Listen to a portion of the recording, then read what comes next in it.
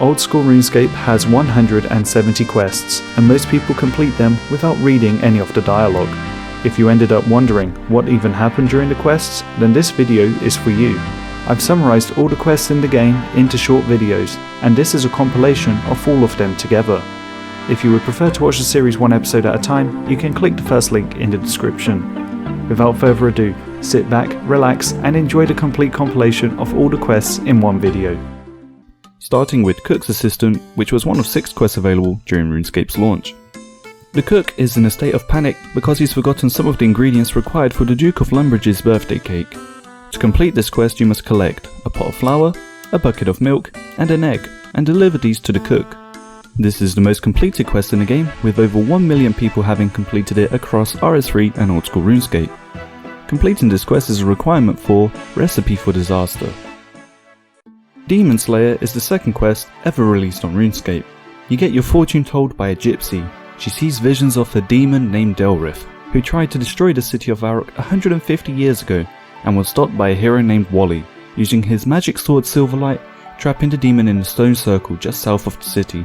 The gypsy sees the demon returning in her visions, and she also sees you holding Silverlight and stopping the demon this time round. You learn that the demon is trapped by reciting the correct magical incantation.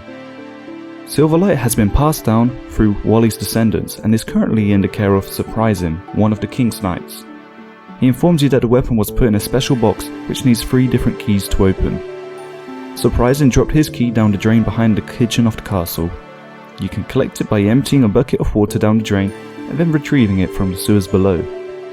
Captain Roving has another key. You can keep arguing until he gives you his key. Wizard Trayborn has the other key. To obtain his key, he requires 25 bones to cast the spell.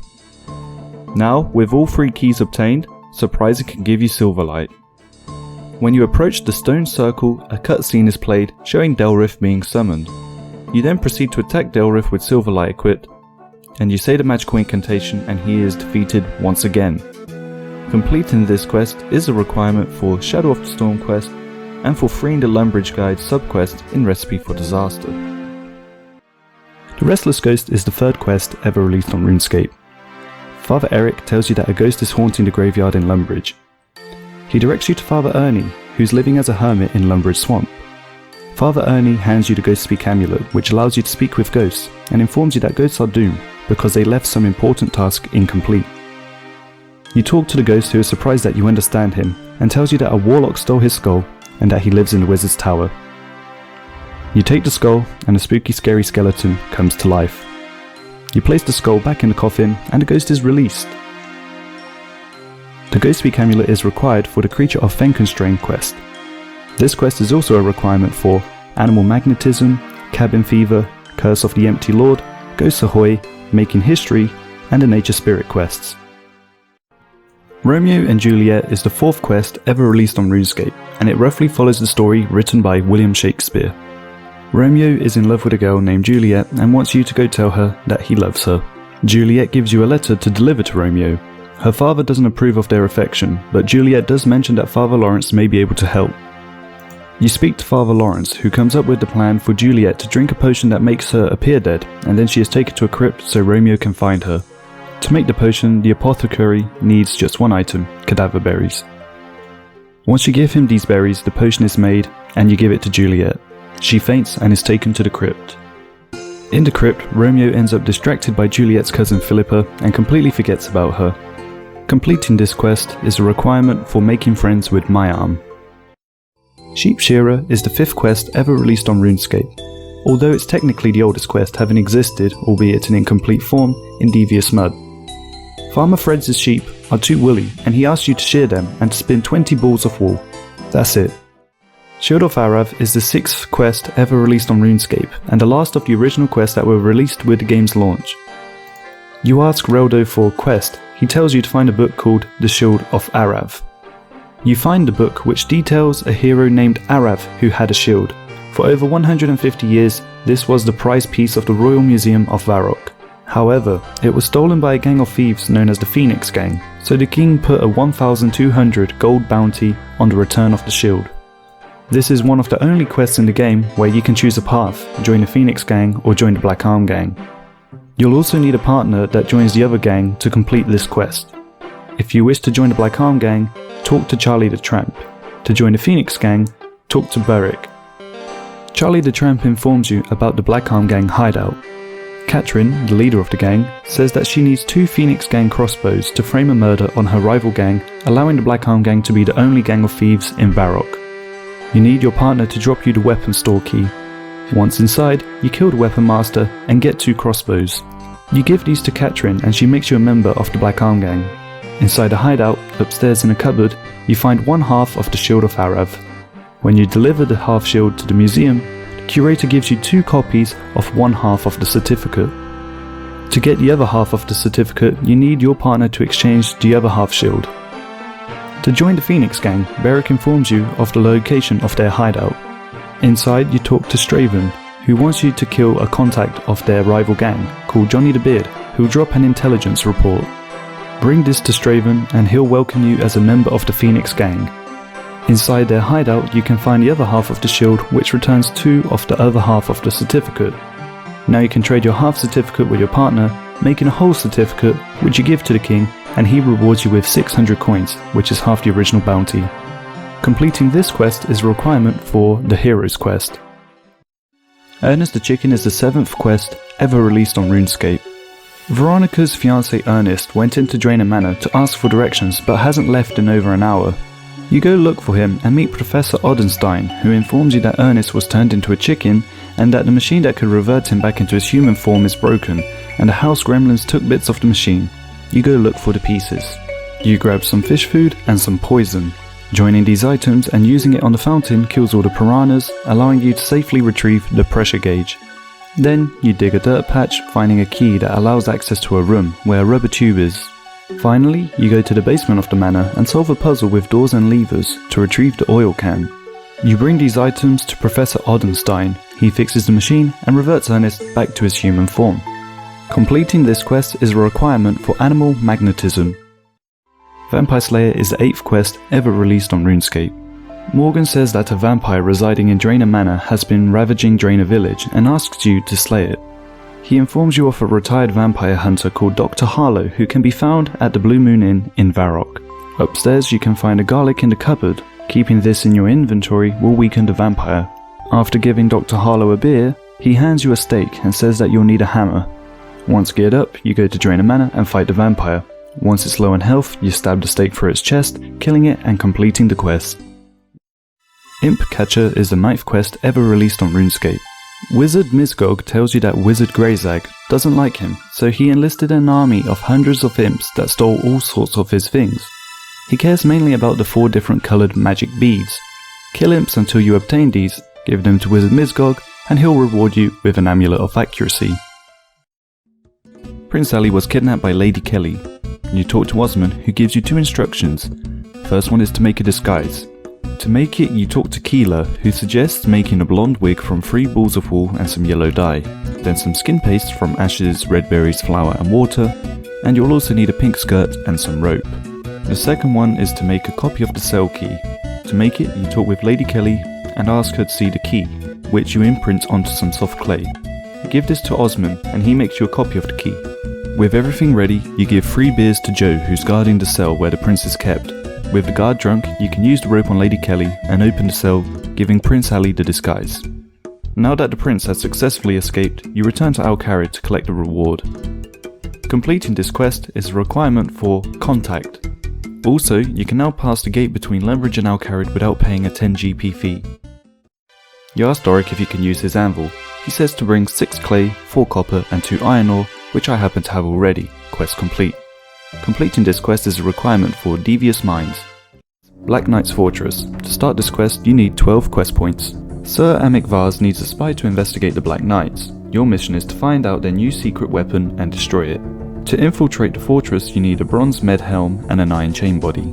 After running your way through the fortress, you find a grill through which you hear a conversation between a witch and a goblin. You find out that to destroy the potion, you must add a normal cabbage, or in other words, one that didn't grow in Draenor Manor.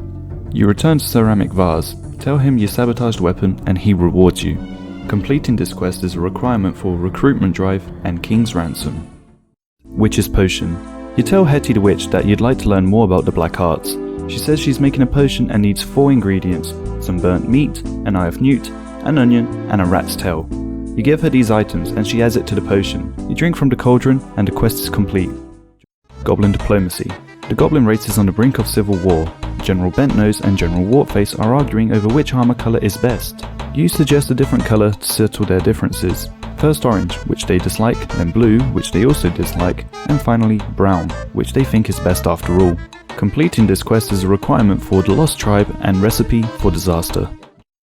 Pirate's Treasure. Captain Redbeard wants some Karamjan rum, and if you can get him some, he'll tell you the location of some treasure. On Karamja, you get the rum and pick up 10 bananas. Luthus offers you 30 coins to fill up a crate with bananas, where you hide the Karamjan rum.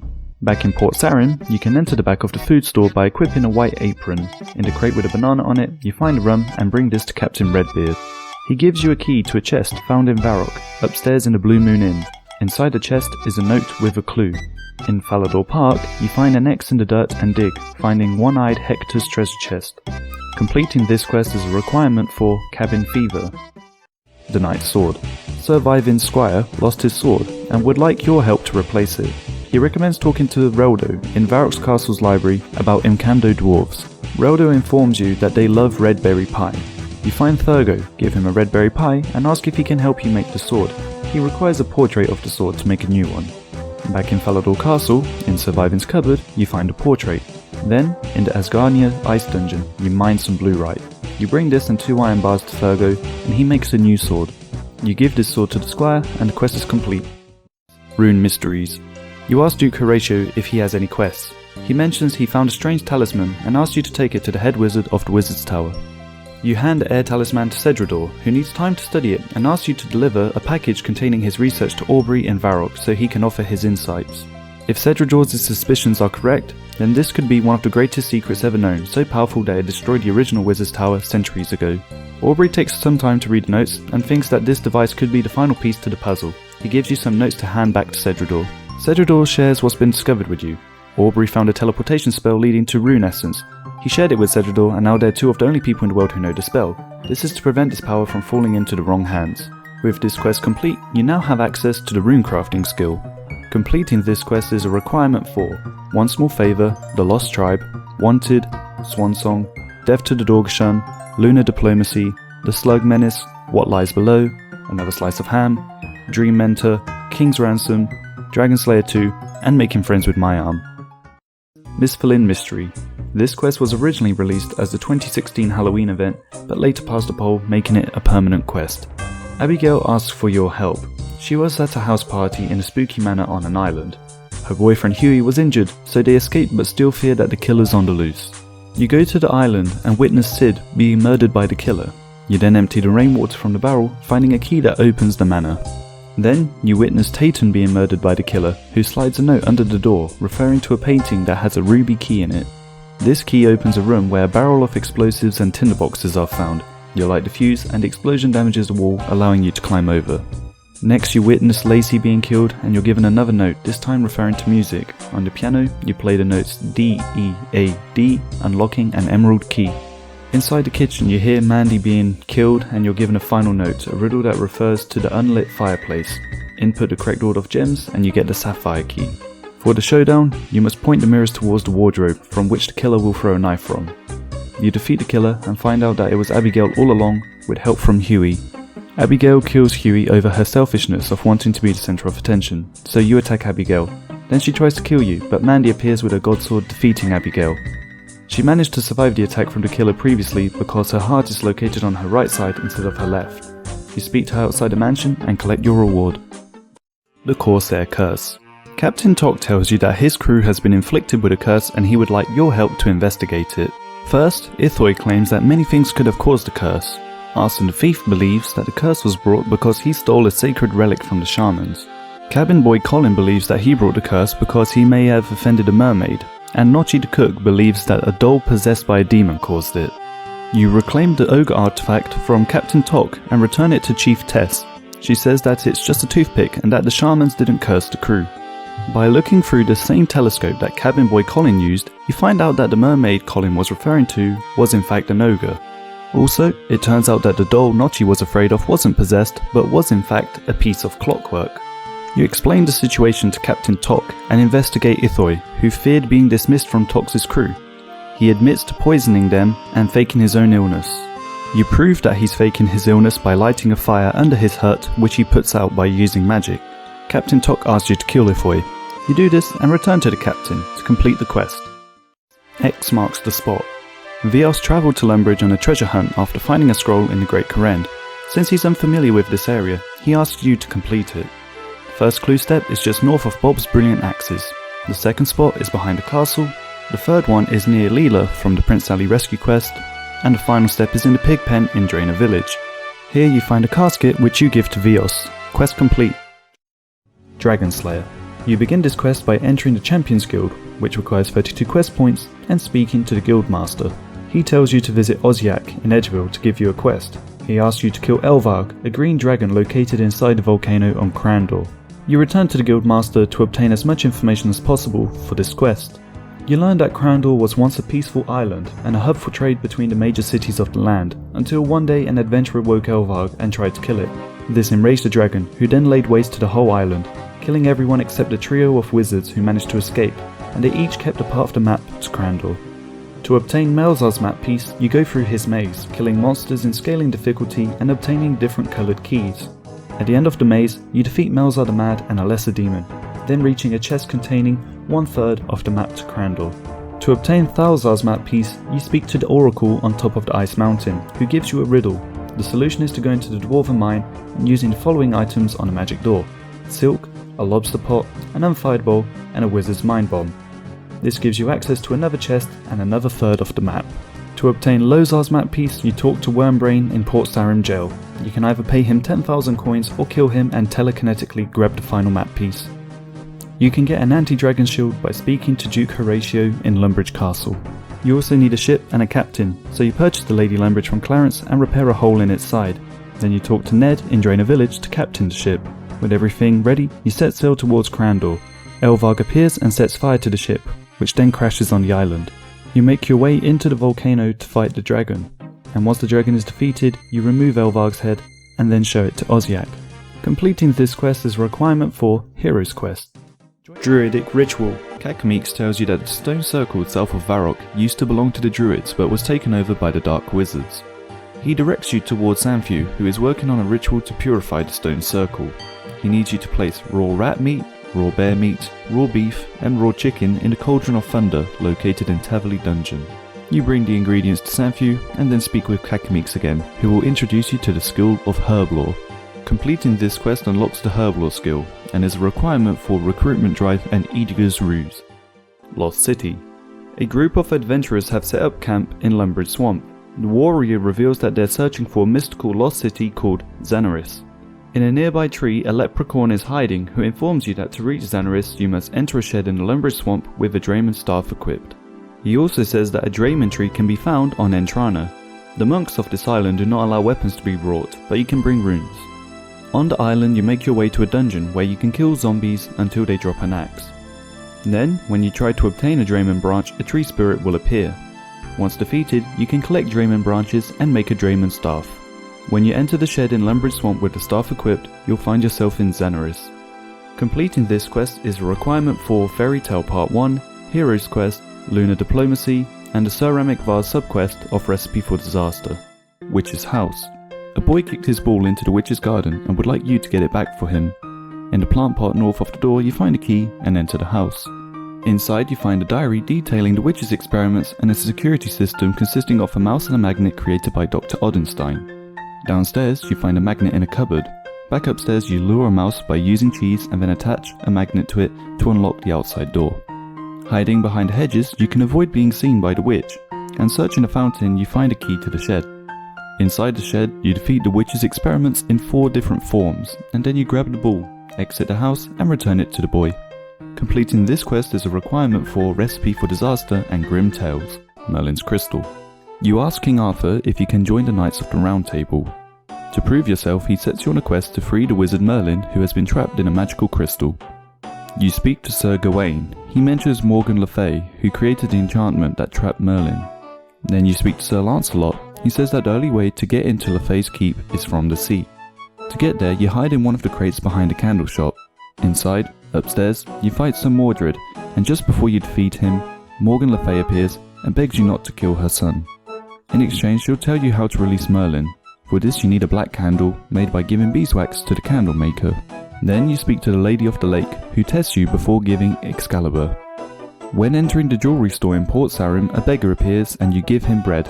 That was the test, and the Lady of the Lake gives you Excalibur. In Varrock, at the Zamorak Chaos Temple, you check the altar to find the words for an incantation. Back in Camelot, you stand in the circle, light the black candle and drop some bat bones. This summons Frantax the Mighty, who you control by saying the incantation. You request to free Merlin and the spirit obeys. To free him, you use Excalibur on the crystal, which shatters. You speak to King Arthur and the quest is complete. Completing this quest is a requirement for Holy Grail and Hero's Quest, which is the next quest I'll be completing. Hero's Quest. This is the first quest of the series with quest requirements, those being Shield of Arrav, Lost City, Merlin's Crystal, and Dragon Slayer. Outside the Heroes Guild, you ask Achaetes about how to join. She says that you need to give her 3 items, a fire feather, a cooked lava eel, and a Master Thieves armband. To retrieve a fire feather, you need ice gloves. These are dropped by the Ice Queen found underneath White Wolf Mountain. You mine some rocks to enter, and then you make your way through the cave. Once you've defeated her, you get the ice gloves. Then, you take a boat to Entrana to find the Firebird. You defeat it with the ice gloves equipped, retrieving the fire feather. At the Port Sarin fishing shop, Geraint gives you Blamish Snail Slime, which you mix with an unfinished Haralander potion, making Blamish oil. The oil turns a normal fishing rod into an oily fishing rod. Then, through the Tavli dungeon, after killing the jailer and speaking to Velrak the Explorer, he hands you a dusty key. This key gives access to the dragon section of the cave, where you can fish lava eels from the magma flow. Cook them to get the second item. To get the Master Thieves armband, you speak to your gang from the Shield of Arrav quest. I'm Black Arm Gang, so I spoke to Catherine. She tells you to steal Scarface Pete's candlesticks in Brimhaven. Here you will need a partner from the other gang to proceed. You find your gang hideout, use the secret code, and get some ID papers from Trobert. Then you go to a large mansion and Grip hands you a key. You give this key to your partner in the other gang. Next you search the cupboard in the northeast room, grabbing Grip's attention. Your partner can kill him through the wall. He drops a final key giving access to a chest with 2 candlesticks. You give one to your partner. Back in Varrock, you exchange the candlestick and Catering gives you the Master Thieves armband. You return to give the 3 items to Achaetes, allowing you access to the Heroes Guild. Completing this quest is a requirement for Throne of Miscellania, Legends Quest, Recipe for Disaster, and the Fremennik Exiles. Scorpion Catcher. You talk to Thormak at the top of the Sorcerer's Tower.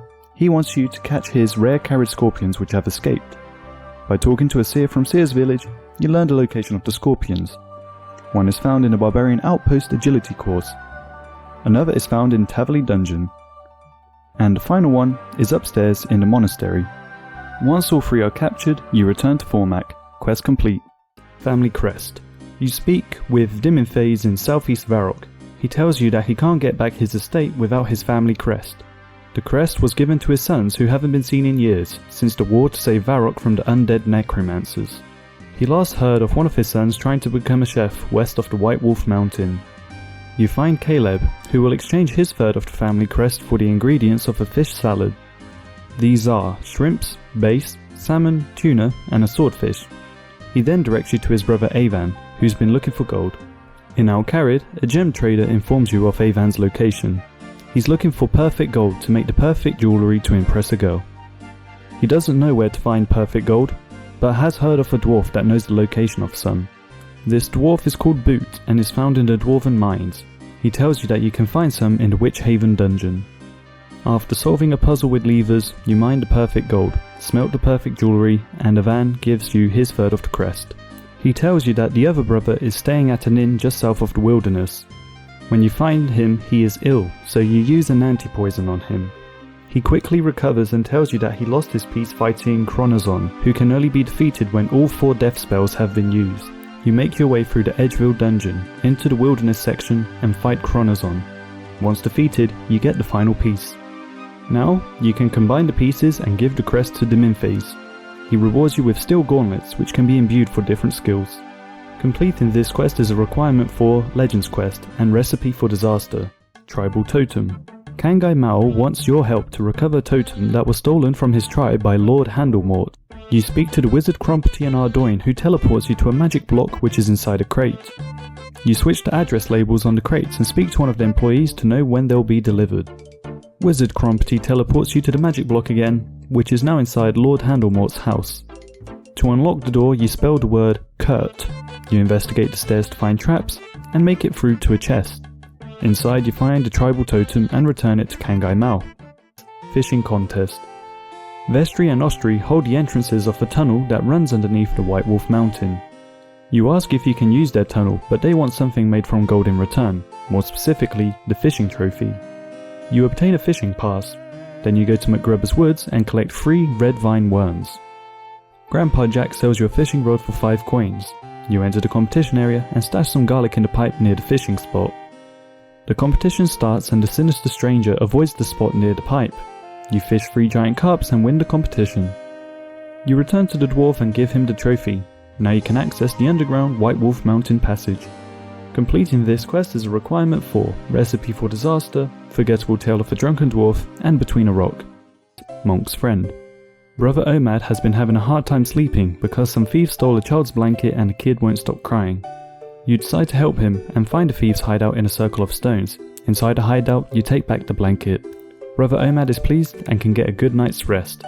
Then, he asks you to check on Brother Cedric, who was supposed to help organize a party. Brother Cedric got drunk and needs a jug of water. This helps sober him up. Then he needs some logs.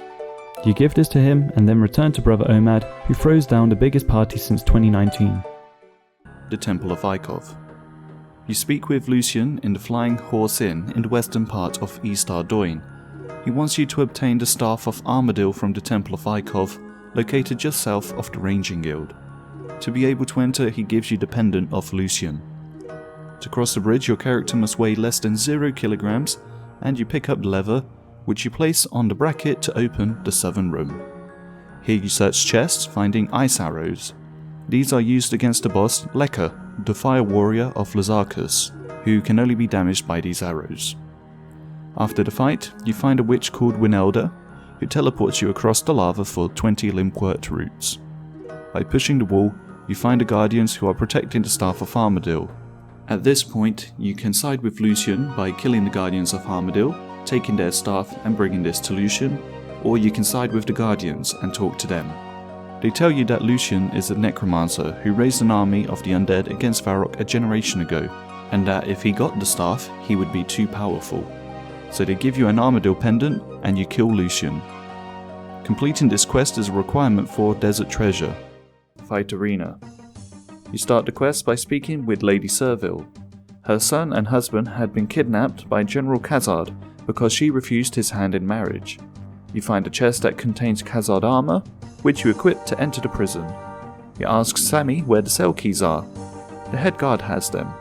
You buy him a Cali brew, which makes him drunk, and he entrusts you with his keys.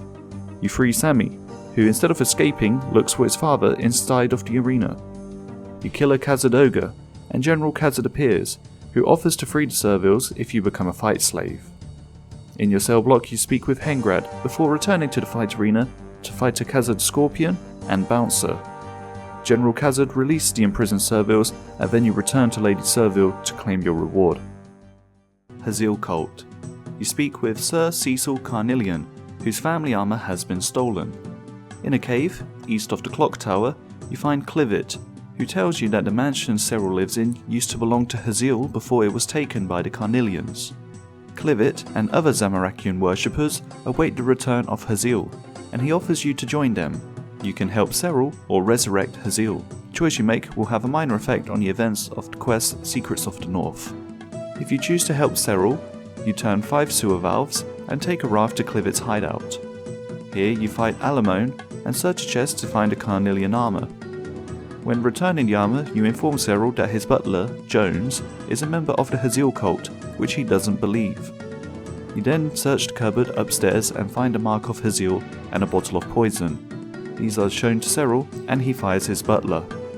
If you instead choose to help Clivet, he wants you to poison a Carnelian household member to prove your loyalty. In the basement kitchen, you add the poison to the broth and learn that Scruffy the dog is dead. cliff it gives you the Hazeel mark, and after turning 5 valves, you board a raft and find his hideout. Alamone asks you to find a scroll with an incantation to resurrect Hazeel.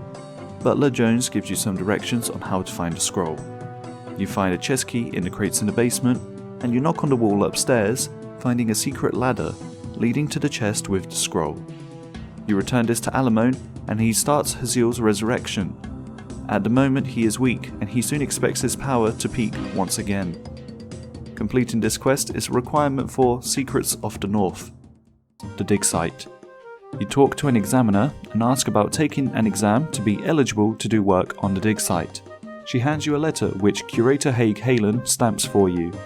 After failing the initial try of the exam, you speak with 3 students, who each request an item that they are looking for in exchange for the answers.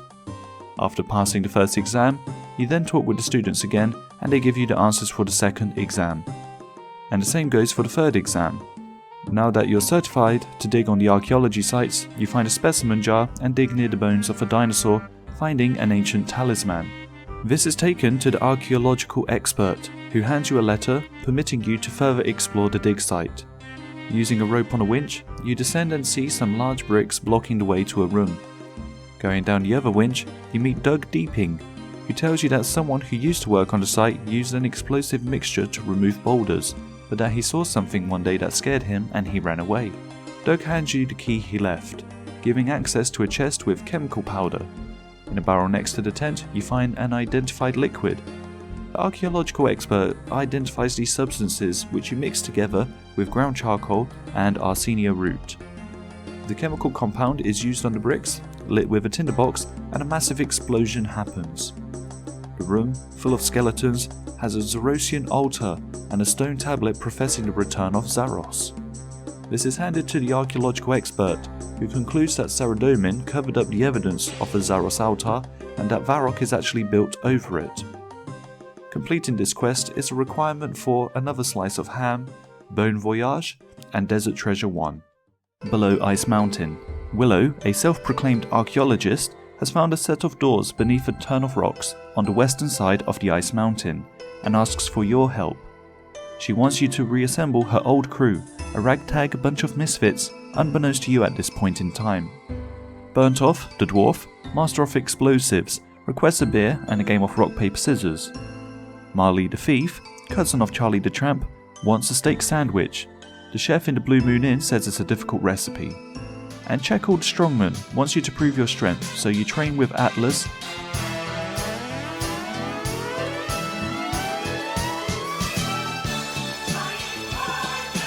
and flex on Checkle, who agrees to join.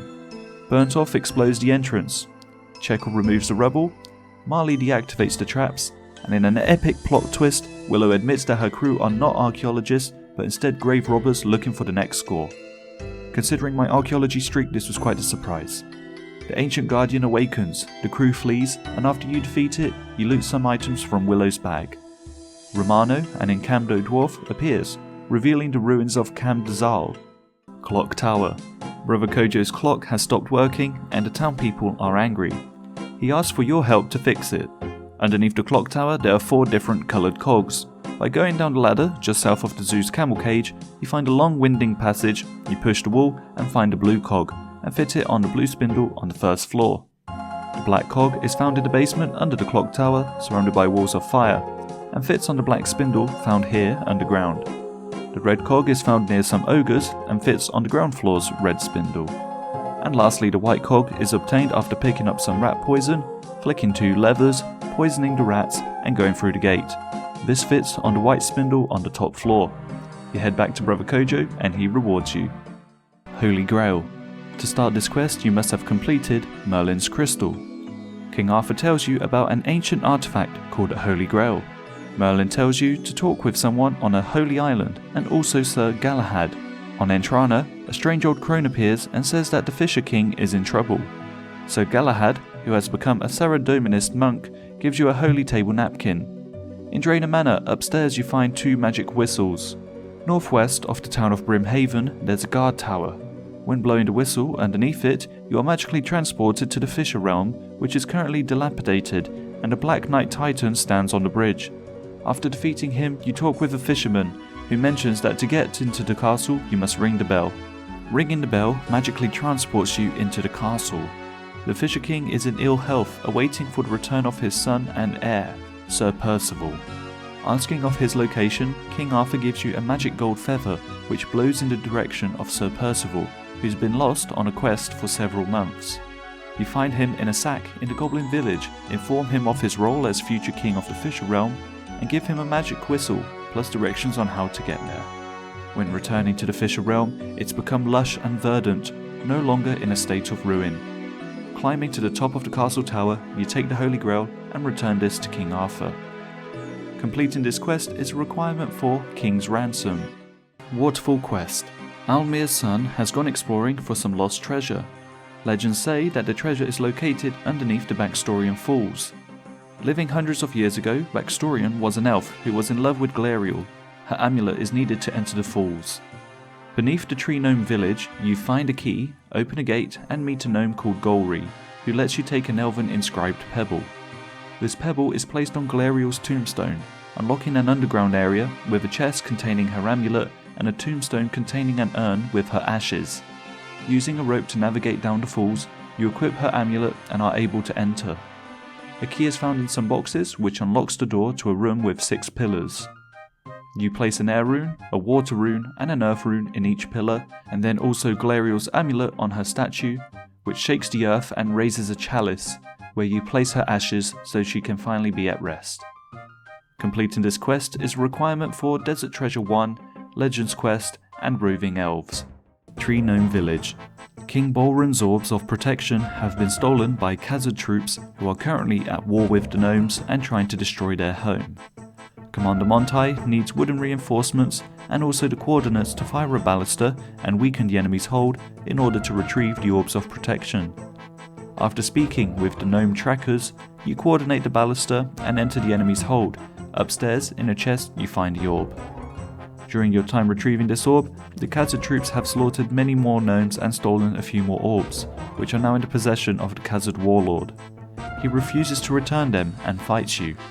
Once you defeat him, you hand these orbs to King Bolren, and the sacred spirit tree is brought back to life, restoring protection to the Tree Gnome village. Completing this quest is a requirement for Monkey Madness 1. The Grand Tree. King Narnocharin asks for your help to revive the Grand Tree, which is currently ill. He hands you a bark sample and a translation book, which you bring to Hazelmere. He scribes a message, which translates to having been requested to give Daconia rocks, made as a failsafe that can kill the tree in case it overgrows. Glow had caught and imprisoned a human named Charlie, who was found carrying the Daconia rocks. Charlie explains that he was only doing Glow's bidding. In Glow's house, you find a journal where he expresses disdain towards humans. When confronted about this, he imprisons you. Charlie mentions a deal being made at the shipyard on Karamja. The king soon releases you, and you glide there. Using the password Charlie shared, you enter and find Foreman. You get the lumber order off him, and show this to the king, but he is not convinced that Glow is plotting an attack on humans, or that he's setting the stage to blame them. You consult Charlie again, and he mentions that Anita, Glow's girlfriend, has a copy of the key to his chest. Inside, you find the attack plan to seize control of Gillinor.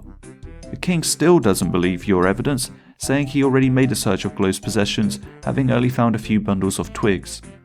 Climbing the tree branch in Glow's house, you place the twigs on 4 pillars to spell T-U-Z-O, and a trapdoor opens. You enter, and Glow admits his evil plan before setting a black demon to attack you. After defeating it, you speak with the king. His guards find Glow hiding amongst some Daconia rocks, and he asks you to find any remaining amongst the roots. You find it, return it to the king, and the tree starts healing. He apologizes for his doubts and thanks you for your help. Completing this quest is a requirement for Monkey Madness 1 and the Eyes of Gloffrey. Monkey Madness 1. To start this quest, you must have completed the Grand Tree and the Tree Gnome Village.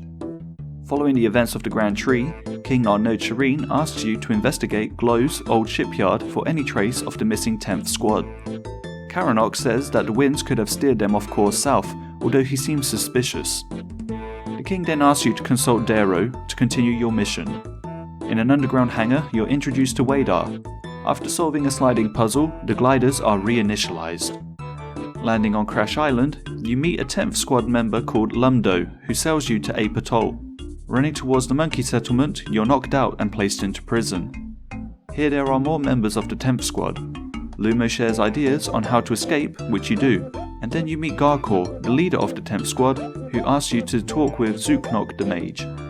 Despite a degree of mystery having been displayed by most of the gnomes so far, Garkor now reveals that he's been in sporadic contact with King Narnode, and that his plan is to transform you into a monkey and act as an insider snooping on King Awawoge.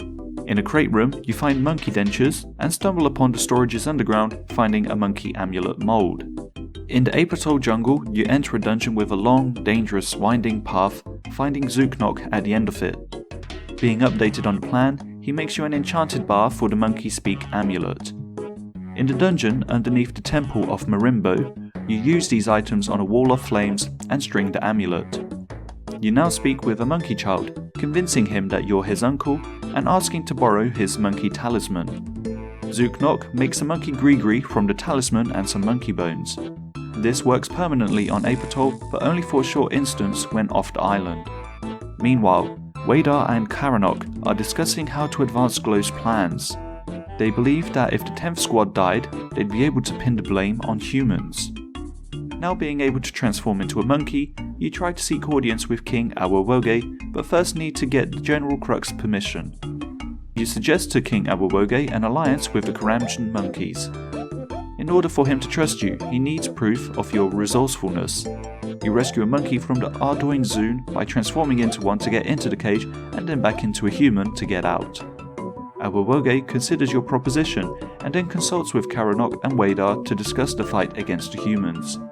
They plan to trap the 10th squad, having them teleported to one location and killed by one of Glow's pets. This fight ensues, but with the 10th squad victorious and the jungle demon defeated. You report back to the king, who rewards you handsomely and then receive special training from Darrow. Also, you can now buy and wield the Dragon Scimitar. Completing this quest is a requirement for Recipe for Disaster and Monkey Madness 2.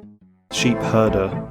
Councillor Halgrive tells you that a plague has spread across West Ardoin, and whilst efforts to contain it have been successful for the most part, some sheep have become infected and no one wants to risk catching the plague by disposing of them.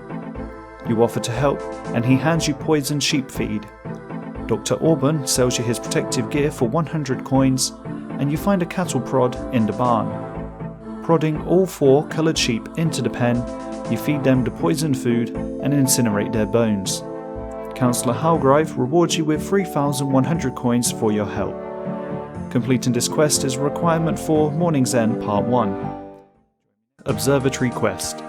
The observatory professor's telescope was damaged by a group of goblins and he'd like your help to fix it. First you hand him some planks, then a bronze bar and some molten glass. The goblins stole the lens mold, so you search for it in their dungeon. Finding a goblin kitchen key in a chest, you prod the guard awake, and then in the kitchen you find the lens mold being used as a stove to cook goblin food. You empty it and take the lens mold with you. Back at the observatory, you are handed the molten glass back, which you make a lens with. Then through the dungeon on the other side, you make it to the telescope. Looking through it, you see a constellation which the professor rewards you for correctly identifying. After completing this quest, the assistant tells you his and the professor's real names, which are Patrick and Mambo Dunaruna. Watchtower. The Watchtower wizard tells you that the 4 crystals that create a spell that protects Yanil from ogres have been stolen. Searching a bush outside the tower, you find some fingernails which belong to Scavids, who are known to serve the ogres. To enter the ogre city of Gutanov, you need to prove that you're a friend to the ogres. Speaking with Og, you learn that his nemesis Tobin has stolen a bar of gold from him. He hands you a key for the chest where it's placed. Nearby, another ogre called Gru has an enemy named Gorad and would like you to knock out one of his teeth to teach him a lesson. Whilst here you pick up some jangaberries. Along the southern edge of Gutanov, you find a hole which leads to an island. Here you kill Gorad to get one of his teeth, and then speak with Tobin, who wants some dragon bones, which he exchanges for a piece of an ogre relic. And here in the chest you find Og's stolen gold, which you return to him for another piece of the relic. The tooth is given to Gru, who hands you the yellow crystal and the final piece for the ogre relic. which you bring to the Watchtower wizard, who magically assembles the relic together. When entering the city, you give the relic, and you're welcomed as a friend. So then you steal a rock cake, which you give to one of the guards, who will now let you cross a bridge. At another bridge, the guard will only let you jump across for 20 coins. Here you meet a high-level city guard, who speaks a riddle, the answer of which being a death rune. He hands you a scabbard map for solving it. You meet a scared scabbard who teaches you some basics of their language, which you use to speak with 4 others hiding in caves around the city. The final one gives you a magenta crystal, and you pick up 2 cave nightshades. You use one of the nightshades on an enclave guard to distract him, and entering, you witness ogre shamans who are too strong to be harmed at this moment. Back at the Watchtower, the wizard tells you a recipe for a potion to kill the ogre shamans. You mix a vial of water with a guam leaf, janga berries, and some ground bat bones, and hand this to the wizard, who turns it into a magic ogre potion. You distract the cave guards once again and use the magic ogre potion on each of the 6 ogre shamans, the last of which drops a cyan crystal, and now you mine the final grey crystal in the centre. You talk to the Watchtower wizard, who asks you to fix the machine. You place the 4 crystals and pull the lever, activating the magic spell that returns protection to Yanil once again. A reward for this quest is a scroll that teaches the Watchtower teleport. Completing this quest is a requirement for Monkey Madness 2. Dwarf Cannon. Captain Logoff has a dilemma with goblin forces approaching from the south. He asks you to join the elite of the dwarven military called the Black Guard, tasking you with fixing 6 of the broken rails. Then he wants you to investigate the Watchtower just south of the gate to get an update from Gilub, but you only find his remains, which you return to the captain. Logoff now asks you to find Gilub's son Lolk, who has most likely been kidnapped by the goblins. East of the fishing guild, you find the goblin outpost, and within some crates in the northwestern corner, you find and free Lolk. Now Captain Logoff asks you to fix his broken multi-cannon, and then finally asks you to speak with Nolodian, who gives you an ammo mold and some instructions. These are given to Captain Logoff, and he rewards you for your efforts. Completing this quest is a requirement for Between a Rock. Elemental Workshop 1. In a building southwest of the Sears Village Bank, you search a bookcase and find a book titled The Elemental Shield. The book speaks about an ore capable of concentrating elemental energy into itself. A long time ago, a workshop was created to invent new devices using this unique ore, but unfortunately, upon realizing its destructive potential, the workshop was closed down and all details of the processes involved were destroyed. Slashing the book, you find a key. In the building just north, you unlock an odd-looking wall, and downstairs, you defeat an earth elemental picking up its elemental ore. Then you turn some water wheels and pull the lever to activate the water flow. Next, you find some leather, fix the bellows, and activate the airflow. And finally, you find a stone bowl, filling it with lava from the trowel, reigniting the furnace, where you smelt the elemental ore with 4 coal to obtain an elemental bar. This is used on the workbench to make an elemental shield. Completing this quest is a requirement for Elemental Workshop 2. To start this quest, you must have completed Elemental Workshop 1. Searching the bookcase in the exam center, you find a beaten book with a scroll in it. This book is a continuation of the Elemental Shield. Here it details how a metallurgist called Vitruvius tested the elemental ore, refining it to the highest quality through a process called priming.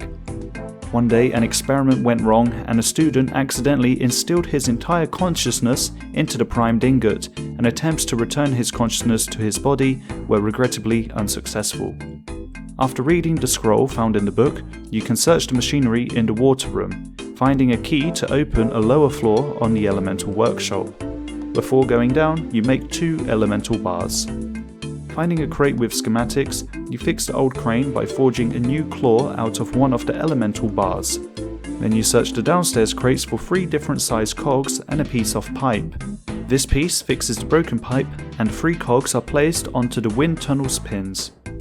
Now you operate the machinery by placing the elemental bar on the jig cart, then using the crane to dip the metal in lava. Once heated, the jig is moved onto the next station where it is flattened by a steam press. Move along once again, it is operated into a water tank, and then finally into an air tunnel. The elemental bar has now become a primed bar.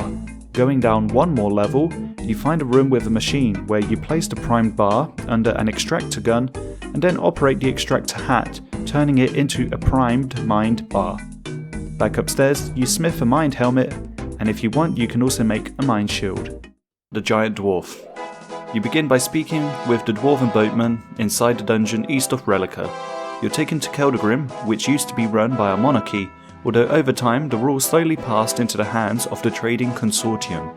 On the way to Keldagrim, the boat crashes into the statue of King Alvis, breaking it into millions of pieces. Commander Veldaban asks for your assistance in building a new statue.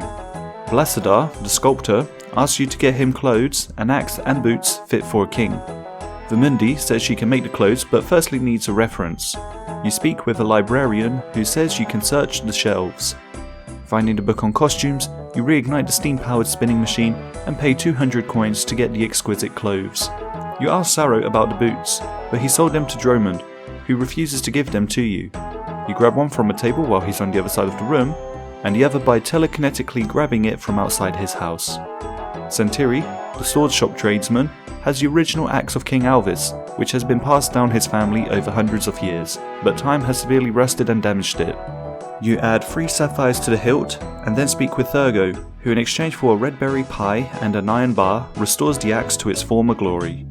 You give Ricky, the model for the statue, the exquisite clothes, boots and axe, and Blasadar asks you to help the directors of the consortium to decide which head to put on the statue. Choosing one of the companies of the consortium, you assist their secretary by bringing various ores, eventually gaining their trust to assist the director, for whom you bring bars. Once you're established as an honorary member of the company, you speak with Commander Veldaban and tell him you will go to the consortium meeting, where you vouch for the director, deciding the head for the giant dwarf statue. The Red Axe Company's director leaves enraged. Completing this quest is a requirement for another slice of ham and forgettable tale of a drunken dwarf. To start this quest you must have completed Fishing Contest and the Giant Dwarf. The quest begins when Veldaban tells you that the Red Axe Company has left Keldagrim after its director showed frustration for not having been chosen as the model for the head of the Giant Dwarf statue. Veldaban suggests speaking with a drunken dwarf who's been known to sometimes rant about Red Axe. You give the drunken dwarf a beer, but he wants something stronger called Kelda Stout. He hands you a Kelda hop seed and indicates that his drinking friends may have more.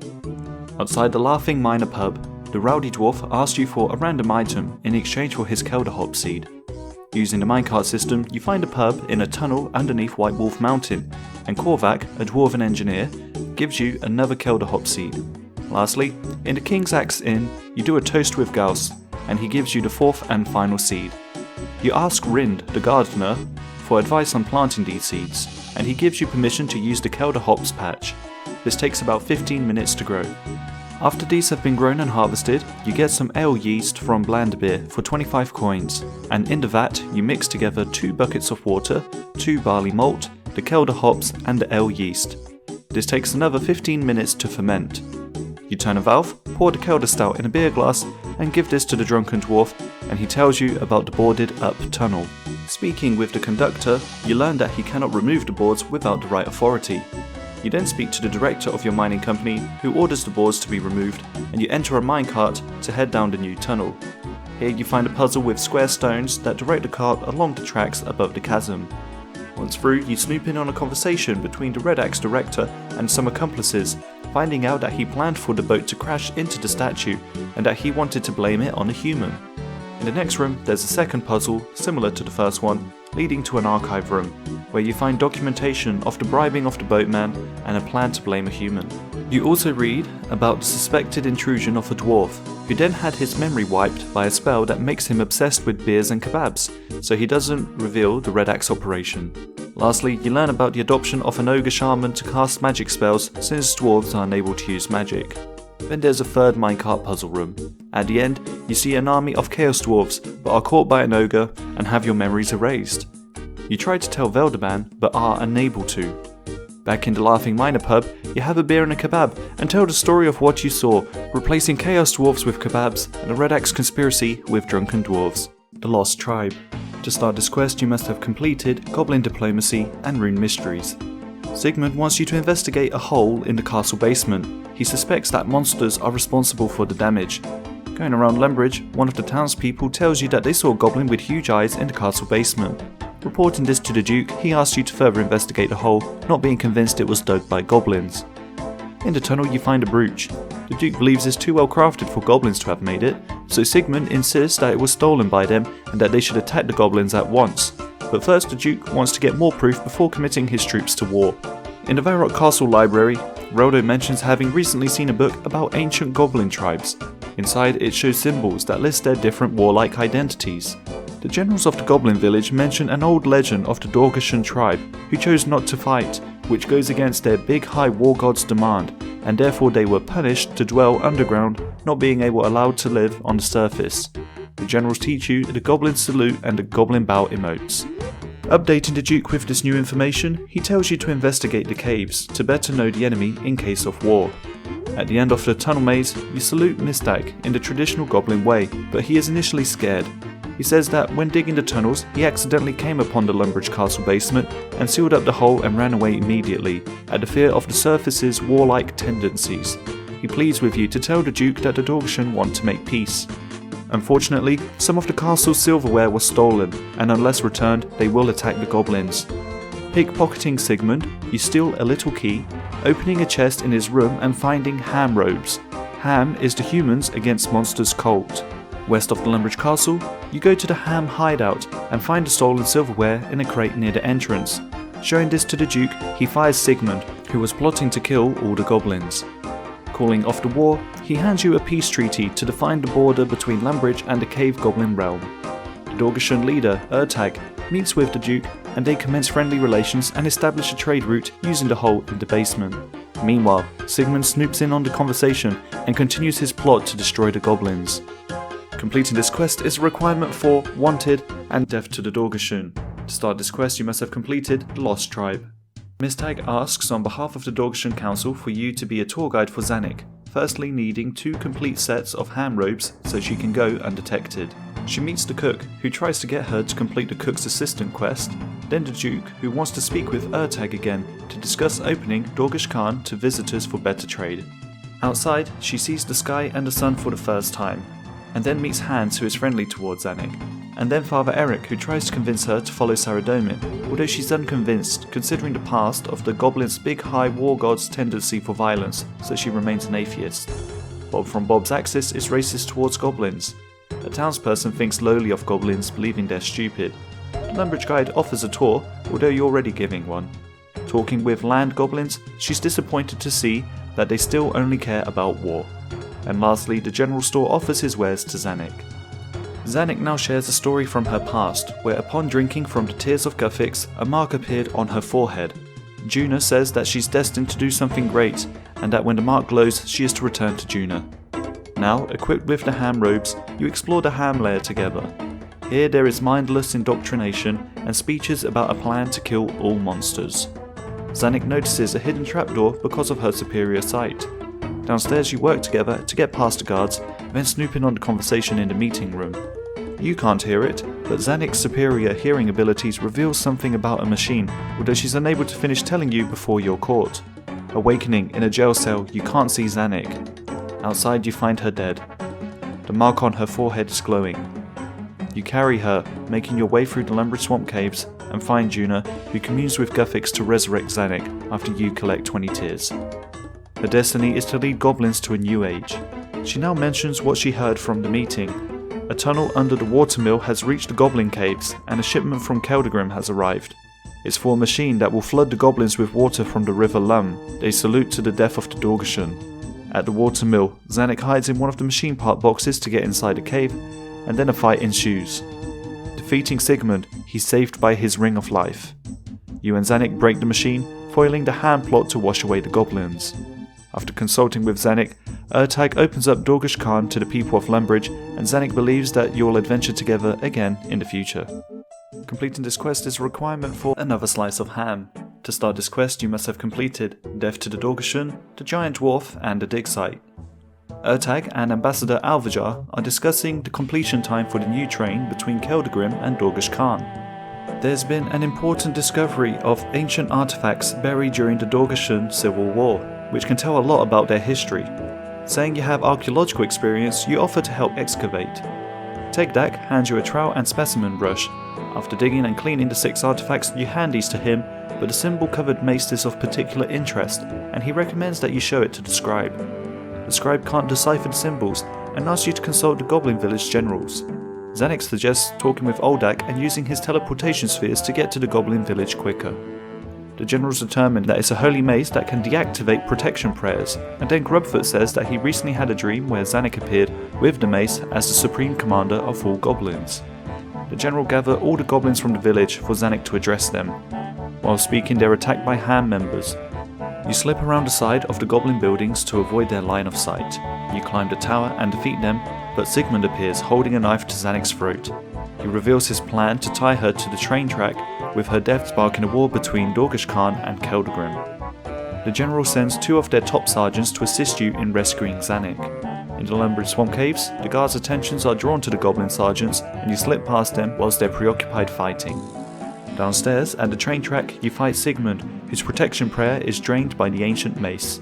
Defeated, he is saved by the Ring of Life once again. You cut Zanik free from the ropes tying her to the track, saving her in the final moments before the train passes. The day is saved, the train link is opened, and you get to keep the ancient mace. Completing this quest is a requirement for Land of the Goblins. To start this quest, you must have completed another slice of ham and fishing contest. Grubfoot wants to get into Dorgeshuun to speak with Zanik.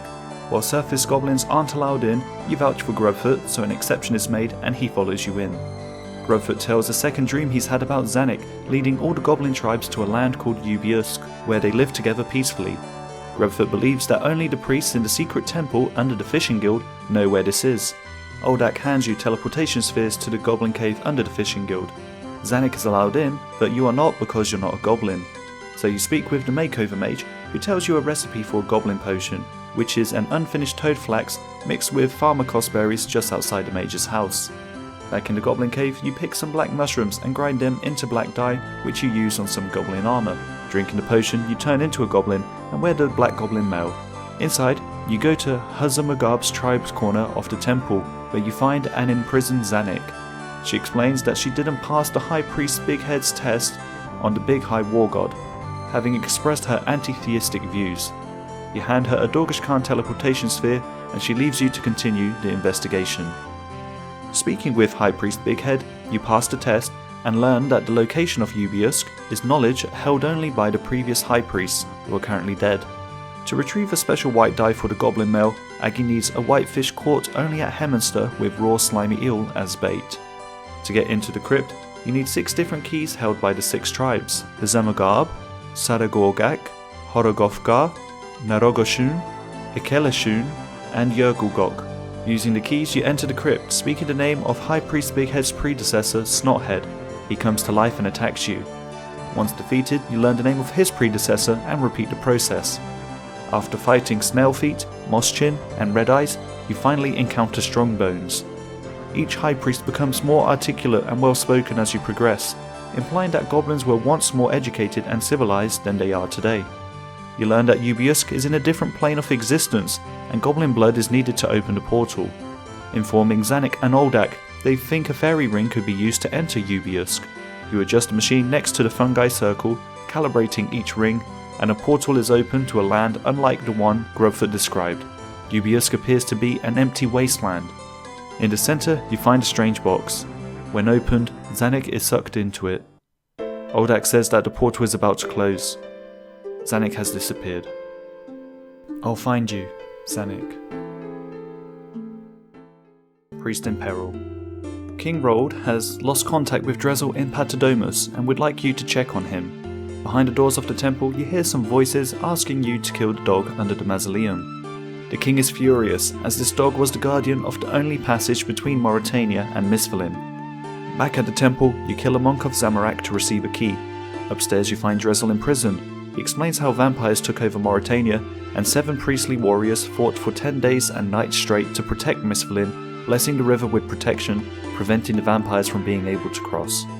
Drezel is a descendant of one of the 7 priestly warriors, and can't get past the coffin without waking the vampire with the smell of his blood. In the temple, you fill a bucket with water from the well and replace the key in one of the knight's statues. You unlock Drezel's cell, and he blesses the water in the bucket, which you pour in the coffin. Then you meet under the mausoleum, and he explains that without the Guardian, Zamorak worshippers were able to use an evil potion to pollute the river Salve. Rune Essence may be able to soak up the evil magic released in the river.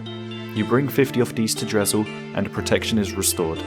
He rewards you with a Wolfbane dagger, which prevents werewolves from adopting their human form, and you can now access Mauritania. Completing this quest is a requirement for Animal Magnetism, Creature of Fenken Strain, Desert Treasure 1, Ghost Ahoy, Haunted Mine, Making History, Nature Spirit, Rumdil, Shades of Morton, and Wanted, Recruitment Drive. To start this quest, you must have completed Black Knight's Fortress and Druidic Ritual. Ceramic Vase has put your name forward for testing by certification to join the Temple Knights after seeing how useful you were during the Black Knight's Fortress quest. You're put through a series of challenges including riddles, spotting the odd one out, puzzles, an escape room, and combat with a knight immune to damage from men, requiring your gender to be female to defeat him. Once you've completed the 5 rooms, you've passed the test and can now equip the Initiate Armor. Completing this quest is a requirement for Wanted. To start this quest, you must have completed Recruitment Drive, The Lost Tribe, and Priest in Peril. Certification would like to expedite your process in joining the Templar Knights by exploiting a loophole.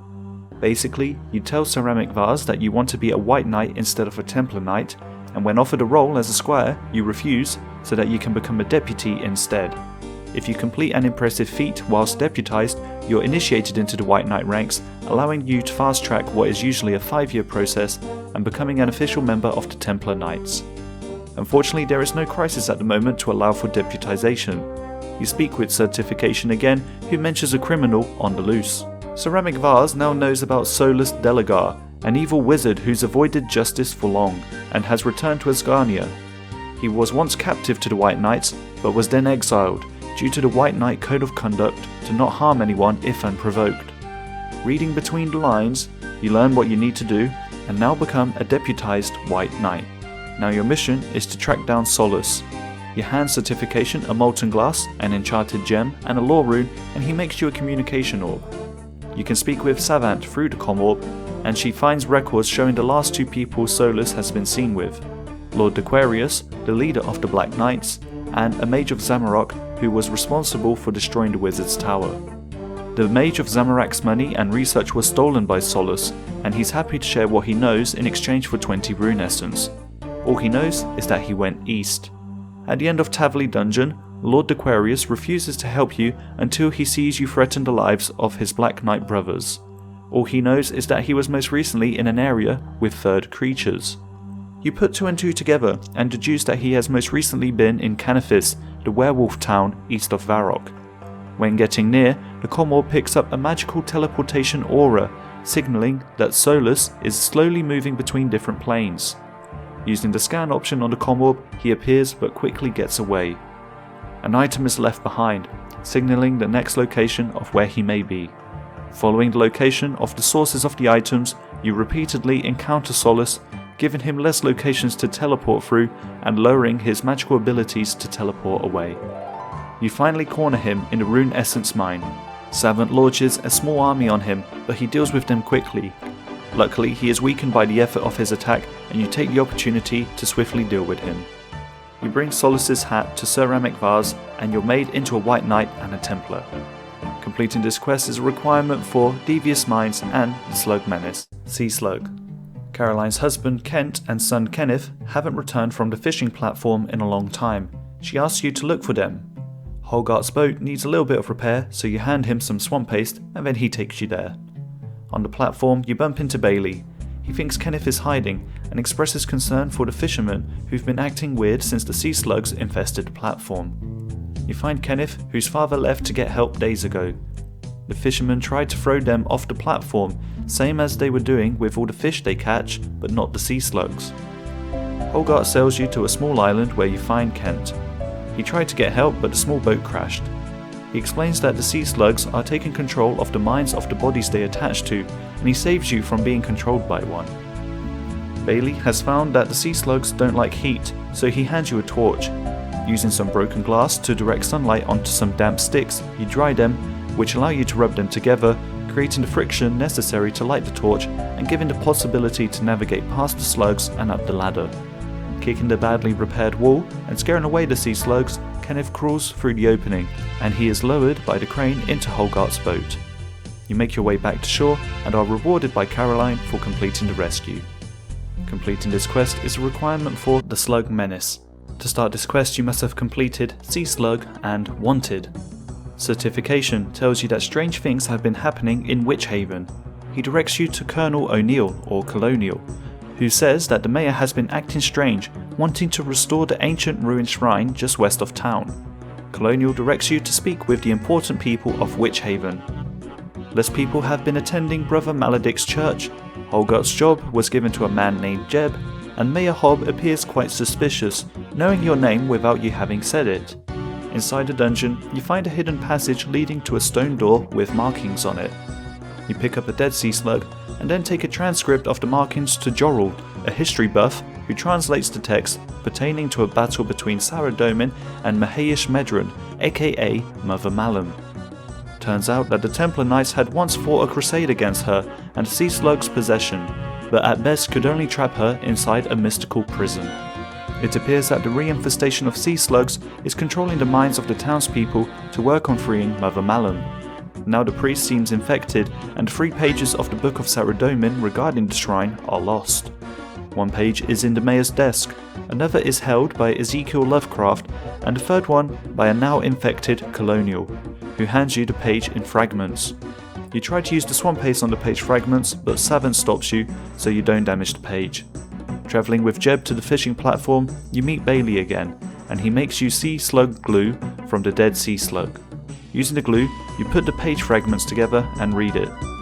These give instructions on how to chisel and infuse rune essence. You go to the runecrafting altars of fire, water, air, earth, and mind, using the specifically created essence. These are placed into the stone door, opening it. Unbeknownst to you, you've assisted in freeing Mother Malum, falling right into her trap.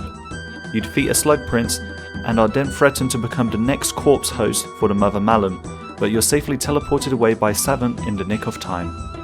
You update Certification on the events that transpired, and he suggests keeping an eye on the rulers of Gielinor in case of suspected possession. You're rewarded with a promotion to Proselyte and a leading role into any future investigations. Jungle Potion. To start this quest you must have completed Druidic Ritual. Trufitus's people have left the village, and he needs to make a potion to commune with the gods and see what fate befalls them.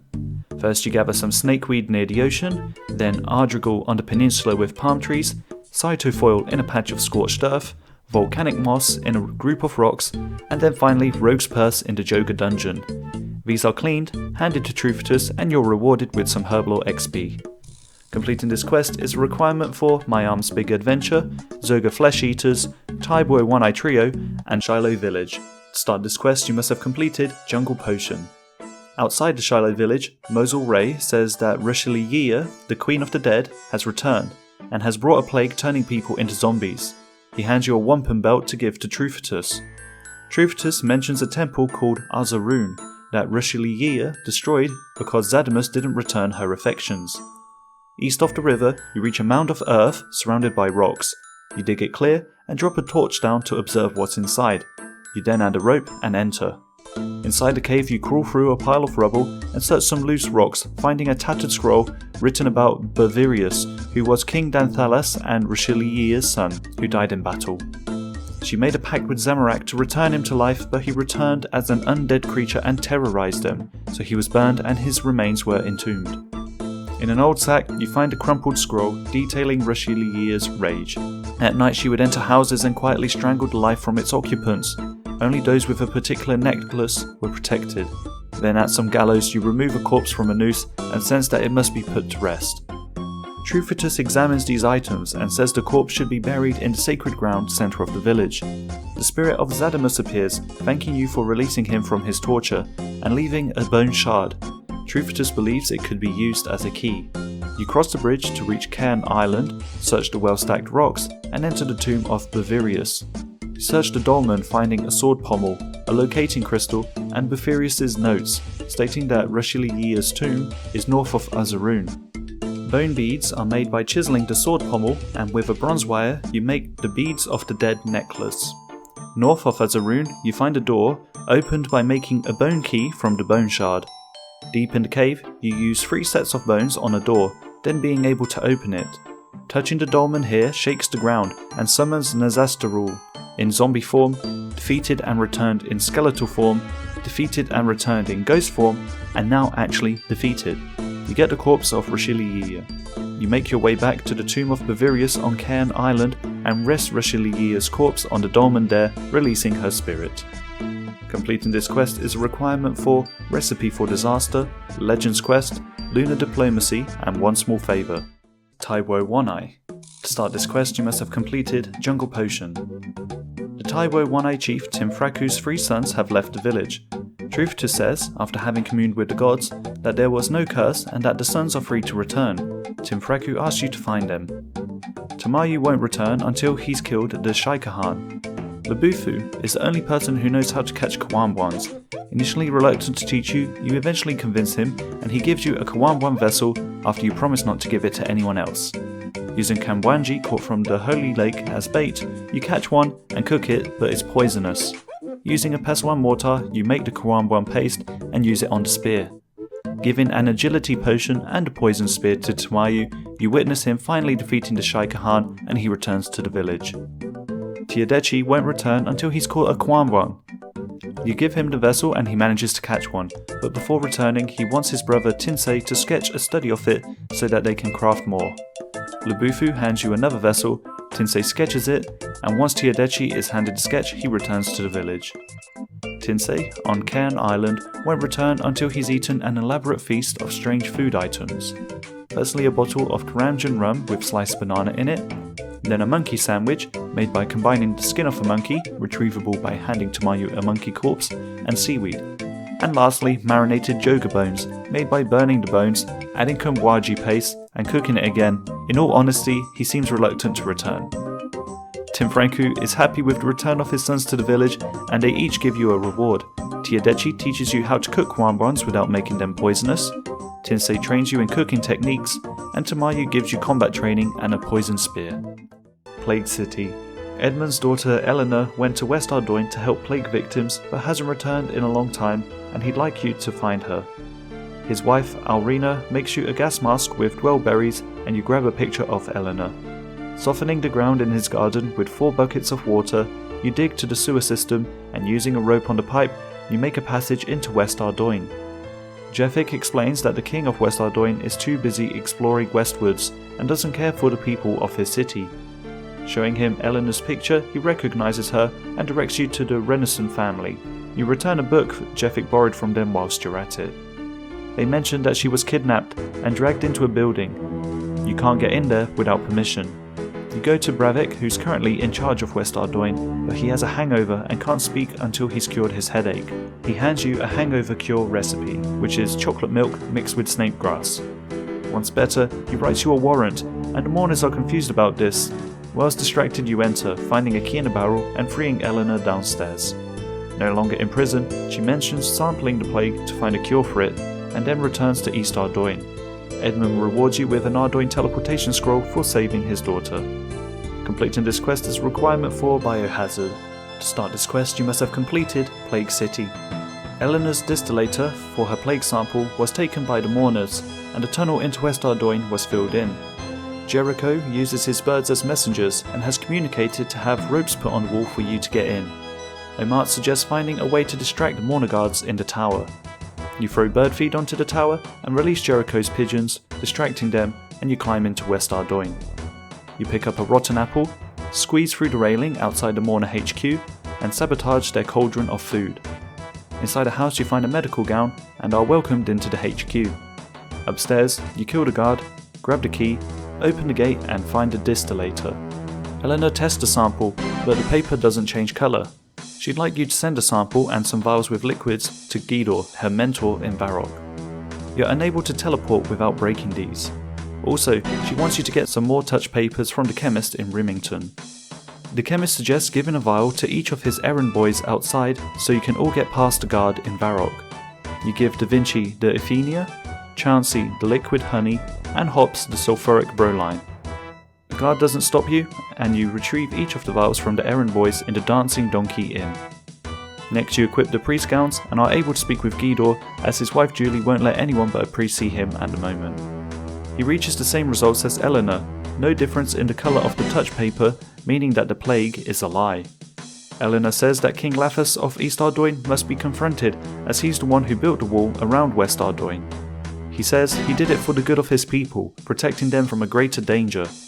His brother Tyrus, on his expeditions west, was captured by the forces of the Dark Lord and corrupted by drinking from the Chalice of Eternity. The king thought that no one would believe him, so he invented the plague. Until they can be sure that they're safe from the Dark Lord and King Tyrus, they can't open West Ardoin. Completing this quest is a requirement for Recipe for Disaster and Underground Pass. To start this quest you must have completed Biohazard. King Lathas' brother Tyrus is gaining strength with the Dark Lord in the west. The only way there is through the Underground Pass, which is home to the cult of Iban, who's a claimed son of Zamorak. Koftik meets you and is to help you through the cave. He says that people seem to lose themselves to a dark force here. At a camp you find the diary of Randus, a fabled hero who was enticed by the whispers and moans he heard in the cave, promising glory. You rub an oily cloth on an arrow and light it afire, shooting the rope holding a cross bridge. Further down, you rope swing across a pit and come across a falling grid puzzle. Then you open a gate and find a passage with traps which you disarm. An old journal next to the well details how Randus had mages create orbs with light of Saradomin to stave off the darkness. But the voices still enticed Randus. Using a plank you safely avoid the floor traps, grabbing 4 orbs and destroying them in the furnace. Throughout the cave you hear whispers coming from the darkness also. Down the well you see slaves screaming that they can feel creatures eating them from the inside out. Avoiding obstacles you eventually come upon a unicorn in a cage. Grabbing a broken railing, you shift a boulder, smashing the unicorn dead, and grab its horn. Even further into the cave you meet some of the soldiers King Lathas had sent to find safe passage through the cave. They're hospitable to you, but you kill all 3 of them, grabbing their coat of arms. These are dropped alongside the unicorn horn into another well, opening the doors. Koftik now appears to have joined the cult and wants to stay in the caves. He asks you to kill the dwarves downstairs, who have so far resisted Iban. Nyluth says that the only way through the underground pass is the Well of Voyage, which Iban has corrupted, using it to dispose of those who displease him. Back upstairs, jumping across platforms, you find a witch's house. The witch Cardia appears to be looking for her cat. You find it and release it into her house, and while she's distracted, you open her chest, grabbing a book titled The Tale of Iban and a doll also. You find out that Cardia is responsible for creating him. He was originally a knight, fighting under Dequarius, the Lord of the Black Knights. Iban was far more ambitious than most, to a point of corruption. One day he died to the White Knights. Cardia resurrected him to be a master of the undead. First she buried him in a tomb, smeared his blood on a doll, and also the blood of Kalrag the spider, and performed the ritual of Incantia, spawning the 3 demons that keep his shadow. Finally she grabbed an innocent white dove, strangling it, giving Iban his conscience, and innocence corrupted by evil. Only the same process that was used to resurrect the soul of Iban could be used to destroy that very same evil. You defeat the 3 demons, grabbing their amulets, using them to open a chest with Iban's shadow, which you pour on the doll. Back near the dwarves, you fill a bucket with some dwarf brew, which is poured on the tomb and lit ablaze, helping you retrieve the ashes of Iban, which you smear on the doll. Kalrag is defeated, and its blood is smeared on the doll also. Lastly, you find a cage of the soulless with the dove, and smear that on the doll too. Grabbing Zamorak robes, you enter the temple and throw his doll into the well, and he is destroyed. The temple begins to collapse and you appear in a cave, finding Iban's staff. Koftik is here, having lost his memory of what happened. You only vaguely remember having a hazy idea of a unicorn, a boulder, and some paladins. At least there are no more voices or whispers in the cave. You return to King Lathas, who rewards you for defeating Iban. Completing this quest is a requirement for Regicide, Recipe for Disaster, and Legends Quest. To start this quest you must have completed Family Crest, Heroes Quest, Shiloh Village, Underground Pass, and Waterfall Quest. The guards of the Legends Guild tell you that to become a member you must complete a quest. They see that you're eligible and direct you to Vizier Urkel. His quest for you is to map the Karazi jungle, befriend a Karazi tribesman, and bring back a token of their friendship. Entering the jungle, you map it from the eastern, central and western side. You let a jungle forester make a copy of it, and they hand you a ball roarer which you can use to attract the Karazi tribes members' attention. Swinging it, you meet Gujuo, who tells you that his tribe's totem pole has been polluted by an evil spirit, and their shaman Ungadulu went to confront the spirit but has not returned. You offer to help, and he points you towards the VLD caves where the shaman communes with the spirits. Ungadulu is surrounded by a wall of fire in the form of an octagram. Possessed by an evil spirit, it channels through him and asks you to douse the fires with pure water. Gujuo explains how to obtain the water, handing you a sketch. With it, you make a bowl of gold, which he then blesses, and you cut a hollow reed by using the machete on the tall reeds by the edge of the sacred pool. With this, you fill the bowl.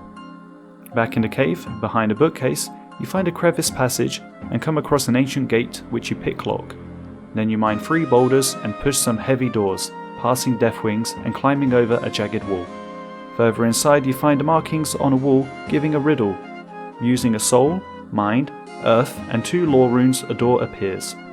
In the next room, you fit 7 different gems on carved rocks sitting in pools of water, creating a light show, and a binding book appears. Back at the wall of fire, you use the blessed water to enter, and then hold the book of binding in front of Ungadulu. The pages shine, and Nizik spawns. After defeating the demon, Ungadulu gives you Yomi tree seeds needed to make a new totem pole, firstly by soaking them in some sacred water. When you go to collect more water, the pool dries up, replaced by a deadly smelling sludge. Gujuo tells you that deeper into the VLD caves is the source of the water, but it's guarded by angry spirits of the undead. To progress deeper, you need to be brave. Gujuo teaches you how to make a bravery potion by using snakeweed and ardrigul. In the room with 7 pools, you cast a charge orb spell on the ancient gate and are sucked into another part of the cave. Here you use a rope on the winch, drink the bravery potion and venture deeper into the darkness below. The spirit of VLD warns you with a riddle of the dangers that progress in this cave. Climbing over the rocks, you make it down the path. Now you fight 3 undead warriors named Ranulf Devere, Ervig Sene and San Tojalon, who drop the parts of a crystal. These are combined in a furnace to make a heart crystal, and you hear a voice inside your head, remembering VLD's riddle, to bring life to the dragon's eye.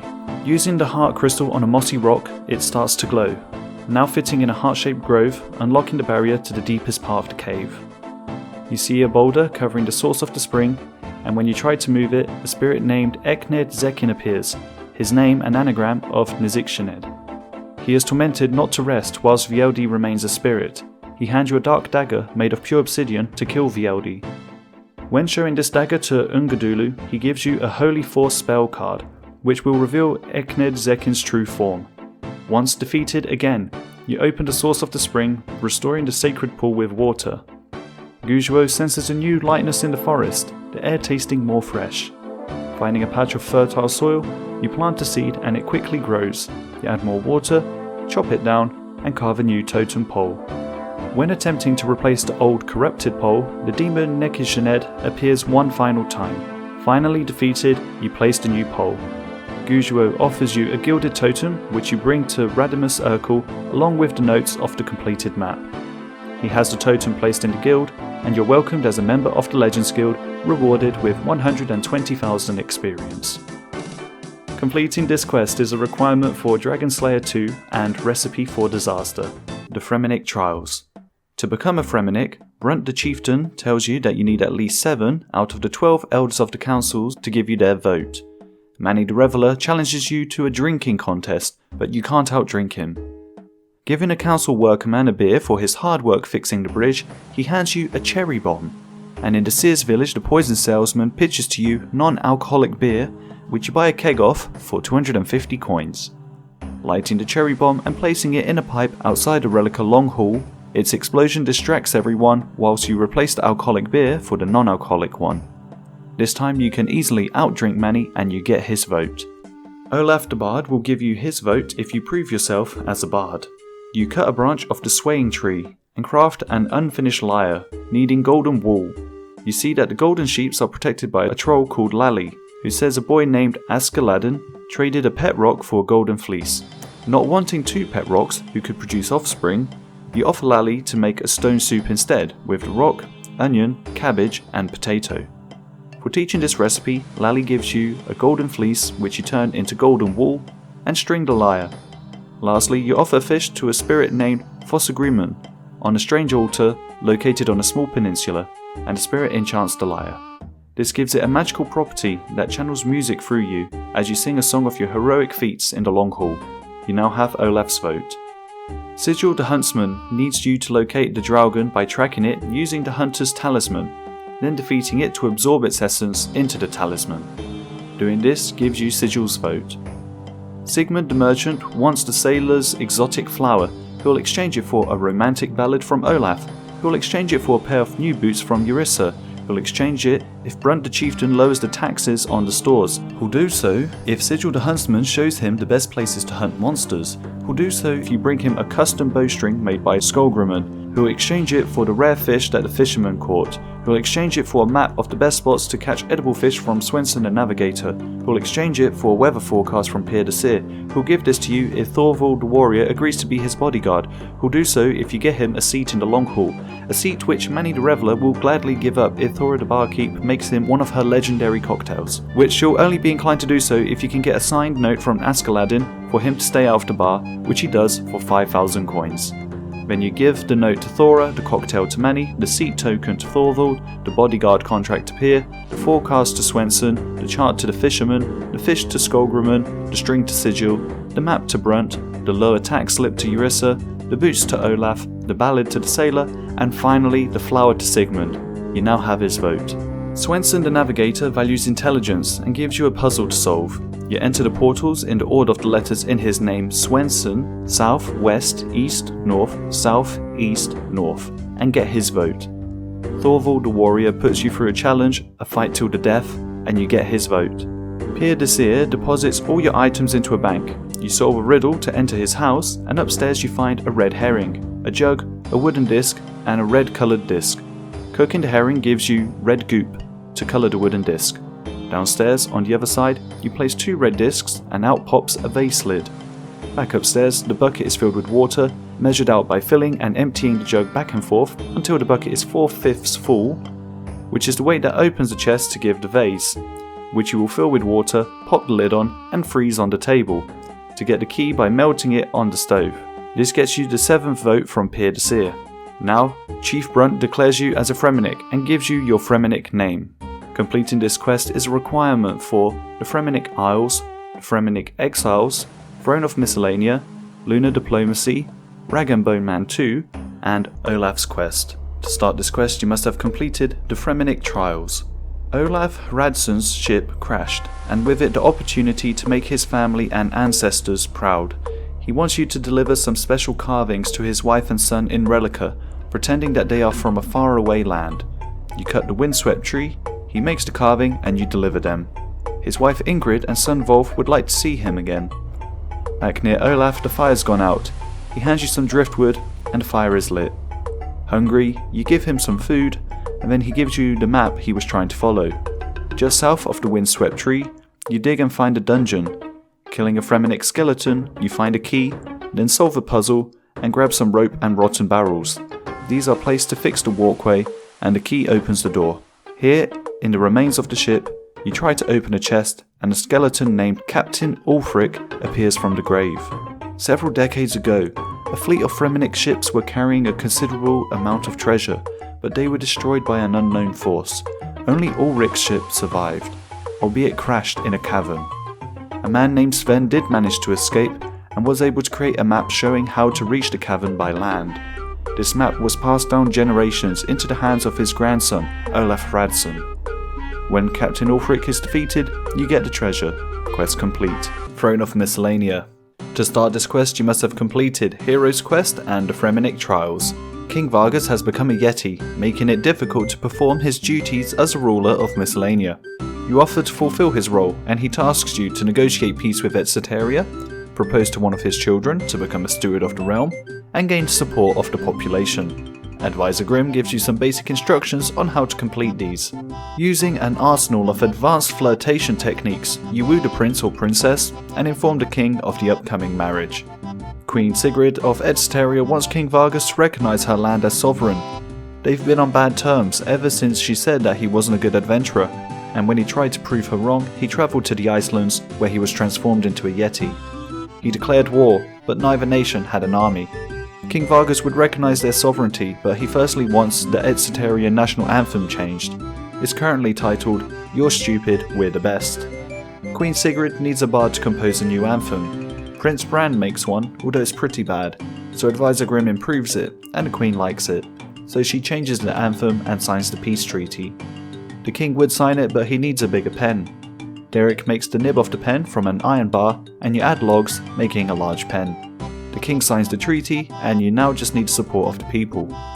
Raking the patches and cutting the trees, you eventually get the full support of the people of Miscellania.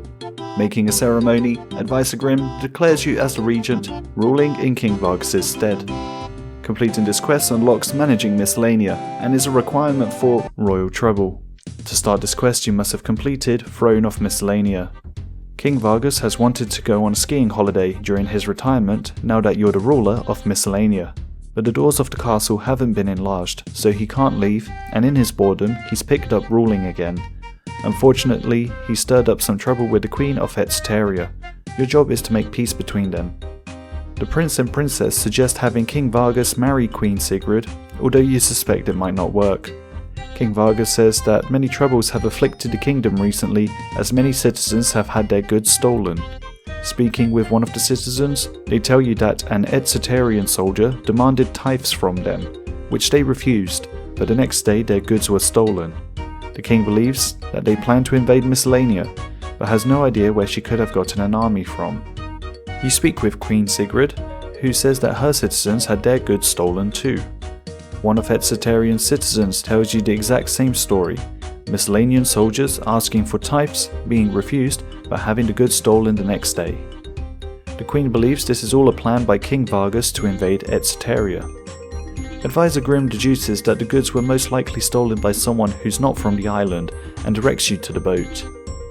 The sailor says some kids from Relica arrived recently to visit some relatives, and you also learn that there are dungeons underneath the island, not used for prisoners, but as housing made by dwarfs for citizens to avoid strong winds on the island.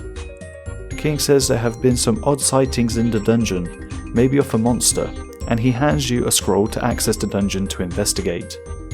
The guard is surprised to see that you're a new regent ruling the land, and he lets you in after seeing the scroll. A dwarf says he saw a monster and hands you a mining prop to proceed further into the caves. You read a manual, find pulleys and beams, pick up an engine and add coal to it, then fix the scaffold, stand on the platform and move up, picking up a plank and moving deeper into the cave. Your ropes swing over the water, and in a fire you find some burnt remains of a diary. The plank is used to cross more water, and at further fires you construct more of the diary. The kids from Relica are currently going through their trials. They heard about a warring island and planned to make peace there, only to find out that peace had been made by an adventurer not too long ago.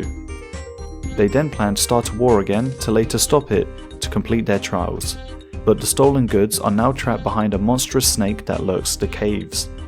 The snake is defeated, you get the goods and exit the cave. You then explain to the Queen what happened, and she gives you a letter to hand to the King.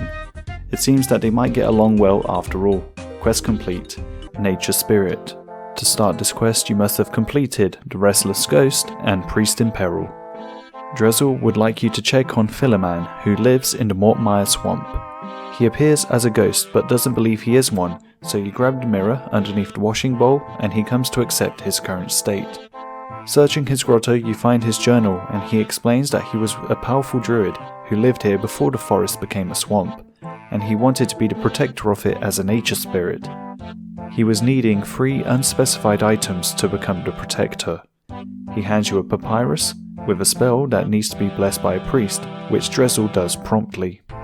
You cast the spell next to some rotting logs, blooming some fungus. This is shown to Philoman, who believes this is one of the 3 items needed, as referred to in his journal.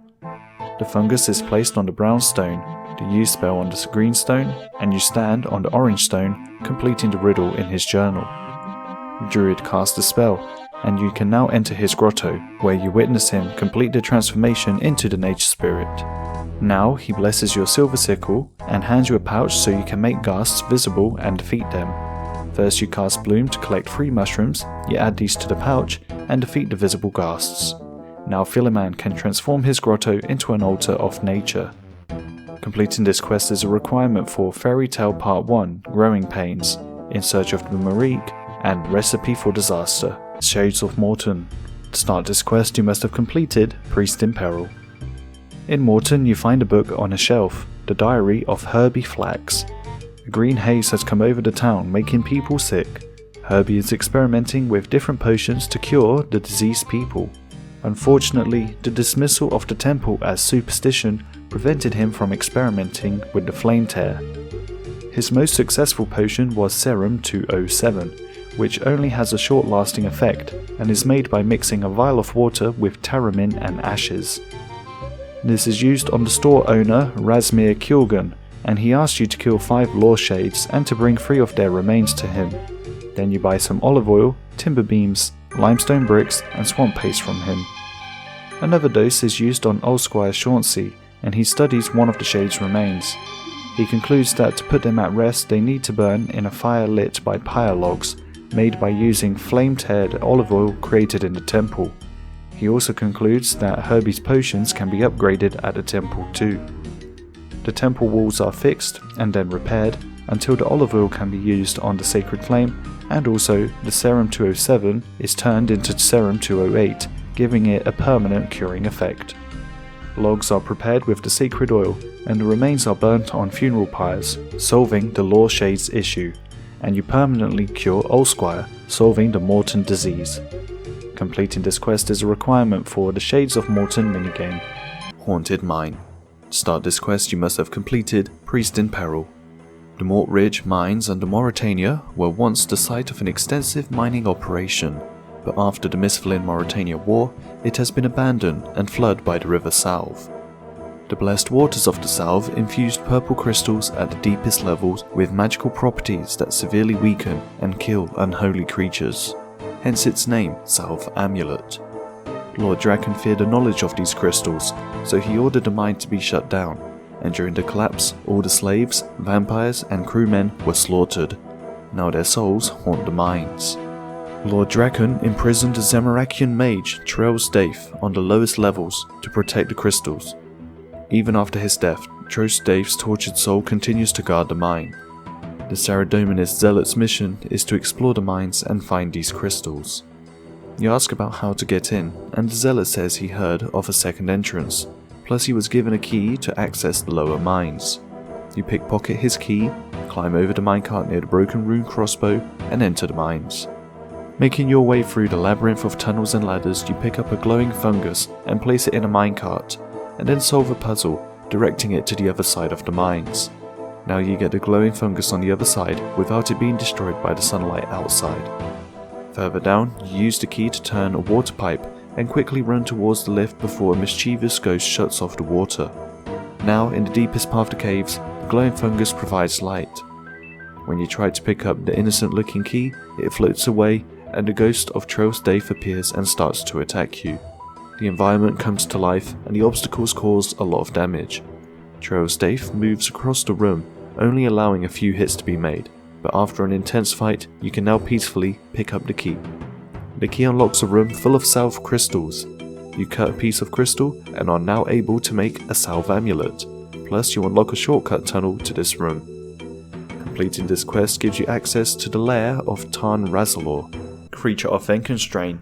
To start this quest you must have completed the Restless Ghost and Priest in Peril.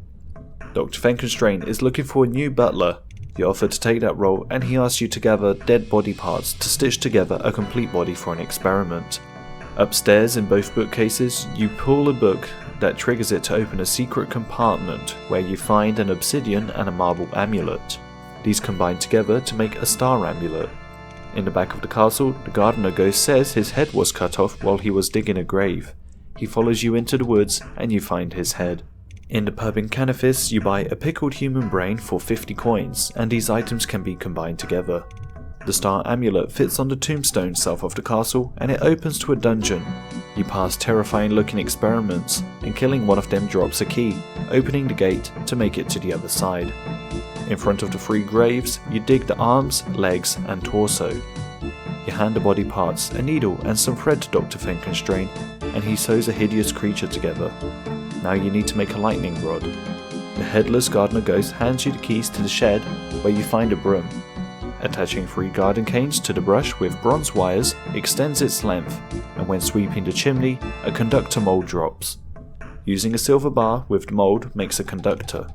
Upstairs you repair the lightning conductor, and a lightning bolt blazes through the castle.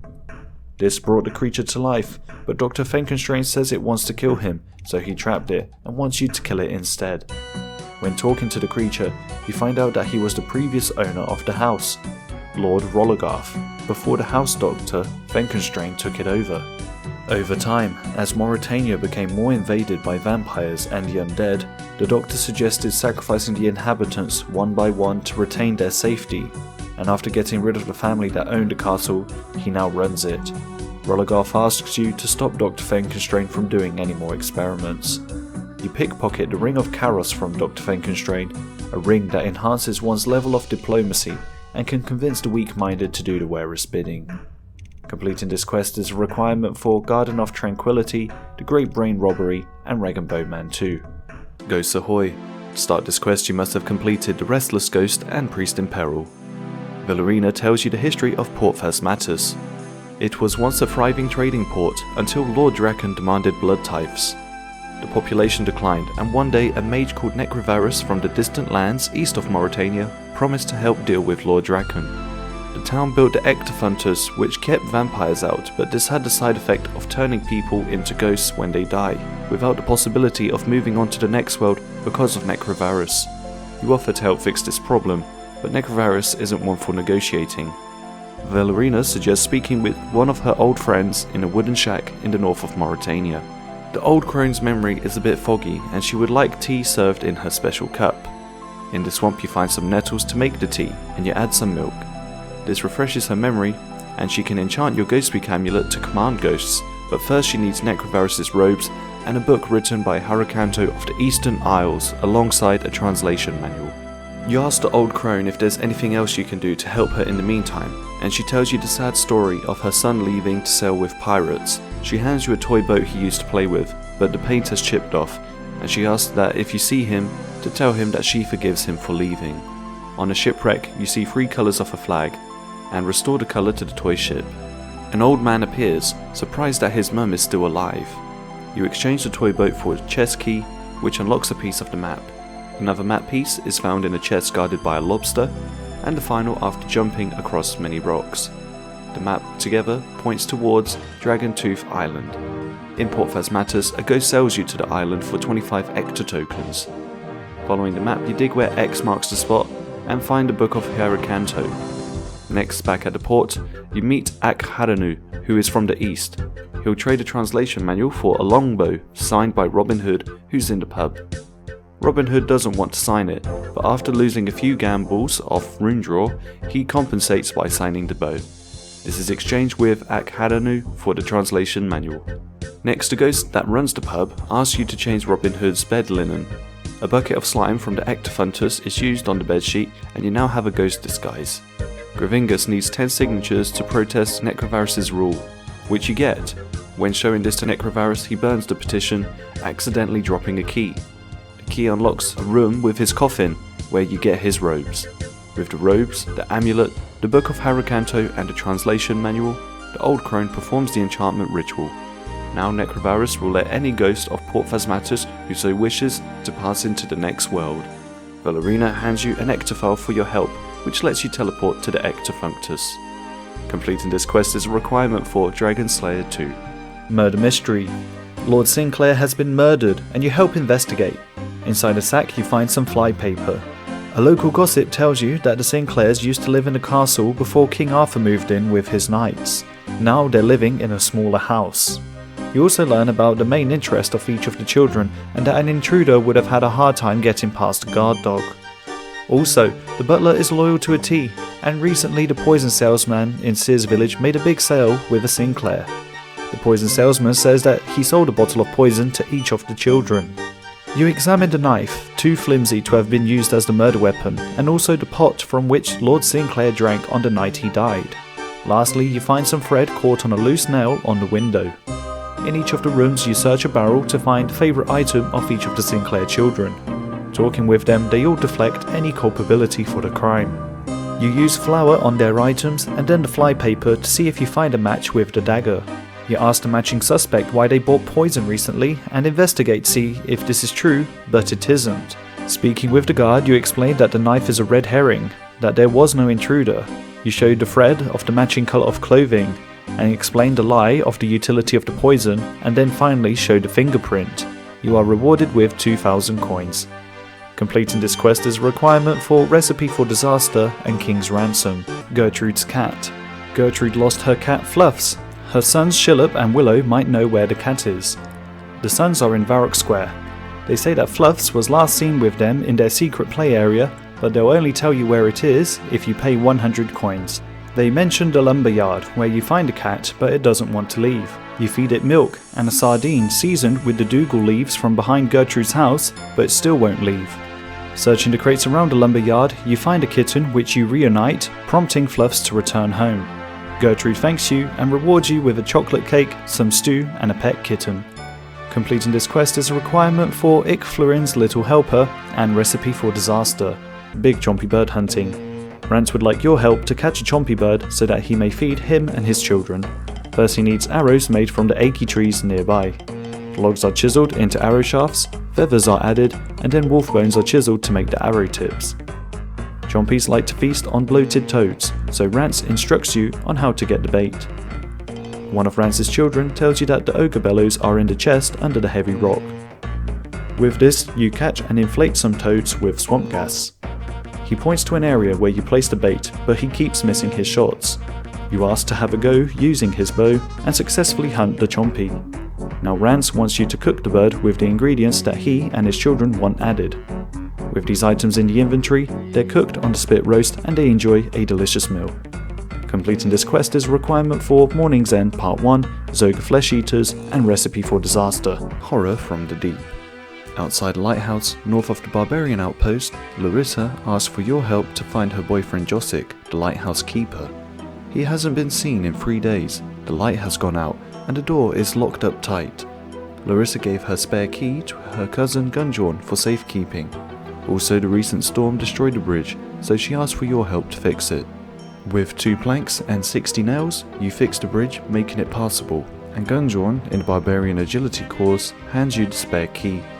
Now you enter the lighthouse and there are many signs of damage. You need to fix the light as soon as possible to stop boats from crashing.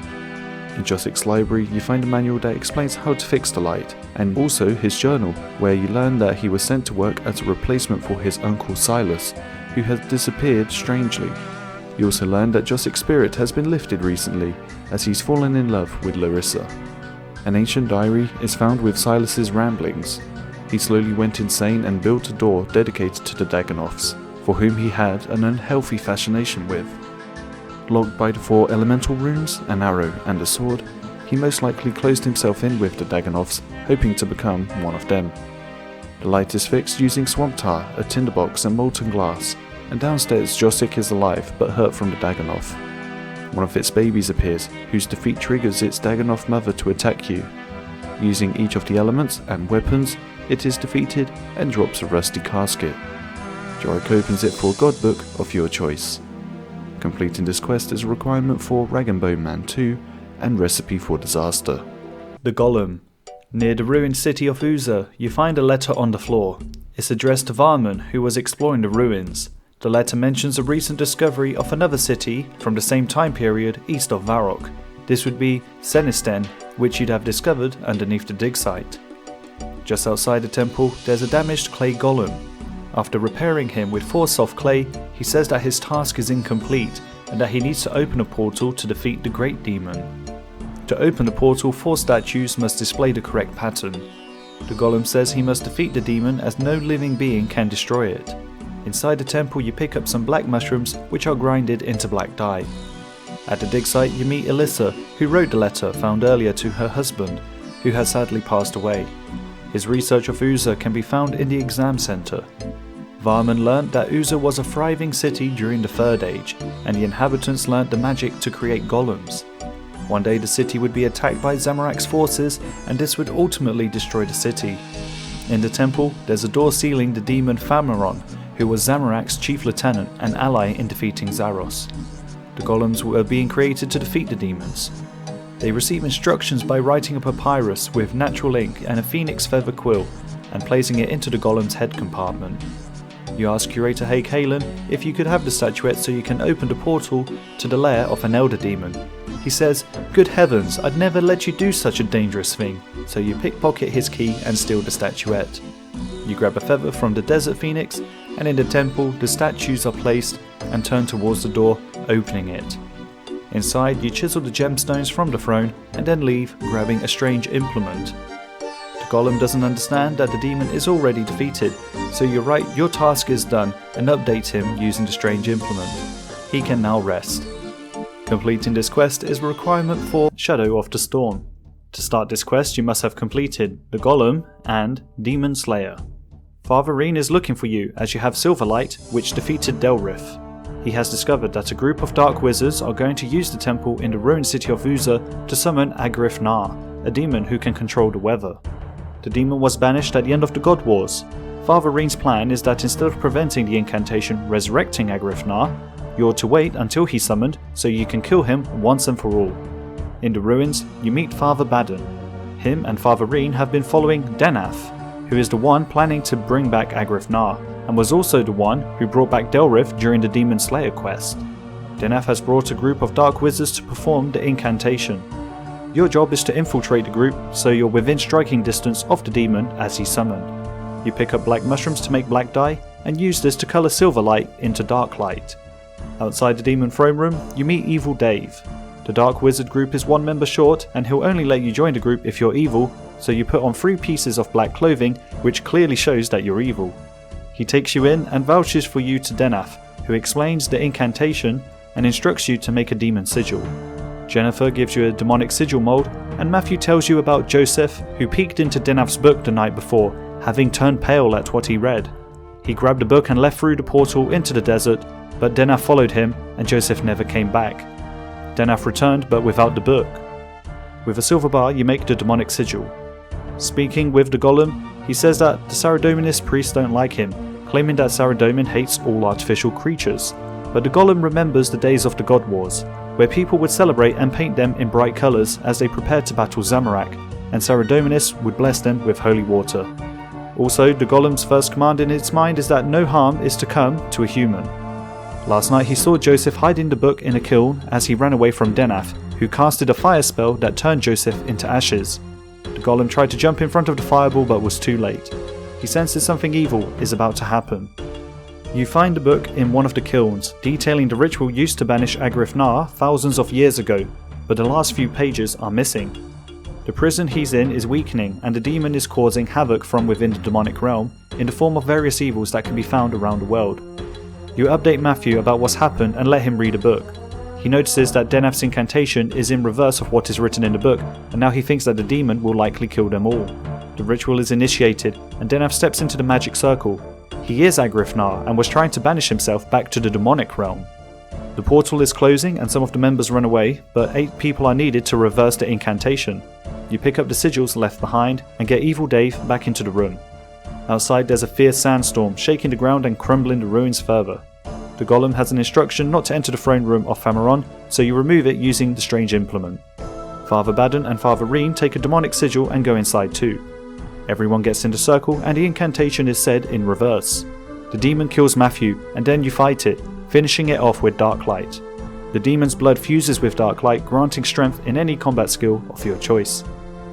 Completing this quest is a requirement for Recipe for Disaster, the Tourist Trap. Irina's daughter Anna wandered into the desert and hasn't returned in days. You offer to help find her, starting by following the footprints until the bandit camp.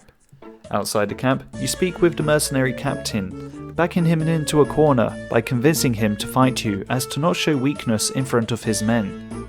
Defeating him, you grab the metal key and enter the camp. A male slave tells you that he plans to escape today, and that behind the wooden doors is a mine where slaves are forced to do labour. In exchange for unlocking his shackles, you trade clothes and he escapes. Now you go to the mine and walk until you meet some guards protecting the lower levels. One of them really wants a tenty pineapple. You leave heading west to the Bedabin camp and talk to Al-Shabim, who agrees to give you the pineapple if you bring him some weapon plans from the mining camp. He hands you a key for the chest where they're hidden. In Captain Siad's room, you inspect the bookcases and find some books about sailing. Using this as a conversation starter, he gazes into the distance, recounting his old sea dog days.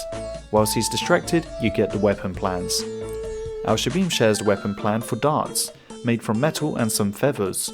You take a prototype, learning the process of crafting them, and then you receive the tenty pineapple. The guard now lets you go deeper into the mines. You take an empty barrel and enter the minecart. At the end of the mine, you find Anna and then shove her into the barrel. The barrel is moved along the minecart and then up a winch and placed on the cart, but the driver doesn't seem in a rush. To stop Anna from dying of heat exhaustion, you crack some jokes to ease the driver, and then say there's going to be a prison riot in 10 minutes, rushing him out of the camp and letting you hop on board too. Taking the barrel back to Irina, she's reunited with her freed daughter Anna, and she rewards you in a couple of skills of your choice. Completing this quest is a requirement for Desert Treasure 1, Temple of the Eye. To start this quest, you must have completed Rune Mysteries. Wizard Preston, the famous creator of the home teleport spell, is interested in the Abyss. You say that you once helped the Zamorak wizard gain access to the Rune Essence Mine in exchange for access to the Abyss. She's part of the Order of Wizards, who are loyal to Saradomin, and the Zamorak Magical Institute is their enemy.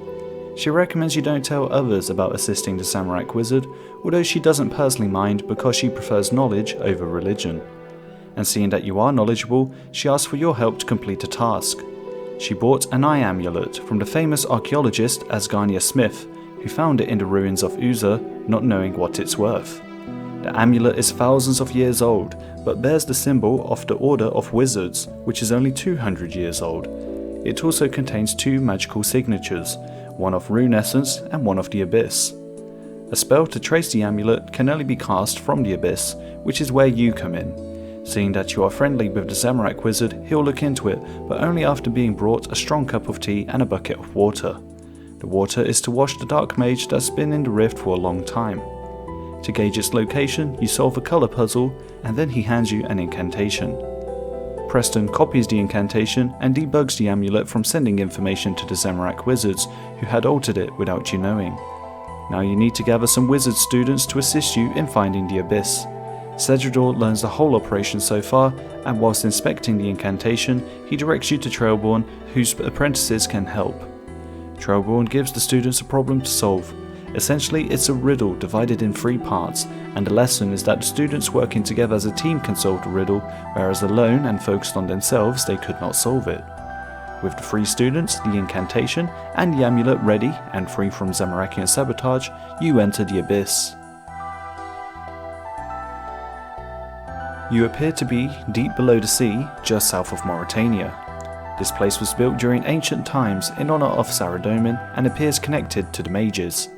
When you touch the markings on the floor, you have a vision of justiciars vowing to keep the Abyss a secret and protect it from Zamorak's forces. You learn that you are in the Temple of the Eye. And then a massive portal appears, pulling Preston into it. And evil creatures appear. The Guardian of the Rift awakens and needs your help to hold back the abyssal creatures coming from the Scar. Now the Guardian has the power to close the rift. Unfortunately, the creatures from the Scar will keep attacking, so the students decide to stay and help. The Guardian says that Preston is most likely dead. Cedrador is updated once again, and you now have access to the Guardians of the Rift minigame. Completing this quest is a requirement for Desert Treasure 2, Death Plateau. Commander Denolf of the Berthorpe Imperial Guard needs your help to defeat the hostile trolls that have taken camp at the Death Plateau. The path to their camp is heavily guarded, and you offer to find another way in. The Berthorpe Imperial Guard's equipment is stored in Berthorpe Castle, but the guard that was on duty lost the combination to the lock. Denolf asks you to resolve this also. Eric says Harold is the guard that was on duty last night. he is staying at the Toad and Chicken Inn but doesn't want to talk about the combination. Eric says that he might open up after a drink. You give Harold a pint of Asgarnian ale, and then he requests a Blurberry special. This makes him drunk, so you gamble over 100 coins and he loses and writes you an IOU on the back of the paper with the combination. Solving the combination riddle, it unlocks the door, and now the archer can go downstairs and leave. Heading northwest towards the mountain, you enter a cave and meet Saber. You ask him if there's another path to the Death Plateau, and he mentions that there's a Sherpa who might know. Further west, and partway up the mountain, you meet the Sherpa Tenzing, who asks you to get new spikes on his climbing boots made by Dunstan. Dunstan wants his son to join the Imperial Guard, so with Commander Denolf's certificate and 1 iron bar, the new spikes for the boots are made. Back in Tenzing's home, you give him the boots and 10 loaves of bread plus 10 cooked trout in exchange for a map of the secret passage. You explore this passage to make sure that it's safe for the Imperial Guard, and Denolf accepts the map, making you an honorary member of the Burthorpe Imperial Guard. He trains you in attack and gives you a pair of steel claws. Completing this quest is a requirement for Troll Stronghold. To start this quest you must have completed Death Plateau. The Burthorpe Imperial Guard attempted an attack on the trolls at Death Plateau, but were then ambushed by more coming from their stronghold found just north. Dunstan's son Godric was captured, and your task is to rescue him. You buy some climbing boots from Tenzing for 12 coins, allowing you to climb over the rocks and through the passage towards the troll stronghold. It's protected by a troll called Dad, who you defeat in combat. Making your way around the mountain, you enter the stronghold and fight the troll general, who drops a prison key. You then pickpocket the sleeping prison guards for 2 cell keys and free Eadgar and Godric, who escape and are now free. As a reward, Dunstan gives you his great-great-grandfather's heirloom, a lore talisman. Completing this quest is a requirement for Desert Treasure 1, Devious Minds, Eadgar's Ruse, Monkey Madness 2, and Troll Romance. To start this quest you must have completed Troll Stronghold. Ugg is in love with Agga, but Agga is currently with Arg. Agga isn't sure how much Arg loves her, as he promised to bring her a trollweiss flower, but has not done so yet. Ugg feels hopeless as he'd like to give this flower to her, but it's a very rare flower that hasn't been seen in ages. Tenzing knows about the trollweiss, saying that it's a long and perilous journey to get there, and that you'll need to make a sled to go down the mountain. Dunstan can make the sled with maple logs, an iron bar, and some rope. A bucket of wax and some swamp tar are mixed together in a cake tin to add a protective layer to the sled. Making your way up past the mountain trolls, you enter a cave with ice trolls and eventually reach the top. You then sled down to an icy outcrop with trollweiss. You pick some up and head down to the bottom of the mountain and then go back to Ugg to hand the flowers to him, but he doesn't want to give them to Agga until Arg is out of the picture, so you quickly dispose of him in the troll arena. Now Ugg gives the trollweiss to Agga, which she eats, and now their boyfriend-girlfriend. Devious Minds. To start this quest you must have completed Wanted, Troll Stronghold, and Doric's Quest. A strange monk outside the Temple of Patadomus speaks of his adventures in Mauritania. He learnt of a weapon which is a slender and flexible mithril 2-hand sword with a normal bowstring attached. He claims it's to help in the battle against Zamorakian forces and would like you to make one for him. Doric's whetstone is appropriate for grinding down the mithril 2-hand sword, and you attach the bowstring. The mysterious monk appreciates it and would like some additional help to surprise the monks on Entrana with a gift. The gift is an orb which is placed in a large rune pouch, and you travel via the abyss to the lore altar, making it to Entrana.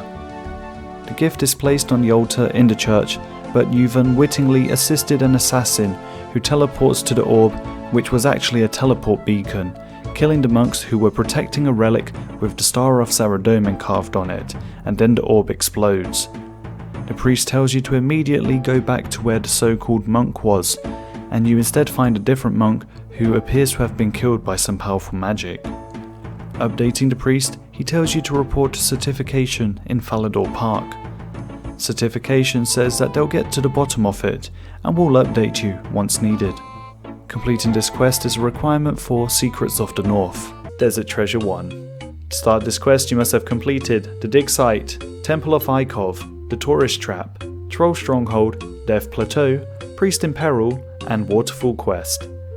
In the Caridian Desert, you meet the world-famous archaeologist extraordinaire Asgarnia Smith, who recently found a stone tablet with inscriptions he can't decipher.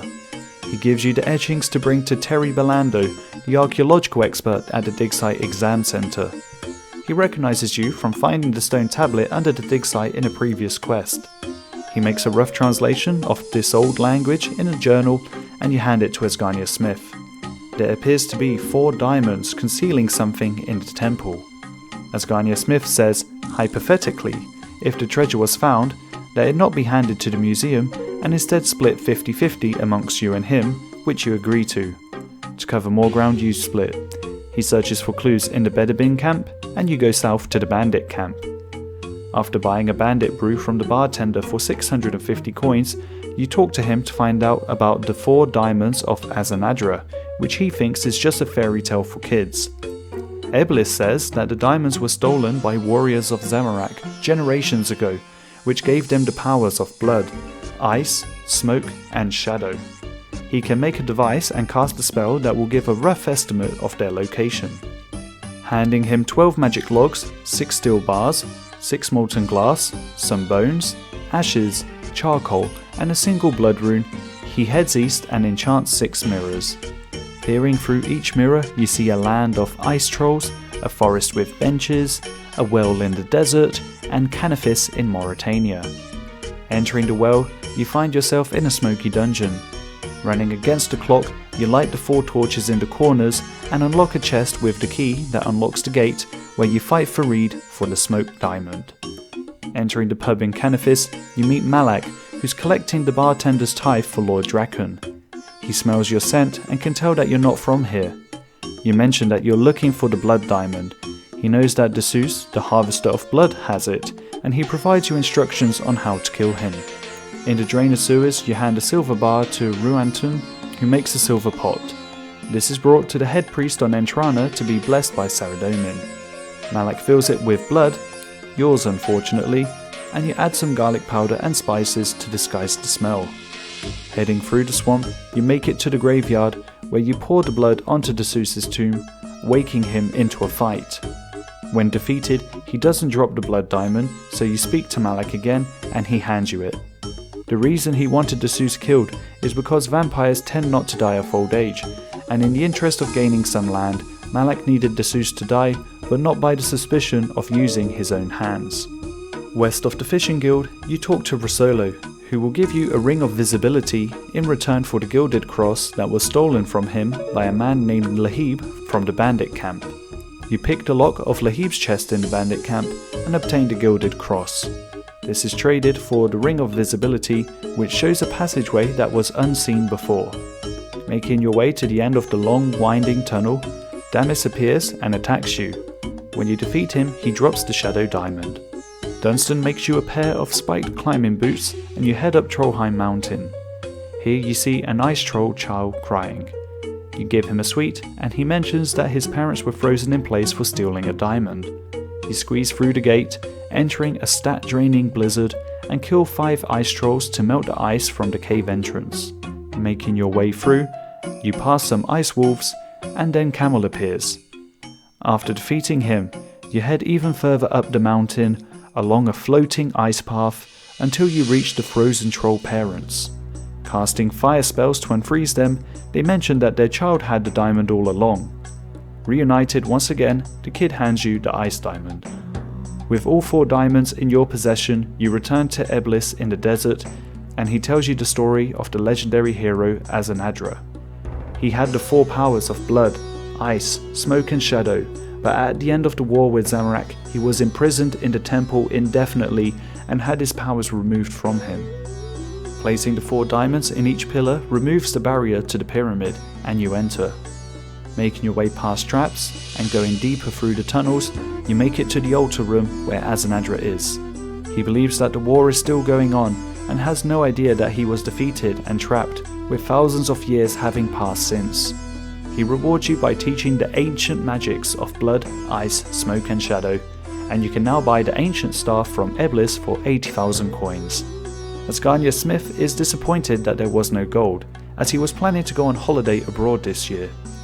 In reality, he enjoys treasure hunting much more than the riches. Completing this quest is a requirement for Desert Treasure 2 and Recipe for Disaster.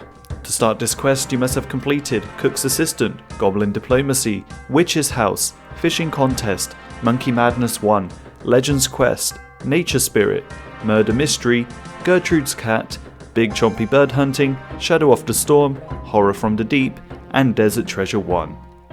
Remember the Cook's Assistant quest? Well, it turns out that it wasn't the Duke's birthday. In fact, the chef doesn't even know when it is. He actually just wanted to see whether he could trust you or not, and now knowing that he can, he needs your help once again. 100 years ago, his ancestor, Franizard van Lumcook, prepared a banquet which went down in history as one of the greatest meals the land had ever seen. Every 10 years since, the Lumbridge Secret Council members reunite for another meal, but this year the cook wants to recreate his ancestor's banquet. He asks you to get an eye of newt, a glass of Greensman's ale, a rotten tomato, and a dirty blast, which is made by combining a fruit blast with some ashes. You are now invited to see the feast prepared in the dining room. Attending the feast are Osman from Al Kharid, the chief guard of the White Wolf Mountain Dwarves, Pirate Pete from Brain Deaf Island, the Goblin Generals from Goblin Village, Scratch Uglogwi from the Feldip Hills, Phileas the Lumbridge Guide, Evil Dave from Edgeville, Sir Amic Vaz, leader of the White Knights of Falador, and King Awawurge from Ape Atoll. The Duke and Osman are taken away by some random events, and then you enter the room. Suddenly, the Culinarimancer appears and attacks everyone with a magic spell. Gypsy Aris shows up in the nick of time to freeze everyone in the room except you and her. At the feast 100 years ago, the Culinarimancer threatened to kill everyone in the Secret Council, only to be stopped by the Duke's assistant, who managed to trap him in another dimension. Today, you accidentally helped the current cook create a powerful food magic which released the Culinarimancer from his prison. The time freeze spell is limited to this room, and outside of it the council members have already been saved. Your quest is to save them in this room. To do so, each member of the council must be fed their favourite food to counteract the Culinarimancer's magic. Firstly, the Mountain Dwarf. His father won't tell you his son's favourite recipe. In Falador, for 200 coins, the barmaid in the Rising Sun Inn tells you the secret recipe for an Asgardian ale, which is an Asgardian ale with a coin dropped in it. Speaking with the Mountain Dwarf's father again, you hand him multiple Asgardian ales, making him drunk and friendly. For 100 coins, a bucket of milk, an egg, a pot of flour, and a bowl of water, he bakes a dwarven rock cake. Wielding the ice gloves, you pick up the molten hot rock cake, cooling it down, and then use it on the Mountain Dwarf, freeing him from the Culinarimancer's spell. Secondly, the Goblin Generals. Underneath the Goblin Village, the chef Mudknuckles is experimenting with a new recipe which he overheard two dwarves talking about. He needs some charcoal, which you hand to him, although the experiment's result is explosive. He calls it fast food for how quickly it goes from raw to burnt. The General's favourite dish is made from orange slices that aren't the colour orange, fish bait, and soggy bread. Mudknuckles makes the slop of compromise, which you use on the Generals to free them. Thirdly, Pirate Pete. The chef finds a recipe for fish cakes. Speaking with Murphy in Port Khazud, you hand him a fishbowl and he makes a diving apparatus. You go out to sea and dive into the water. Here you pick up some kelp and then speak with a Moga named Nung, who wants you to get him 5 Mudskipper hides. You pick up 5 rocks and enter the Mudskipper cave, killing 5 of them, and then take the hides to Nung. You also hand him a needle and 3 bronze wires to make clothing from the hides. Now you have access to the giant crabs, which you kill for their meat. This is grinded with a pestle and mortar, as is the cod and the kelp, and with a knife you make some breadcrumbs.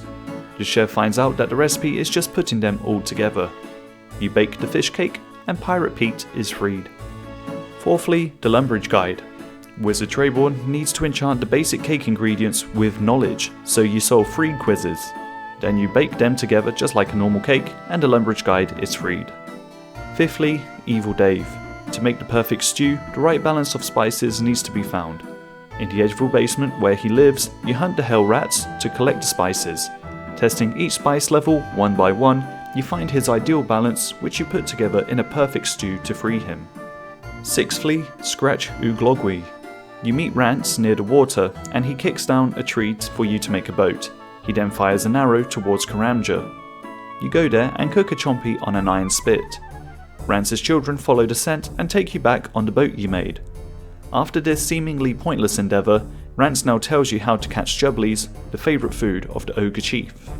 Catching some toads by inflating them with swamp gas and mining some rocks, you balloon the toads even further, attaching the rock with a ball of wool to add weight. In a similar fashion to hunting chompies, a jubbly appears and you kill it with the ogre bow and arrows. Cooking it on the spit makes a lovely jubbly, scratch Uglogwi's favourite meal, and he is freed from the spell. Seventhly, Sir Amic Vars. The chef reminds you of your impressive feat making the creme brulee supreme. The wise old man tells you about the evil chicken and directs you to the land of the fairies to find its lair. In the Karazi jungle, you pick up a vanilla pod from the plants near the coastline. Cream is added to a bucket of milk, then a pot of cornflour, and now the vanilla pod. On Entrana, a Draymond branch is grinded into cinnamon. Now, in Zenaris, you use a raw chicken on the chicken shrine to enter it. Running past black dragons, you fight the evil chicken and pick up its egg, which is added to the mix, and the cinnamon is added too. Then, a black dragon is killed to receive a dragon token. You then equip some ice gloves and rub the token, creating a dream state where Kuklik, one of the last fairy dragons, appears and flambés the brulee to cook it, making the creme brulee supreme, which frees ceramic vase. Eighthly and lastly, King Awawoge. You buy some monkey talismans and retrieve the bones of a ninja monkey, a gorilla, and a zombie monkey.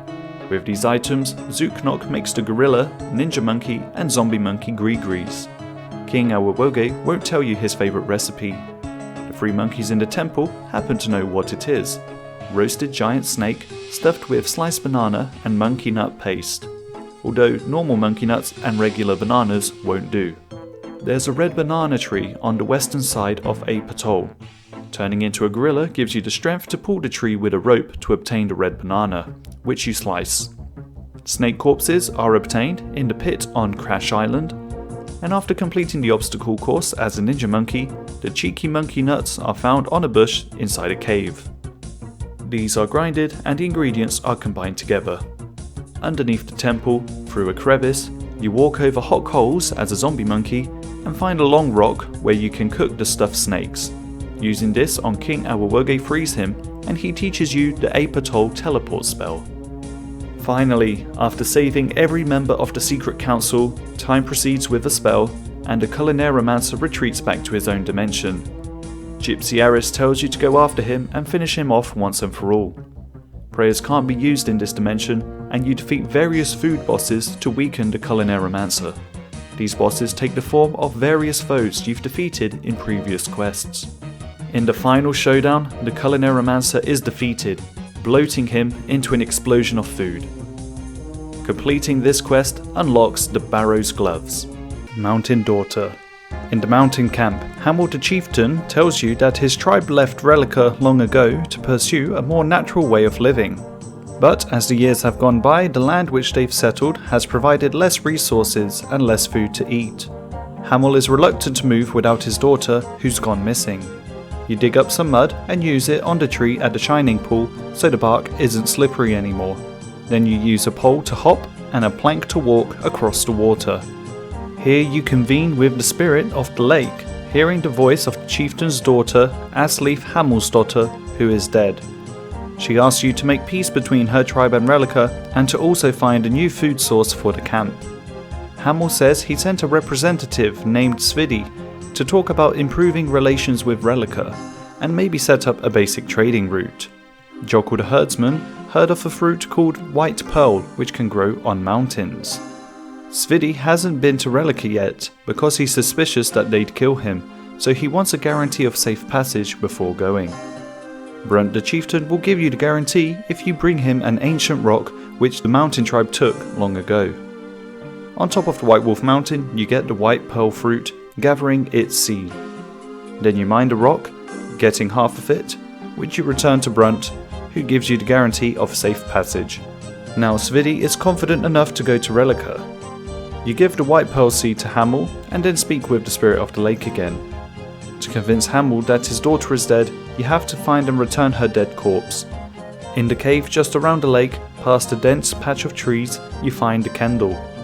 Based on the mythical legend of the bear god, this is actually just a man in a bear suit who has killed and eaten victims that passed nearby and fell prey.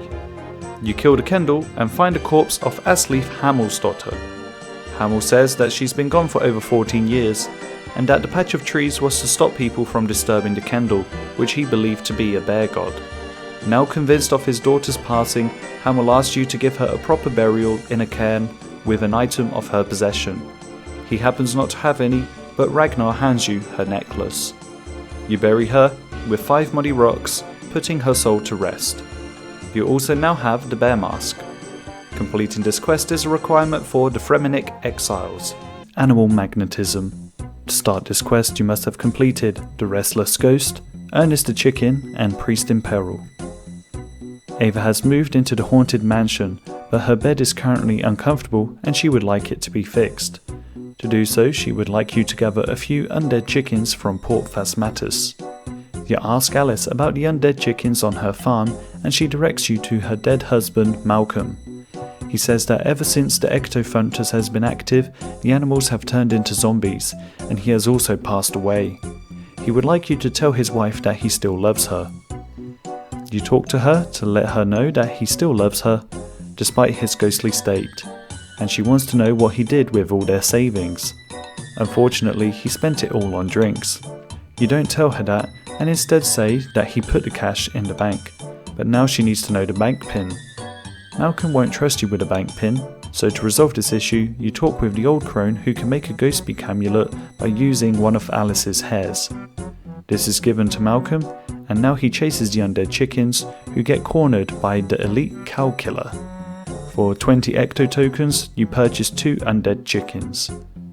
Ava is happy she now has a comfy place to sleep using 1 chicken, and the other is going to be used for a potential experiment regarding ammo. She now directs you to the witch living in the mansion, who can make a magnet. 5 iron bars are handed to her, making a selected iron bar. Then you go to the mine in Remington and face north, hitting the bar with a hammer, which magnetizes it. With the undead chickens for feathers and the magnet for metal, Ava just needs a piece of living wood to complete her experiment with arrows. Outside the manor, you attempt to cut the undead tree, but the axe bounces off. Ava mentions the Slayer Master Turiel, who makes a blessed axe with a mithril bar and a holy symbol. The silver of the symbol can cut the undead wood. Cutting undead twigs, Ava has what she needs to assemble the components together, but she can't translate the schematics. Putting the correct bits of information together, you are able to translate the notes. Combining the notes with some hard leather and some polished buttons, you make the container. She now combines it with the magnet and the undead chicken, making Ava's accumulator. Completing this quest is a requirement for Dragon Slayer 2. Bone Voyage. To start this quest, you must have completed Dig Site. The museum has recently made a discovery of an island north of Mauritania. Seeing that you have helped the museum before, you are invited to help on the expedition. The boat just needs some final touches. The barge foreman says that they need a special kind of wood to make the boat. The sawmill operator in the Varrock lumberyard has recently made a deal with the woodcutting guild, and now the barge foreman should have the redwood delivered. On board the boat, you talk to the lead navigator, who tells you about how the previous expeditions have failed. For example, the 9th version of the ship was built using magic logs. It gained a form of sentience and developed a serious depression, running itself aground near Grandor. At the Rusty Anchor Inn in Port Sarim, you speak with Jack Seagull. He mentions the lucky charm could help to relieve the curse of the voyage, and directs you to the odd old man near Patadomus. Ahab alternatively recommends a potion of sea legs. The odd old man gives you a bone charm, and giving an unfinished Marantil potion and 2 bottles of vodka, the apothecary makes the potion of sea legs. You hand the lead navigator the potion and the junior navigator the lucky charm. The potion knocks the sailors unconscious, and now it's up to you to navigate the barge. As long as you're sailing northward and not going off course, you make progress towards the island. Eventually you make it, discovering new land. Completing this quest is a requirement for Dragon Slayer 2. Eadgar's Ruse. To start this quest you must have completed Druidic Ritual, Death Plateau and Troll Stronghold. Sandfu needs a rare herb called Goutweed for a ritual to restore the stone circle. This herb can only be found in Trollheim. He refers you to Edgar, who's living in a cave at the top of Trollheim Mountain. You recently saved him during the Troll Stronghold quest. He says that the troll chefs should know where to find the Goutweed. Speaking with Burnt Meat, he says that he'll tell you where it is if you bring him a human to cook. Edgar comes up with a plan to fool the trolls by giving them a fake man that looks, smells, tastes and talks like a human. To do so, a scarecrow is made with some logs and 10 grain, stuffed with 5 raw chicken, because everything tastes like chicken. Clothed with some smelly robes you collect from Tegid, the druid in Tavali, and most important of all, a talking parrot. To get one at Yardoin Zoo, you learn that they love eating fruit, but easily become sick when fed alcohol. So you douse some pineapple chunks in vodka and feed the parrots through the aviary hatch. The zookeeper, Parroty Pete, notices you've grabbed the parrot, and seeing that it is ill, he's happy for you to take it to the vet, as the zookeepers are currently overworked and too busy. Now you place the parrot underneath the torture rack in Trollheim prison. After some time, it learns how to imitate the sounds of a human being not having a good time. Before handing the fake human to Burnt Meat, Edgar suggests making a potion that will make the trolls tell the truth. It requires a thistle, sometimes seen on the top of the mountain. Following Edgar's instructions, a fire is made to dry the thistle, then it is grinded with a pestle and mortar and added to an unfinished Ranar potion. With everything combined together, Burnt Meat cooks the fake man, and when you ask him where to find the Goutweed, he says that it no longer grows and that the remaining supply is in the storeroom, with the key being in the drawers. You find that key, going into the storeroom and making it past the gate. Now, with some careful timing, you run past the trolls guarding the Goutweed supply, quickly grabbing one before getting booted out. You return to Tavali, handing the rare herb to Sandfu, who rewards you by training you in herb lore. Completing this quest is a requirement for Dream Mentor and My Arm's Big Adventure. Between a Rock. To start this quest you must have completed Fishing Contest and Dwarf Cannon. Dondercan the Dwarf is trying to mine a rock which is currently impenetrable. There used to be many more dwarves working on this, but they have given up as they didn't think it was a good time investment. Dondercan believes that there are treasures within the rock, or that if he could find a way to mine it, at least he would have a very strong material. He resorted to using cannonballs made from different metals up to runite, and even bought granite boots, but still not a scratch. Everything he's tried so far hasn't worked, so you offer to help him, and he says you might learn something at the library.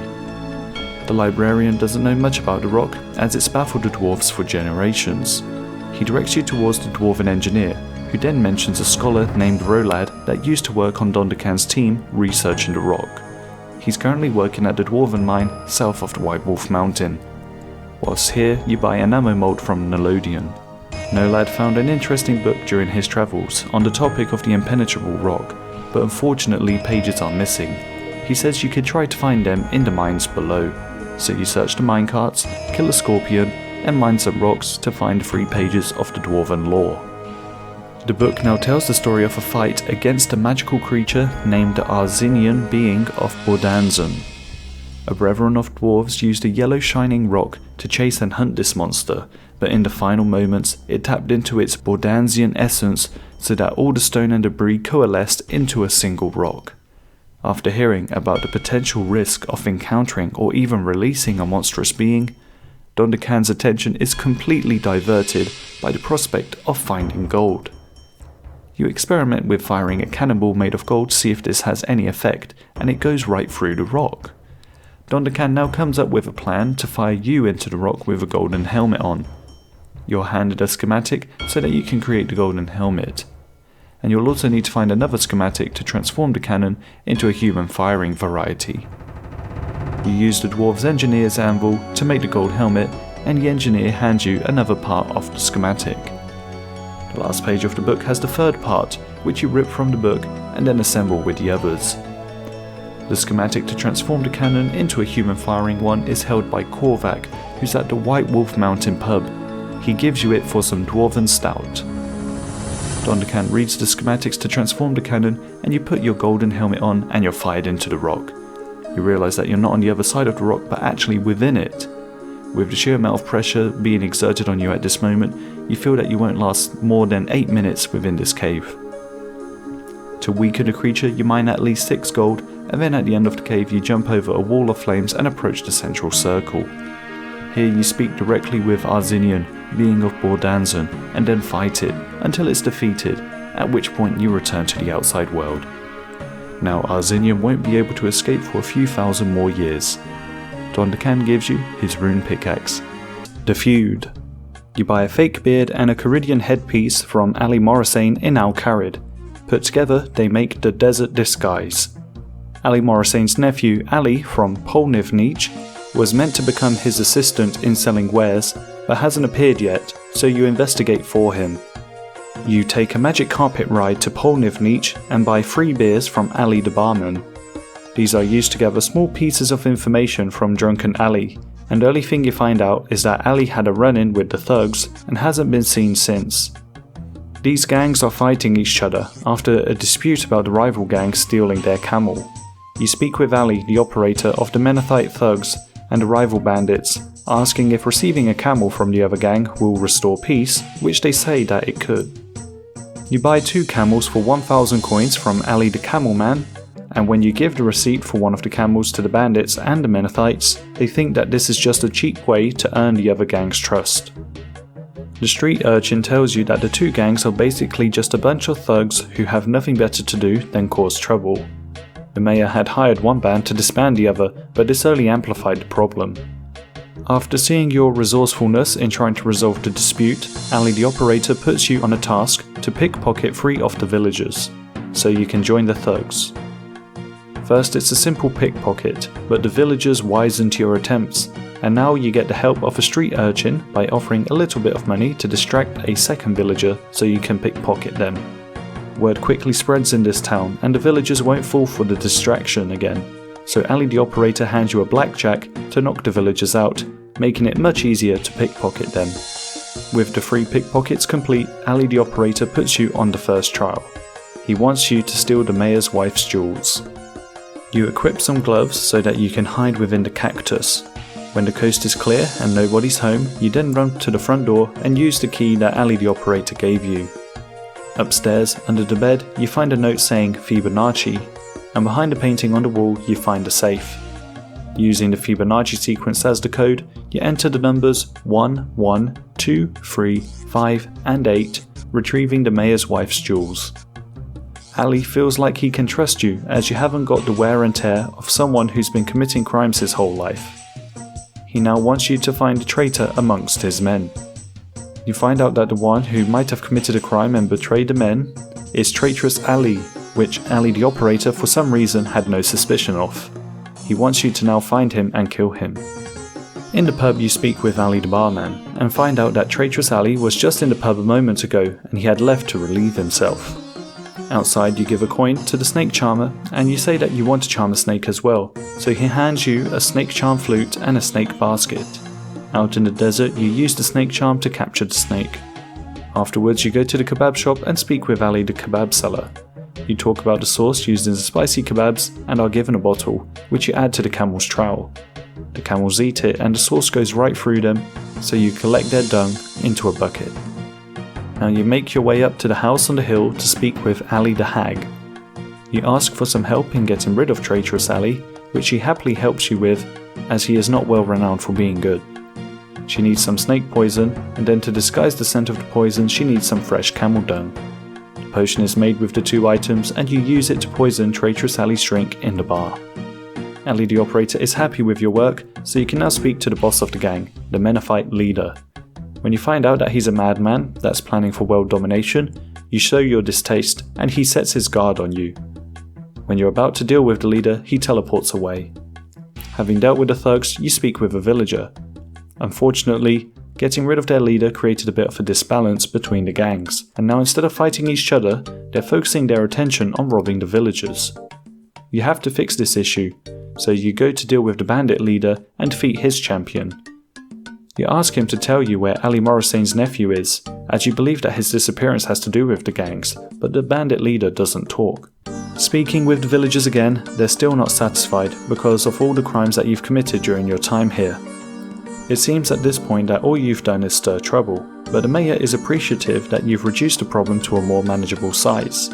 He also mentions Ali Morissane's nephew, stating that he angered the Menophites when he sold them many goods that they actually didn't want. And he's also planning to start a new trading operation with 40 people.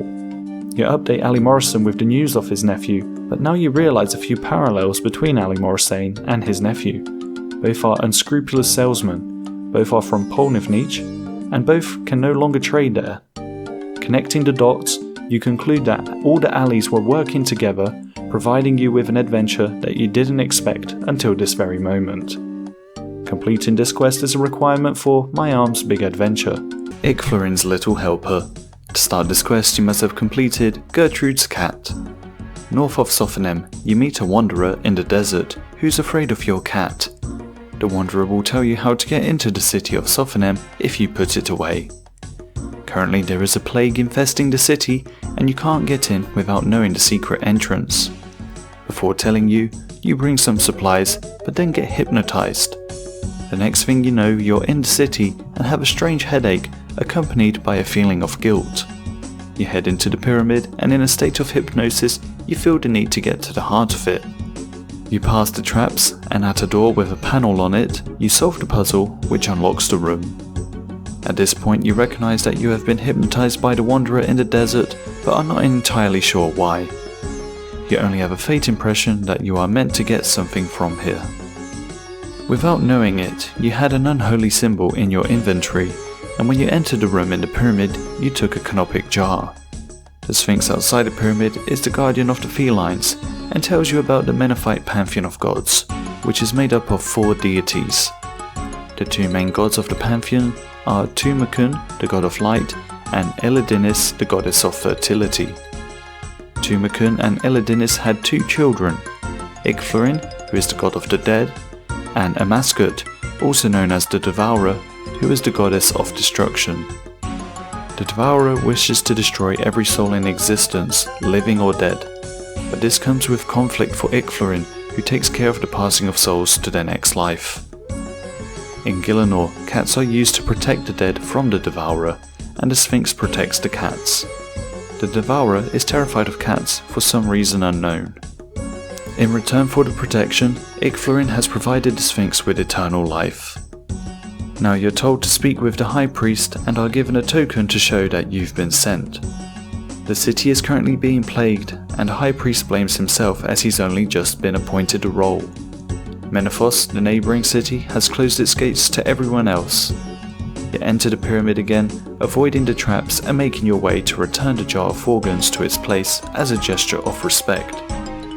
But as you jump over the hole, you return to your hypnotized state, remembering the vision of your past and seeing the jar you stole.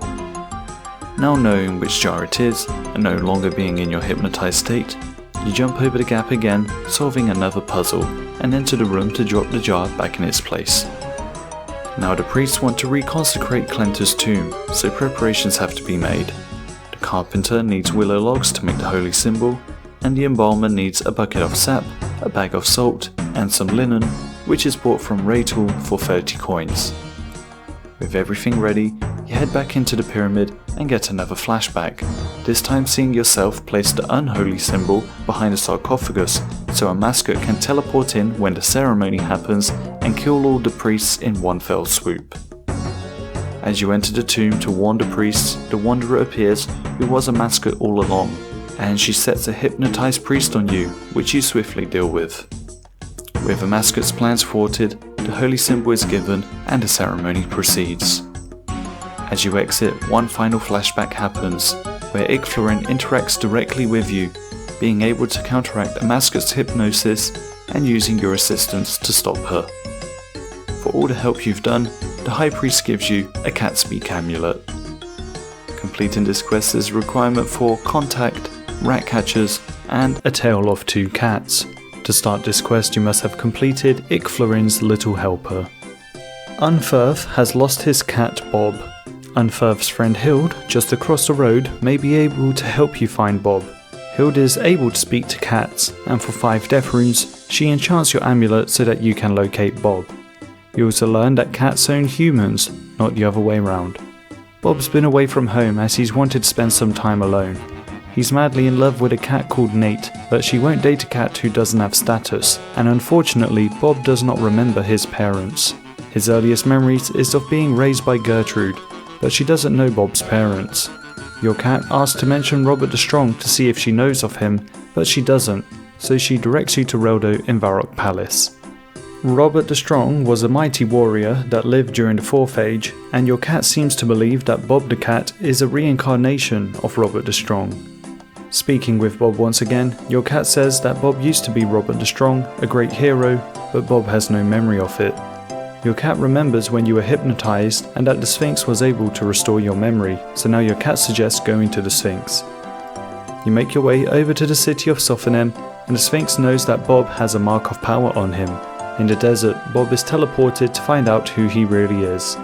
During his hypnosis, he sees his past life as Robert the Strong, walking into a tower where there is a dragonkin. Odysseus the cat attacks Grisha, but unfortunately perishes, as almost does Robert the Strong. Now knowing Bob's past as Robert the Strong, Nate is summoned, and she's now interested in Bob, and they decide to go on a vacation for a few days. In the meantime, Bob asks you to take care of Unferth for him while he's away, handing you a list of chores to complete. You light a fire, add a chocolate cake onto the table, use a bucket of milk to fill the glass, make Unferth's bed, use the shears on him to cut his hair and his beard, maybe too much now he's gone bald, and outside you rake the garden patch and then plant some potato seeds. With the chores complete, Unferth starts acting ill and requests a doctor. The apothecary gives you a doctor's hat which you equip alongside some white desert robes. You grab a vial of water and he seems to think that he is now better. Then you find Bob again, who is hanging out with Nate. They have been all around Gielinor and even flew on a magic carpet.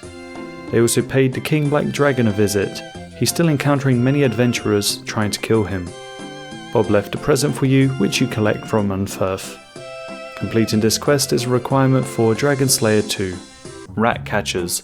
To start this quest you must have completed Gertrude's cat and Ikflorin's little helper.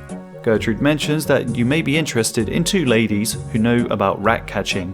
You find them in the sewers under Varrock. Before teaching you, they request for you to hunt 8 rats. You catch them, but the sisters don't feel like they've got much to teach you, so they direct you to Jimmy Dazzler in Ardoyne to learn about the rat pits. Just north of Ardoyne Castle, you meet Jimmy Dazzler, who's been expecting you. He will teach you a thing or two about cats if you complete a task for him. He gives you directions to a mansion where you need to catch rats undetected.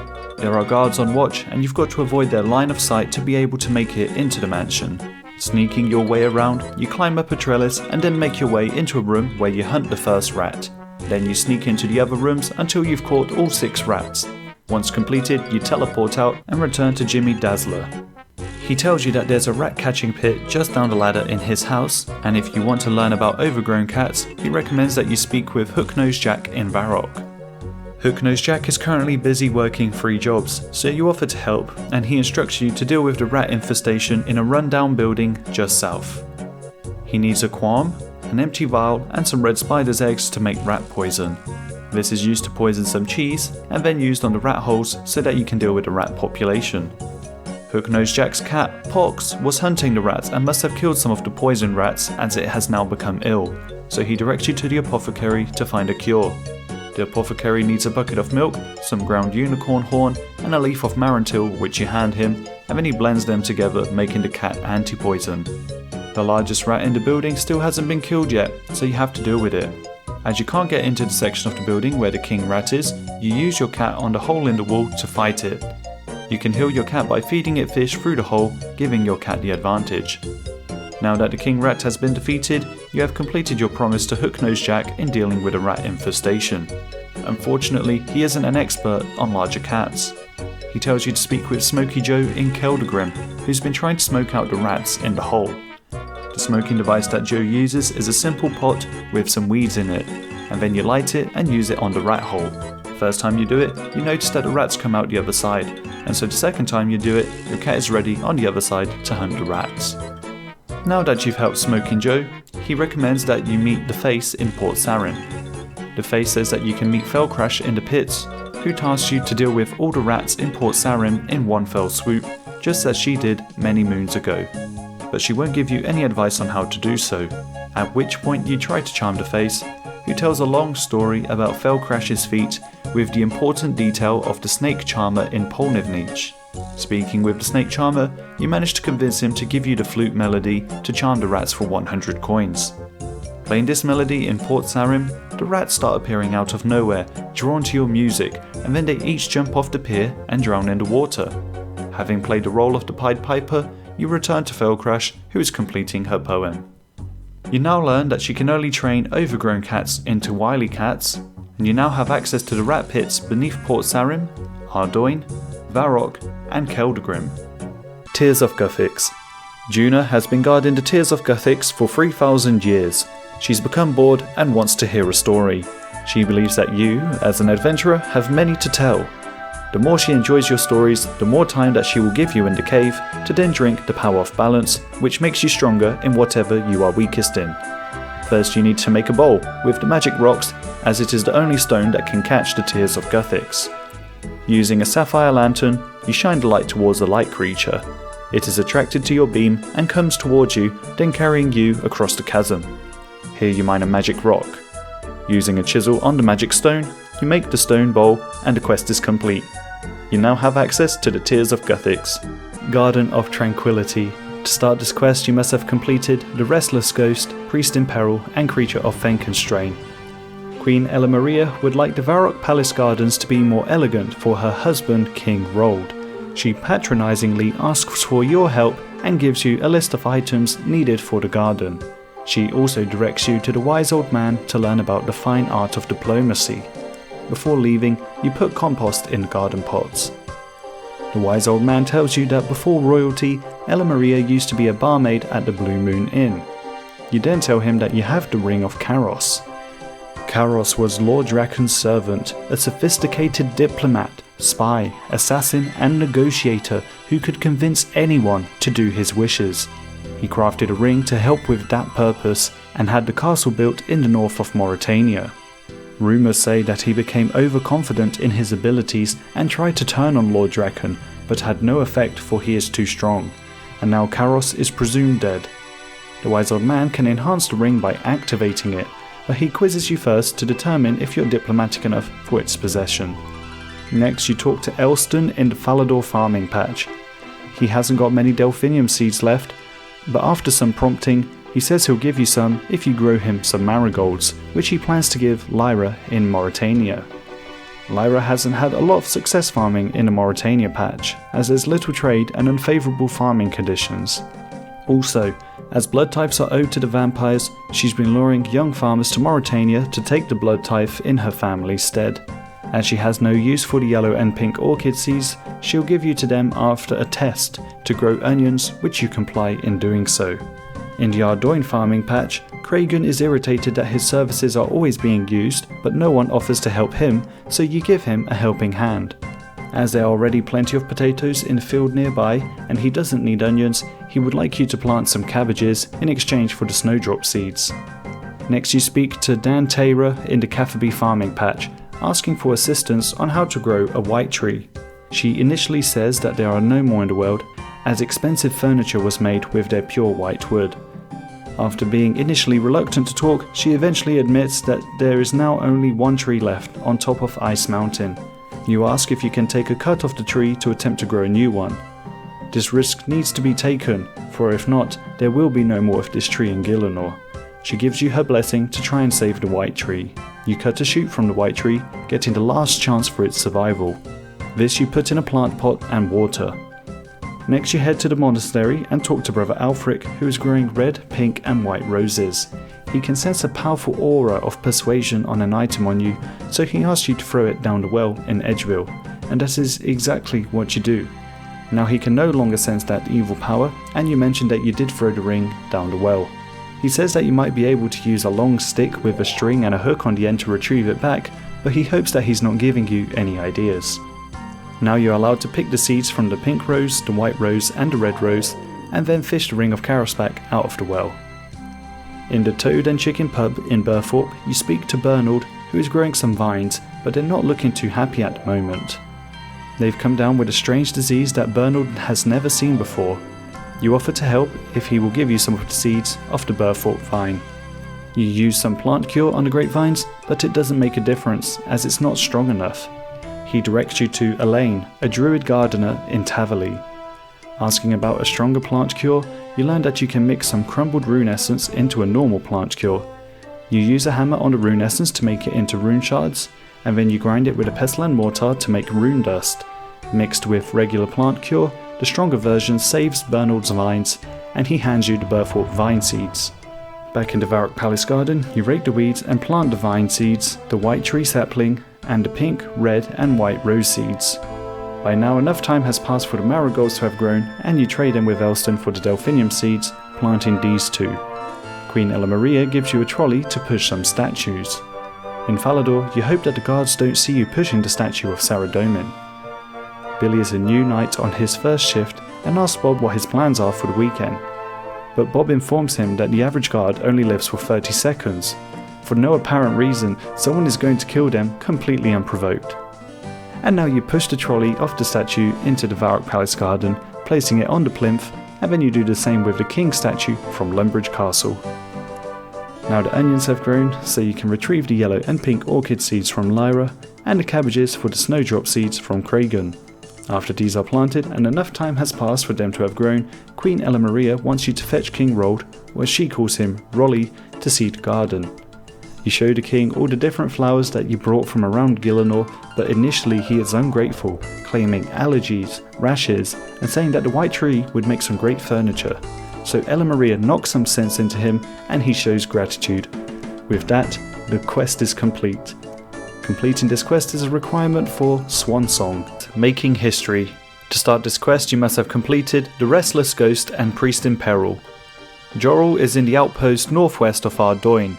King Lathus is planning to take down the building to build a new alchemist lab, which Jorrel isn't happy about as he believes that this outpost must have some history which has yet to be uncovered.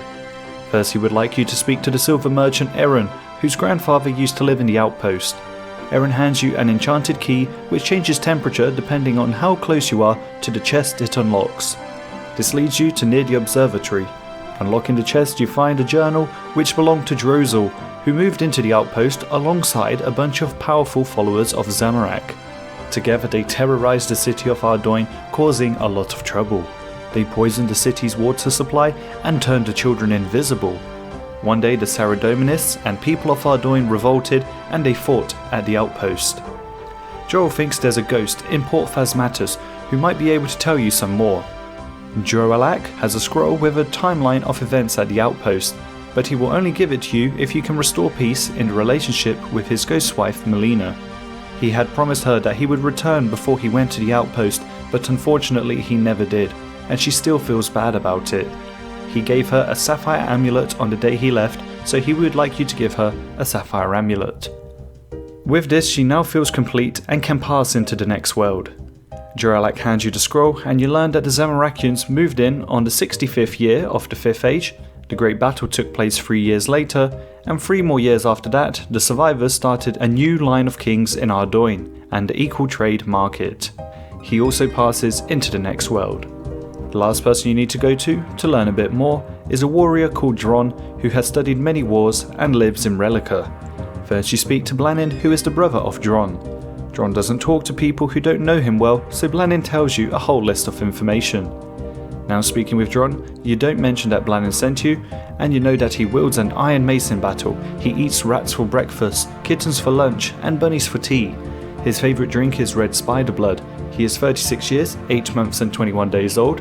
He's studied the 5th and 4th ages. His house is on the northeast side of town. His brother's name is Blanin. His pet cat is named Fluffy. And 5 plus 7 is 12. After answering the strange questions to prove that you know him well, you ask about the history of the outpost near Ardoin. The battle ended on the top of the outpost between 2 ex-friends, one following the god of Zamorak and the other Saradomin. They decided to lay down their arms and both unite under the god of balance, Guthix. Spreading the word of equality, one started a market where they would trade their wares equally and fairly, and the other became the king, whose great-grandson is now King Lathus. Jorrel hopes to transform his outpost into a museum. He hands you a letter which he would like you to deliver to King Lathus, who reads the letter and realises the importance of the outpost, agreeing to allow Jorrel to make it into a museum. You return to him with a letter from the king, and there is now a room displaying items. Here there's an interesting book written about your character that tells stories of some of your adventures. Completing this quest is a requirement for Song of the Elves, Spirits of the Elid. You speak with Awasar, the mayor in the town of Nada. The townspeople have been suffering a drought this last week. Uncertain of what could have caused it, it may have been that recently a Saradomian priest visited, but was then found dead by the river a week ago. One of the merchants from Polnivnich has taken the opportunity to exploit the Nadian citizens by selling ice at an outrageous price due to the recent discovery of ice making. You now speak with Gazlor the Elder. He thinks that the drought has got to do with the water guardians of the source of the river Elid. He hands you the Ballad of Jarish, which tells of Jarish's quest in trying to find spirits. In the town's temple, you telekinetically grab the ancestral key and find some torn robes in the cupboard, which you mend with a needle and thread. Going to the source of the river Elid, you use a rope to enter the cave behind the waterfall, and after equipping the robes of Elidinis, you use the key to be able to enter. When trying to enter the southern room, a white golem appears who is only weak to stab attacks. Then you clear the water channel using your thieving skills for it to flow. The eastern room is protected by a grey golem, weak to slash attacks, and you mine clear the water channel. Lastly, the northern room is protected by a black golem, weak to crush attacks. The water channel is cleared by shooting the target on the other side. With all three waterways cleared, you then enter the next area of the cave. Going around the underground lake, which is the source of the river Elid, you find 3 water spirits. They're the ones who killed the Saradomian priest and stopped the water from flowing to Nada because the townspeople turned away from their desert god Elidinis and also threw away her statuette. Updating Awasar, he remembers that they did throw it away into a crevice nearby. Before leaving, you pick up a pair of Awasar's boots and cut the soles off them.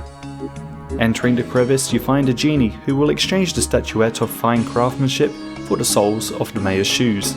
Asking why he needs these, he says that he read that powerful beings are collecting souls these days.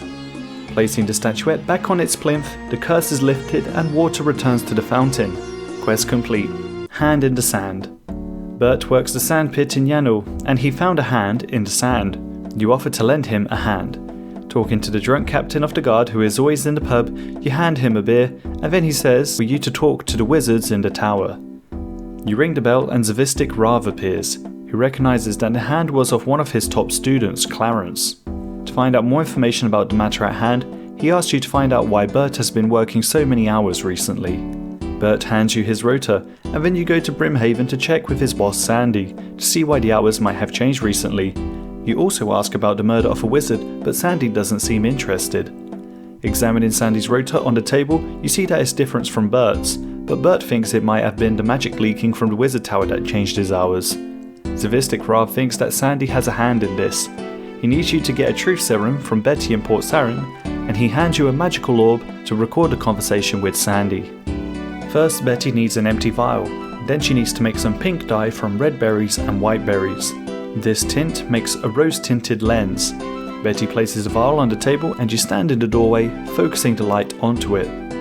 Now the last ingredient is to add something personal from the person who you want the potion to work on. So you pickpocket Sandy and get a bit of sand, which is added to complete the truth serum. For the potion to work, you just need to dilute it in something, like coffee. First you have to distract Sandy, so you say that there's a small parrot with a pink banana sitting outside his window. While distracted, you add the truth serum to his coffee, and then you see him drink it. Now you activate the magical orb that the wizard handed you, and you ask why Bert's rota is different.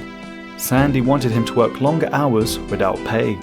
Why doesn't Bert remember this? Well, because Sandy bribed the wizard to put a spell on him so he would believe anything that Sandy says. You ask what happened to the wizard, and he says that he killed him so that he wouldn't have to pay the bribe, and then he put the body in the sand. Now with the truth you return to Zavistic Rav, with the conversation recorded on the orb. Next he wants 5 earth runes and a bucket of sand. The sand pit is now automatically filling itself up, which means that Bert no longer needs to collect it from Brimhaven, but he's sad that he's not busy now. Lastly, you have to find the rest of Clarence's body. All the sand pits in the game have been checked except for the one on Nentrana, where you find Clarence's head. Bert will now deliver sand to your bank every day, and you can buy runes at the Wizard Tower here in Yanul. Quest complete. Inakra's Lament. Near the quarry, you meet Lazim. He says he was a renowned sculptor who made statues for the kings and queens of Gielinor, but he has since laid down his hammer and chisel, so he needs an adventurer willing to help sculpt for him. To make the base of the statue, you firstly need 32 kilograms of sandstone, which you mine nearby. To make the body, you need 20 kilograms. He uses magic to put the sandstone together, and then you chisel it. Balking at the task at hand, he mentions that recently an adventurer sneaked a girl out of the bandit camp by carrying her in a barrel. Now you need to make a head from granite. You can choose to make the head of Zamorak or Ikflorin. After you add the head, everything shakes as the statue falls into the ground and you fall after it. In here the doors are strange, but the keys seem to have the shape of arms and legs, so you mine them off the body. When you put the limb into the first door, your head hurts as you see a certain flashback of Inakra completing the temple for her lord. In the following room you see a pedestal with a sigil on it, which you take. Another flashback happens at the next door of knights trying to stop the evil sorceress, but to no avail as she uses ancient magics. After picking up another sigil, the next door's flashback shows the ancient desert camel god Akthanakos trusting Inakra, who plans to backstab him. After another sigil, the fourth flashback shows her using magic to make the guards out of bones. With the fourth sigil, you go to the center room, placing the corresponding letters on each door. These spell ZMRK, which indicate Zamorak. Up the ladder, you see a frozen water fountain, which you cast a fire spell on to get the waters running again. Then you see a man called Pentin, who seems to expect that you're going to torture him. He says he is hungry, so you give him some food. And then you ask about the room with smoke, and he says that a breeze might be able to clear it. And about the room that is dark, he says it used to be lit. A wind spell clears the smoke and activates the furnace, and in the dark room there are 6 braziers that burn 6 different fuels: normal logs, oak logs, willow logs, maple logs, a candle and some coal. These fully light the room again. At the central pedestal you place some soft clay to make a mould of a head and then chisel some granite in its shape. When placed, another flashback triggers, showing Inakra betraying Akthanakos. You can now pass the magic barrier and climb to the top floor. A bone guard is defeated by using the Crumble Undead magic spell, and he's glad that he's finally been put to rest. Then in the final room, you use Protect from melee, and the last bone guard is impressed by your power, so he would like your help to finish building a wall to weaken Inakra's spell over him. She had built a temple to assist in Zamorak's uprising to godhood, but Zamorak didn't care and had her trapped here. Stones are gathered from the pile, chiseled to become sturdy, and added to the wall. Akthanakos is no longer her slave and returns to his natural form. In a final cutscene, Inakra laments Akthanakos not having given up after thousands of years. Now they are going north to fight one more time. Lazim is frustrated that you foiled Inakra's plans, but at least he has a Zamorakian temple to explore. If his suspicious look wasn't enough of a clear giveaway, at least now you know who he aligns with. Completing this quest is a requirement for Desert Treasure 2. Fairy Tale Part 1 Growing Pains. To start this quest you must have completed the Restless Ghost, Priest in Peril, Nature Spirit and Lost City. Martin, the Master Gardener in Draenor Village, has noticed that a certain disease has spread across his crops, making them grow fewer vegetables and fewer berries. He wants you to find out what could be causing this disease and try to fix it. You talk to 5 of the advanced gardeners. Elston thinks it's the recent lack of rain. Frizzy Skirnip thinks it's the insects eating the crops. Tresna thinks it's because adventurers keep using his garden patch without asking. Bolongo says it's because the seasons are out of whack these days. Lastly, Gilif says that all of these theories for why the disease is spreading are correct. She believes that the fairies could have to do with this. You equip the Drayman staff and walk into the hut in Lumbridge Swamp, teleporting you to the land of the fairies, Xanaris. In the fairy throne room, you look for the fairy queen but don't find her, instead seeing the fairy godfather, who says that the fairy queen has become sick recently. She's currently being taken care of by Fairy Nuff. It is the queen that cares for all of the plants and wildlife in Gielinor. Recently she fought against Tanglefoot but lost her magic secateurs and fell ill. You are given a list of symptoms which you are to deliver to a mage called Xander Horfire at the Dark Wizard's Tower west of Falador. He's friends with the Fairy Queen, but is not familiar with the magic needed to help her, so he points you to Malignius Mortifer. Amongst the elemental wizards, you find him, but he does not seem to be interested in helping you, so you go to Draenor Manor and dig up a skull from the grave north of the building, which he accepts in order to help. You ask Malignius how he defeated the Tanglefoot. The only thing that can defeat it is a pair of enhanced secateurs. You need to bring 3 random items to the Nature Spirit and ask for the ceremony of Phasma Phasmatis Natura. The Nature Spirit enhances your secateurs into their magical version. You return to Xanaris, and west of the Cosmic Altar, the Gatekeeper lets you through. Traversing the undergrowth, you fight the Tangle Root with your magic secateurs. When he is defeated, he drops the Queen secateurs, which you hand to the Fairy Godfather. Completing this quest is a requirement for Fairy Tale Part 2, Cure a Queen. To start this quest, you must have completed Fairy Tale Part 1, Growing Pains. You update Martin the Gardener with your feat of saving the Fairy Queen. You explain that she was in a fight with Tanglefoot and lost the secateurs that contained her magic. You defeated Tanglefoot and gave the Godfather the Queen secateurs.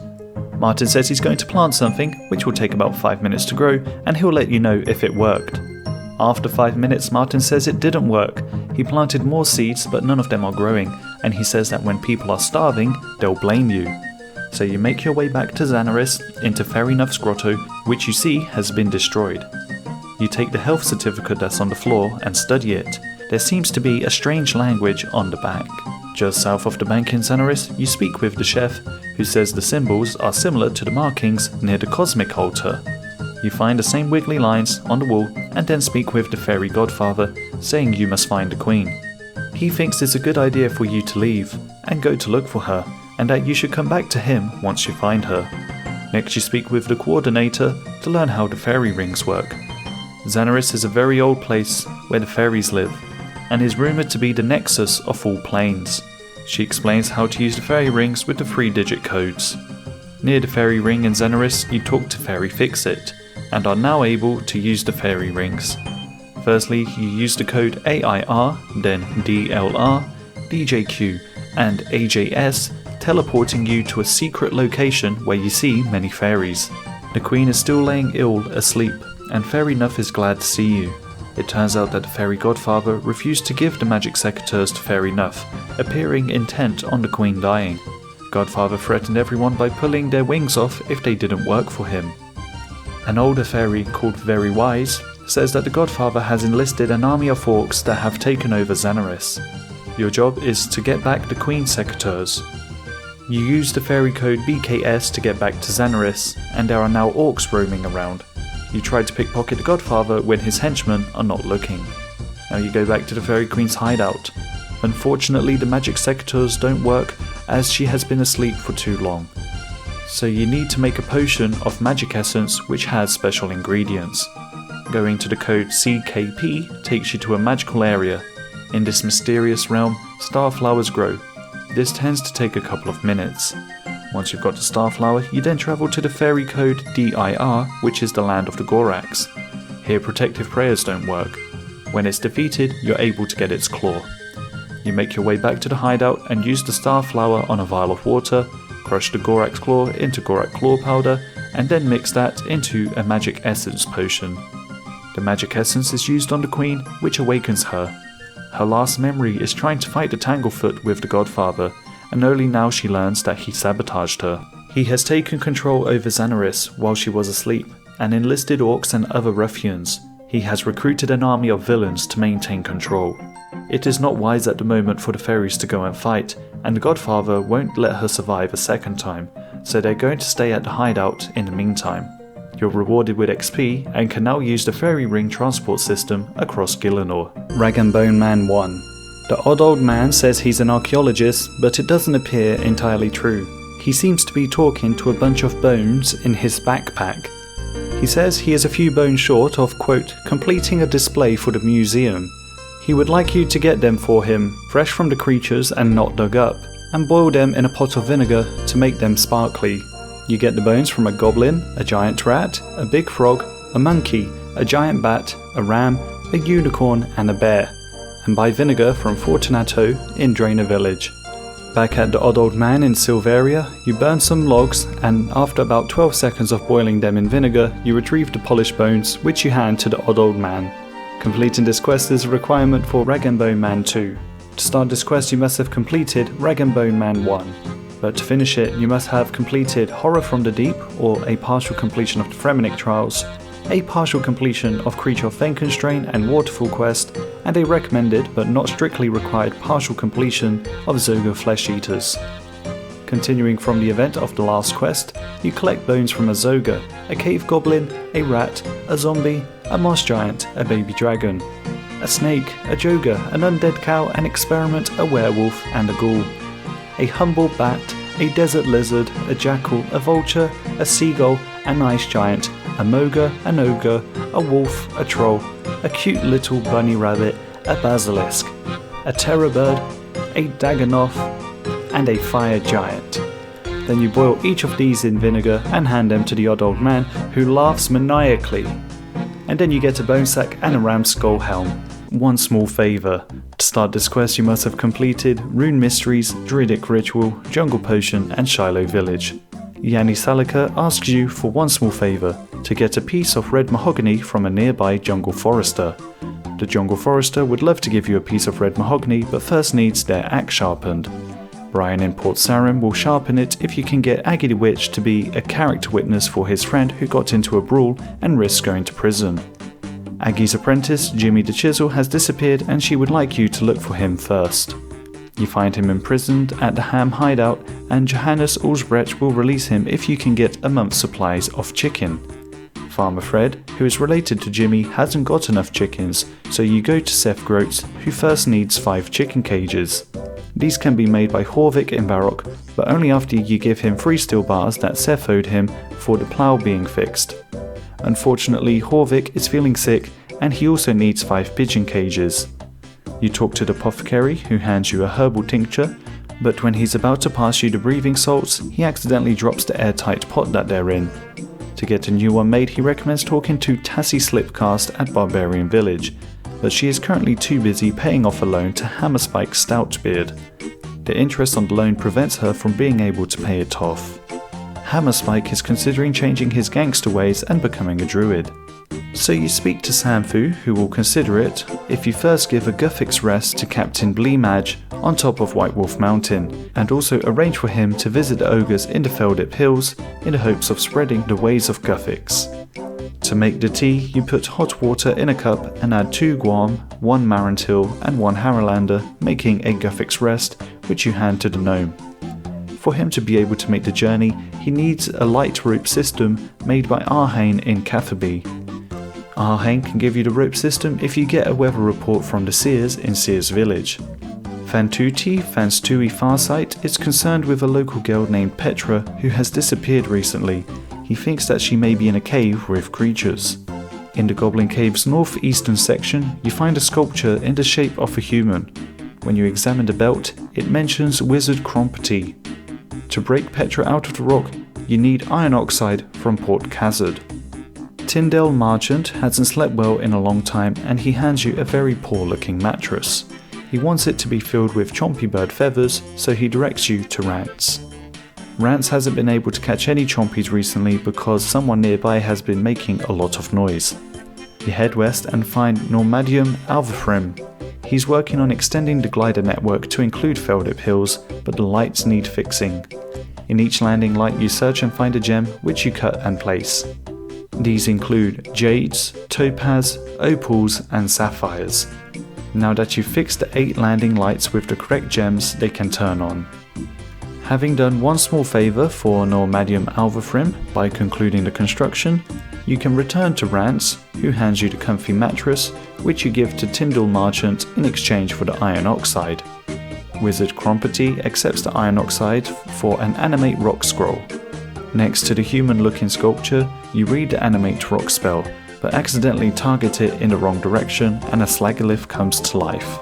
Once defeated, you recast the spell and speak to Petrified, who lets the Seers know that she's fine.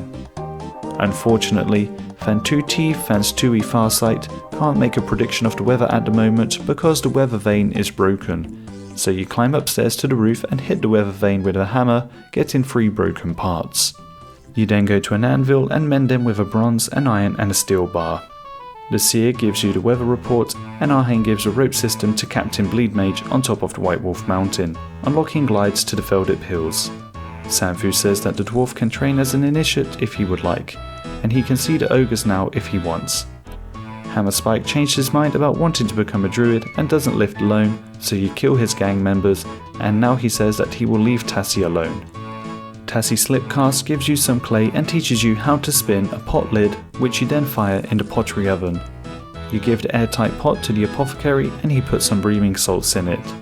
Then you hand Horvik the herbal tincture and the breathing salts, which make him feel much better, and you hand him the pigeon cages, which he transforms into chicken cages. These are given to Seth Groats, who supplies the chickens, and Johannes Ulsbrecht of the Hamhide frees Jimmy the Chisel. Aggie confirms that Jimmy has returned, and she agrees to be a character witness for Brian's friend. Brian says that his friend actually wandered off into the wilderness, and he asks you if you can go get him, but then he says he's just kidding and hands you the sharpened axe. This is given to the Jungle Forester for the red mahogany log, and finally you complete the one small favour for Yanni Salika. Completing this quest is a requirement for King's Ransom and Swan Song, a Soul's Bane. This rift opened a couple of months ago. Some of the dig site students have gone in but not escaped. You ask Lorna why she's interested in the rift. She's looking for her son, Tolna, who disappeared 25 years ago. Her husband went in to look for him a few days ago but still hasn't returned. You tell Lorna that you'll look for her husband and son and attach a rope to the rift to enter. Inside you hear Tolna's anger. You use a sword to kill the unicorn, a spear to kill the bear, the mace to kill the giant rat, and a battle axe to kill the goblins. In a massive fit of rage, you exude a dragon which defeats all the creatures in the room, releasing all the pent-up anger felt here. Then you see a flashback of Tolna as a young boy, who says he can't live with his mother's rules all the time, and he is tired of the meek lifestyle of getting by and barely having enough to pay the bills. He aspires to more. After the anger room, you're now in the room of fear. When you look into the dark holes, fear reapers appear, and with each one you defeat you become less and less scared. No longer feeling fear in this room, you see the flashback of Tolna being swallowed by the rift in the ground. The next room spells confusion, as the strange creatures move around and multiple doors are in sight. With each creature that takes damage defeated, there is a little less confusion as a door disappears. When one door remains, your mind becomes clear. You see a scared Tolna at a point where he feels hopeless. Next you see some hopeless creatures on the floor. The third time you kill these monsters, they are finally defeated, and now you can see a bridge of hope. Next you see a man called Branna talking to this very strange creature who is his son Tolna. The creature says that he is no longer the boy that he remembers. Branna says he will always be his son, but Tolna says no, that this dungeon has morphed his mind and body. The father says he spent a long time looking for him, but Tolna does not believe it, feeling abandoned. After defeating him, his memory slowly comes back to him. The family expresses their gratitude for your help, and with the family issues finally resolved, Tolna explains that he heard that people used to worship a god down there many years ago. He ventured into the rift to look for the legacy of that civilization, sensing a foreboding power of suffering as he delved deeper. Whatever this ancient, godly creature was, it is not ready to reveal itself to the world just yet. Tola is now keeping the rift open with the different creatures available for fighting so that people can learn from them, just as he has dealt with his repressed emotions. The Eyes of Glufrey. To start this quest you must have completed the Grand Tree. You talk to Brimstale in a cave underneath the Gnome stronghold. He's researching the arcane, and is glad that he has someone to talk about his magic research with. Most gnomes are not interested and don't entirely trust magic. He tells you the story of the most famous gnome mage, Glufrey, who was exiled after the Goblin Wars and was working with light, alongside Oatnock, who was the famous engineer and architect that built most of the stronghold during the reign of King Helforg. Brimstale says that you can now wander around the cave and learn about all the different parts you see. You find a singing bowl of an elvish appearance, the sounds of the cave bounce off it, and you almost feel like it's calling for home. You also see some ancient machinery. There is only one gnome alive today who knew Oatnock, King Elforg and Glufrey, and that is Hazelmere, who helped create the Grand Tree. Brimstale asks you to talk to Hazelmere to find out anything you can about Oatnock's machine, and anything you can about Glufrey that would be interesting. Hazelmere casts a magic spell and everything seems a lot clearer. You can now hear his voice in your head, but he's not moving his lips. You're communicating with him telepathically. In the 4th Age, a time before humans, Helforg became king. The elves mysteriously decided to go west, leaving most of Candorin open for conquest. There were the gnomes and the goblin tribes. They met at the Battle of Atadisundri. The goblins were stronger, but Glufri and King Helforg devised a plan to make it seem like they have an absolutely massive army of giant tortoises through the magic of illusion. The goblins were scared and fled. Hazelmere then befriended a spirit tree named Argento. He started travelling using its system, although one day things became dark. While the tree appeared alive to others, Hazelmere had an intuition that something was off. Glufri had used his magic to hide the truth. Oatnock made an anti-illusion machine with help from the elves, and the gnomes could now see that the tree was in fact dead. As Glufri kept something secret from the king, he was ordered to leave, and so he went with a group of gnomes to a place they called Arpasandra. Hazelmere gives you a violet pentagon, which was part of the machine, although he's not sure how it works. You now update Brimstail with everything, which he takes notes of. While you're explaining, a shadowy figure hides behind a cupboard and then breaks Oatnock's machine. To repair this you need maple logs, oak logs, and a resin-based glue made of pine with a magical grey powder, which is a crushed mud rune. With a hammer and a saw, the machine is repaired and you collect more tokens from Brimstail. The value of the tokens are a multiplication of the colour value with the number of sides. To unlock the machine, the tokens need to fit the slots and sum together to match the number displayed. When the machine is activated, the cute creatures now appear as evil creatures. The anti-illusion reveals them to actually be spies. You update the king, who asks you to get rid of all of them. Once they're all dealt with, you are rewarded and might be called upon one day to further investigate Glufri and the spies. You also get a seed which is placed in the elven singing bowl, giving you a crystal saw which provides an invisible +3 boost to construction when used. Completing this quest is a requirement for Monkey Madness 2, Enlightened Journey. On the island of Entrana, you talk to August. He wants to fly to Tavali because he doesn't want to go on a ship in the ocean. To do so, he's going to make a balloon. He believes that hot air is lighter than cold air, and this could lift him. First, he wants to do some tests. With 3 papyrus, a ball of wool, and a candle, you make an origami balloon, although it burns down. The next test, with 2 sheets of papyrus and a sack of potatoes, is pitched fork by a flash mob of religious fanatics. Next you need to bring August yellow dye, red dye, 10 pieces of silk, a clay bowl, and 8 sandbags, which you get from filling 8 empty sacks at the sandpit on the island. Lastly, you use 12 willow branches to create the basket, and now that the balloon is complete, you bring 10 logs and a tinderbox in your inventory to set sail. By dropping sandbags, burning logs, and pulling the ropes, you relax your way across the skyline of Gielinor, eventually making it to Tavali. You are rewarded with experience, a bomber cap, and a bomber jacket. Completing this quest is a requirement for Monkey Madness 2, Eagle's Peak. You speak to Charlie in Ardoin. There was a recent shipment of ferrets to the zoo, but because they're sneaky little creatures, they managed to escape. A huntsman named Nikolaus agreed to capture another one, but Charlie hasn't heard from him for some time. He would like you to investigate and tells you to look at the mountains near the gnome stronghold. Just north of Eagle's Peak, you see a campsite and many ferrets. You inspect the book on birds, and between the pages you find a metal feather. On the last page you read of the giant eagle, which seems to be somewhat of a legend and not confirmed. It is also rumoured that the leader of a group called the Bandits of the Golden Claw managed to befriend the eagles. Around the campsite you see prints of what appears to be an extremely large bird. Now you climb up the rocks near the campsite and find a rocky outcrop. Using a metal feather, it opens, revealing a tunnel into the mountain. Here you find another book, the Journal of Arthur Artemis. It talks about the Bandits of the Golden Claw's planned raid on the gnome stronghold. They weren't successful and then hid from the gnomes in the tunnels of this mountain.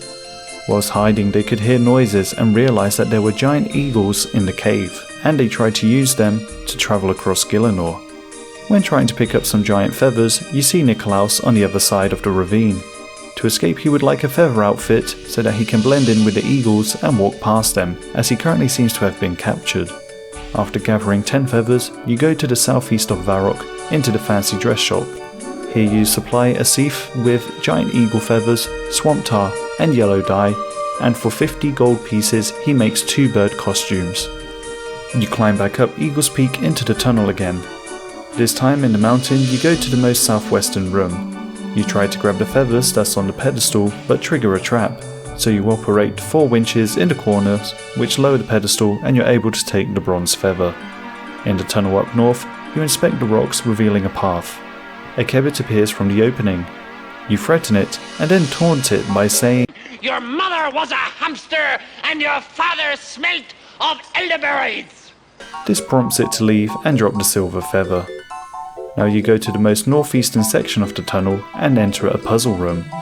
You grab 6 handfuls of birdseed, pull down some levers and place the seeds in the feeders, moving the metal birds along the cave until you retrieve the golden feather.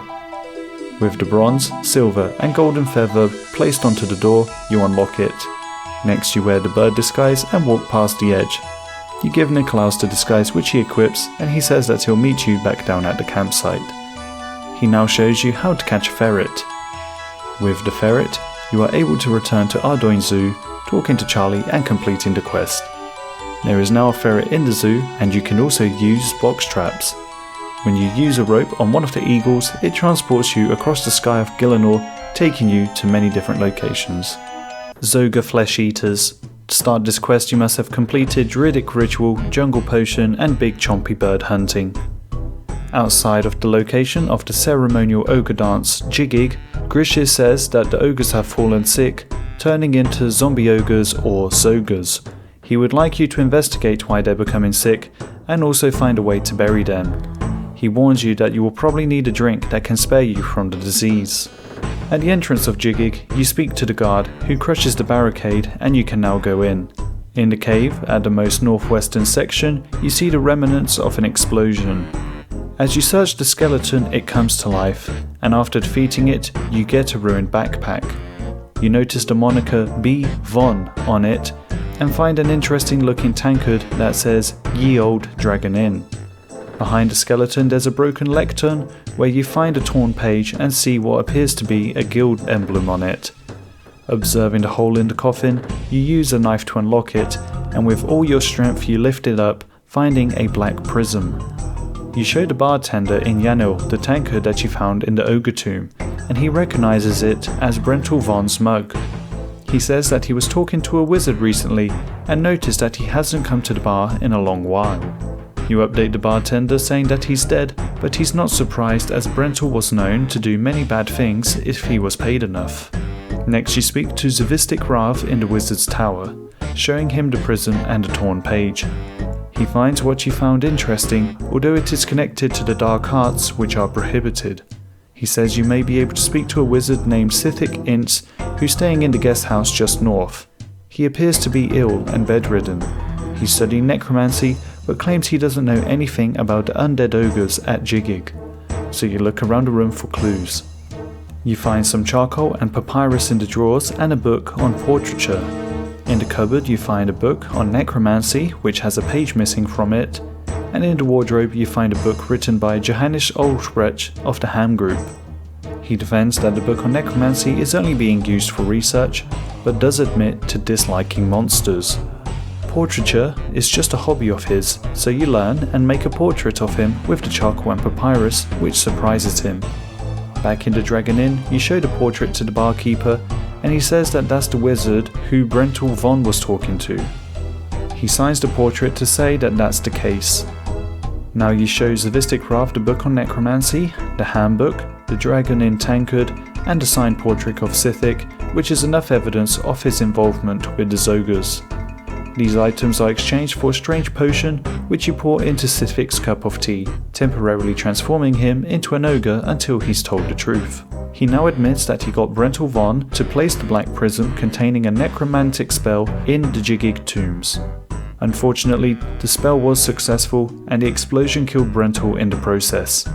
The spell can't be reversed, and the ogres are going to have to change their ceremonial location for their dance. The best way to defeat the Zogres is by using brutal arrows, which have nails on the end. Lastly, he says that a potion can be made with jungle ingredients to reduce the effects of the disease. Updating Grish with all the information that you've learnt, he hands you an Ogre Gate key, and he would like you to grab the ceremonial artifacts. With achy trees and wolf bones, he demonstrates how to make a composite bow, and then strings it. The Ogre Tomb key unlocks the doors inside the dungeon, and you go further down, descending more stairs. At the very end of the cave, you find a plinth, and a massive Zoga called Slashbash appears. When you defeat him, he drops an Ogre artifact and many bones. You return to Grish to deliver this, and the quest is complete. Zavistic Rav says that once Sithik eventually gets better from his ogre form, he will be sent to a disciplinary tribunal. You can give the Black Prism to Zavistic Rav for 2,000 coins, or you can give it to Yanni Salika from the One Small Favour quest for 5,000 coins. Completing this quest is a requirement for Ramdil. To start this quest, you must have completed Priest in Peril, Druidic Ritual, Jungle Potion, Big Chompy Bird Hunting, and Zoga Flesh Eaters. You speak with Pirate Pete on the dock just north of the Ectofunctus. He tells a story about his half-brother taking over an island with an iron fist, and that the only way to return peace to the poor is to help Pirate Pete find his family's sword. His half-brother is defended by a demon called Baralor the Destroyer. He guards the family sword in the deadly trapped pit. Then your attention is diverted and you get knocked out.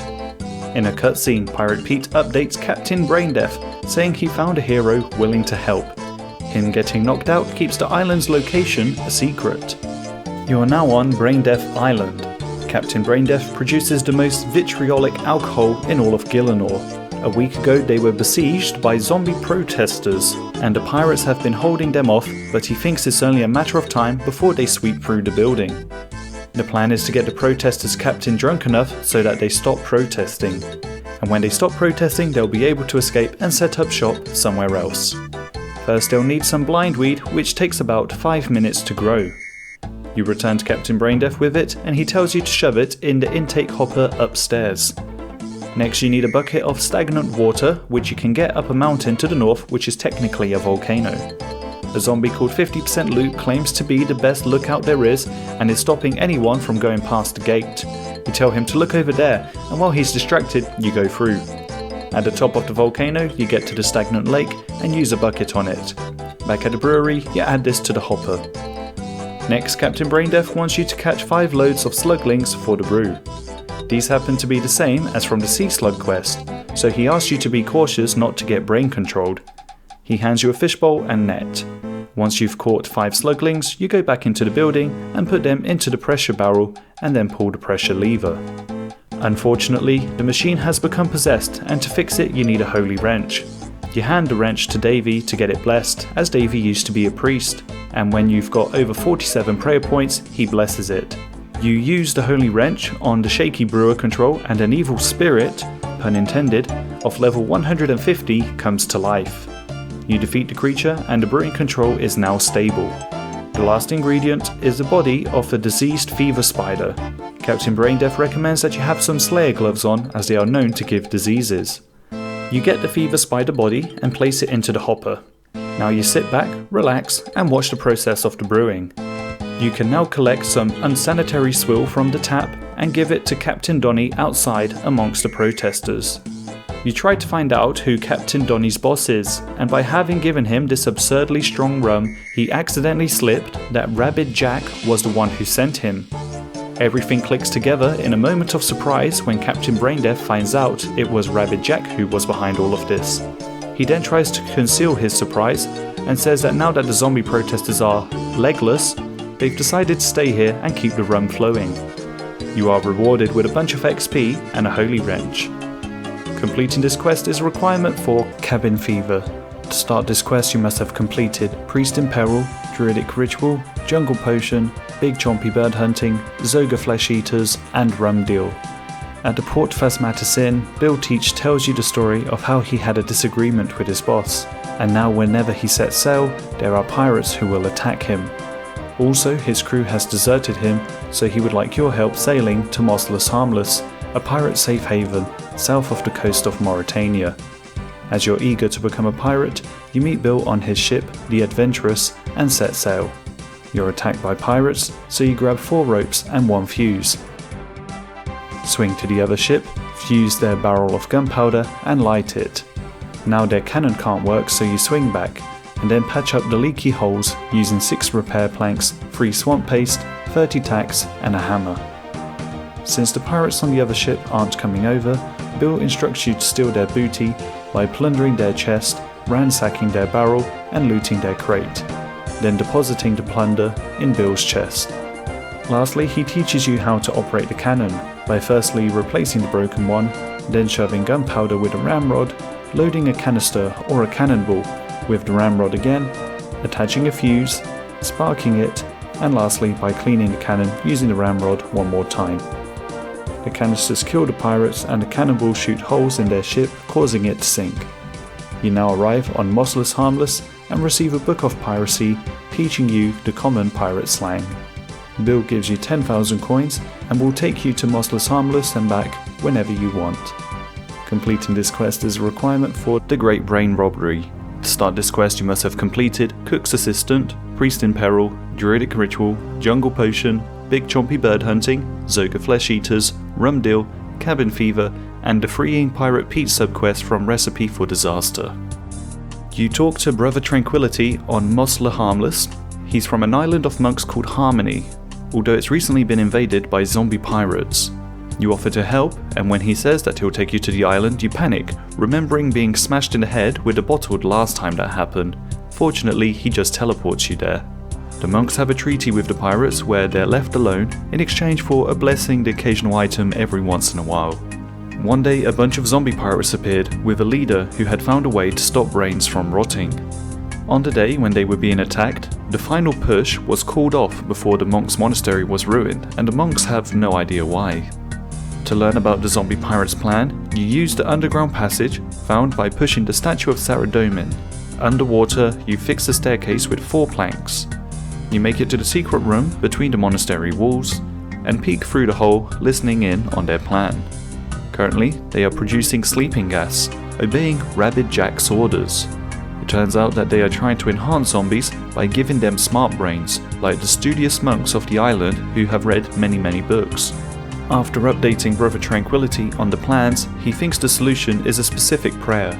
You find the Book of Prayers in the southwestern section of the Edgeville Monastery and need a bless symbol and a prayer level of at least 50 to recite it.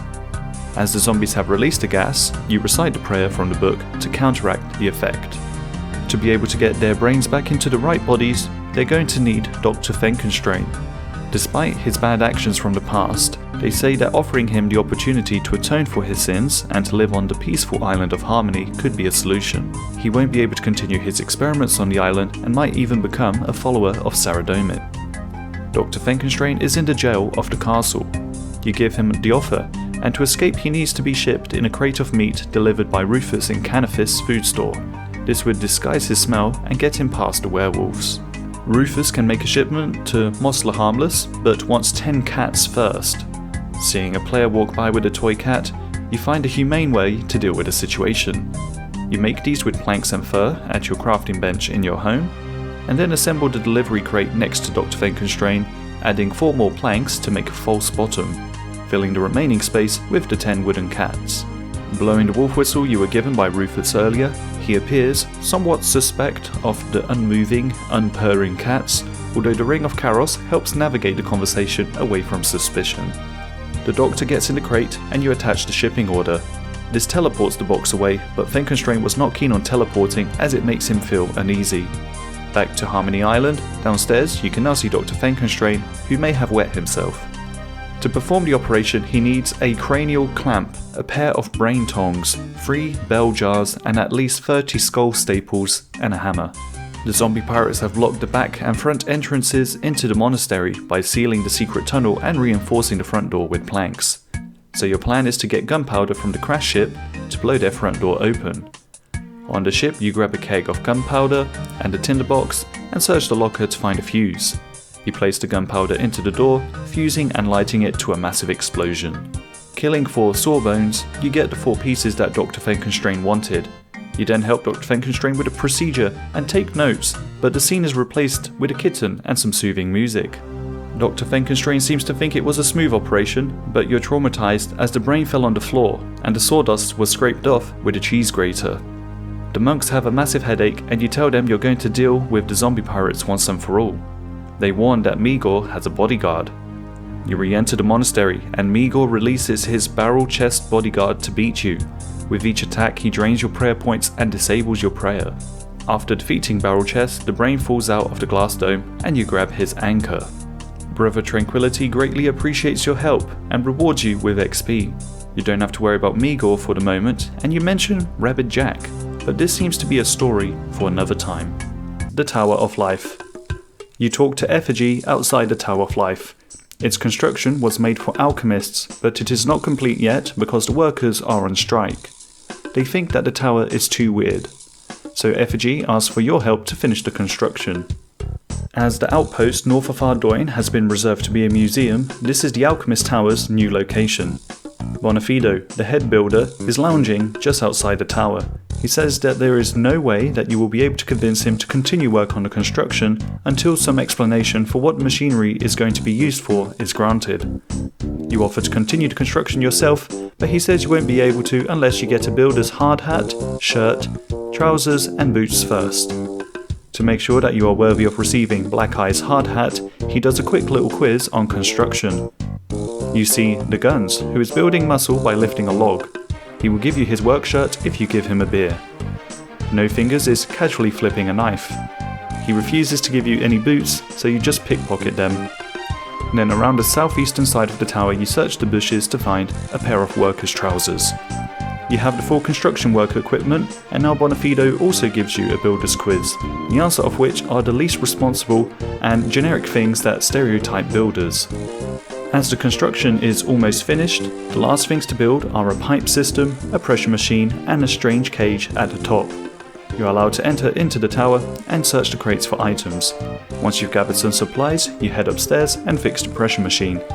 The balls help to clog up the holes and you turn the valves left and right to fill each pipe with water. You gather some more construction materials and this time head up 2 floors. After building the pipe system, you calibrate it by placing them in the correct locations. Once you've got the final construction materials, you head to the very top of the tower to fix the cage. You update Effigy and the alchemists head to the top floor, so you go there also to see what they're doing. They say they can now transform matter, creating gold out of thin air, or create life itself. They cast their first spell and a homunculus appears. It seems to be suffering and in pain. Although the homunculus is clearly in pain, they don't believe that it is and they don't think it has a soul, and they degrade it. You tell them to put it out of its misery, but they don't, and they tell you to leave, but the homunculus gets angry and breaks the cage. They run downstairs, so you go down to confront them. Effigy and the alchemist do not want to confront the creature, so they ask you to do it. The homunculus's mind seems to be split. He seems to understand magic and logic at the same time. You offer him an explanation, leaning towards either, and he recognizes the truth in both. Now there's a plan. The homunculus goes outside to talk with the alchemist and ask why they were creating life. They wanted to follow in Guthix's footsteps in creating life, although there seem to be certain rules that are unknown to man to get this to work. The homunculus tells the alchemist to leave and never return, which they do. Now the homunculus tells you to meet it under the trapdoor in the dungeon. You can now create monsters by combining 2 different life beings. For example, a raw chicken and a swordfish can make a sword chick. Quest complete, what lies below? To start this quest you must have completed Rune Mysteries. You talk to Rat Burgess on the path between Lumbridge and Varrock. He was set upon by outlaws who ransacked and stole very important papers. You offer to help get them back for him. West of the Grand Exchange you find the outlaws and get the 5 papers, adding them to a folder. You return to Rat Burgess, and since you've assisted him this far, he will let you in on a little secret, but only if you do another task for him first. He would like you to deliver a letter to a wizard named Sudok Magus, who is in the Varrock Palace library. He's been trying to discover ancient spells and claims to have found a way to turn clay into gold, and only needs a few items to do so. He needs a clay bowl and a metal wand infused with chaos magic at the Chaos Altar. He says there is a path that's safe and doesn't go through the wilderness, and a book in the library may be able to help you. You read Sinkef Magus's diary. He is a former leader of the Dagonhai, which are a secretive Zamarakian organization situated in the Tunnel of Chaos. It could be implied that Surok is a descendant or relative of Sinkef. The diary talks about the success of the Dagonhai over Saradomin.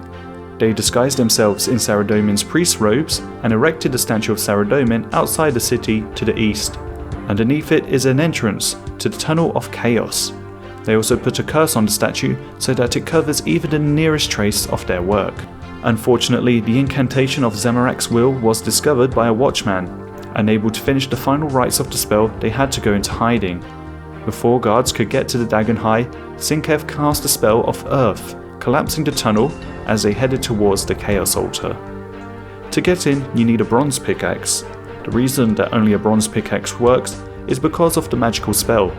No one would try to destroy the statue with a mere bronze pickaxe. This has kept the tunnel underneath secret all these years. You make it through to the Chaos Altar and infuse the wand with magical power. You hand Surok Magus the wand and the bowl, and he hands you a letter to return to Rat Burgess. Surok's letter says that King Rold will be replaced and that no one is suspecting anything. It turns out Rat Burgess is not a traitor, but the commander of the Varrock Palace Secret Guard, or VPSG. Surok Magus has discovered a mind control spell, and he was planning to use it on King Rold so he could become the most powerful person in Gielinor by proxy.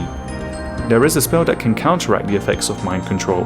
The person who knows this spell is Zaf.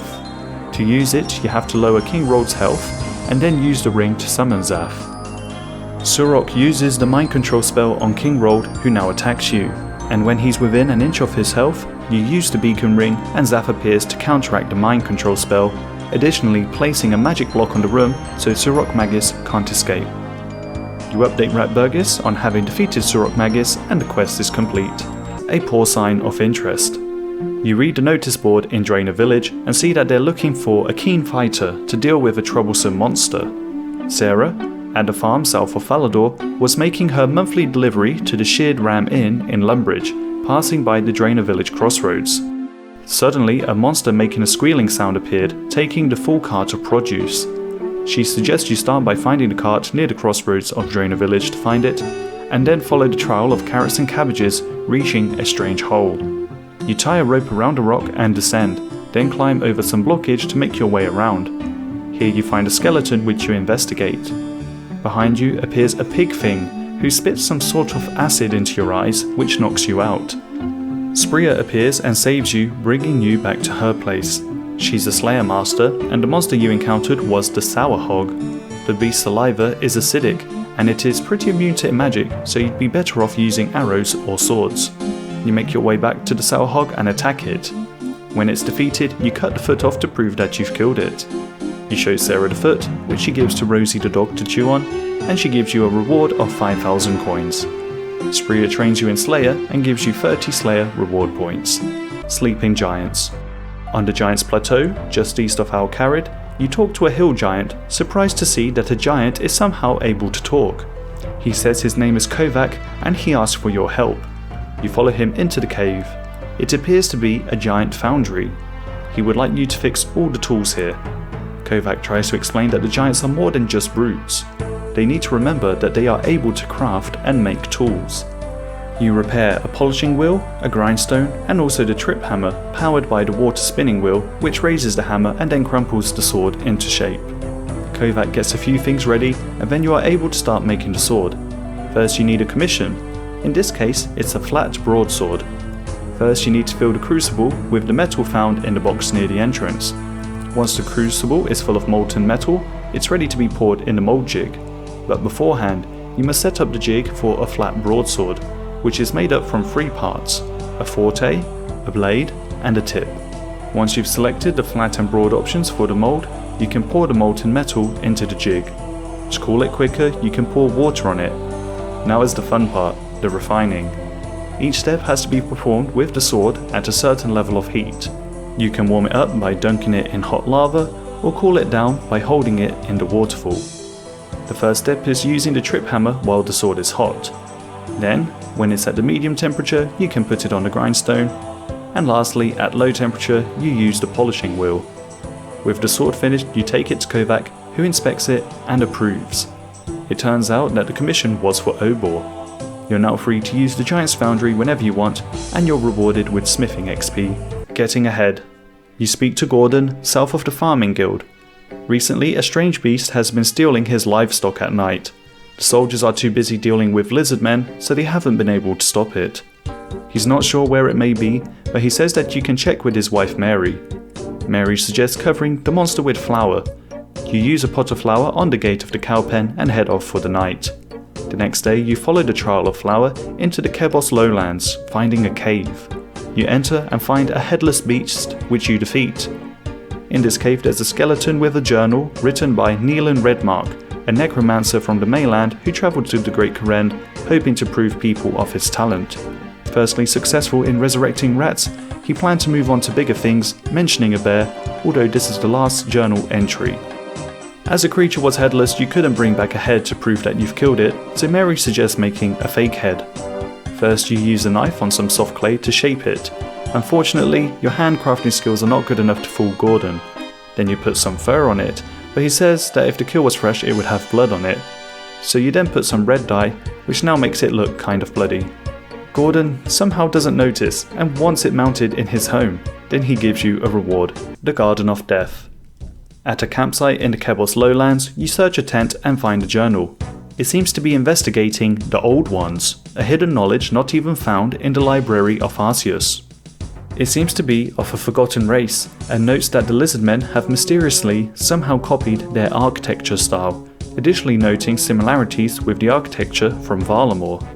More can be learnt by going down the hole next to the tent. You search a stone table and find a stone tablet. It's in a strange language, and you find a note stuck on the back, which is written in the same handwriting as the journal. There seems to be translations for some of the words, but not all of them. You add the translations of island, water, time, vessel, and north. You then travel to Lake Mulch Island, taking Boti to travel there. Down another hole, inspecting some vines, you find another note. You then use some secateurs to cut your way through. Here you search another stone table, finding another stone tablet. And you add the words west, poison, body, food, and earth. Travelling using Boti again, you go to Mulch. At the shrine you find another hole and inside another tablet. The words translated are make, yes, no, move, arrive, east and south. You then make your way to the ruins of Mora, entering the fourth and final hole, reading the fourth tablet and translating the final words: small, big, light, dark, life, death, knowledge and home. You have now completed all the translations and find a note on the floor stating that the Ascended of Arceus were not the first to discover soul transference. That honour belongs to the Old Ones. The note written by Cassandre Shaw says that he will find the remaining knowledge left by the Old Ones. He endeavours to discover the secret of soul transference. He left this note purposefully for you to read. Whether he thinks you're an ally or an enemy, only time will tell. The messages of the stone tablets are a mystery, but could allude to the attempt of using plants to transfer souls through the process of death. Completing this quest is a requirement for Desert Treasure 2, Client of Kurend. To start this quest you must have completed X marks the spot. At Port Piscarilius, Vio says he has a client from the mainland who wants to learn more about the houses of the Great Kurend. He hands you an enchanted scroll which can be written on without ink, and you suspect that this could be a form of spying, although Vios reassures you it's not for that, he just wants to keep the knowledge gathering on the down low. He suggests you speak to the general store owners in each city. Leans, at the Port Piscarilius general store, speaks in rhymes and tells a poem of how Port Piscarilius provides the fish for the island. Next you talk to Horace at the Hersidius general store, saying the house provides agricultural production. Jennifer from the Shazian general store says their soldiers provide safety and protection from the threat of the lizard men. Monty from Loverkench says the dwarves are the finest blacksmiths in the land. And lastly, you speak to Regath at Arceus General Store, the house which focuses on the expansion of knowledge. As you jot down the fifth bit of information of the 5 houses here on the island, you feel a pain go through your arm and a voice whispering in your ear to return to Veos. As you've assisted Veos' client once, he just now needs you to take her north to the Dark Altar north of Arceus. Here you activate the mysterious orb and it shatters. You hear a voice again telling you to return to Veos. You tell him you've completed your task for the client, but he's confused, not having any idea of what task he has given you, and then he feels a jolt go through him, now being possessed by the client. The client doesn't tell you who he is, saying that you'll find out all in good time. You're rewarded with a favour certificate to gain 20% in one of the houses. Completing this quest is a requirement for Tale of the Righteous, the Ascent of Arceus, the Depths of Despair, the Forsaken Tower, Dragon Slayer 2, and the Queen of Thieves. To start this quest you must have completed X marks the spot and Client of Kourend. You talk to Thomas Lowry outside the Port Piscarilius Bank. He is there on behalf of the Kourend Council to investigate gangs which are causing trouble. While normally the gangs remain small and relatively harmless, a new one has come along called the Saviours of Kourend. They have become the largest gang by having all the smaller ones join them. There is a mysterious figure, known only as the Queen of Thieves, who has coordinated this amassing. Your mission is to find her. In one of the houses you speak to Robert O'Reilly. He's happy to tell you what he knows, but first he would like a stew. He then tells you that the gang's hideout is a place called the Warrens, which is in the sewers beneath you. So you enter the manhole into the sewer and find the gang hideout. Near the fish stall, Devon Rutter says that if you want to join the gang, you'll need to kill Conrad King, a senior member from their biggest rivals, the Vipers. On the dock, just outside the food hall, you're given the option to kill him softly, but the game makes you realise that you can't kill someone softly, so you kill him hardly. Back in the Warrens, you speak to the Queen of Thieves and are accepted as a member of the Saviours of Kourend. It turns out that they're not just thieves and murderers, but they are actually coordinating their attacks specifically to counter the effect of the Kourend Council. When the previous king died, his closest advisor announced his daughter to become queen, although she's claimed to have become mad, and the Kourend Council have ruled the kingdom ever since. Supposedly, the councillors are voted in by the people and hold their seats for 4 years. Councillor Hughes is the first target, as they believe that she is in league with the Disciples of Yama, which is a cult of Zamarakians who serve a fire demon. They need to find proof of her corruption. In Kingstown, you enter her house and go upstairs, and in the side room you find a chest, of which you pick the lock. Inside you find a letter detailing a drop-off, courtesy of the Kourend Treasury, asking for the Master to be made aware of who is funding his return. Upstairs in this house there is a Lesser Demon. Outside the Port Piscarilius Bank, you hand this letter to Thomas Lowry. Now his priority is no longer the Queen of Thieves. If the letter is to be believed, then Councillor Hughes is corrupt and should be discharged from the Kourend Council. You ask for a reward and he says that there is no better reward than a job well done, which leaves you a little bit disappointed. You return to the Queen of Thieves, who now reveals herself as Lady Shauna Piscarilius. For all this time she was claimed to be on her boat, but she actually coordinated all of the gangs to get together, as it had to be someone of a certain stature to be able to achieve this. She hands you a 10% Piscarilius favour certificate and a memoir page, which you can add to the Crest memories. Completing this quest is a requirement for A Kingdom Divided, the Depths of Despair. To start this quest you must have completed X marks the spot and Client of Kourend. You speak to Lord Candor Hesidius. His eldest son Arthur has gone missing. Your job is to find him. Chef Olivia is secretly in a relationship with Arthur. Before he went missing, he told her that he's going to look for the original copy of the Royal Accord of Twill. He's lately been spending a lot of time at the Arceus Library and talked about a librarian called Galana. You find Galana and say that you're looking for the Royal Accord of Twill. She says it was signed by the royal lords of the Houses of Kourend over 1,000 years ago. It states that they would take turns to rule the kingdom every 10 years. This practice has since been abolished, and it is now ruled by the Kourend Council. Whilst the original accord has been lost, copies exist in the library, although many have tried to search for it and failed. Galana says you may wish to read The Envoy of Valamor by Derek Paulson. It explains how the accord was lost. You find the Valamor Envoy, which explains the event after the war between Valamor and the Great Kourend. King Crest III wanted to repair relations with Valamor by sending an envoy with the original Royal Accord of Twill to be kept safe at the Grand Museum of Civitas Illa Fortis. Whilst this accord had survived many different events such as the Long Winter, the Age of Strife, and the War of the Five Houses, it did not survive the envoy. Halfway between Port Piscarilius and the Civitas port, disaster struck and the ship sank during a great storm. All was lost except the envoy himself, who was saved by a passing fisherman. After 40 years of attempting to recover the royal accord, the search was called off. But later, a discovery of caves was made near Land's End. A team of historians and adventurers went to see if they could retrieve the accord, but they were ill prepared for the journey and were lost once again. To this day, there have been no further attempts to search for the original accord. Along the coast, near Land's End, you find the Crab Claw Cave. Delving deeper, you find Arthur Hasidius. He's fine and will head home as soon as he's done.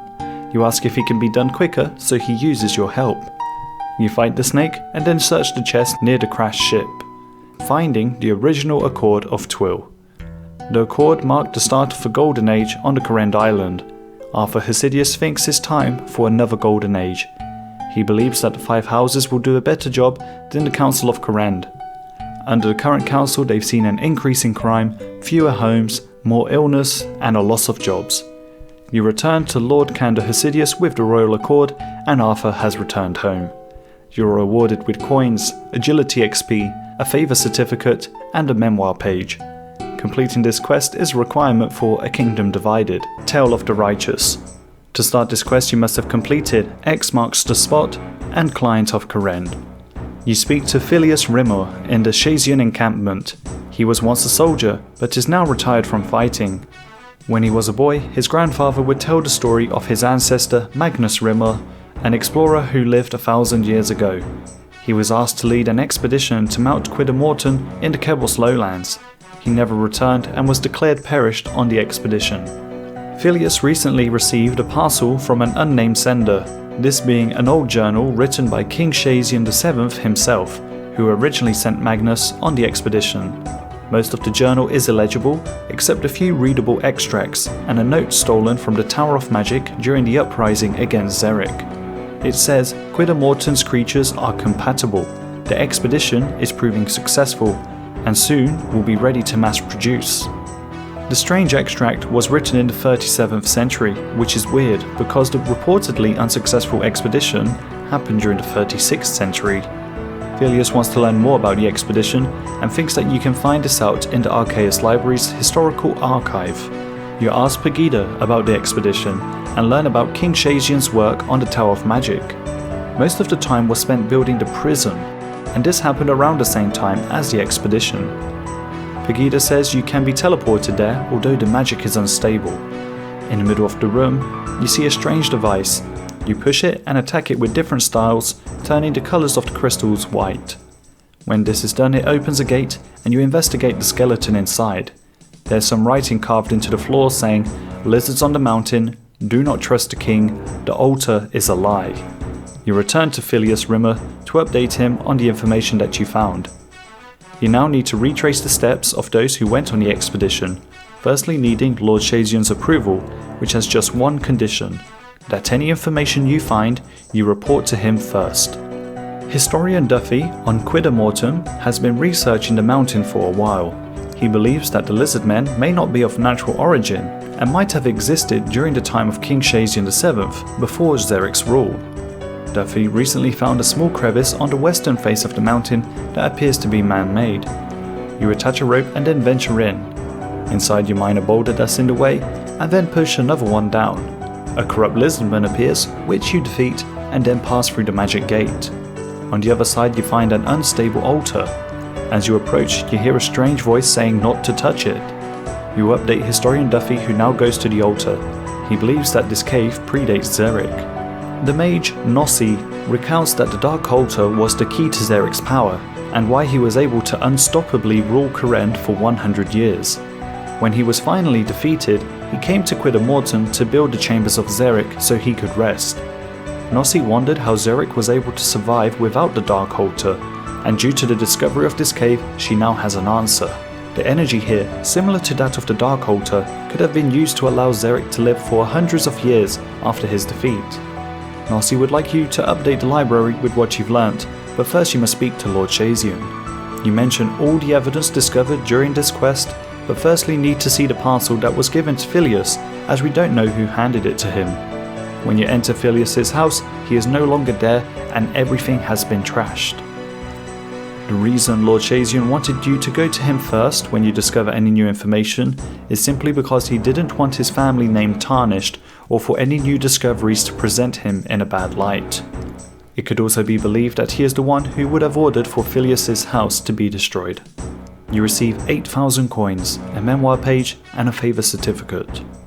Completing this quest is a requirement for A Kingdom Divided, the Forsaken Tower.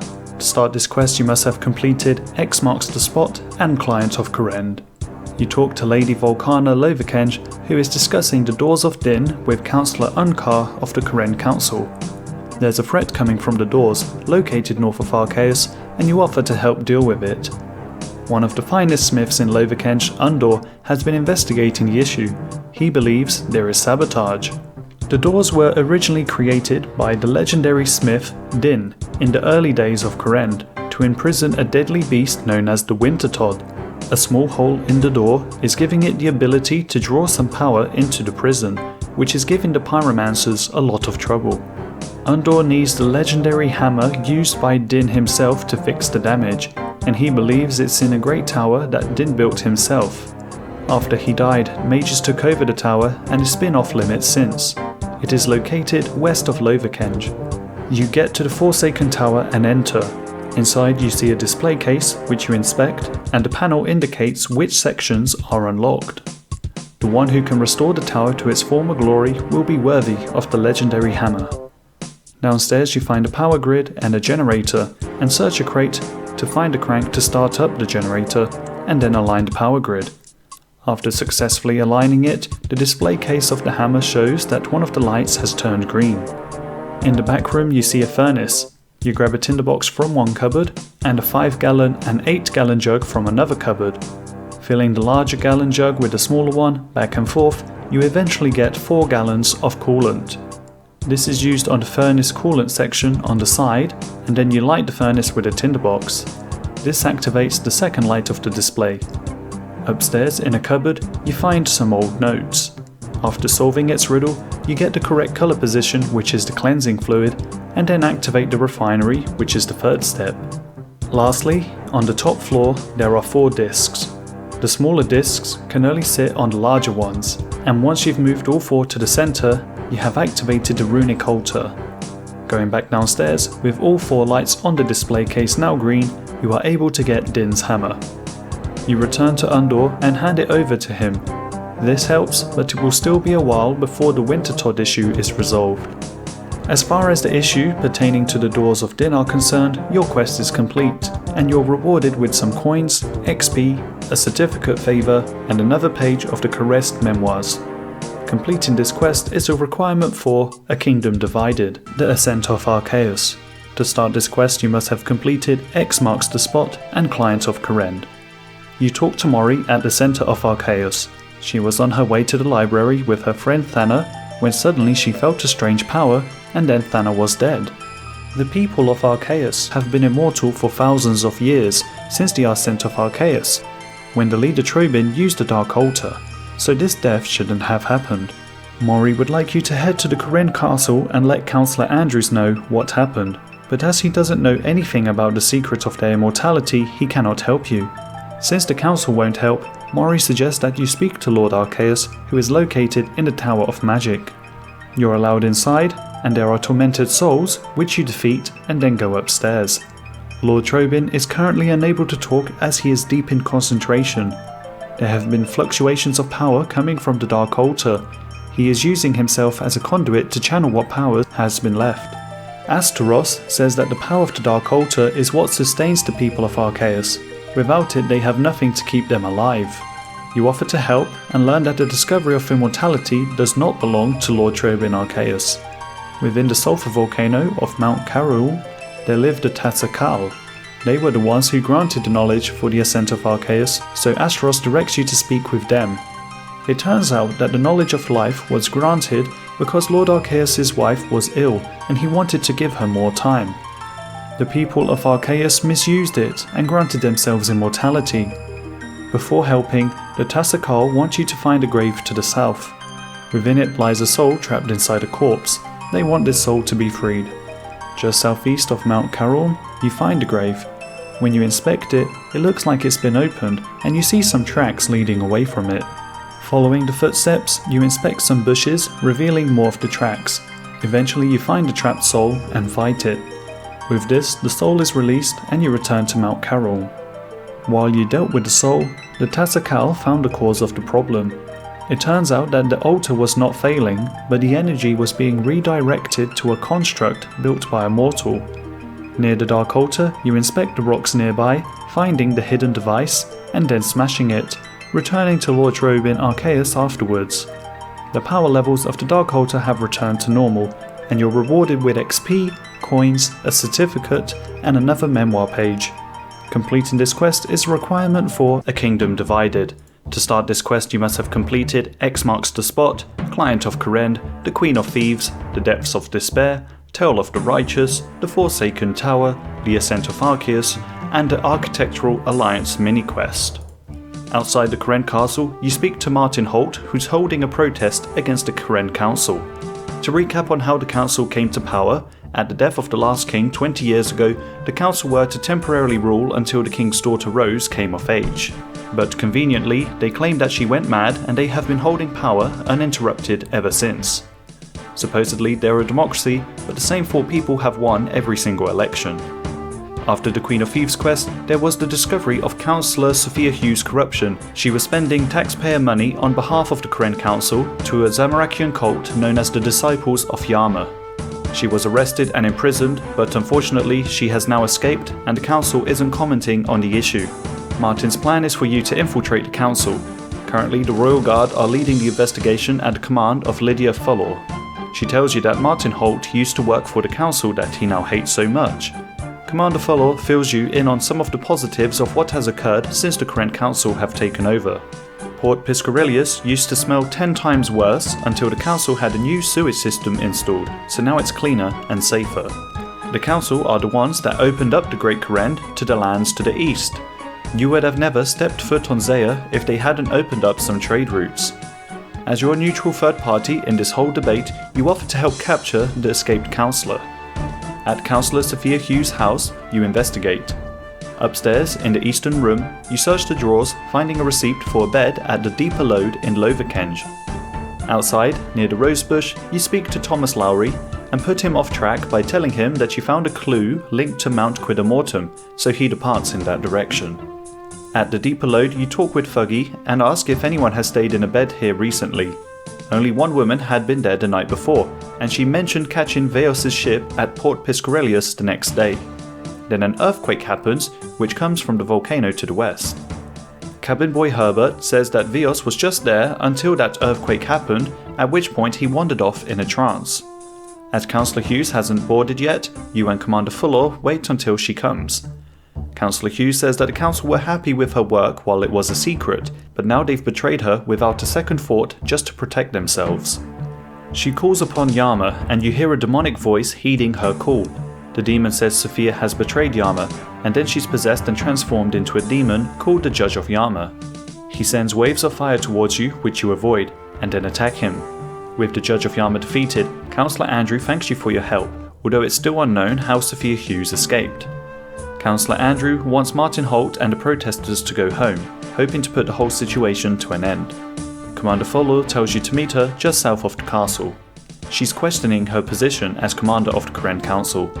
Behind the scenes, Councillor Andrews has blamed her for what happened in Port Piscarilius. Fortunately, they're not paying too much attention to you at the moment. Commander Fuller believes that Rose is still alive and finding her may be the key to the truth. Martin Holt may know where she is. Rose was known for being a good writer, even at a young age. She documented everything she did and wrote her father's memoirs for him. To summarize the Crest memoirs, it details King Crest and Rose's journey visiting the 5 kingdoms. Firstly, Hasidius, and an inquiry to one of the gardeners to see if he knows more than just how to revive and restore plants, maybe alluding to being able to give more life to the king. In Piscarilius, the king humbled himself and Rose by wearing the garments of the common folk to blend in and to get to know them better. They saw a flute player playing a golden flute. But then there was a physical altercation that the king tried to stop, but he suffered a minor injury, a slice of a blade. Maybe the blade was poisoned, causing his health to deteriorate more quickly. Then, at the graveyard of Shazian, there was a gravedigger who spoke to Rose, hinting that below the ground there may be something to do with life and death. This could be what's learned during the Garden of Death quest. In Lovekenge, a necklace was gifted to Rose, and the king is seen taking sips from a flask imprinted with an X. He's been acting strange lately, reading a lot in the study and appearing more and more tired. Lastly, in Arceus, where they heard about the secret of immortality, the people have given up what mostly makes them human to be able to live forever. The king says that he was going to go out, and Rose managed to disguise herself and hide in shadows following him. She sees the king bowing down before a hooded priestess. She asks him to drink more from the vial. Light bursts from his eyes, pain cutting across his face, and he falls to the ground. The priestess looks directly to Rose, and she awakens in her bed screaming at the nightmare of what happened, quickly writing everything down. She believes that just after the king's killing, the council will declare her unfit for rule, and whatever form of sanity that she has left will wane. She thinks she is just a pawn in the game, and that the read of this diary may be one also. The only other writings are in Rose's personal diary, which is in the Arceus Library's historical archive. You speak to Archeo, and are teleported to the historical archive. There you pickpocket Historia, getting a bluish key. In the southeastern corner of the room, you open the display case and find Rose's diary. There's nothing immediately important in the diary, so Martin cuts open the cover and a note falls out. It hints towards a ruin. Martin says that you should split paths as the council is most likely keeping a watch over them. You go to the Four Frost Ruins, northwest of the Woodcutting Guild, and meet Martin, asking him about his time working for the Karen Council. He said he was young and naive. The tipping point for him was when a donator came along, given a lot of money, wanting to improve the level of education of the people of Port Piscarilius in hopes of reducing the crime there. But the council only used a small fraction of it for that purpose. The bulk of the money was used to renovate the castle in hopes that they would generate more money through tourism. Ever since that day, he's decided to be against the council. Him and Commander Lydia used to be together, although she decided to stay with the council and their differences made them part ways. In the ruins, you search stone piles, finding 4 numbers corresponding to the 4 letters of the name Rose. You cut some vines and find a panel, unlocking it with the 4-number code. There's a new clue pointing towards the settlement ruins just southwest of the Wintertodt camp. When speaking with Martin Holt, an assassin appears, marking him for death. He thinks the council sent the assassin. The panel here looks like it can be opened by a key. You cast a firebolt on a chunk of ice, which melts it, and you find the key for the panel. The next riddle hints towards the Legless Fawn in Port Piscarilius. You're wondering how Rose was able to set all of these riddles at such a young age, just 11 years old. Martin Holt says not to underestimate her. At one point the council had thrown children in prison because a gang of thieves was making use of them. Commander Fuller was one of them before she joined the Royal Guard. Climbing the worn-out column, upstairs the panel hints at an order of houses. After pushing in the 5 panels of the statues in that order, the panel upstairs is unlocked. When you go to read the next clue, Thomas Lowry arrests Martin Holt. In a little house just northwest of the Farming Guild, by the bed you find a tatty note written by someone with the initials L.O. You inspect the crates in the northwestern corner and find a trapdoor underneath. The note was written by Liam Orson, one of the councillors. He explains that one day the old king bought a flask from a stall in Lovekenge and began drinking from it, although it started to change him. The flask was cursed with some dark magic and he stopped being himself, saying bad things that he would do to the citizens. A group of people decided to kill him. Orson never wanted a throne, it was meant for Rose. You lock him up in the other room. Commander Fuller appears, and she feels betrayed. Councillor Andrew got into contact with a mage. The Arceus mage gave them a curse that would stop Rose from revealing the truth, but it also destroyed her mind. This mage is also the one who instructed them to kill the king. He is believed to live in the Temple of the Lizardmen. In Mulch, you descend into the Lizardmen Temple and speak to Cat Balam. He's tired of the war against humans and wishes to escape. He'll give you the key to access the mage if you bring him his last egg first. On the island with several piles of eggs, a lizardman brute appears as you take Cat Balam's last one, and then he gives you the damp key which opens the door that leads to a gate. You overhear a conversation between 2 figures. One is Shamfer and the other is Veos. Shamfer appears to be obeying Veos' instructions, and it is revealed that Shamfer planted the items in the X marks the spot quest. This led to Veos going to the Great Karen, and it is where he eventually had his mind taken over. Shamfer has been working from the shadows, controlling the council, to plant the device that redirected the dark energy from the Dark Altar. This was used to cause the volcanic explosion, which drew the possessed Veos in a trance earlier. Veos and Shamfer were aware that you were eavesdropping, and after Veos leaves, you're teleported into Shamfer's room. He can't let you leave alive, so you fight.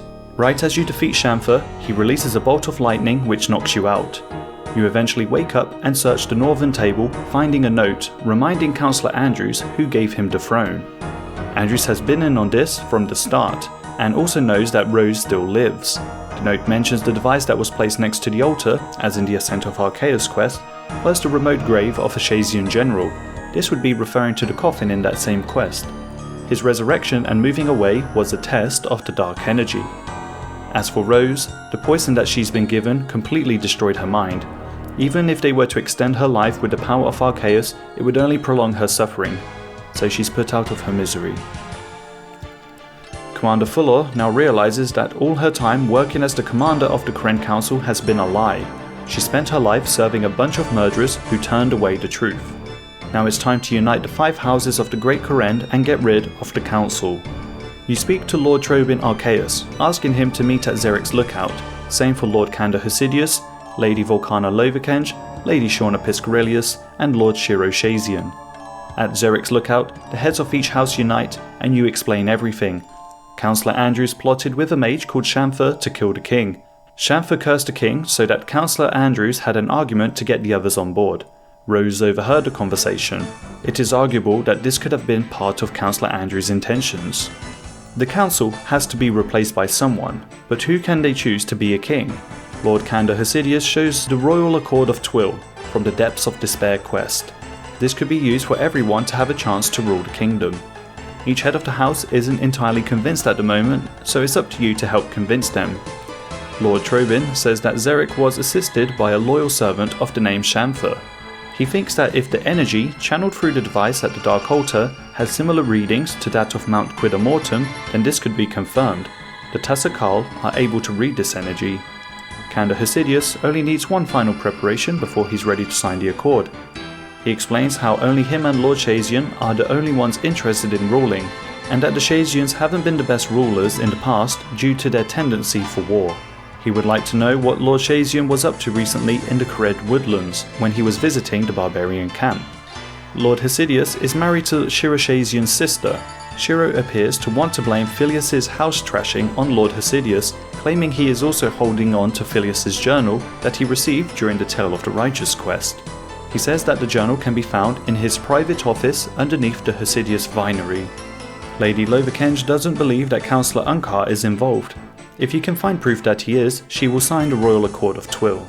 Lady Piscarilius only wants to let the vote happen by the citizens of the island of Korend instead of just the heads of each house.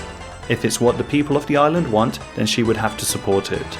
She also wants the leader of the Cult of Yama to die, as to cut the snake at its head. Mori from Arceus may be able to help as she's been investigating the disciples of Yama. Commander Fuller says that the trick to prove that Councillor Unkar is corrupt is to speak to Martin Holt, as he has information on all of the heads of the houses.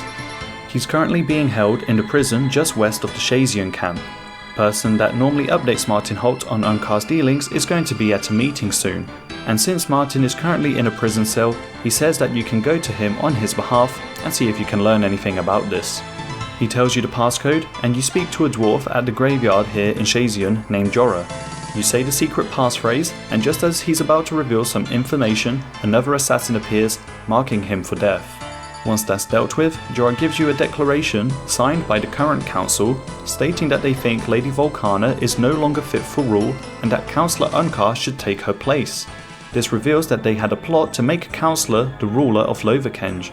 On Mount Carol, you speak to the Tassakal, showing them the strange device. They say that the Dark Altar powers the doors of Din. The strange device has a force of shadows, which they confirm comes from Shamfer, and an energy touched by fire, which could be from the pyromancers. To prevent further sabotage, they recommend you add some volcanic sulfur to a defense potion, and then they enchant it. This is poured on the doors of Din.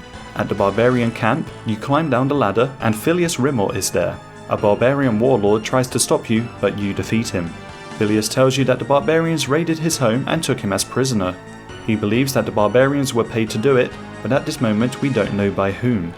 At the Archaeus Church you talk to Mori. The disciples of Yama used to be known as the Disciples of Chaos. This is only a recent discovery, as Yama is not yet physically present on the island of Kourend. The disciples are being controlled by the voice of Yama. A device similar to the one that was redirecting energy from the Dark Altar could be used to block the signal coming from Yama. All Mori needs is a molten glass and a dark essence block. This dark nullifier has to be hidden in the Chasm of Fire. The disciples of Yama say that they foresaw your arrival and that you have a device. Suddenly you feel tired and fall asleep, a strange energy coming over you. You wake up fully convinced that the device is hidden and won't be a problem anymore. At the Hosidius Vinery, you inspect the eastern barrel and find a secret passage. You climb into it, entering a secret office. Here there's a chest which you picklock, and then you find an old journal which is bound shut. You update Trobin, confirming that the energy is the same as the one that serves Xeric, and that the pyromancers could have been involved in the sabotage of the Doors of Din. Which pyromancer is not yet known. Also, you mentioned that Shamfer is going to meet Xeric in the south, which could be referring to the kingdom of Valamor. Lord Trobin says he'll sign the Accord of Twill, although he has no desire to rule. You update Hosidius, saying that Filius Rimor needs to be saved, and it is believed that King Shazian VII eventually became Xeric, and Lord Shiru Shazian doesn't want any evidence that Xeric could have been part of his family. Hosidius will send a rescue mission for Filius, and he's ready to sign the Accord of Twill. You give the journal to Lord Shazian, and he's ready to sign the Accord too. The declaration is shown to Lady Lovakenge. She now understands Councillor Unkar's true intentions, and is ready to sign the Accord of Twill, although she isn't interested in taking the throne. You update Lady Shauna, saying you planted a device that will deal with the disciples of Yama. She won't take the throne, but she will sign the Accord. As you're about to update Commander Fullor, Councillor Olsen is found dead, mangled, as if fallen from the top of the lookout. The heads of the house gather one final time downstairs. Lord Shazian and Hosidius enter late. Lord Trobin is happy to advise the next king. Shauna Piscarelius believes the people should have a vote. Lady Lovakenge will sign the Accord. Lord Shazian wants to make a few changes to the Accord, but surprisingly doesn't want to take the throne, stating he would be better focused on protecting Kourend. He delegates his vote to Lord Hosidius, and all of the heads of the houses agree. The Accord is now called Rose's Accord. Commander Fullor is confused why Lord Shazian wouldn't offer himself for the role. Kanda knew it would always come down to him or Lord Shazian. He saw what Lord Shazian was doing with Filius, contracting the barbarians and planting the journal in his office. Kanda is the one who was able to acquire the original journal of King Shazian VII. He knew it would be able to discredit Lord Shazian and his family. It was him who sent the parcel. Kanda Hosidius told Shiro that he could either pick between supporting him or being exposed. And if the truth about Filius came out, the support of his people would have been lost as well as his reputation. In the end, he didn't need to discredit him. The copy of the journal that Filius was sent had some bits removed, and Kanda Hosidius still holds on to the original. As Lord Shiro knew that Kanda had the original journal, he asked for you to steal it, but this one was also a fake, and a real one is somewhere much safer. With this convenient set of circumstances, Lord Kanda Hosidius has solidified himself as the ruler of Kourend. Before any protests break out, the head of the houses enter the castle, and Councillor Andrews and Councillor Unkar are arrested. At the crowning ceremony, Martin Holt is glad that there is finally a king again, and that the council are no longer in power. There was even a vote that Lady Piscarelius had suggested, and as Lord Kanda was already popular in the kingdom, he got to hold on to his position as an elected king. Lord Trobin Archaeus has researched the remains of Shamfer's lair, and discovered spells and potions that were being worked on. Commander Fullor points out that Queen Xianyi Arkan, the Sun Queen and ruler of Valamor, is having her first visit to Kourend. The king wanted to put an end to the animosity between the two kingdoms, and she feels the same way. Her royal guards, the Qualti, are with her. The king makes a speech, congratulating you, Martin Holt, and Lydia Fullor. Then he speaks with you in private, saying that you'll be called on once again when they discover more about Shamfer. You go back downstairs to enjoy the party, but the king is assassinated. His son Arthur Hosidius is now the king of Great Kourend. They only had a small celebration to bring him in. The murder weapon was sent over to Lovakenge to be examined, and Commander Fuller gives you a reward for all your help: the Book of the Dead, an antique lamp, and some more archaic spells. The Path of Gluffrey. To start this quest you must have completed Waterfall Quest, Tree Gnome Village, the Grand Tree, and Eyes of Gluffrey. You explain to King Bolrun that the cute creature near him is actually an evil spy, although he's not convinced. You ask if there are any devices with elven crystals nearby, and he says that Unok, son of Oaknock, used to work on elven machinery underneath the Tree Gnome Village. Gory used to be sent artifacts by his grandfather, which would be flown in on terrorbirds. He says that you can explore the tunnel in the eastern room, where you should be able to find some more elven devices. You find a puzzle where you push some big monoliths. You picklock a chest, finding a key and a book inside. Unok's notes reminisce on his father Oaknock's ability to work with elven crystals. In the golden chest in the middle, you find a crystal seed and a key. In the crystal singing bowl, the seed is turned into elven chimes. You unlock the gate, getting access to Unok's exchanger and a lectern with a book divided in 3 chapters. When Bolri, not the current King Bolrun, took the throne, it was during a time of peace, although he feared conflict arising with the humans. Fearing an invasion, he sought King Helforg's assistance, but Helforg did not want to start a war. King Bolri's advisor insisted that the humans will attack. As Helforg reached the end of his life, Bolri pulled a stunt where he tried to take rule instead of Helforg's son, Argenthorg. Argenthorg is framed with illusion magic that makes human food appear. Fortunately, he knew that this day would come. He had Unok turn on the anti-illusion machine, foiling the plan and revealing the advisor as Gluffrey. After this, Gluffrey disappeared once again. Bolri decided to dedicate his life to finding Gluffrey and punishing him. Searching a wooden chest, you find different coloured and shaped cogs. Exchanging the right tokens for the right values, you reactivate the anti-illusion machine, revealing the cute creature to be an evil creature. You attack it and talk to King Bolrun. When Gluffrey left the lands, he founded a city called Arpasandra. He suggests you speak with Long Ramble, who's been looking for the city, and you can start by speaking to Aluf Jian Jr. at the Gnome restaurant. He's been meaning to deliver a food order to Long Ramble. He has his coordinates but can't find them on Dougal maps. His maps are written on dried Dougal leaves. East of the Toxic Wasteland, equipping a crossbow with a mithril grapple, you go across the river and find Long Ramble. He's looking for the edge of the world. You say the world might be spherical and there's a magical force bringing everyone down to the ground. He thinks this clearly flat and you don't understand the gravity of the situation. Here you find a spirit tree called Incomitatus, which seems ill. You can speak with the tree because you've interacted with Hazelmere's magic before. The tree lost his connection to the Anima Mundi as his roots are corrupted by the black ichor of the swamplands. From a distance, Hazelmere is interrupted from a deep meditation on the future, and he is able to see what's wrong with the tree. He believes that Gluffrey could be the one involved in separating this spirit tree from the Anima Mundi. Fortunately, the crystal chime in your inventory can help cleanse the tree, which regains his spirit. To the west you see the entrance to a cave. You're inside a dungeon with warped tortoises and warped terrorbirds, which you run past. At the end of the dungeon you find a room with 3 high-level warped terrorbirds. After you have defeated them, a cutscene plays. In the next room, 2 guards press the emergency red button as they hear you approach. You get stuck in the swamp tar and poisonous gas fills the room. As you're knocked out, Hazelmere communicates with you. He uses a special teleportation pod called Megal to get you out of there. As you showed great empathy towards the Anima Mundi in resurrecting the spirit tree, he reveals that he needs more tree mages, saying that you might be able to become one. He also shows that he is able to speak the human tongue. Then he speaks a riddle. Skilled brothers, numbering 8, will assemble to fight the Majorat Deceiver, and they will be heading northwards to confront him. He sees you dressed in an evil garb of night, lightly decorated with ochre, burnished gold, and the rust colours of autumn leaves.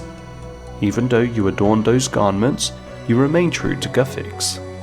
Of the 8, only 2 shall return. One represents the path of the Slayer, and 1 the Path of the Warrior. Hazeel saving you is an important choice as he enters his final years, and he hopes that he has made the right one. You ask about Clefairy, and he says that that's a problem for another day. You're rewarded with 30,000 Strength, 20,000 Slayer, 5,000 Thieving, and 5,000 Magic XP. Cold War. At the Ardoin Zoo, Larry seems to be a bit paranoid about the penguins in the enclosure. He wants you to help by researching them. You're teleported to the iceberg. He needs 10 oak planks, 10 steel nails, a hammer and a spade to build the bird hide on a firm snow patch. You build it and cover it in snow. Now you observe the penguins from the shack and they're doing a secret greeting, which you take note of. Larry wants to know more about the penguins by infiltrating their base. To do so, he thinks that a disguise is in order. This could be a clockwork penguin suit. At the crafting bench in your player-owned house, you make a clockwork mechanism and then a clockwork penguin suit using an additional silk and a plank. In the meantime, the penguins destroyed your bird hide. They seem to know more than you suspect. Larry knows a shrinking spell, which was taught to him by a wise old man who helped him escape from being buried in an avalanche. You're shrunk and can now fit into the penguin suit. In the penguin pen, you do the penguin greeting that you saw earlier and are welcomed as a comrade. When asked how your progress goes in the main mission of learning how to fly, you say that you've been launched out of a cannon, have flown in a hot air balloon, and simply flapped your wings really hard. The penguin thinks this will make a great mission report to give to the penguins in the sheep pen in Lumbridge. One reason this penguin wants to learn how to fly is so that he can get out of this cage. He envies the humans' opposable thumbs. The penguins in Lumbridge will not speak to you without a secret phrase. In Ardoin Zoo, you learn that the secret phrase is, "Do not trust the walrus." You use the secret phrase, and the disguised penguins want you to look into Farmer Fred. They somehow think that Fred is against the penguins by recruiting humans to keep shearing them. You tell Farmer Fred not to go near the penguin sheep. He seems to think that you're crazy and that you've spent too much time in the sun. You tell the penguins that Fred isn't a threat, and that the sheeps are the one that they want to look out for. The fact that they are unsuspecting is their disguise. Then you give a report to hand the higher-ups at Palingrad. They also tell you how to get there. The password to give to the guard is cabbage, and the entrance is on the iceberg concealed by an avalanche. While the shrink spell normally only works when you're close to Larry, it has a longer lasting effect if you're near ice. You talk to a KGP agent, this stands for Killer Gentoo Penguins, and do the secret greeting again, giving the password cabbage. He says that you need an ID to enter. Then you find a surfer penguin called Noodle. He wants some swamp tar and 5 feathers, and he will get you the ID card. You talk to the KGP agent, and the entrance is underneath the avalanche. In the first room to the west, you talk to another KGP agent. You give the mission report, and then you have to do a physical, which is just the agility course to make sure that you are fit and able to serve. You go through the door and see an army of penguins training.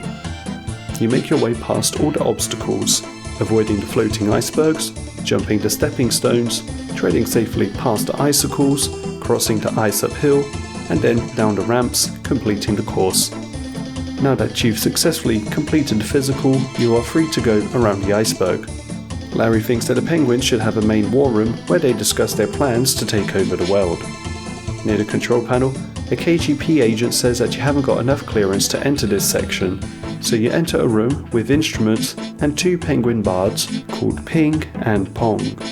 As they don't have opposable thumbs, they are unable to play all of these instruments, although they think that bongos and cowbells could work. You use a mahogany plank and some leather to make the bongos, and then you steal a cowbell from the dairy cow in Lumbridge. These are given to Ping and Pong, and they sing the ballad about returning to the motherland. The noise from the ruckus they make distracts the KGP agent from in front of the gate. You're now able to use the control panel to slip through. You enter the war room. There is a map and penguin figurines on it, and here you see Pescalin Pax, the son of Pescalion the King, and also the head of research and development. An anti-magic device removes your suit, and the penguins seem to be planning to build a device that causes explosions. He leaves you to the Ice Lords to be dealt with. They are some icicle-wielding fiends. After you've defeated one, you can escape and then crawl through a chasm. Larry feels excited that he was right this whole time and that he wasn't crazy for believing that the penguins were planning war on the world. He'll update you once they've made a breakthrough in their research. A cutscene shows a gigantic penguin mech suit, possibly based on the design of the one they've just stolen from you. You now have access to the iceberg and the penguin agility course. Completing this quest is a requirement for making friends with my arm. In search of the Maya key. To start this quest you must have completed the Restless Ghost, Priest in Peril and Nature Spirit. You talk to Van Strom Klaus in the Canifist pub, who mentions a group of rebels called the Maya Key. He wants to deliver them some steel weapons, but as they're hiding in the Mortmire swamp, he can't find them. You ask which weapons he wanted to deliver and say that you'll go on his behalf. The boatman might know where they are. Cyreg Paddlehorn explains that the Drakons are the family of vampires to whom every human in Mauritania owes blood tithes. Unfortunately, Saradomin's presence has been lost in this land east of the River Salve. You continue to prod Cyreg for more information until eventually he tells you that they're hiding upstream. 3 wooden planks fix his boat and you sail up the river. 3 more planks fix the bridge, and at the Hollows, Kerpal Fjord asks you a few questions to see if he can trust you with delivering the weapons. You know that the leader is Veliav Hertz, that the youngest member is Ivan Strom, and that the member who was originally a scholar is Paul Maffey Ferdigris. You find some wooden doors and go in. In an alcove you find a little cave entrance. The members of the Maya Key are originally suspect of you, but know that you wouldn't be here if Kerpal Fjord didn't make his checks first. Veliav says you are free to introduce yourself to the others. Harold Evans used to be in the military.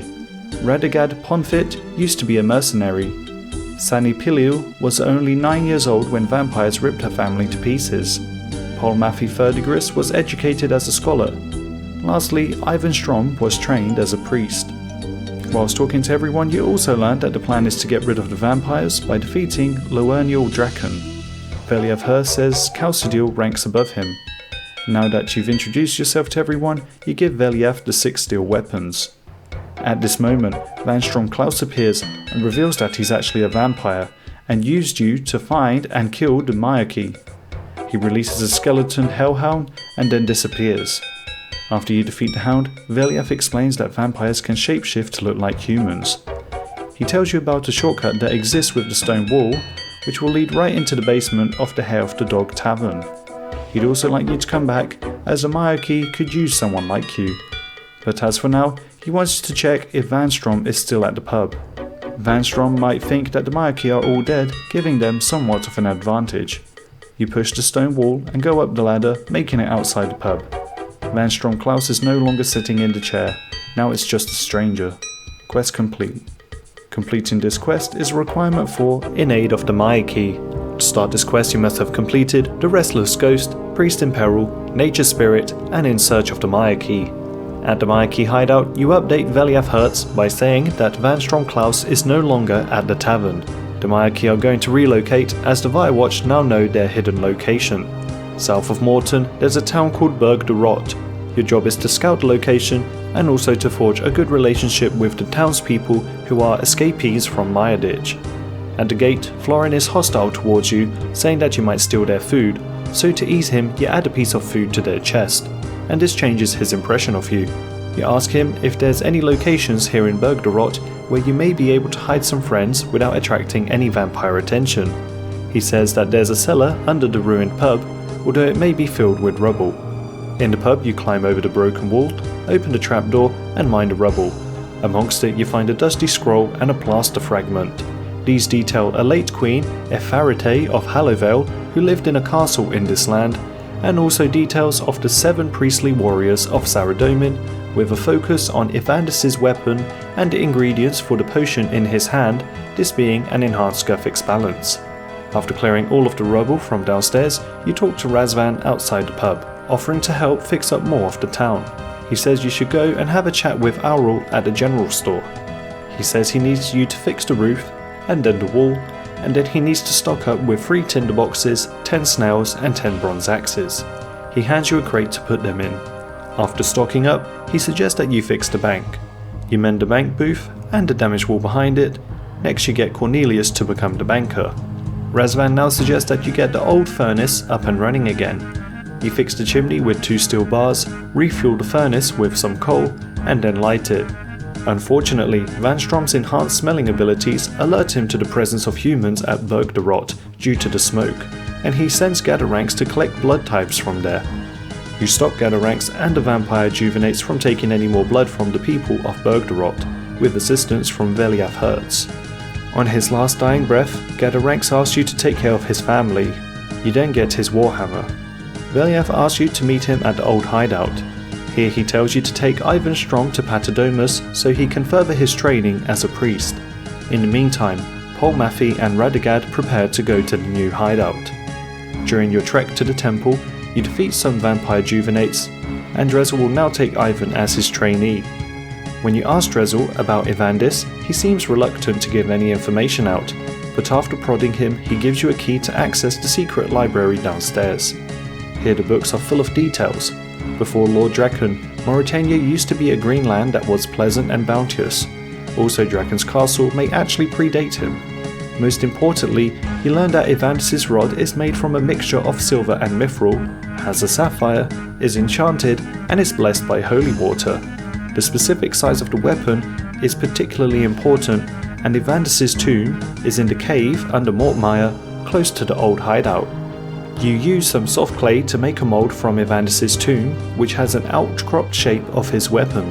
Then at a furnace you get a Silphril rod, which you enchant, and then use a rope to lower it in the Patadomus Mausoleum's well to bless it. At the new Myarchy hideout, you show Veliath the Rod of Evandis and are rewarded. Completing this quest is a requirement for Darkness of Hallowvale. To start this quest you must have completed the Restless Ghost, Priest in Peril, Nature Spirit, In Search of the Myarchy, and In Aid of the Myarchy. After the success of finding a new hideout, Veliath Hertz wants to re-establish contact with the Myarchy in the Sanganesti region. Your mission is to update Safalan Hallow, who originally created the rebel group and is currently in Myarditch. Just south of Berg the Rot you find a ruined boathouse, and inside you fix the boat with a plank and 4 nails, and also fix the boat chute with another plank and 4 nails. You push the boat down and it is ready to be boarded. You go around and navigate the wall, and then inquire about the Myarchy with a Myarditch citizen who says you should speak with Old Man Raoul. There is a way to get to the hideout by following the sickle logo. Making your way through the maze that is Myarditch, you climb stairs, jump between buildings, and avoid the Fire Watch at all costs. You push walls down, making walkways between buildings, crawl under walls, walk across a clothesline, find a ladder top which you use to repair a broken ladder to go downstairs, and eventually make it to a wall that has a little latch that can be unlocked using a knife. When you push the sickle into the wall, it unlocks a trapdoor underneath the lumpy rug, which you climb down to find a Myarchy hideout. Here you meet Vertida Cephalatis. He hands you a message to deliver to Veliath to say that they're still alive in the Sanganesti hideout. It seems that they need more support. Veliath sends you to investigate some strange happenings at Patadomus and to consult with King Rold as to request some assistance here in Mauritania. Drezel and Ivan have heard some strange growling noises coming from the stairs west of the temple. You search the bushes here and find someone lying unconscious. 2 hooded werewolves knock you out and then take the unconscious man as to collect a blood type from him. The fact that werewolves are able to go west of the River Salve is worrying. You update King Rold, although his advisor Aeonisig Racefur says that they should not take any decisions too hastily. If Saradomian warriors were to fight against the forces of Zamorak across the River Salve, it would possibly start a new god war, and it goes against Guthric's edicts that say that there must be balance. King Rold says that a group of mercenaries can be arranged to assist, but in the meantime they are going to have to go through all the paperwork and bureaucratic process regarding the laws before they are able to officially send help. It's strange that a Saradomian advisor is citing Guthric's edicts. Veliath thinks this situation stinks of politics and they're just trying to use it for their own gain, although Rold did enact a mercenary protocol to see when the best moment would be to send support. Veliath wants you to update the other Myarchy with this information. Back in the region, you immediately talk with one of the vampires and ask to get sent to the mines. After filling the cart with 15 day-old ore, you go to the hideout. This is quicker than running the labyrinth. You update Vertida Cephalatis, and he says that Safalan is currently out on a mission to sketch Castle Drakon. On the wall, you run north until you find a barricade. Nearby you find a rocky surface with a sickle which you push, unlocking it, and then you go as far north as you can and climb onto the castle's wall, finding Safalan. You update him on the situation. He also thinks that the Guthix's edicts are an excuse. As he needs to go unite with his Myarchy members, he would like you to sketch the rest of the castle. He recommends the most northern, then western, and lastly southern side of the castle to get this done.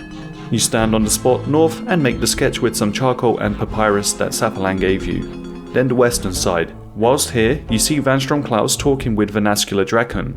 They all feast on the latest batch of blood, and Ranis Draken is impressed with the large amount Van Strom has tithed recently. This could be related to the fact that humans are being kidnapped from Misthalin. Lastly, when the southern side is being sketched, Van Strom appears, and after taking 5 hits from him, you are knocked out. Sarius Gill appears, saying that Lady Vanascular has requested for Lord Van Strom not to kill this individual, saying that questions need to be asked first. Saying that her mistress has a message for Safalan, she gives you the following cryptic message. The message you will find secreted behind tiles where smoke is carried away from the depiction of statuesque evil. You hand Safalan the sketches and tell him the cryptic message of smoke and statues, which he tells you to decipher. In a house southwest of this hideout, you see a portrait on the wall depicting a female vampire statue holding a key. You slash the portrait and take the large ornate key. You also use a knife on the fireplace, and behind a loose tile you find a message. It talks about the experiments of combining different substances in a laboratory in hopes of finding a way to create more blood. As more and more vampires come along, there is an ever-growing hunger. But then the laboratory was closed down, maybe at the fear of the discovery of something that could harm the vampires. The writer of this letter hopes that the reader can find what secrets were discovered in the laboratory, which is found in the northeast of Myarditch. It was written by Mauritius Gill, a member of the Myarchy who shares the same surname as Lady Vanascular's servant. Now you are to inspect the laboratory. You find an interesting tapestry and use a knife to slash it, being able to go through. Then you place the key on the vampire statue, which unlocks the door. Downstairs in the laboratory, you find some runes in a case and telekinetically grab Heim Alchemy Volume 1. One last time you return to the hideout, giving the book to Safalan. It contains some research notes about the vampire's weaknesses. Safalan also tells you about 2 hidden doors in Myarditch, which can help you reach the hideout faster. A last message is delivered to Veliath. Safalan has recommended you for the promotion to the rank of Private within the Myarchy, and you are rewarded with XP. Completing this quest is a requirement for a Taste of Hope. To start this quest you must have completed the Restless Ghost, Priest in Peril, Nature Spirit, In Search of the Myarchy, In Aid of the Myarchy, and Darkness of Hallowvale. Just outside the Theatre of Blood, you speak with Garth. He tells you the tale of Seraphina, who was the only person who has ever successfully completed the Theatre of Blood, and has been granted the freedom to no longer have to give any blood tithes. Many citizens of Myarditch are inspired by her and have hope that they can also attain such freedom through the Theatre of Blood. Vampires come from all around Mauritania to watch the citizens' attempt, as if they were watching a sport. You see Ranis Draken and Van Stromklaus enter the theatre, so you update the Myarchy about this. Safalan wants you to find out what Van Strom is up to. Just west of the bank, near the theatre, you try to climb up some rubble, but you need to distract the guard first. You speak to Harpert, and he wants 1,000 coins so he can buy a sword, as he believes he'll have a better chance at taking on the Theatre of Blood. He distracts the vampire, and you climb up onto the wall. You avoid the steaming vents and make your way around the top of Versinhaza until you reach a window which you peek through. Van Stromklaus and Ranis Draken are speaking with Versik Vitur. They now have an abomination, a creature that can track its prey as long as it has its blood. Vanascular Draken wants Safalan and the adventurer, in this case you, to be kept alive, but Ranis doesn't want to make any exceptions or let any opportunity slip through their fingers. They also say that if Seraphina could discover the vampire's weaknesses, maybe the Myarchy can do so as well. You update Safalan again. Him and Vetida are going to form a plan of action. Hayam Alchemy 1, which you obtained in the previous quest, is written in a strange vampiric language which has taken a long time for Flaggy and Scroot to translate. Not only were the experiments performed on humans, but they were also performed on vampires. It seems that the vampires don't have complete immunity from attacks, and the research in this book shows the vampires trying to find a way to overcome this weakness. You mentioned how Ranis implied that Seraphina had discovered their weakness. Flagian thinks it's a good idea for you to try and find Seraphina's discovery. At the western wall, just south of the Broken Fountain, you find Seraphina's house. Downstairs there's a locked door. You find some mysterious meat in one crate, which you grind with a pestle and mortar, and a mysterious herb from the barrel. These are added to a vial of water, and then you use the potion on the locked door, but it doesn't work. A riddle on the door gives Saffalan the idea to fill the empty vial with his own blood. You use the mysterious herb and grinded mysterious meat again, and then pour the blood potion on the door, which unlocks it. Inside a chest you find old notes. Flagian may be able to translate them.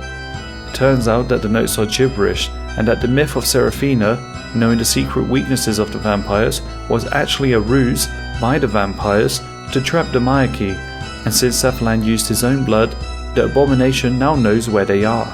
It enters the hideout and starts killing all of them, but when it attacks Saffalan, a strange shield protects him and weakens the abomination, which you defeat alongside Vertida.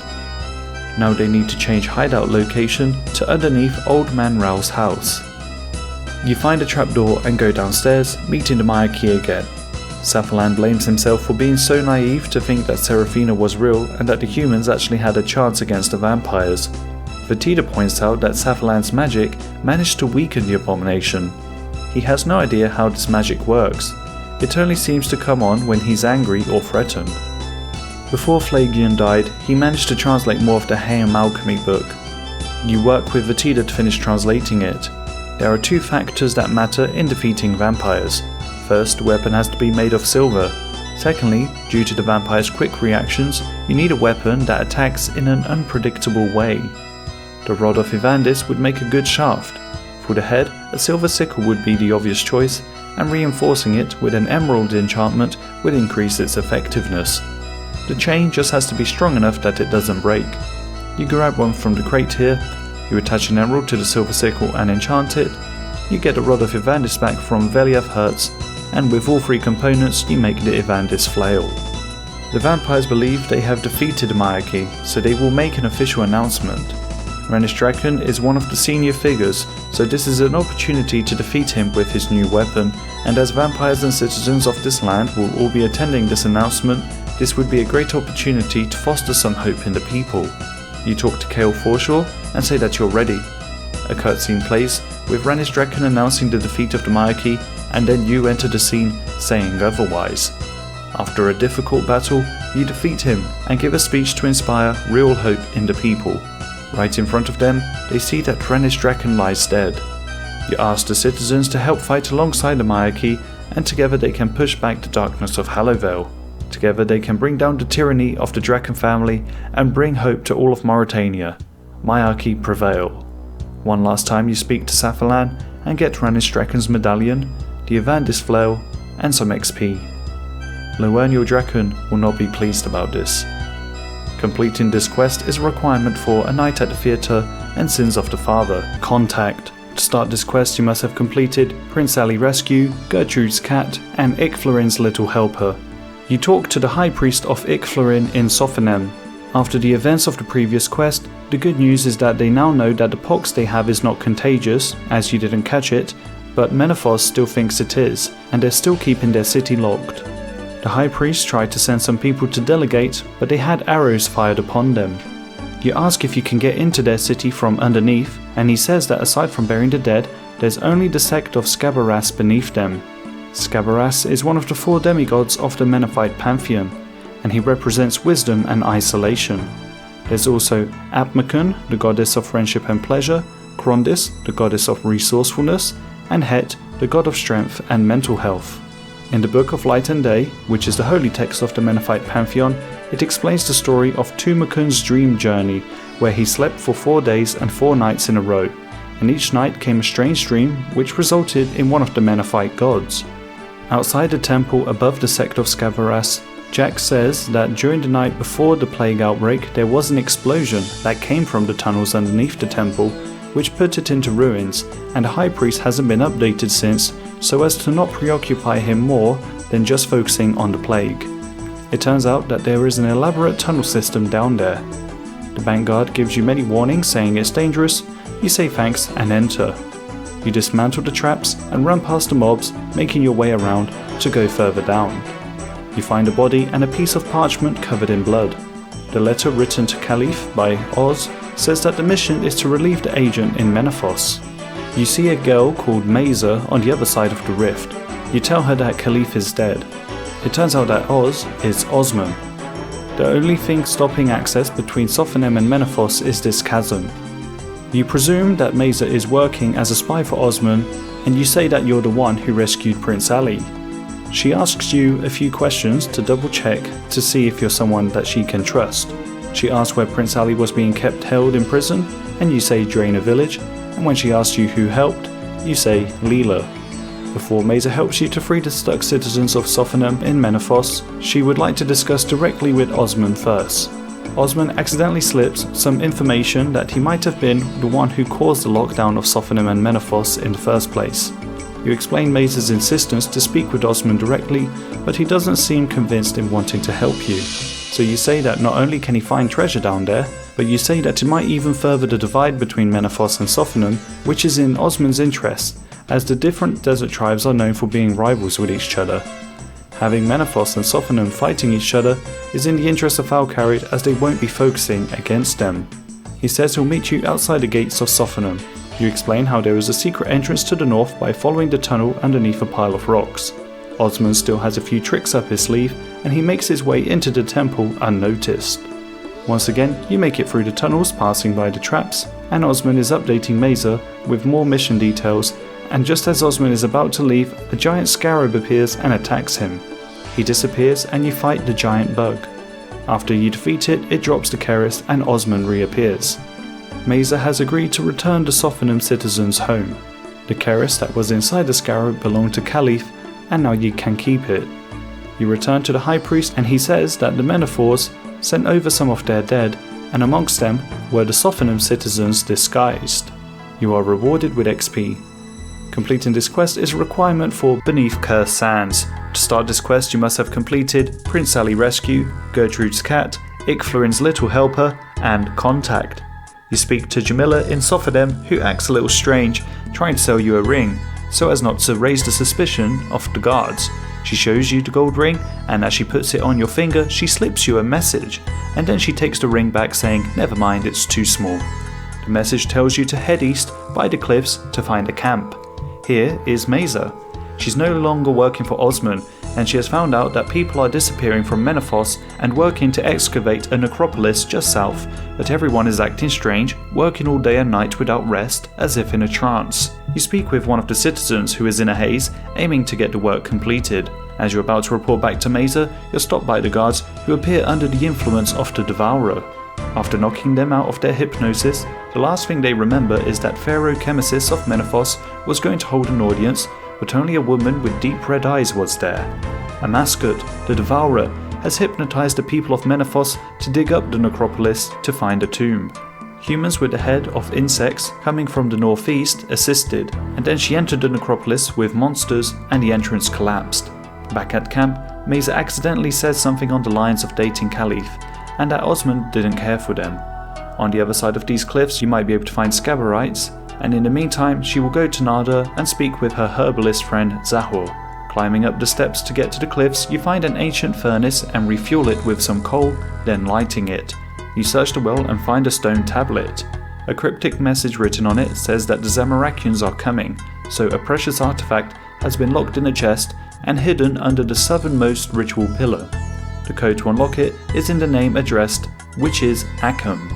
Unlocked with the digits 1118513, you find a scarab mould. Back at the furnace, you melt an iron bar into it, making a scarab emblem. Up north, you inspect the pillar with a gap on its side, where you place the emblem upside down and you hit a click nearby. Inside the tomb, you defeat 2 scarab mages and then avoid arrow traps, pulling 2 levers within a minute of each other, unlocking the next room. The southern plaque gives you 4 emblems, and then you read the northern plaque with a riddle of which order to place them in the 4 urns. Once correctly placed, the door clicks open. Here you talk to a spirit called Mehar. After understanding that a mascot is digging up tombs just south, he is willing to help you. The tomb is the resting place of Mehar's father, Osmumton, who was the pharaoh of these lands during the time of the battle between the gods. He was offered powerful weaponry, but then when the war was over, he was tasked with hiding those weapons lest they fall into nefarious hands. 2 of them were buried with him, and that is what the Devourer seeks. A mascot's only intent is for every soul, living or dead, to be destroyed, and the weapons in the tomb would grant her that godlike power. As the Scabberites have been disturbing Meha's rest, he asks you to defeat the High Priest, who doesn't realise that he's a puppet for the Devourer. To free him of her control, you learn an incantation. In an urn at the back of the room, you find a rusty key. This unlocks the room with the High Priest, but just before you have the chance to say the final word of the incantation, the High Priest sets his champion on you. After you defeat him, you say the incantation, and the High Priest is free of the control of the mascot. He says that she has gathered the 4 demigods that came from Tumkum himself. As they share his power, she could claim it as her own and become godlike. Pharaoh Chemesis is also under her control. As the Scabberas are known to be isolated, the High Priest will remain here and fight any forces of the Devourer that appear. You find Mesa in Zahu's herb shop in Nada. The pox is easily curable. It was caused by cadaver bark, which causes spots when in contact with the skin. You update her on what you learnt. For the cure to be ready, Zahor only needs 2 more ingredients. Mesa will get the scarab venom, and you're to get a lily of the Elid from a small island just west. You give a crocodile some meat, and then he happily swims away. You now believe that you're firm friends with a crocodile, which you have decided to name Roger. Then you pick up the blue lily of the river Elid and head back to Nada. The heat levels of the equipment are set up, and she makes a few batches of the cure. The first batch is given to the High Priest of Sophonem, and then you meet Mesa near the necropolis. You say the incantation again, and all of the Menethors are freed from the hypnosis. The citizens offer to clear the blockage as you head back to Mesa's camp. Osman appears, aware that Caliph and her had a bit of a romance between them. You try to explain to Osman that there are larger forces at play, and that the rivalry between Menethos and Al-Kharid is secondary to that. He doesn't believe you, and then suddenly the earth shakes and Osman disappears once again. You fight and defeat the difficult Menethite Ak, and now Osman thinks that there is dark magic at play. You meet Mesa back in Sophonem, next to the High Priest, and the cure has worked. Soon they're meeting with Pharaoh Chemesis at the bridge. After an anticlimactic conversation, the possessed Pharaoh speaks little and stalls the opening of Menethos. Mesa gives you a spear with a keris on the end, which is probably a thank you gift from Osman, and she gives you an enchanted circlet. You are rewarded with 50,000 agility XP. Mesa is going to head down to Osmanton's tomb, and she says you can meet her there. King's Ransom. To start this quest you must have completed Black Knight's Fortress, Rune Mysteries, Murder Mystery, Merlin's Crystal, Holy Grail, Druidic Ritual, Jungle Potion, Shiloh Village, and one small favour. You speak to the gossip outside Sinclair's mansion. Something strange is afoot once again. They arrested a different member of the family than the one who you concluded was guilty, and the rest of the Sinclairs have left. Also, King Arthur has disappeared from Camelot Castle, as well as the Knights of the Round Table and Merlin. The guard points out that as the castle used to belong to the Sinclairs long before King Arthur moved in, they may be involved with their disappearance in an attempt to live there again. Since the front door is locked, you climb in through the smashed window on the side.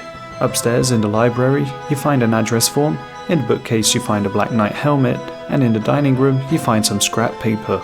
The guard is going to take this evidence for an official case in court, but this will take over a month, so you decide to take matters into your own hands. You speak with Anna in the prison cell, and she'll let you know a secret entrance into the castle if you help her be released, innocent from the case of murder. She hands you a bit of red, the colour of her trousers, although her siblings may also share a similar colour. The prosecutor presents the dagger with Anna's fingerprints, the thread which shares the colour of her clothes, and the poison which killed Lord Sinclair. Your first witness for the defence is the dog handler. He says that everyone bought poison from the salesman when he passed by the house. Then you call to witness the butler.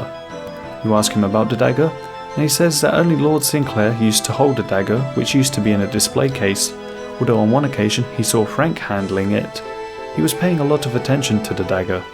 So you say that your client could have had her fingerprints planted on it. Next you call forward the maid, and ask her about the night of the murder. On the way towards Lord Sinclair to deliver his meal, she only passed by one of the Sinclair siblings, a young man. Lastly, you ask about Fred. As she does the laundry, the maid cannot confirm who it belongs to since the siblings share many colours. The jury plead not guilty and she is free to go. Now she has to handle all the paperwork before she is released. The secret entrance into Camelot is behind a statue east of the castle. Inside, Anna is talking to David and it seems that they were planning everything together. They fooled you into getting her released and Morgan Le Fay appears. You say that you will stop her but she knocks you out. You are in a prison cell with the Knights of Camelot and Merlin. The reason King Arthur is not here is because Morgan turned him into a granite statue. Then he was taken away by the Black Knights. Morgan Le Fay teamed up with the Sinclairs, as they had their own gripes with King Arthur. The Knights of the Round Table and Merlin were overwhelmed by the force of the Black Knights, and the Holy Grail was taken too. Morgan cast a spell on Merlin, causing him to lose all of his powers. You make an escape plan. With all the knights you find a way to get Merlin out of prison through the window, and outside the cell there's a guard fixing his hair. You telekinetically grab a hairpin from him and start unlocking the metal door. You manage to get out of prison with the knights. While they are fighting against Le Fay's soldiers, you find the Holy Grail inside the round purple box. Meanwhile, Merlin is dealing with the Sinclairs. Even if he doesn't currently have his magic, he can still fool them. Wizard Crumpety in Ardoin knows animate rock spells. For the spell to work, you need Arthur's most prized possession and a piece of granite. You put on a bronze med helm and an iron chain body and go into the Black Knight's fortress. Then you equip full black armor to go down the ladder. Here you see a statue of King Arthur. You read Animate Rock spell and he is freed from his granite prison. You hand him the bronze med helmet and chain body so that he can sneak out. As Merlin has managed to remove the Sinclairs, you go to the castle with all the Round Table Knights there. And you get your reward from King Arthur. Merlin also said that if he finds any of the Sinclairs at the mansion, he will cast magical spells on them. You now have access to the Night Waves training ground. Swan Song. To start this quest you must have completed the Restless Ghost, Priest in Peril, Creature of Fenkenstrain, Garden of Tranquility, Rune Mysteries, Druidic Ritual, Jungle Potion, Shiloh Village, and One Small Favour. You talk to Herman Karanos just outside the Piscatoris fishing colony. Trolls are attacking at the moment, and Herman wants an experienced adventurer to help. He suggests the Wise Old Man. Even though you insist that you are an experienced adventurer, Herman tells you the Wise Old Man's adventures. You tell the Wise Old Man about the situation of the sea trolls.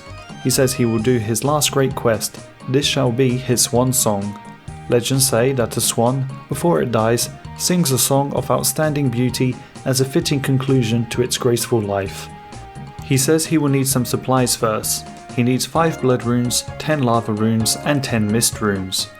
With this he goes to the colony. You go into the tunnel and the Wise Old Man follows.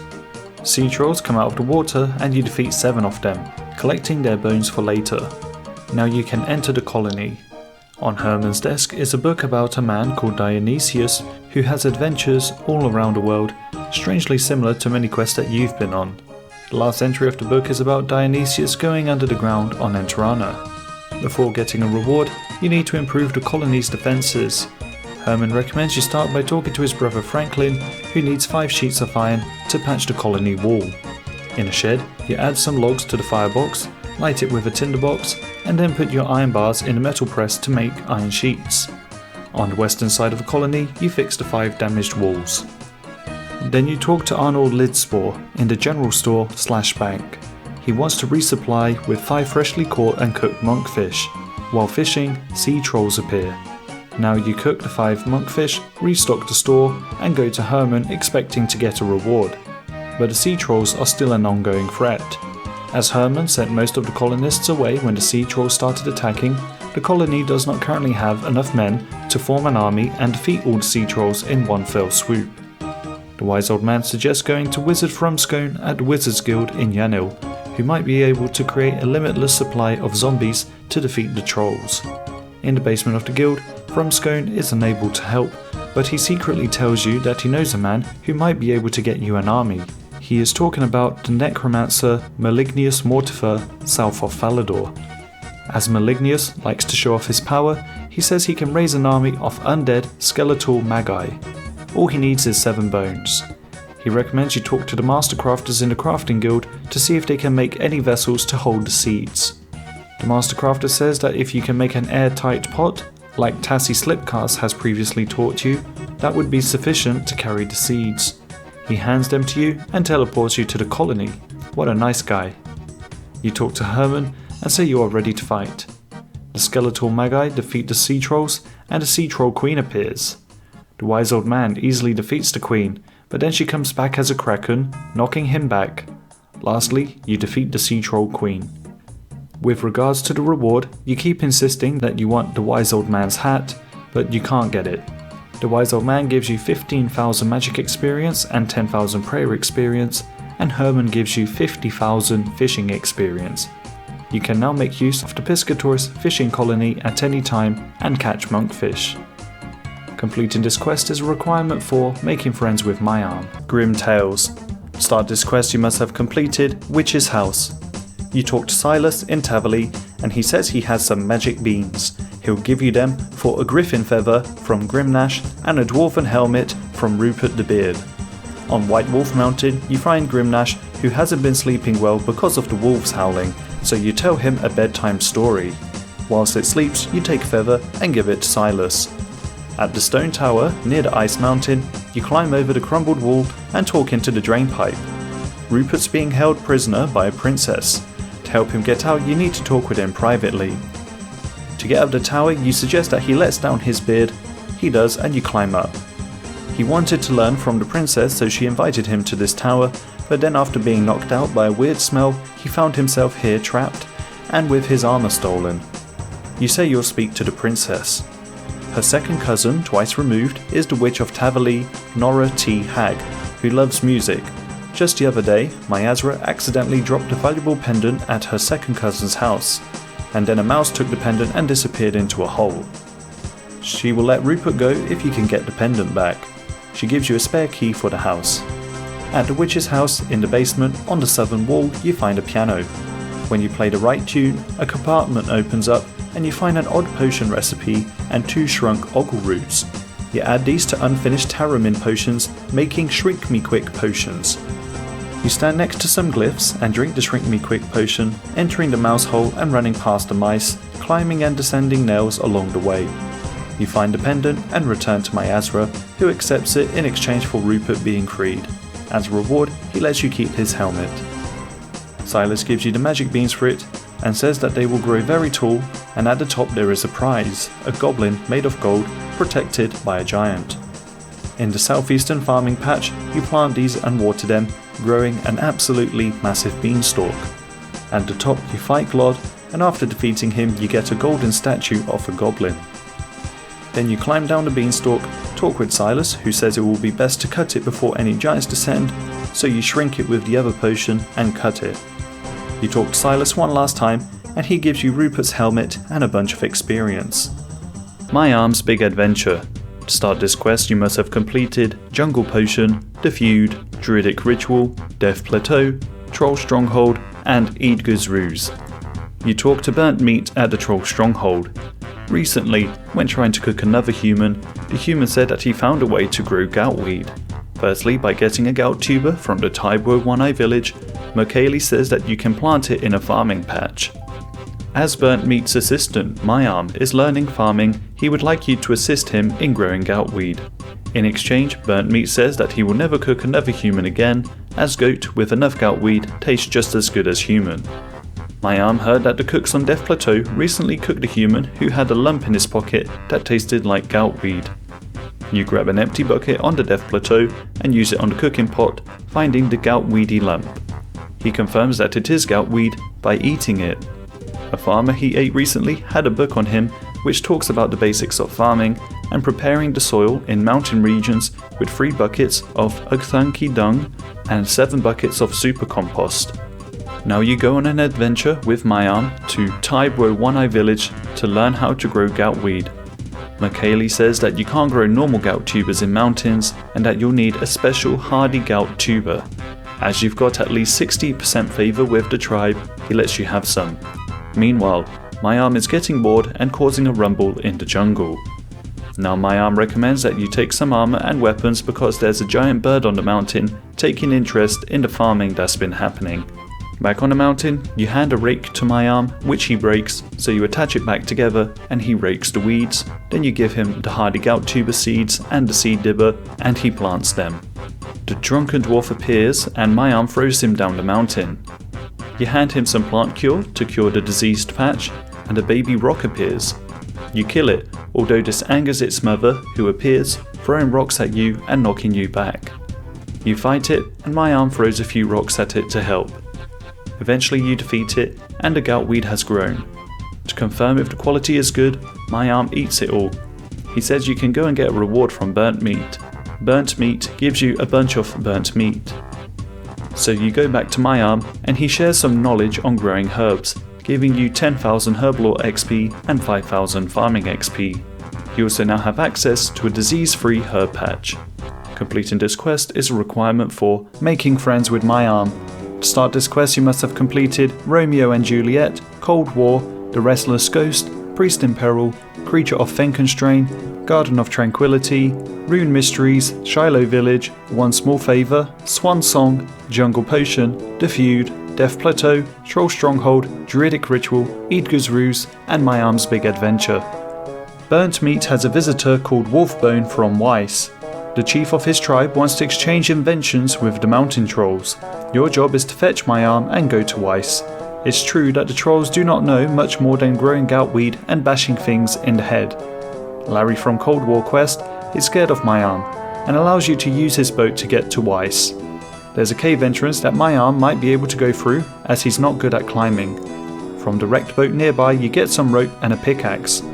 You climb up the mountainside and at the top you notice a cave. You speak to Boulder at the entrance of the town. He won't let you in, so you run east and find a gap in the fences which you cross. You run past the trolls who throw rocks at you and descend into the cave. The trolls follow you and you squeeze through a gap to hide from them. You swim through the cold water, past the trolls continuously throwing rocks, and see the cave entrance that you need to clear. The last troll throws boulders that create a path of at least 5 rocks. You then mine open the entrance and when they recognize the troll, they stop throwing rocks and take you to Mother. Mother's daughter, Snowflake, appears and my arm falls in love. Then you see Don't Know What, who is Mother's strongest fighter after him, and Odd Mushroom, who is eloquent for a troll, and the inventor here. Mother says that they could teach you about the special fires that they've invented, but no matter how much you try to convince him, he's not interested in growing goutweed. Mother orders you to leave. You talk with Snowflake, Odd Mushroom and my arm. Snowflake wants to stay with my arm and Odd Mushroom is annoyed that all Mother cares about is fighting. They need to deal with Mother and Don't Know What, so that Snowflake can marry my arm and then they can share their inventions with the world. In the past, the Ice Trolls had a fight with the dwarves from Keldagrim. Then the wise young man helped save Keldagrim, and that is what drove the trolls into the ice. Without Mother's strength, they wouldn't have survived and been able to get there.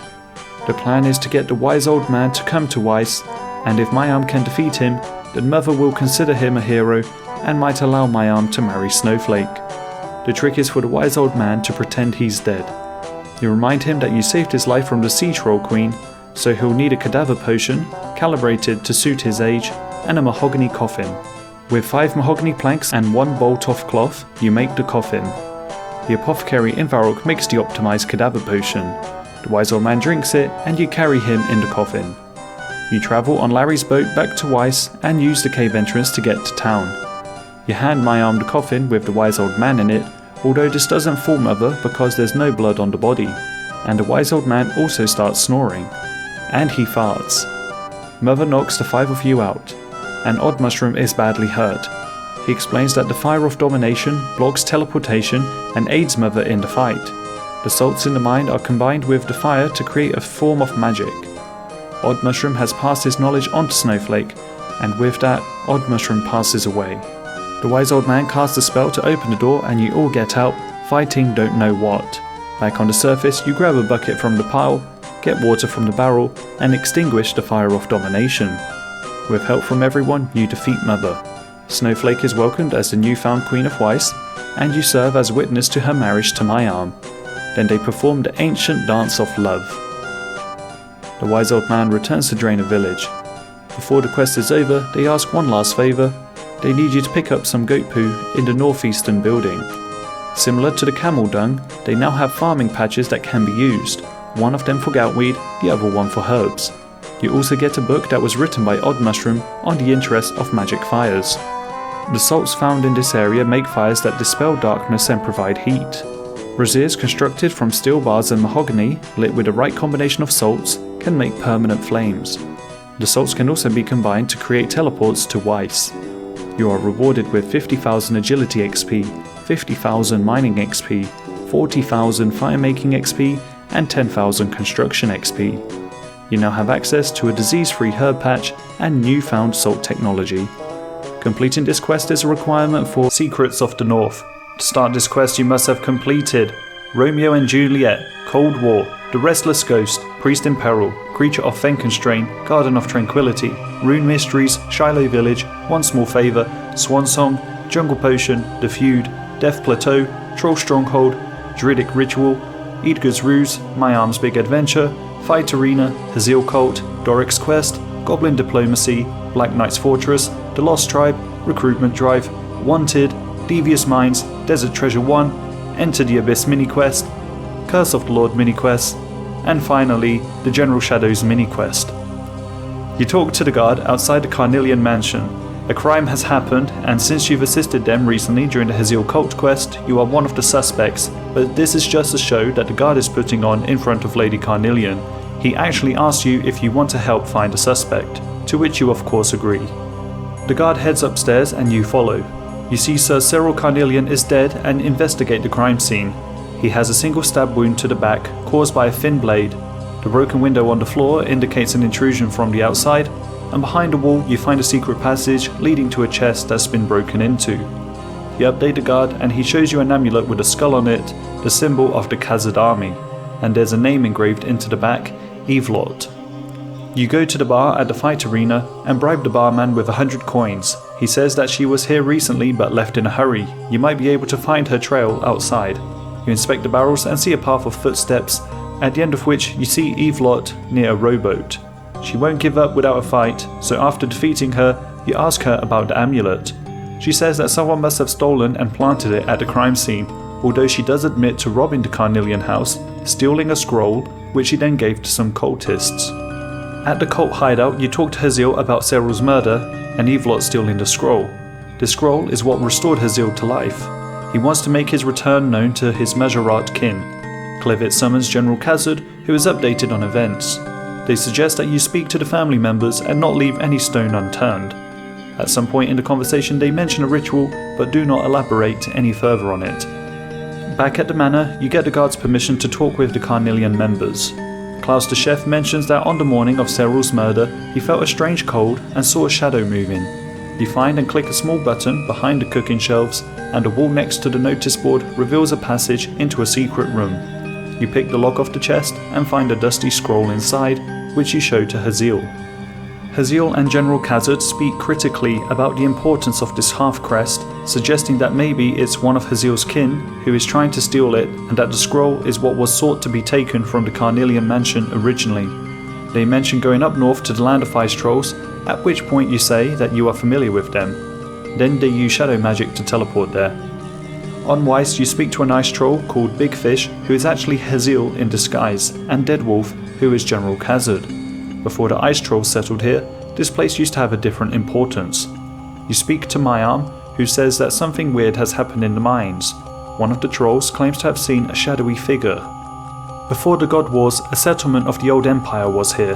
The fortress to the east is all that remains on the surface, but below there is a great prison sealed long ago. The crest that was stolen is going to be used to reopen that prison, and the ritual they were talking about is that one of the shadow kind is sacrificed to allow the rest of them to live. You descend into the mines. Hazeel stays by the entrance and you investigate further with General Khazad. When inspecting the prison's magic barrier, the assassin appears, who is the same one you encountered during the Devious Minds quest. Alongside General Khazad, you fight the assassin, making him stand in the smoky clouds and avoiding the vials that he throws. But just as you're about to defeat him, he throws a smoke bomb and disappears. You explain that you knew the assassin as he killed some monks on Entrana and stole a relic from them. The assassin likely hasn't left the dungeon, so you might still be able to find him. When you search a barrel, you find a lever handle, and then you open a gate to the center room by spelling the word blood. The chest here is opened by putting in the number 7402, and inside you find an even smaller icy chest. With the tinderbox that you find inside the crate, you light the braziers in the order of northwest, southeast, northeast, southwest. This unlocks another chest where you find an old note and a strange shard. Next you enter the northern room by pressing the arrow buttons left, up, left and down on the lock. You use the lever handle on the lever mechanism and pull it.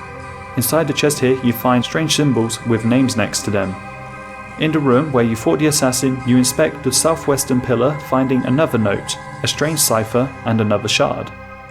You combine the two shards and use this to unlock the icy chest, getting an ice key. The ice key unlocks the gate just south of the central room, and you prepare for the final boss fight, equipping ranged and mage gear. You encounter a strange creature, and after a long and epic battle where you switch attack styles, freeze it, switch prayers, and honestly it took me 4 whole attempts, you defeat the strange creature. After defeating the Phantom, you talk to Jalan, who is the Majorat that Hazeel was looking for. The strange creature appears to be the incarnation of Jalan's nightmare. He has the other half of Gorok's crest, and you warn him that the assassin is coming for him, but he does not heed your warning, and the assassin makes both of them disappear into the shadows. You warn General Khazad and Hazeel, but as the assassin now has everything he needs to open the gate, he does. The assassin uses the Shadow Realm, and now it's too late to follow him into the prison. A detachment of soldiers are going to guard the prison at once.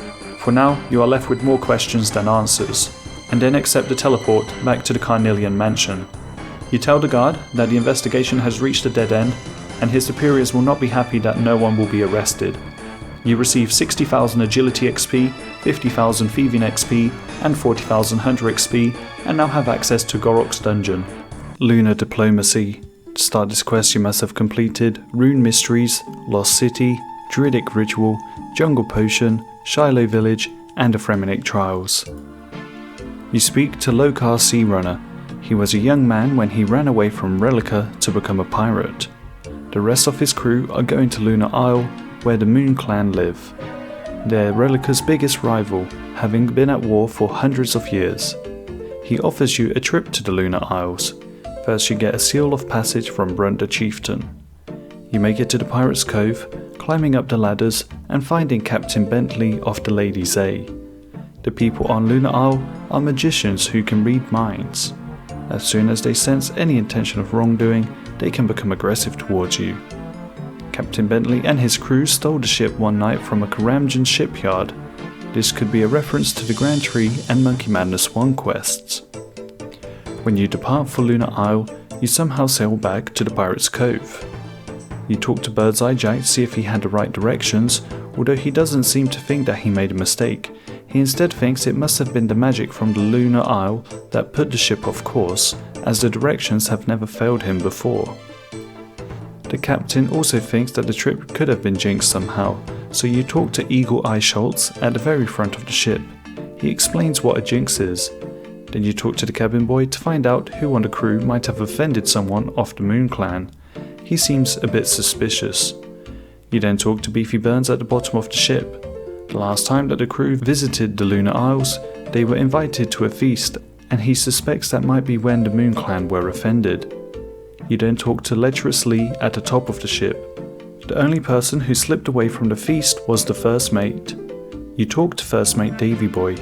When he left the feast, all he did was inspect that the rigging was secure before the ship was docked securely for the night in case a storm blew up. He also reveals that the cabin boy wasn't at the feast at all. The cabin boy explains that on the night, a girl from the island told him to draw 5 symbols throughout the ship. This is the magic jinx. You light the emerald lantern and use it on the cannon, finding some symbols which you rub out. You also use it on the wall chart, finding another symbol which you rub away. On the lowest level of the ship, near the chest, you find a 3rd symbol, and just north of Beefy Burns on the support pillar you find a 4th symbol, and lastly on the crate here you find a 5th and final symbol. This removes the jinx.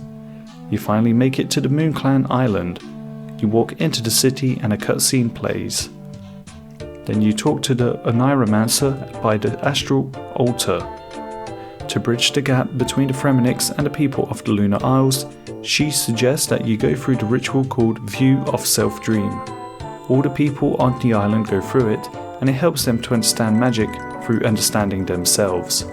A few items are needed, and she suggests you start by talking with Baba Yaga in the chicken house, who can help you make the potion.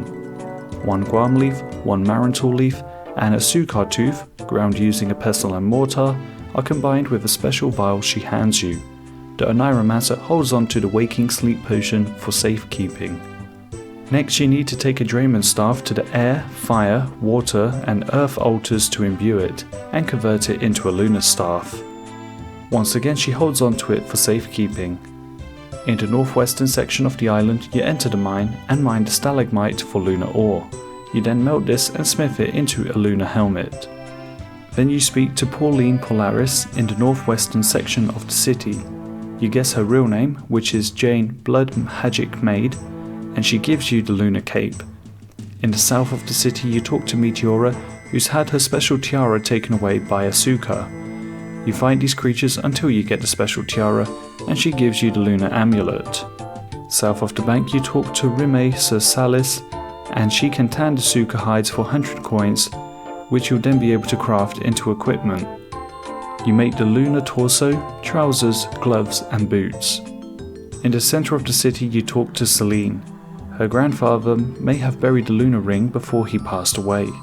She has fond memories of going on treasure hunts with him. He left her this clue. From water source you should follow, crossing the westernmost bridge and travelling further southwest, lead to a bloom of blue. On the most southwestern part of the island, you dig on top of some blue flowers and find the lunar ring, completing the 8-piece set.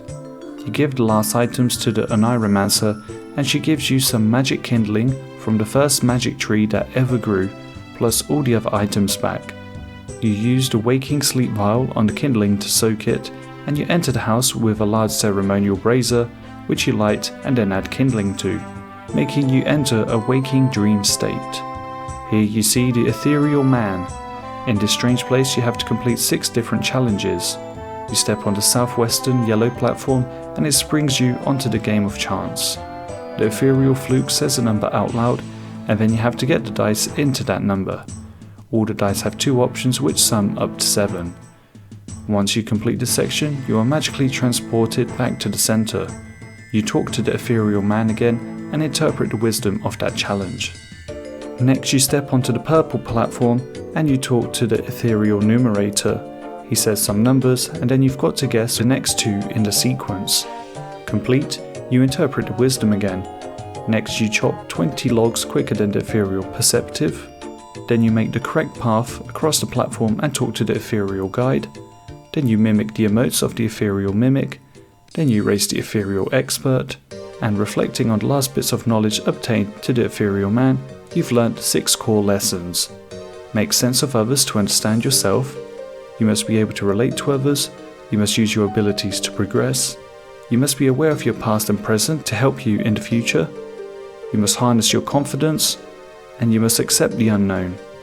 On the final island, you have to defeat yourself. Once you do, you read about your life story on the lectern, returning to the Lunar Isle, where you awaken from the dream, and you return to the Oneiromancer. Seeing how well an outsider was able to go through the lunar trial, she is more willing to consider peace with the people of Relica. You now have access to lunar spells and the ability to craft astral runes. Completing this quest is a requirement for Dream Mentor and the Fremennik Exiles, the Fremennik Isles. To start this quest you must have completed the Fremennik Trials. You speak to moored gunners at the most northern dock in Relica. He's looking for you. He comes from an island called Yatizso, and his wife Maria is from Natisnot. The king of Yatizso has requested for Maud to bring you to him as he has an important task for you. 4 generations ago there was a beloved king. He had 2 sons who would always fight with each other. When the brothers came of age, they confronted each other on the field of battle to claim the prize of their father's lands. When the king asked one of the sons if he had won the battle to claim the land, he said, "Yeah, it is so." But the other brother said, "Nay, it is not." They went back and forth repeating the words for 3 days. The king got angry and banished them to go out and find their own land. But they somehow managed to conquer the same island from different sides, and their feud continued. Also, an army of trolls is amassing on the island. They ferry you to Yetizo. You speak to King Juki Sorvat IV, but the cat keeps interrupting the conversation, requesting a tuna. You feed it, and you can now continue your conversation. He's noticed that many ships have been departing and entering Natisnot, and they're suspecting that they're planning something. In the meantime, the dwarves of the Red Axe are currently inhabiting Yetizo and are eating all of their food and drink, not leaving until they get their 6 pieces of mithril wool. You give the ores and receive 5,000 coins. Back on topic, he thinks that Natisnot is planning an attack. As you've become famous in Relica for your ability of playing the lyre, King Sorvat suggests that you infiltrate as a fool. You can entertain the rival king and try to get them drunk, see if they will reveal why they have so many ships coming in and out. In the chest behind the king's throne, you find a jester hat, top, tights and boots. You're to meet Slug Hemligson, the king's spy on Natisnot, using the secret code Free Stuff Please. Your mission is to infiltrate Mornis Beauregard's hall, undercover as an entertainer. And after they've had a few barrels of beer, you can get the information. You talk to Mornis Beauregard and put on a show. You take note of the information that his guards are talking about in the background. They're going to be ready to advance onto the caves in 2 days. They have 17 militia getting ready, and 2 bridges need to be repaired. You then go to Mornis without your outfit on. King says he is looking for a valiant and courageous individual who is not afraid of trolls. They would like you to repair the bridges. First you need to gather 8 ropes made from yak hair and using the spinning wheel, and 8 arctic pine logs split at the tree stump. They give you 1,000 coins for getting the ropes and 1,500 coins for splitting the logs. You repair the 2 bridges and receive another 1,500 coins. It appears that they are planning to use these bridges for a raid on the troll caves. Their goal is to defeat the Troll King, and you're to lead the expedition. Due to all of this planning, King Mornis Beauregard is aware that on Yetizo the king may be suspicious of the coordination that has been happening lately. He would like you to find out if the king of Yetizo isn't planning anything mischievous while you endeavour to complete this task. You make your way back to King Sorvat, and he anticipates an invasion by Natisnot. So to fund a war, he's added a new window tax as their coffers are not flowing very highly at the moment. He appoints you as tax collector. You collect thousands from the annoyed Yetizo citizens. If you cover Gashfright's 5,000 coin tax, you can get access to her shops after the quest. With all the tax money collected, you return to the king, but the coffers are not full enough, so he now taxes beards and mustaches. You collect even more tax, and now he thinks he can fund a war. King wants you to find out who's been repairing the bridges, so you have to report back to the spy master. Slug Hemligson would like you to learn more by gesturing again for the king. You tell Slug that the militia are in a secluded bay near Etsteria. They're going to be given some potions, and you are the one who was helping fix the bridges. Back on Yetizo, you admit to the king that you repaired the bridges, and explain that Mornis is not amassing an army, but it's a raiding party to get the leader of the trolls beheaded. King Sorvat is still paranoid that Natisnot is going to attack. So you give the king a wake-up call. You explain that Natisnot does not care about Yetizo. They are focused on killing the trolls, and King Sorvat doesn't give any consideration to the troll problem. He's just burying his head in the sand, and with his attitude and taxation, he'll run Yetizo into the ground before the trolls even get there. It's no surprise that he has a jester's outfit behind the throne.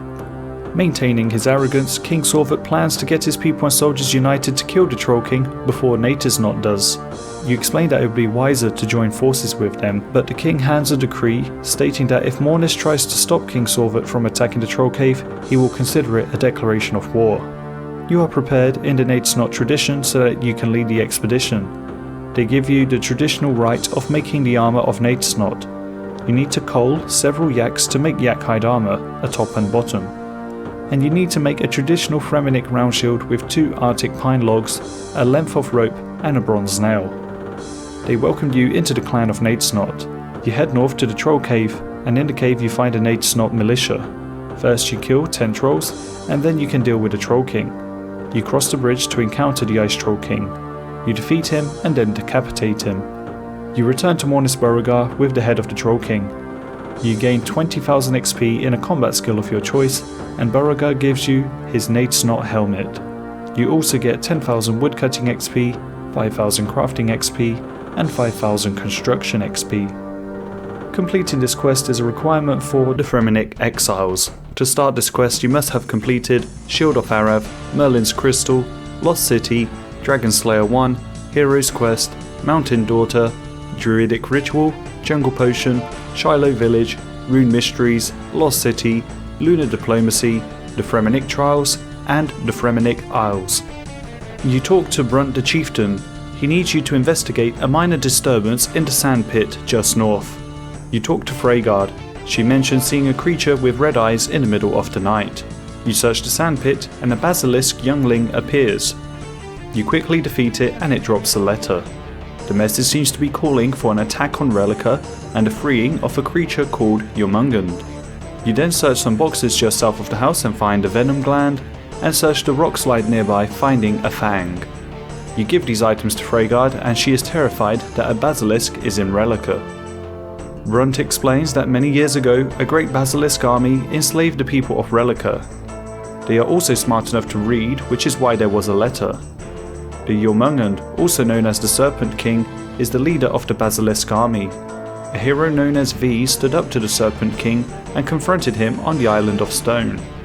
V stood victorious and brought an end to the reign of terror of the basilisks, trapping the Basilisk King in a tomb of stone. In the meantime, Agnar comes into the hall and says that 7 out of the 12 council members have signed for you to become an exile of Fremennik, blaming you for the basilisk problem. Just southeast of Relica, you find Brunt the Chieftain. It turns out that many on the council were looking for any good excuse to exile you since you arrived. He then tells you the tale of the end of things. V foretold that the world would end in a great battle after a basilisk invasion once Jormungand is released from its prison. The best way to defeat Jormungand and gain support of the people of Relica again is to restore V's shield. It was made with 4 components. The base was the traditional Fremennik shield.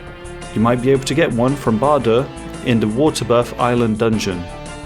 Then there was lunar glass made by a mystic moon clan, and it could reflect the Serpent King's gaze. Then there was the polished rock needed to shine the lunar glass, which was heated softly in the boiling spring. The V-sigil was made from a unique metal found only on the Lunar Isles and enchanted by Fossagreeman. Jarvold takes you to Waterbirth Island and you go into the dungeon. You drop your pet rock on one button and stand on the other to be able to open the door. Equipping the rune throne axes and using the special attack on the middle door, you can venture deeper. You then make your way through, using different protection spells for each section. At the very end you find Bardur attacking some Dagannoth fledglings. Equipping the Ring of Karos, you're able to get a Fremennik shield for free, and next you go to the Lunar Isles.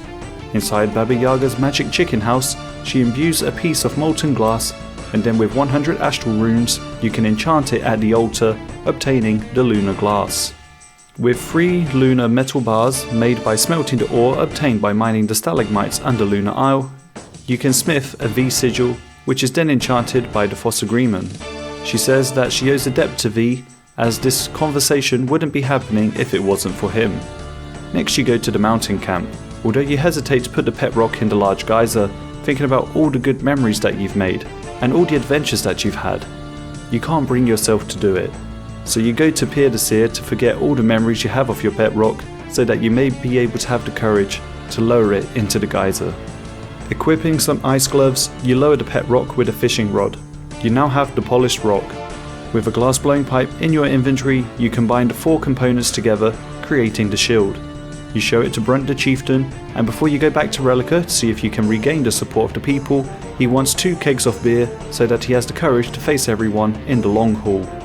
Following the successful recreation of V's shield, the council have agreed to end your exile and you are declared a Fremennik again. As V is the greatest hero that Relica has ever seen, it is an honour to equip his shield. At this moment the basilisks attack.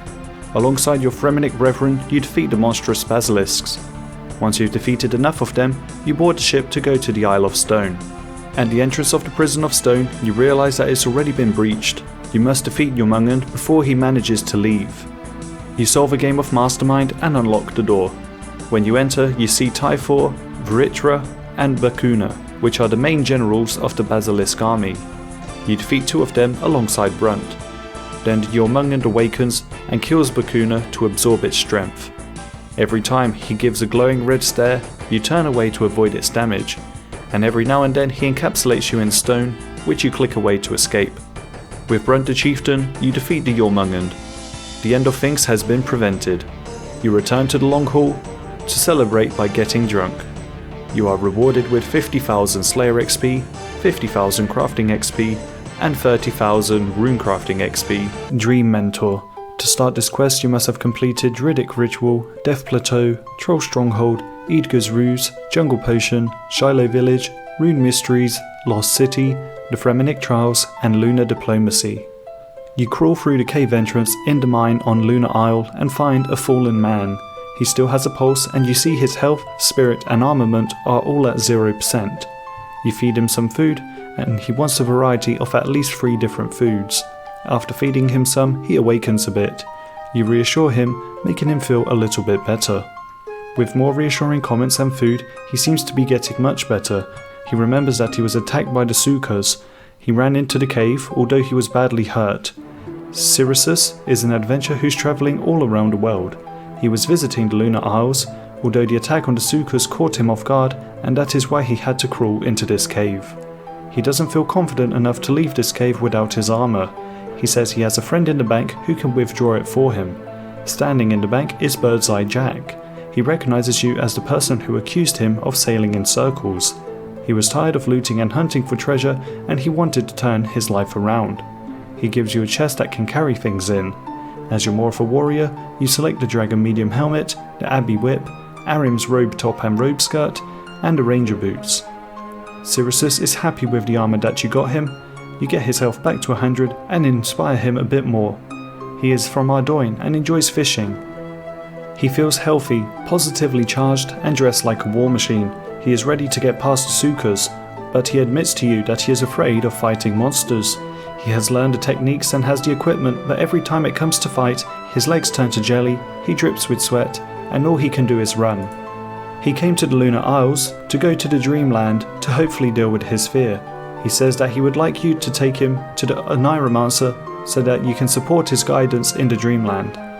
The Oneiromancer says that the potion of shared dreaming can send both of you to the Dreamland to sort out Sirius's biggest issues.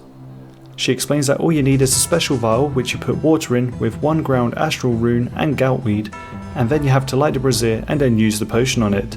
This time you can bring whatever equipment you want to the Dreamland. You confront the monster of Sirius's dream called the Inadequacy, which symbolises his fears. After defeating the Inadequacy, you fight the Everlasting. Then you fight the Untouchable, and lastly you fight the Elusive. Sirius gives a final blow and you awaken from the dream, returning to the Oneiromancer to claim your reward. 15,000 hit points XP, 10,000 magic XP, and a lamp that can give 15,000 XP in any combat skill apart from attack and prayer. You also learn some new lunar spells and can use Birdseye Jack to bank without a seal of passage. Completing this quest is a requirement for Dragon Slayer 2. Regicide. To start this quest you must have completed Plague City, Biohazard and Underground Pass. King Lathas says he's ready to move against his brother Tyrus. To recap, Tyrus went on many expeditions to the west. On one of them he was captured by the Dark Lord, with whom he joined forces. King Lathas built a wall around West Ardoin as a barrier to the rest of the world. The plague was made up as an excuse for the cordon. The plan is now to make contact with the elves that inhabit the western lands. Lord Iorwerth will send some representatives to meet you on the other side of the underground pass. You are to find King Tyrus and kill him. Also, currently the elves are dealing with a rebellion. You go through the underground pass until you make it to Ivan's temple. You enter the well here and then exit the cave, making it into the elven land. As you run west, an elf called Idris appears, but he quickly dies to some of Lord Iorwerth's guards. They tell you to go west so that you can meet Lord Iorwerth. You jump over leaf traps and go past stick traps. Whilst on the way you get some rabbit. then you step over tripwires and eventually make it across a log balance into Lord Iorwerth's camp. He supports you in defeating Tyrus, although his camp is currently facing an issue with a rebellion. Tyrus has moved his camp to a new place, so you have to find it. He suggests that you find a tracker who's been looking for it. He's at Tyrus's old camp to the south. But he doesn't trust you as you've got nothing to prove that Lord Iorwerth sent you, so he hands you a crystal pendant. You show the pendant to the elf tracker and he now trusts you. The elf tracker is currently trying to trace the renegade brethren of the rebellion instead of Tyrus at the moment. You investigate near the blue mushrooms and find some tracks which lead to some impassable woodland. He tells you to look at the dense woodland with new eyes and you're able to go through. On the other side, a Tyrus guard appears. You defeat him and then travel north, going past a tripwire and through some more dense forest. You make it to Tyrus's camp and talk with General Hinning. It seems that King Tyrus isn't willing to see anyone at the moment. You then take some of the nearby barrels and south of the elf tracker you fill them with coal tar. You also take some sulfur here from the pile nearby. Once again you return to Lord Iorwerth. He hands you a book detailing explosive reactions and how to create bombs.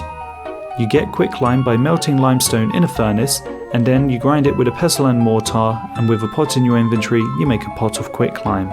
Then you grind some ground sulfur and make your way to Rimington. You talk to the chemist and he explains how to use the pressure machine outside. You use the barrel of coal tar on the fractionalizing still. You increase the pressure till it's in the green zone, and then you add some coal to increase the heat, but not overheating. Once the bar is full, you get the barrel of naphtha. You then use the pot of quicklime and the ground sulfur on the barrel and use a strip of cloth as a fuse, making the barrel bomb. Once again you go through the underground pass and head back to the catapult north of Lord Tyrus's camp. You give the guard a cooked rabbit which distracts him from the catapult. You load it with a barrel bomb that you've just made and then operate the winch, causing a massive explosion in King Tyrus's camp. You then make your way back to Lord Iorwerth. He hands you a letter to show King Lefas in East Ardoin. You now have access to the pass through Arendar. As you try to enter Ardoin's castle, Arianwyn speaks to you. He is the leader of the Elven Resistance. He's been observing you since you entered the Elven land and saw that you're the one who killed King Tyrus. He unlocks the message from Lord Iorwerth to King Lefas, which says that they are one step closer to welcoming the Dark Lord into the realm, and that Camelot will be crushed underfoot. It turns out that King Lefas has been manipulating you into executing the plan to bring forth Zamorak and everyone dying. He tells you to act normal as you go to King Lefas, but then to return to Turanwyn and seek out Isilwyn and Elened in the Azafdar forest. They will bring you back to Arianwyn. The king doesn't suspect you, and you are rewarded with 13,750 agility XP and 15,000 coins. Completing this quest is a requirement for Roving Elves. To start this quest you must have completed Waterfall Quest, Plague City, Biohazard, Underground Pass and Regicide. You find Isilwyn and Elened in the forest. Arianwyn has told them about you. Isilwyn says that it was humans that led to his grandmother, Glariel's, death, and he's worried that you will bring similar ruin to them. You explain that you moved her remains to Baxtorian Falls. Now Elened and Isilwyn trust you a bit more. If her burial location has been moved, her new tomb must be consecrated. If you do this for him, you will further gain their trust. The Elvish tradition is to plant a special enchanted crystal seed at the graves of the ancestors. The seed will create guardians to protect the area. You revisit Glariel's old tomb by using the pebble on the tombstone. You fight the moss giant here and get the consecration seed, then taking it to Elened.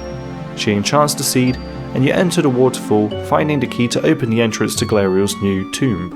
You plant the crystal seed and it grows a tree made of crystal.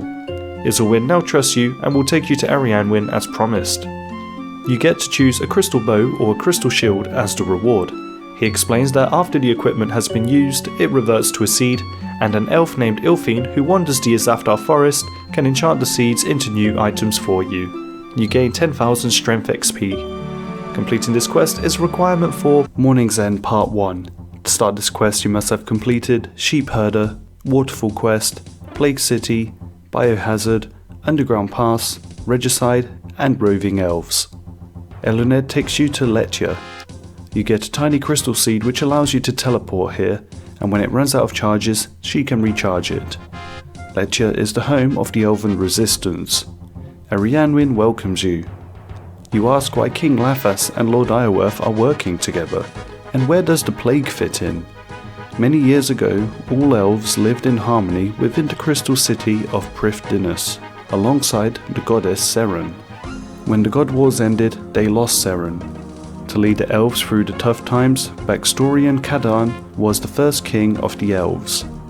The elven kingdom expanded into the east, and they prospered for a while, but there was an enemy walking amongst them. Lord Iorwerth turned away from Seren and gave himself to Zamorak, the Dark Lord. As the elven kingdom was large, their forces were further spread, and Lord Iorwerth took advantage of that, claiming Prifddinas as his own. Baxtorian tried to take it back from him, but there was no way to retake it. In a last attempt to keep the city safe, Baxtorian and the clan elders sung the Song of Inversion, which reverted the entire city into a giant crystal. The rest of the kingdom had fallen while he was away, and Glariel had been taken. Then the land erupted into a civil war, and they have been fighting ever since. It is still uncertain what King Lathas has to do with all of this. For all Arian can determine, it seems that Lord Iorwerth promised to support King Lathas in reclaiming some land that his family once owned. We still don't know what's in it for Lord Iorwerth. The mourners that are seen in West Ardoin are in fact elves in service to Lord Iorwerth. They are looking for something that they want in West Ardoin, and they are also seen regularly crossing the Arendar mountain pass. The plague is a cover-up for them to enter the city unchallenged. You need to find out what the mourners are up to. As you're the one most familiar with the city, you've got to make up the plan as you go along. You get to the huge gate at the entrance of Arendar. You kill a mourner to get his equipment.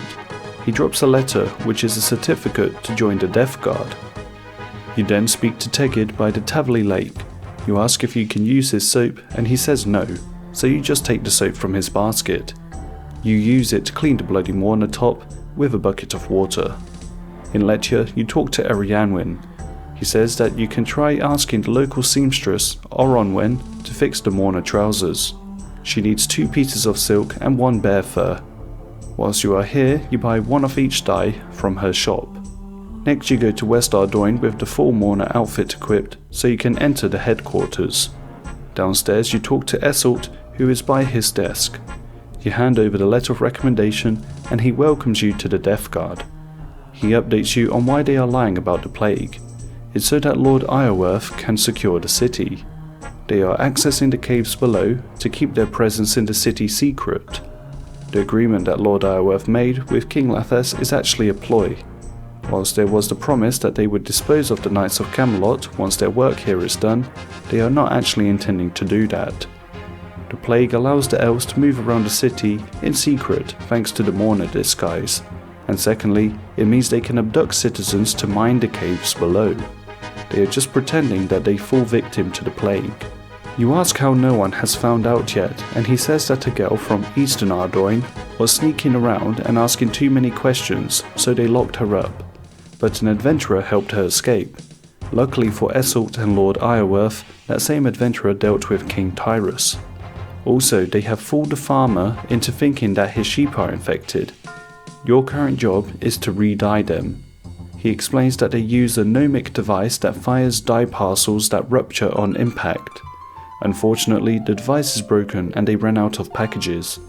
He gives you a key to the next room and a device so that you can speak to the gnome who might be able to fix it. You open the cell and see a gnome on a rack. He says that every torture has been used on him and that there is nothing to make him tell you how to fix the device, although he slips that he has been craving toad crunchies and has a fear of being tickled on his feet. You dangle the toad crunchies above the gnome's nose and hold the feathers menacingly close to his feet. At this point he gives up and says for you to bring him some leather and magic logs, and he will see what he can do. You release him from the rack, let him eat the toad crunchies in peace, and he fixes the device. Then you use dye on the empty ogre bellows, getting coloured toads. You load the device, re-dyeing the 4 different coloured sheep. Now the head mourner, Esselt, wants you to make it appear that the plague is still a threat, so you're asked to poison the food supply, just as some joker did to them not too long ago. This would send more citizens to the mines. Like before, you take a rotten apple from here. You talk to Elena and update her on events. She's reluctant to help you because she doesn't want to give a toxic infection to the people of West Ardoin, but you explain that there's a bigger threat if she doesn't help. First, you need to mash up the rotten apple and dissolve the toxin into a liquid, then mix it with naphtha and strain out any solids. Lastly, you need to heat the mixture.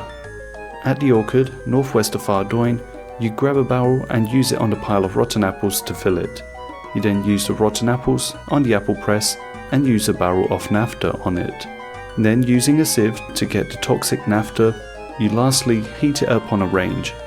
It slowly evaporates and you're left with 2 doses of toxic powder. You then poison the grain sacks in the main building and the supply in the church. You speak one last time to Esselt. He now tells you that they need slaves for the mines. A long time ago, Seren ordered the construction of a great temple beneath the earth. It is believed that this temple is beneath the city. They're using the miners to find it. You're going to be needed soon to assist. Currently he's waiting on a guard who's copying a key. You update Arianwin on the events. He thinks they are looking for the Temple of Light and that Lord Iorwerth intends to use the power of that temple to summon Zamorak. You earn 40,000 thieving XP and 25,000 hit points XP. Completing this quest is a requirement for Morning's End Part 2. To start this quest you must have completed Sheep Herder, Waterfall Quest, Plague City, Biohazard, Underground Pass, Regicide, Roving Elves and Morning's End Part 1. You are to return to the Mourner headquarters and gain access to the mine to learn about what progress they've made towards reaching the Temple of Light.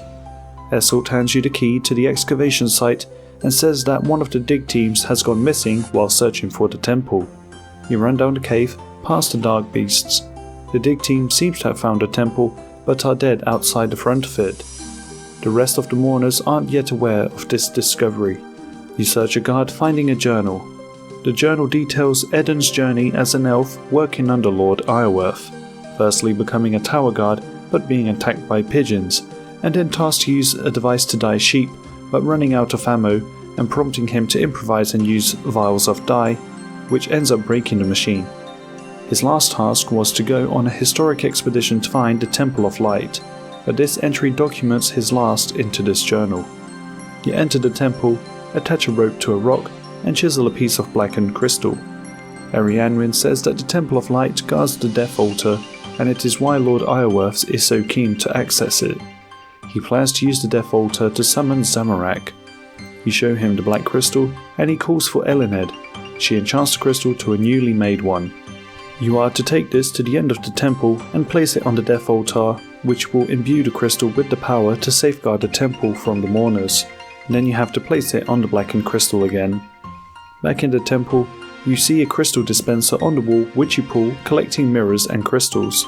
Directing the beams of light and changing its colour, you solve a bunch of complex puzzles and jump across an agility obstacle, finding chests and increasing the number of mirrors and coloured crystals you have.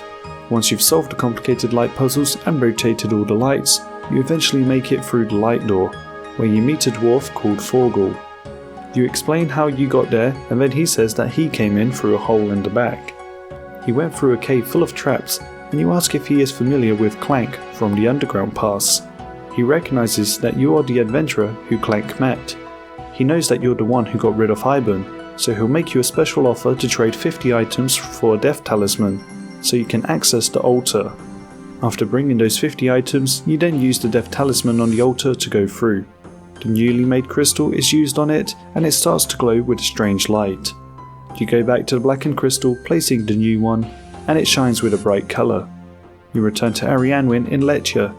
He says that the temple should be secure for thousands of years now, although you say that there is a back entrance that was discovered by some dwarves. He'll speak with them and ensure that the mourners are prevented from summoning the Dark Lord. You earn 60,000 agility XP and get a crystal trinket which will allow you to access the Temple of Light again after the quest. Completing this quest is a requirement for Song of the Elves. Sins of the Father. To start this quest you must have completed Vampire Slayer, the Restless Ghost, Priest in Peril, Nature Spirit, In Search of the Maya Key, In Aid of the Maya Key, Darkness of Hallowvale, and A Taste of Hope. You talk to Veliath Hertz in the graveyard in sleep. The town's been plagued by an illness. Those infected fall into a deep sleep never to wake. Lady Cromwick, who rules over this town with her husband, was the first victim. Their manor has been locked down, but the vampires have been seen around it. To investigate, Veliath recommends you start by talking to people who know the victims. Hamel the Jester's travelling companion, Hanshin the Hound, is the latest victim of the sleeper plague. Hanshin went to the Rat and Bat pub to drink a bloody bracer, and on the way back he collapsed. In the pub you talk to Carl. You ask him where he gets the bloody bracers from, but he won't tell you how it's made. So whilst he goes to the supplier to get more, you sneak behind him, following him around town to a dungeon. He talks to Croy and says that someone's poking around. Van Strom Klaus and Damien Lockhart appear. Deep within the underground sanctuary, Croy found a recipe for an elixir made by the Sisterhood. Those who drink it have their lives extended, but at the cost of being put into a deep sleep never to wake, and they've been hiding this in the beer. This is advantageous to the vampires, as they can easily harvest more blood this way. Whilst Van Strom Klaus commends Lockhart's initiative, he doesn't appreciate his recklessness, as this has caught the attention of the Myaki. Van Strom leaves for Darkmire and warns Damien that he will not be getting any supported defense from him. As you heard everything, Croy can't let you leave this place alive. You defeat him and then destroy his lab. Then you update Veliath. While he was investigating the manor, he found out that it had been taken over by vampires, more specifically, Damien Lockhart. And once again, Van Strom Klaus insulted Damien for his recklessness, accusing him of demanding too much from the werewolves. This would explain your encounter with them during the Darkness of Halavel quest. Before you go deal with Damien, Veliath would like you to meet him at Patadomus to check in with Drezel and Ivan before continuing your investigation. You update Drezel, and he says that the king's mercenaries have vanished, plus more families have gone missing. King Rold's advisor Aonisig is refusing to send military help. There's going to be a meeting in the Haunted Woods directly south of Fenkenstrain's castle, and Ivan has gone to spy on it. Veliath is worried because Ivan is the last living descendant of Ivandis Seergaze, and Drezel is the only other person alive that is also a descendant of one of the 7 priestly warriors. Ivan hasn't yet learnt about his heritage. You join him to spy on the meeting. The werewolves are delivering a family they kidnapped who were picnicking near the River Salve. They appear to think that Damien's days are numbered as the Myaki are investigating and killing the vampires. The meeting ends and Veneskula Drakun comes with an offer. She would like to give you the opportunity to kill Loernio Drakun so she can rule diplomatically instead and allow humans to live peacefully alongside the vampires. She is aware that Calcidiu is not a real person. Veliath made him up to try and instill hope in the rest of the Myaki. The word Calcidiu is an anagram of the word suicidal, which may be what the resistance ultimately is. She invites the conversation to continue, with all the Myaki attending, at the Icene graveyard. You'll escort Ivan down to Bergderot. At the bog, you cut down 3 tree vines and combine them to make a long rope, then attach it to a tree so you can swing to the other side. Jergex didn't even animate Ivan Strom swinging across. Then you kill some nail beasts and chop 3 logs to repair a broken bridge. Now you encounter 2 vampires who you protect Ivan from. Having made it safely to Bergderot, you then go to the boathouse. At the Icene graveyard, you are promoted to the rank of lieutenant in the Myaki. Before the land was known as Mauritania, it was Hallowvale. Saradominis used to live here, but then Loernio Drakun came from the Shadow World. He conquered the land and turned it to the hands of Zamorak. Whilst he's a great conqueror, he is a poor ruler. The society here is collapsing, with the numbers of humans decreasing and the vampire population growing. There is less blood to go around. Veneskula's dream is that humans and vampires can live together in a great empire, and that Mauritania could be a land of peace and prosperity. Her plan is to bring the Myaki as captives to the impenetrable Castle Drakun. This would prompt Loernio to leave his chambers for once, opening a window of opportunity to defeat him. Veliath is pessimistic about all of this. Now she would like a conversation with Safilan. He doesn't know much about his childhood, all he remembers is his name. Veneskula says that what's within the mausoleum will reveal what he needs to know. You solve the puzzle on the lock, and inside the plaque reads, "Here lies Lorena Hallow, beloved daughter of Ifarite and Acertes Hallow, and faithful sister of Safilan Hallow." It turns out that Summarised is the half-human, half-Icene son of Queen Nefertiti Hallow, the last queen before the vampire invasion of Mauritania. To shorten the war of Liwernio's conquest, Ernest the Chicken captured Summarised's father. Queen Nefertiti then walked into Liwernio's camp in hopes that the father would be freed in exchange for her, but his father was turned into a vampire and the fate of his mother is unknown. The father changed his name to Vanstrom Klaus. You then go to every member of the monarchy in the order of Vetida Cephalitis, Kael Forshaw, Radagad Pomfit, Pomalfi Ferdigris, Ivan Strom, and Veliath Hertz.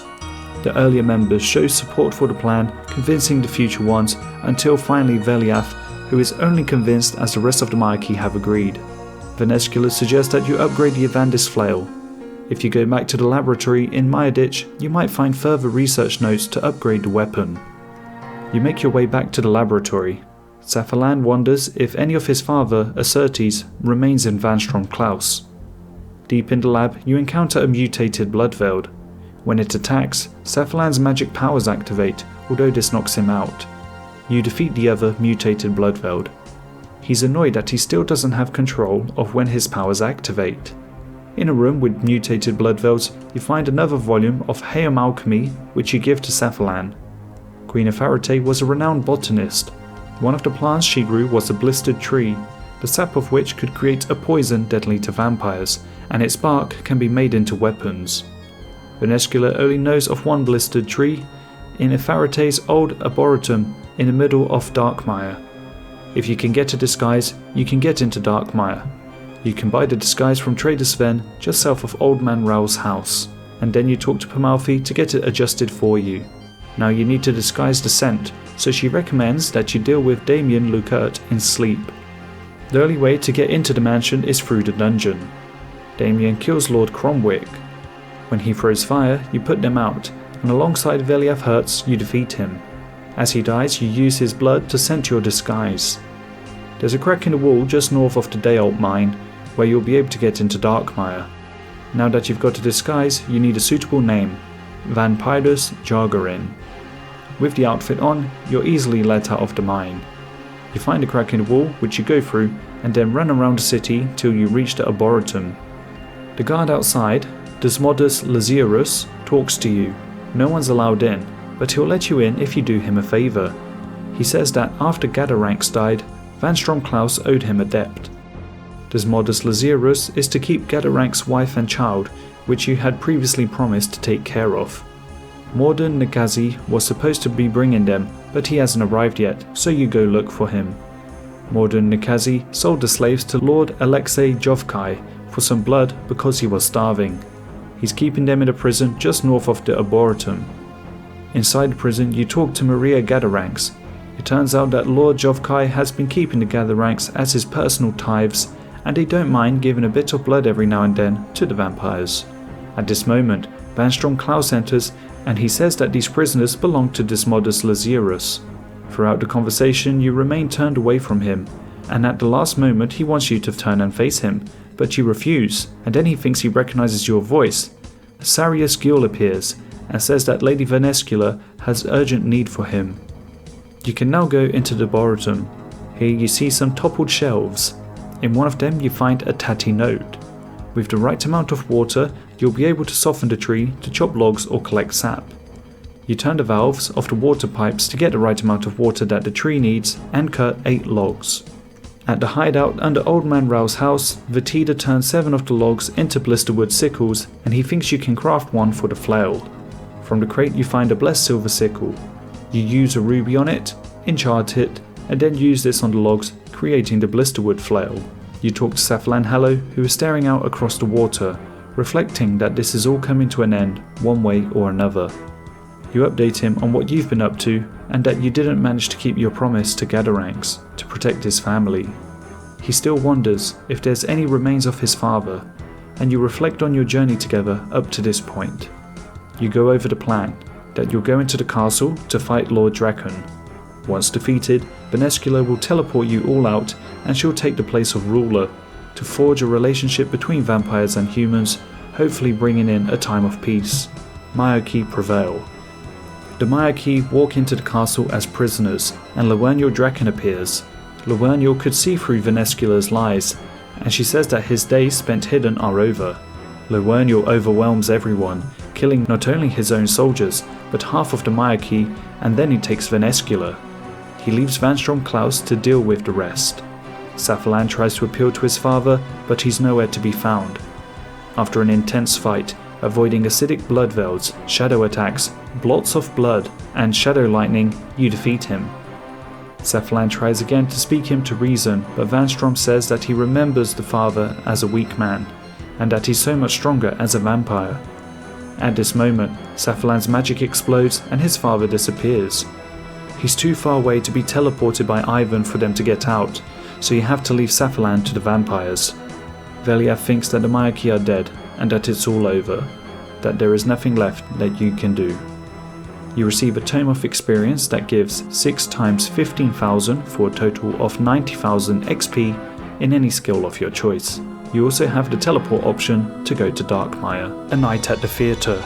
To start this quest you must have completed the Restless Ghost, Priest in Peril, Nature Spirit, In Search of the Myaki, In Aid of the Myaki, Darkness of Hallowvale, and A Taste of Hope. You talk to the mysterious stranger by the entrance of the Theatre of Blood. He has some associates who would like to see Lady Verzik embarrassed by being defeated by an adventurer. He says that it's not going to be an easy challenge and that you can go with a team to try to take it on. He got hold of some Nilocus eggs, which is believed to have come from Verzik herself. He would also like to be able to access Rhanis Draken's memories. The mysterious stranger has an ability to see old memories and live through them, and as the vampire bodies take longer to decay, he wants you to retrieve Rhanis Draken's head. He hopes to learn more about Verzik's abilities, and the eggs are a catalyst. Rhanis was buried deep below the theatre, so you go down the staircase northeast of the stranger. You kill a Firewatch to get a key which unlocks the door, giving you access to the coffin where Rhanis is buried. You use a saw to remove his head. The mysterious stranger uses his abilities and you get to see Rhanis' memories. Lowernil Draken was the one that found the eggs of the arachnid nest near Darkmire. The queen of the arachnids might be of a higher power. It sounds like Verzik wanted to breed new Nilocus. You go look for the spider's nest. You find the spider cave entrance and enter. At the end, you find an egg sac and a skeleton, which you examine, finding a sticky note. The Sisterhood have used the venom from the spiders to make the elixir that cause people to enter an endless sleep. Sulfuric acid may be used to remove the egg. You go into the dungeon in sleep and make your way to the center of the underground temple of the Sisterhood to meet Dea Krand. You explain that his assistant fell to the spiders, and that to get the egg sac free you need some sulfuric acid, which he hands to you as a thank you for updating him on his assistant's fate. You then make your way back to the egg sac, and when you use the sulfuric acid, spiders attack you in a swarm and they envenom you. You give the strange spider eggs to the mysterious stranger, and he thinks that with these he'll be able to get a clearer memory. A new purple Nilocus called the Athanatos is created. And as Hespori bark has regenerative abilities, it could also be used to make the Nilocus stronger. You then go to the nature grotto and speak with the nature spirit, who says that in the swamp you can find a Hespori. West of Castle Draken, you fight it and chop some of its bark, which you hand to the stranger to see another memory. Zarpus appears, the last of the Urasa from the Shadow Realm of Vampirium, from which the vampires came from. It appears that Lowernil Draken has found a way to re-enter the Shadow Realm, although he hasn't enlightened anyone else on how to do so. The final Nilocus experiment was tiny, although Verzik believed it would grow big, but then it bit her and died. This led to Verzik getting her abilities. The mysterious stranger now has enough information to give his associates the ability to work on new weapons to fight Verzik. Now he just needs to get access to her memories. The only way to get there would be to enter the theatre and to complete it by defeating her. Throughout the theatre you have epic battles and find books which add to your knowledge of these creatures. When Seraphina's younger brother fell ill, as described in the Taste of Hope quest, she made a deal with Rhanis Draken to save him, but this came at the cost of being transformed into the Maiden of Sugadinti. The pestilent bloat was created by an erratic vampire known as the Butcher by using different parts of different races such as ogres and cyclopses. In his book, the capital letter revealed the message "Don't trust her," and the 3 lines of gibberish at the end are anagrams for Seraphina was betrayed, Verzik is dead, and Nihlakers will rule. It was a mysterious being called the Stranger from Afar that led the vampires to Gielinor, and a large number of Nihlakers travelled with them. Verzik Vitor domesticated several of their species and created the breeding program, resulting in 4 new variants. Sotutzeg was manipulated into being able to travel into the Shadow Realm by the author of the next book. Next is a journal written by Luernil Drakon. He complains that the vampires are no longer hunters, but instead merely farmers because of the Stranger from Afar. He wants them to remember what it means to be a true vampire. He reflects on his days hunting all the Urasa, except for one, Zarpus, the Last King. The last book is a patient record written by Vulcan Orveros. It contains medical notes on Verzik Vitor and the Nihlakers fight. The presence of the eggs had a negative impact on her vampiric abilities, including her immunities. Her ability to shapeshift, however, was unaffected. He performed an operation to remove her eggs and kept some for examination. These could be the ones that the mysterious stranger has.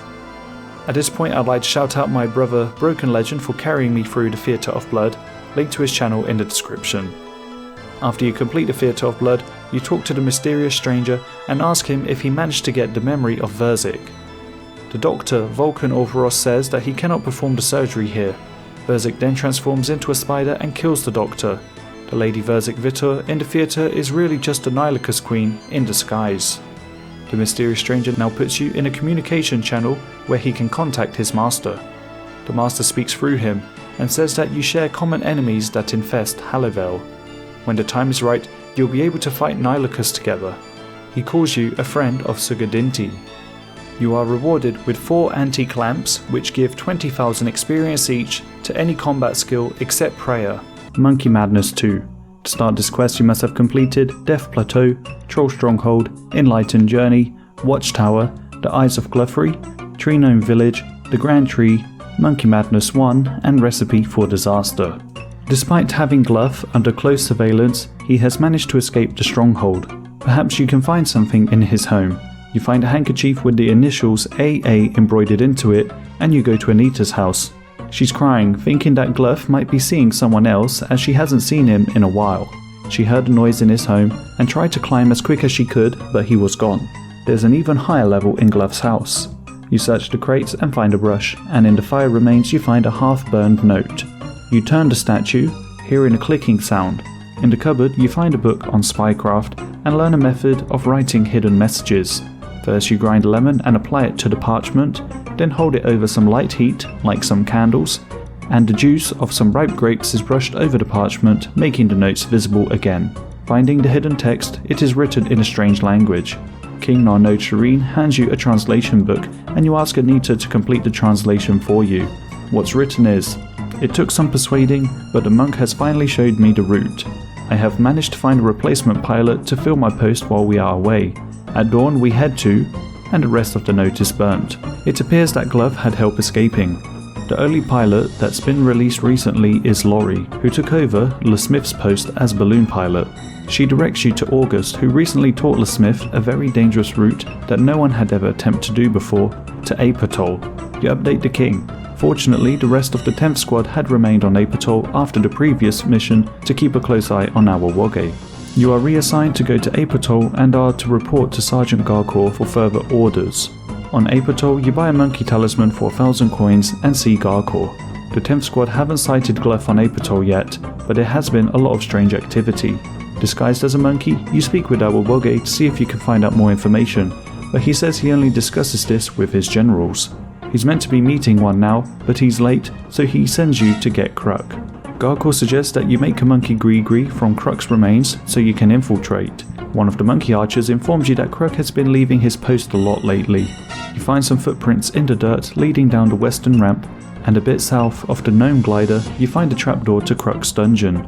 You make your way around the dungeon, carefully walking around the dodgy ground to not fall down, jumping across some pressure pads and rope swinging across some chasms. You make your way across a large field of dodgy ground, eventually finding a chest with a bronze key in it, unlocking a bronze door before the key snaps. After finding your path and crossing the final obstacles, you reach the last section of Dodgy Ground where you can investigate the wall and find a hidden passage to the entrance, memorizing its location so you can quickly access the end of the dungeon whenever you need. You can flinch Kruk on a corner and then you get his paw.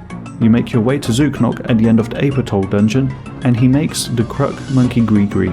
Now disguised as Kruk, you go back to Awawage and learn that the monkeys are planning a three-way assault with an alliance between the ogres and the trolls. Plus they're working on a new fleet of battleships and are also developing a secret weapon. You update Garkor on their plan. Now you have to try to convince the trolls and the ogres not to join the monkeys. At the troll stronghold you try to persuade Cobb not to attack the humans alongside the monkeys and challenge him to a duel. If you win, they'll call off the attack, and if they win, they will attack the humans. Just before he dies, he calls off the attack, and then you make your way to Gutenov and pay the ogre guard 20 coins so you can jump over the bridge and speak to Chief Keith. Once again you ask him to end his alliance with the monkeys and challenge him to a duel to the death. With that, the ogres are no longer in alliance with the monkeys too. You update Garkor. In the meantime, he's heard that Lesmith has appeared on Apatol. You explore until you find him. As you're disguised as the Monkey General, he reveals that the fleet of airships are being built off the coast of Apatol. So now you've got to find where the airships are and destroy them if possible. On the western side of the island you find a monkey guard near a rowboat. He takes you to the platform and you make your way around a maze of crates, avoiding the line of sight of the monkey guards. Climbing and descending ladders until you find a crate with satchels, which you then fill 6 of them with gunpowder from a barrel. Then you find some compromised floorboards, a compromised support and a gas cylinder, and you strap down the satchels of explosives on them before leaving, bringing down the entire platform, escaping from the explosion as you row away. You update Garkor saying that you've destroyed the airships. Unfortunately, he has found in Kruk's dungeon a secret facility where they're developing a secret weapon, protected by a magical barrier. Back in the dungeon, in monkey form, you swing across the monkey bars above the pit of spikes, and find a small crevice. Inside is a laboratory with demonic gorillas. You climb on one of them and make your way down the stairs. As the experiments have broken out of their cage again, Glove tells you to get them back under control before they destroy any more of his work. So you fight the tortured gorillas until they go back into their cage. Glove's been working on a mutagen which allows for control over the creatures. Whilst keeping them aggressive enough to tear anything apart that stands in their way, he thinks he's found the right balance, but he wants to carry out some final tests. He doesn't currently have a huge army, but once he makes the mutagen airborne, he will unleash it on all of Apatol.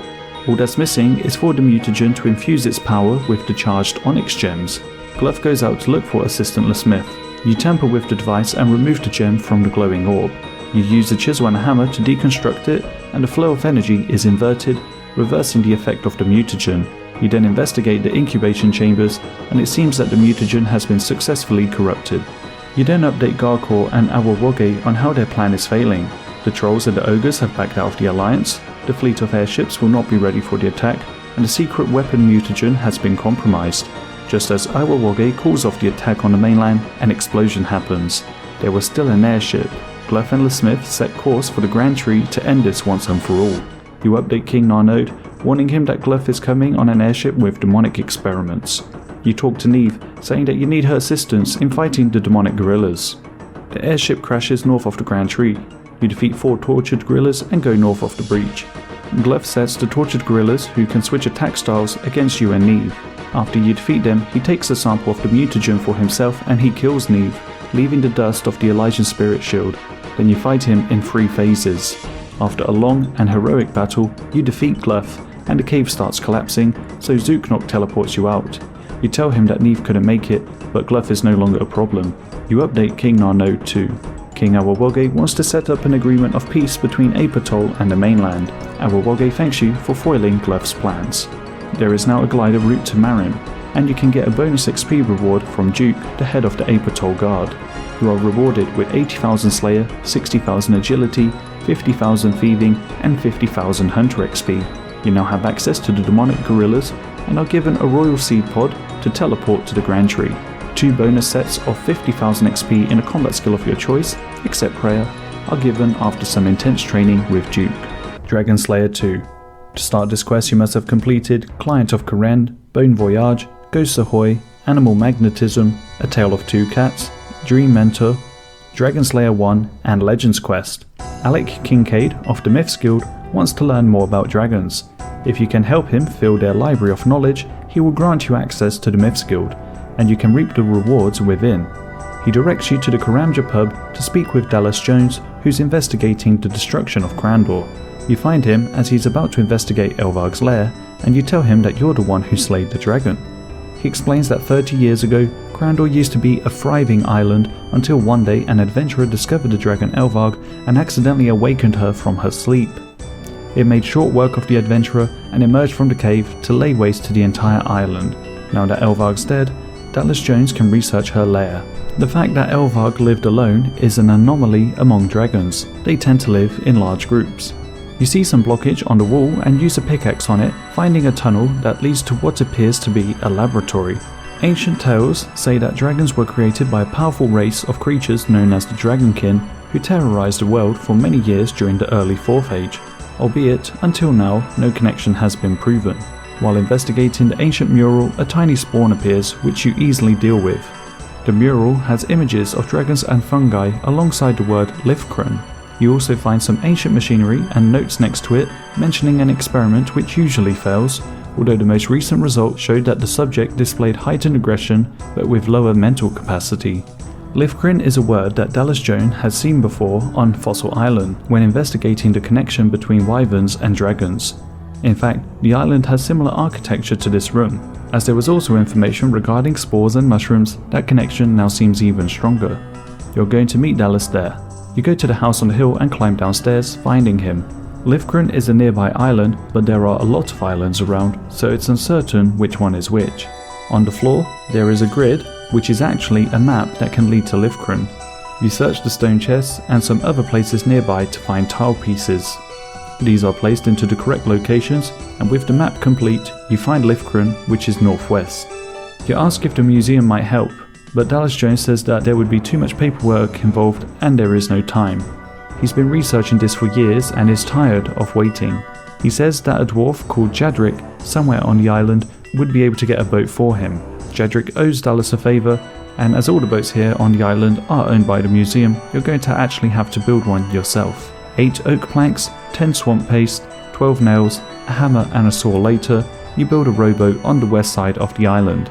You get to the island and Dallas rushes in a hurry to explore. Jadric will look after the boat. You climb up and down some stairs, finding some ancient doors.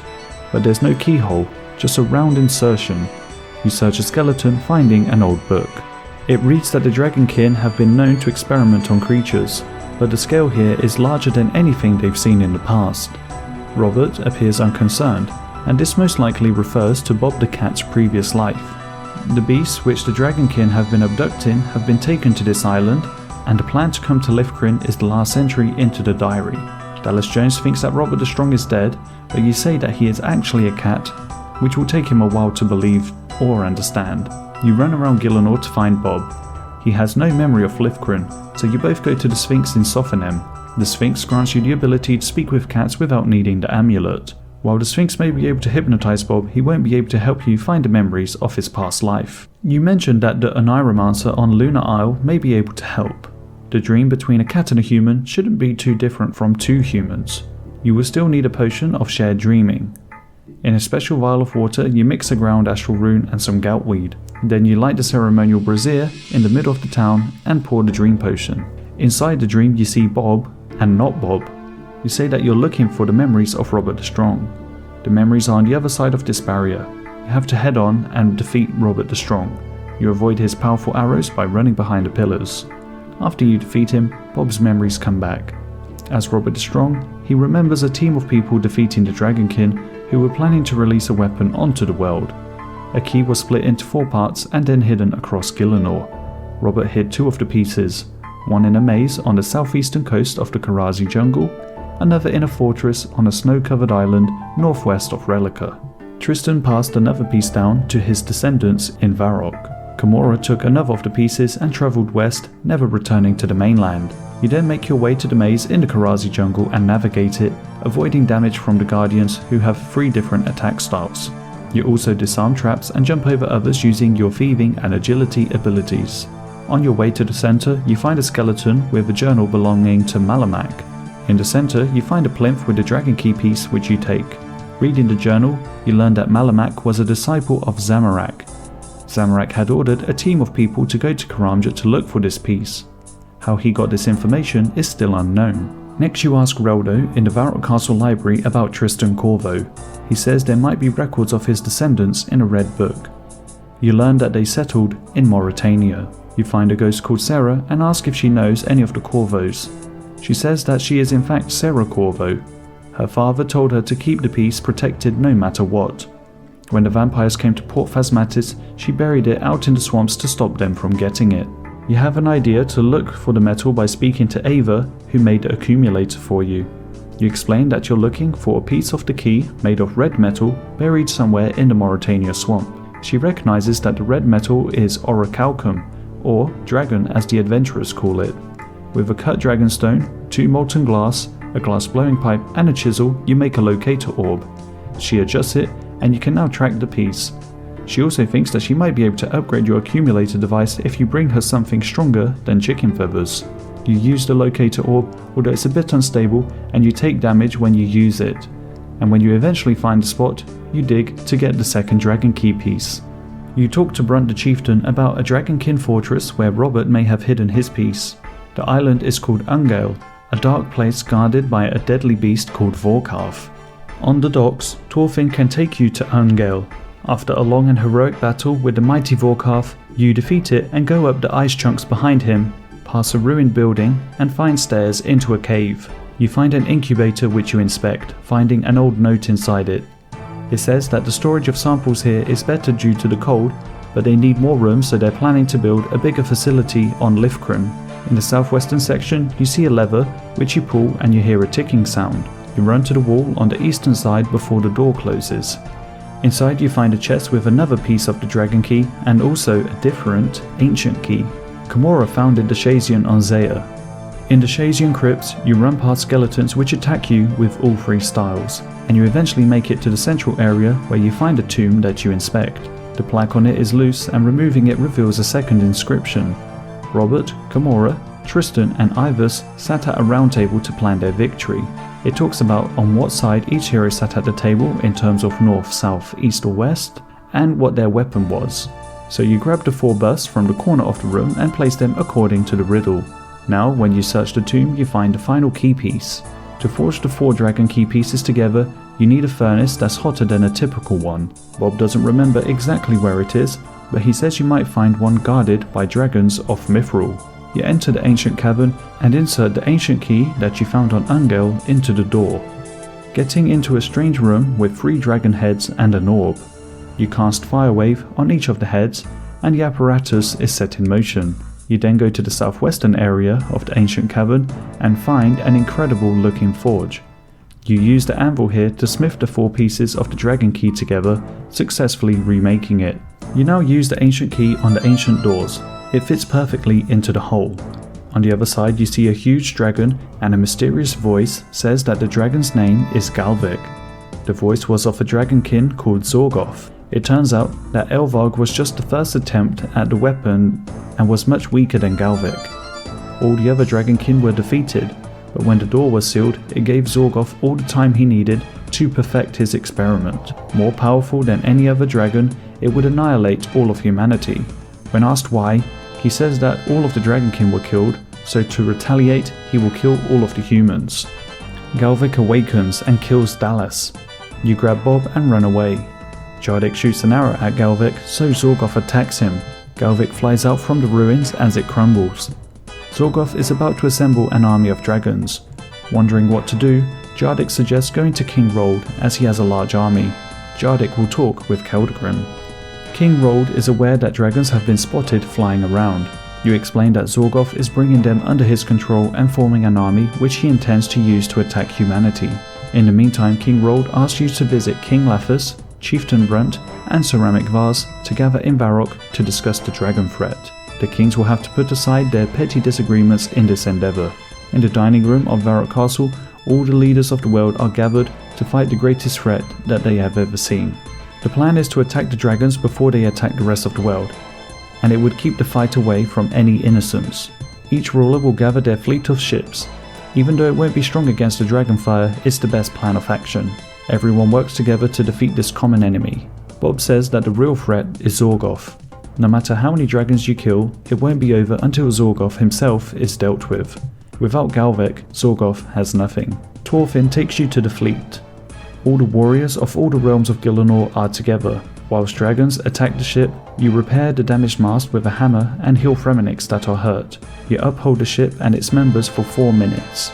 As the fleet gets closer to the island, the ships are overwhelmed. You now climb onto the debris of the ships, jumping from one to another. On the Varrock ship you defeat a red dragon, an iron dragon and a brutal green dragon. Then you see Bob and defeat 2 more blue dragons and green dragons. Then, when Zorgoth tells Galvek to shoot a fireball at you, Bob fucking jumps in front to save you. No! Bob! Next you defeat black, steel and brutal red dragons, and your allies appear to help. You defeat the Mithril, Adamant and Rune dragons together, and Zorgoth now releases the full might of Galvek's power. Your allies are watching your back whilst you take him on. After a very intense battle with 4 phases, you defeat Galvek, he fires one last breath out and it kills Zorgoth. That was for Bob. A statue is placed in memory of Bob. You go back to Alec Kincaid outside the Myths Guild and tell him all about the quest and all that you discovered. The secrets you uncovered help to fill out the Library of Knowledge and you are welcomed into the guild. You get 80,000 smithing, 60,000 mining, 50,000 agility and 50,000 thieving XP. You can now pass the magical barrier into the Myths Guild. The gnome Primula teaches you how to make some anti-dragonfire potions. You can now talk to Ellen, who will train you for 4 times 25,000 XP in combat skills of your choice minus prayer. You can now make wrath runes, forge dragon plate body and kite shields, and have access to adamant and rune dragons. With Vorkarp's head you can make Ava's assembler, and you can also craft ferocious gloves with hydra leather. Song of the Elves.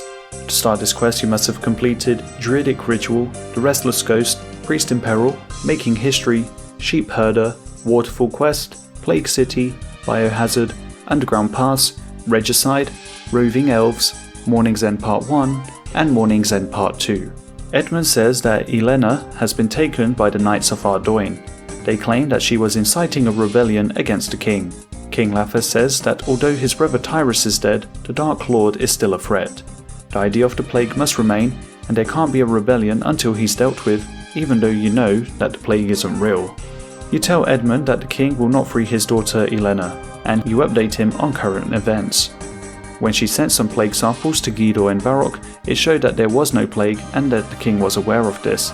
But as his brother Tyrus, the king of West Ardoin, explored the lands to the west, he supposedly became corrupted by the Dark Lord, and that is why King Lathas decided to quarantine the city off, to keep the rest of the world safe.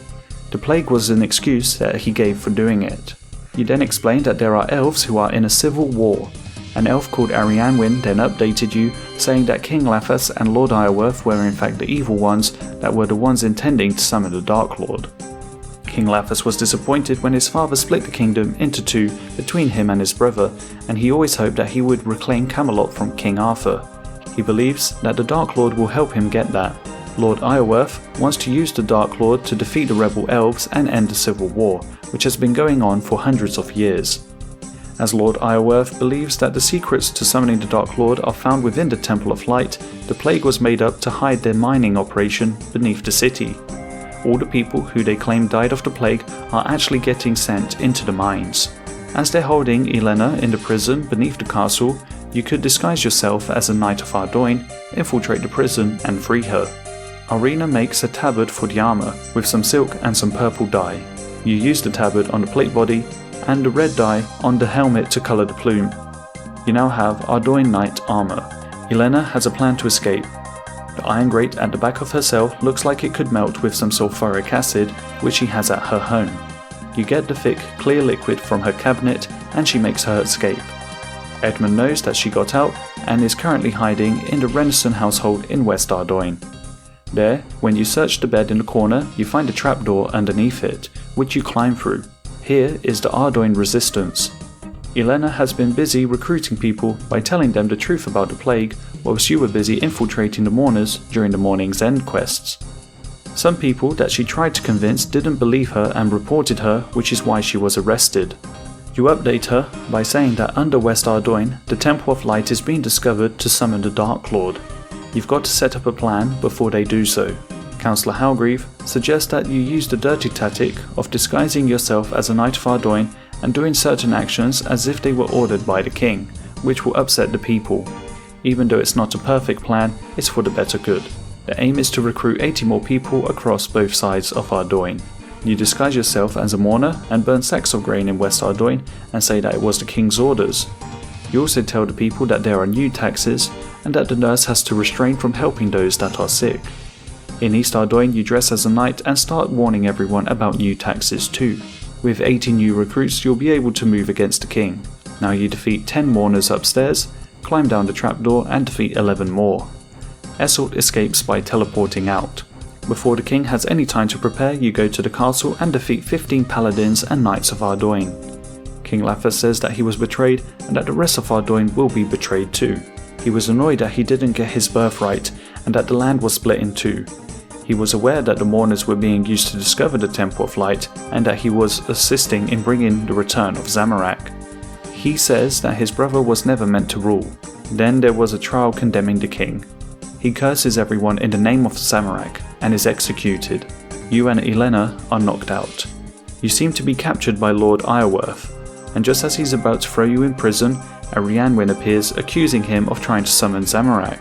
Lord Iorwerth says that he is actually not supporting Zamorak, that was just a lie he told King Lathas to get him on his side. Once they discovered that he secretly worships him, it was the obvious lie to tell. Lord Iorwerth serves only one goddess, Serun, and the Temple of Light is actually going to be used to summon her, not Zamorak.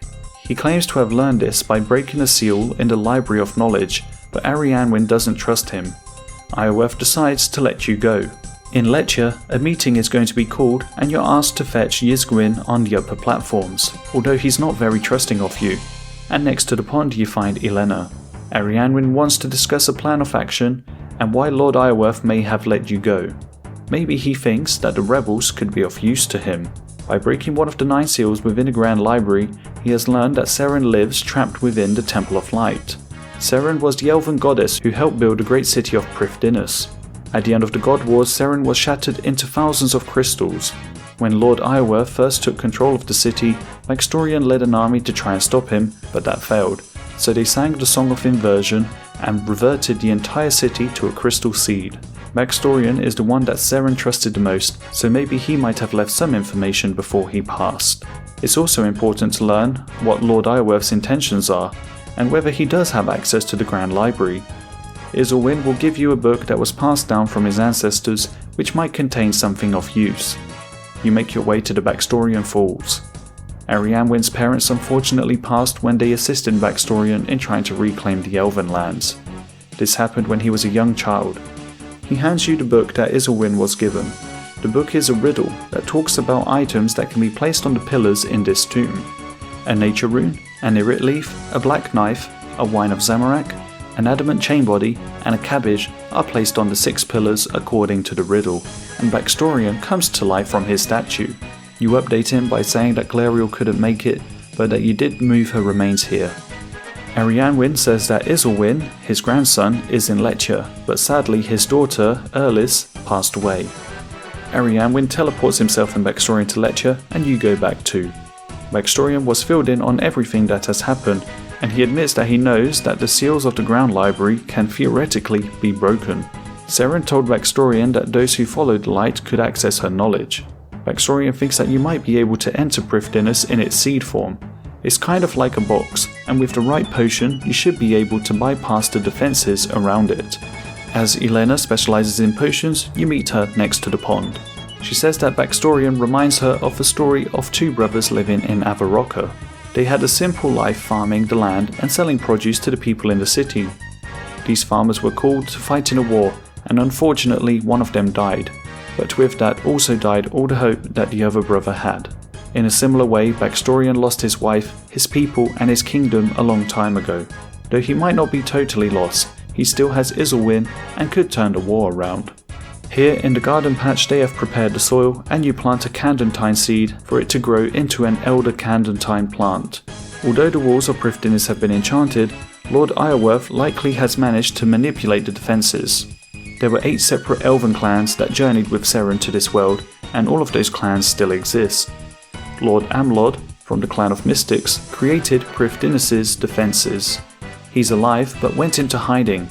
He left a clue behind, which Baxtorian has deciphered. He also deciphered Lady Traherne's clue as well. The clue for Lord Amlod is that the elven crystal will lead you to him.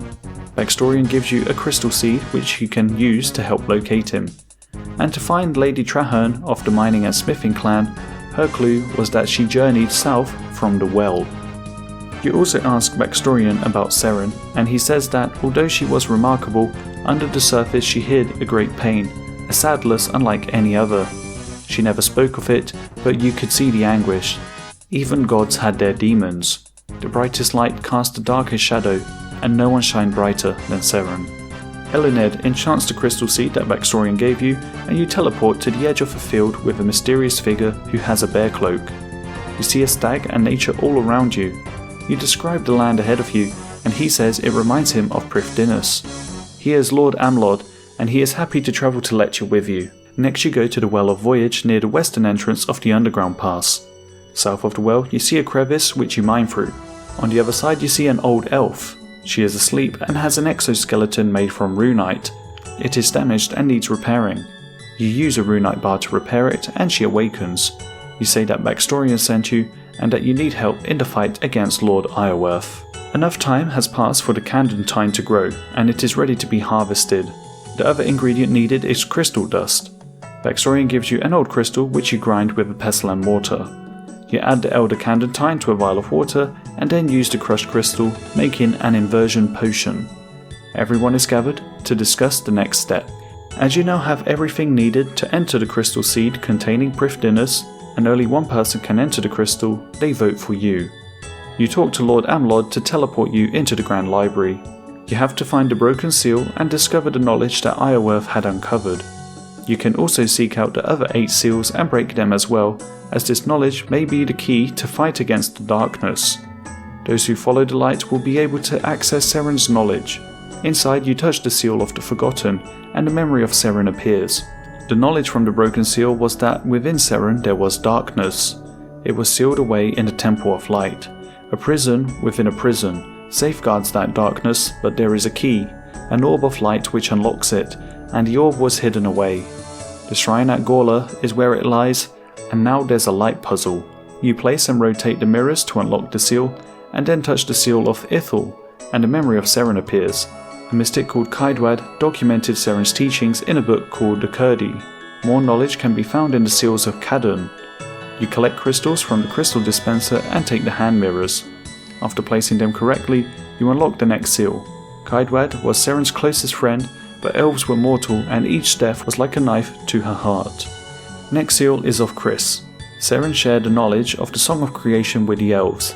Next is the seal of Amlod, which reveals that by extending the lives of the elves she had accidentally cursed them because when she went away it would cause them pain and sometimes even death. The seal of Myla reveals that another god promised great power, so Seren took all the elves to journey with her. The next seal, of Hefin, says that they found a new home, a city made from crystal, but underneath it was a dark power, of which Seren thought that she could lift its curse. Unlocking the seal of Traherne reveals that after 1,000 years, deep beneath the mountains of their home, Seren found a source of deathly energy. She believed that the darkness would be the perfect counter to nullify the curse, but she was mistaken. The last seal, of Iorwerth, says that Seren is a being of light, but even within Seren there is darkness. The darkness was combined with the deathly energy that Seren found. Seren created a fragment of herself, one of darkness rather than light, and hoped that this would end the curse. The darkness turned on Seren and tried to destroy her, so she sealed it away. The fragment is what Lord Iorwerth is accidentally trying to summon. A meeting is called to discuss what's been discovered. Seren's last attempt to allow the elves to live was to shatter herself into many crystals, and this is what all the elves carry with them, which explains why they don't die or suffer.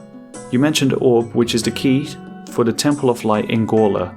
Baxtorian says that Gorla is an old shrine to Seren, north of Prifdinus. Everybody needs some time to themselves before convening at another meeting later.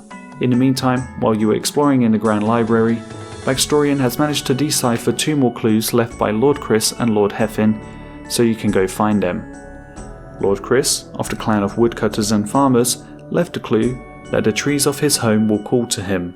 Lord Heffin, of the clan of the religious leaders of the elves, left a clue that she would walk across the water to the south. At the poison swamp, you jump over some stepping stones and find Lady Heffin. You say that she is needed in the village of Lechia and she will go there at once. In the forest, you pass a stick trap and get to a lake. You see a tree which you try to chop. This is Lord Chris. You say that Backstorian sent you to find him, and he knows that it's time to uproot and he will head to Lechia at once. Another meeting is called, with many of the elders attending. Ysgwyn has returned from Gorla trying to find the orb, but the shrine was empty. He thinks that the orb is at Lord Iorwerth's camp, and when scouting there he discovered that Lord Iorwerth already knows that you've been to the Grand Library. Assuming that he will soon discover the dwarven mines that led to the Temple of Light, they're going to make sure that the tunnel is secure while you go to Lord Iorwerth's camp. Arianwyn wasn't able to attend the meeting. Apparently he wasn't feeling well. Ysgwyn does not share his methods of how he managed to spy the information from Lord Iorwerth. You enter the cave at his camp, and one of the archers and warriors start to attack you. After you defeat both of them, you loot the chest and find the orb. Backstorian will look after it. Instead of calling a meeting to say that the orb's been found, he's going to keep it on the low as he fears that the group has been fractured with the recent news of Seren, and some of the elders want to take matters into their own hands. Either way, they want to prevent Iorwerth's forces from succeeding. Ysgwyn has been distant and Backstorian doubts his loyalty. He would like you to find him. Elena did see him leave recently, but she doesn't know in which direction he went, so she suggests that you find his trial. You inspect the rocks and other signs and find the footsteps, following them until you get to him. He is talking to the head of research for Lord Iorwerth, Iestin Edun. It turns out that he was Ysgwyn's informant. Iestin didn't want the other elves to know because they might have misunderstood and imprisoned him, so it was safer for Ysgwyn to keep the information to himself. Iestin says that there's a traitor amongst the rebels and that they told Lord Iorwerth how to find the village of Lechia. They're going to launch their assault soon, so you all head back. You and Elena are going to help the citizens while Ysgwyn is going to look for the orb. You help Morph find her children. Inside the house you search under the table to find Eoin, and in some cooking pots to find Iona. Lord Iorwerth appears. Elena will get the citizens to safety while you deal with him. He asks for the orb, and he'll withdraw his forces, leaving them in peace. Arianwyn has been convinced by Lord Iorwerth that he's not the enemy, and they're convinced that they are freeing Seren. When Iorwerth learned how to free her, he disobeyed his mother, who was the ruler of the clan, and in fact killed her to be the new head of the clan. He puts Eoin in front of him and says that if Backstorian doesn't give the orb, he will kill the boy. Backstorian gives the orb to save the boy's life, and Ysgwyn is killed. You chase after them and confront Arianwyn. You explain that they're not actually trying to free Seren, but instead the fragment of her dark side. You ask him to let you pass and chase Lord Iorwerth, but he doesn't let you, so you have to fight him. Right before he is defeated, he manages to escape. Mourning for Ysgwyn, Backstorian now admits that when he was returning from his kingdom in the east, after Lord Iorwerth took Prifdinus, he kept sending his soldiers, but they kept dying to Iorwerth's forces, as they had the fortified walls of the city. Most of his people died, and Glariel was taken from him. When they were finally able to find out where she was, he sent all his soldiers to save her, but it was a trap. So then he sealed himself away, in the hopes that she would come and find him one day. Isilwyn is sad because his mother Erlis died in that war. He's going to the underground pass and he intends to fight. You say that the dwarves may be able to seal the tunnel and that this would stop the Iorwerth forces from getting there. Before doing so, you find the last 2 clan elders. One of the clan elders passed away, but their descendants can be found. And if you can get in contact with the new king of Ardoin, he may be willing to also help. Lady Ithel of the clan of builders and architects left a clue that she put her soul into her greatest work. This village of Lechia was her final and finest contribution to the people. Lady Myla of the clan of scientists and explorers left a clue to follow the scrolls to find her. Backstorian hands you a clue scroll. You go around Lechia finding symbols on the walls. Every symbol fills your mind with a bit more knowledge. When you get the 5th bit of knowledge, you learn that a statue is to be built in the middle of Lechia, requiring 8 limestone bricks. When you build a statue, Lady Kellen Ithel regains all of her knowledge. It turns out that she is the closest living relative of Lady Ithel, and she is happy to help at the underground pass. The first step of the clue are some coordinates. Then you find the second step in Zolandra. The next step is an anagram, and just outside the city gates of Prifddinas you dig and find another clue. Lastly, you spin outside the western entry of the underground pass with nothing equipped and see Lady Fion Myla. Everyone is now headed to the dwarven camp in the underground pass. You get there and see that it's been reinforced, and you talk to Baxtorian. General Heining has given the full support of the Tyrus forces, but the King of Ardoin does not wish to assist. You find out by talking to Elena that there's something that you can do to fortify the defences. Some of the alcohol that the dwarves have brewed is highly flammable. Elena mixed it with some chemicals to make it quite explosive. You load these in the holes outside the camp, and with this final prep in place you get ready to defend the fort and buy some time for the dwarves to seal up the mine. Lord Iorwerth would like to meet you and Baxtorian to have a final discussion before any fighting. Even though Lord Iorwerth is aware of what you discovered in the library, he still thinks that there's a chance to free Seren in the Temple of Light, and because you will not back down, he has no option but to attack. Once you successfully defend the fortress for 4 minutes, Esselt appears and gravely harms Elena. While you deal with him, Baxtorian chases Lord Iorwerth and Arianwyn, who made it to the crystal. You defeat Esselt. Baxtorian tries to reason and say that this is not the Seren that they knew.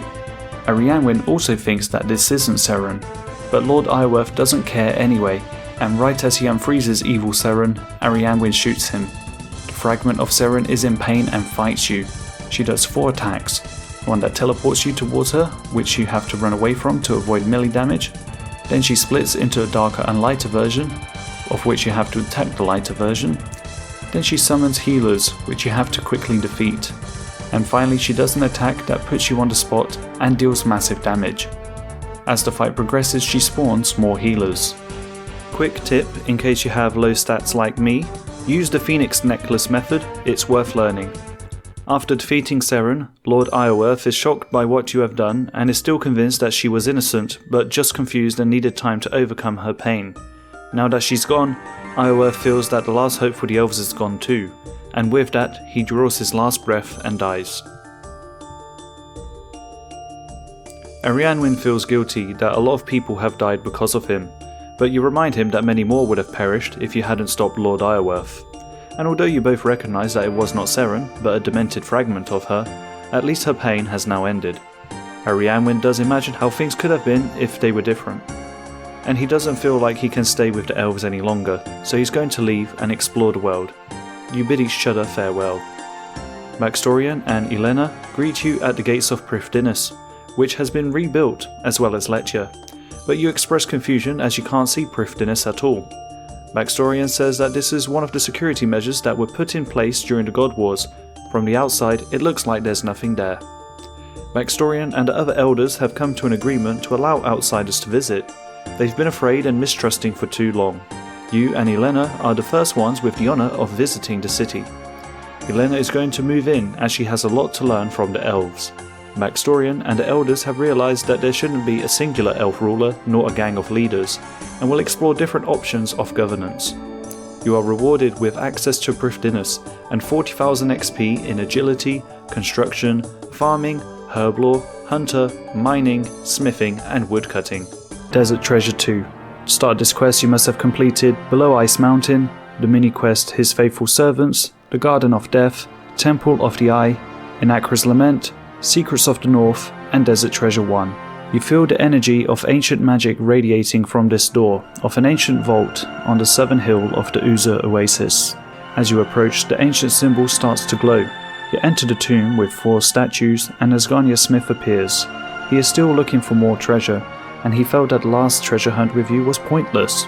But after he uncovered this tomb and was unable to open the door, you explained to him that you were only able to open it because of the ancient magic abilities you learned from the last adventure.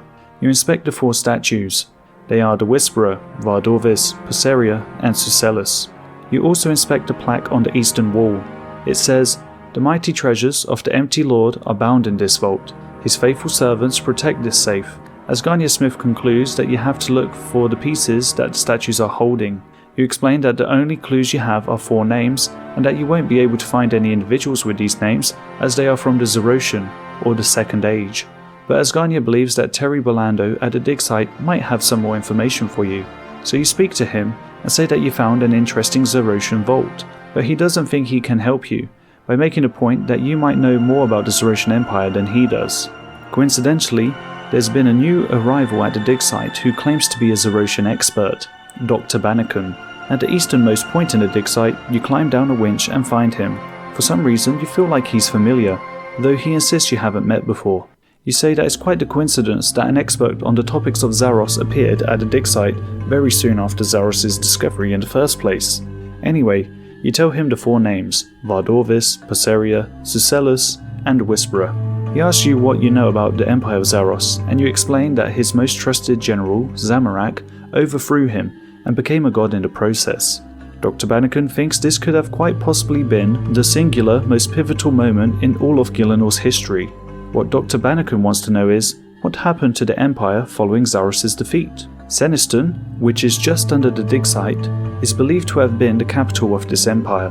Dr. Banneken thinks that a military installation is here, under the dig site, and it could possibly have information on the 4 names that you found. He expects that this information would be protected against falling into the hands of anyone that they wouldn't want to know, predicting for there to be some form of defense. You're up for a challenge. Dr. Banneken thinks that he's on the last steps of discovering more ancient ruins of this city, and you say, alright, so what do we need to explode?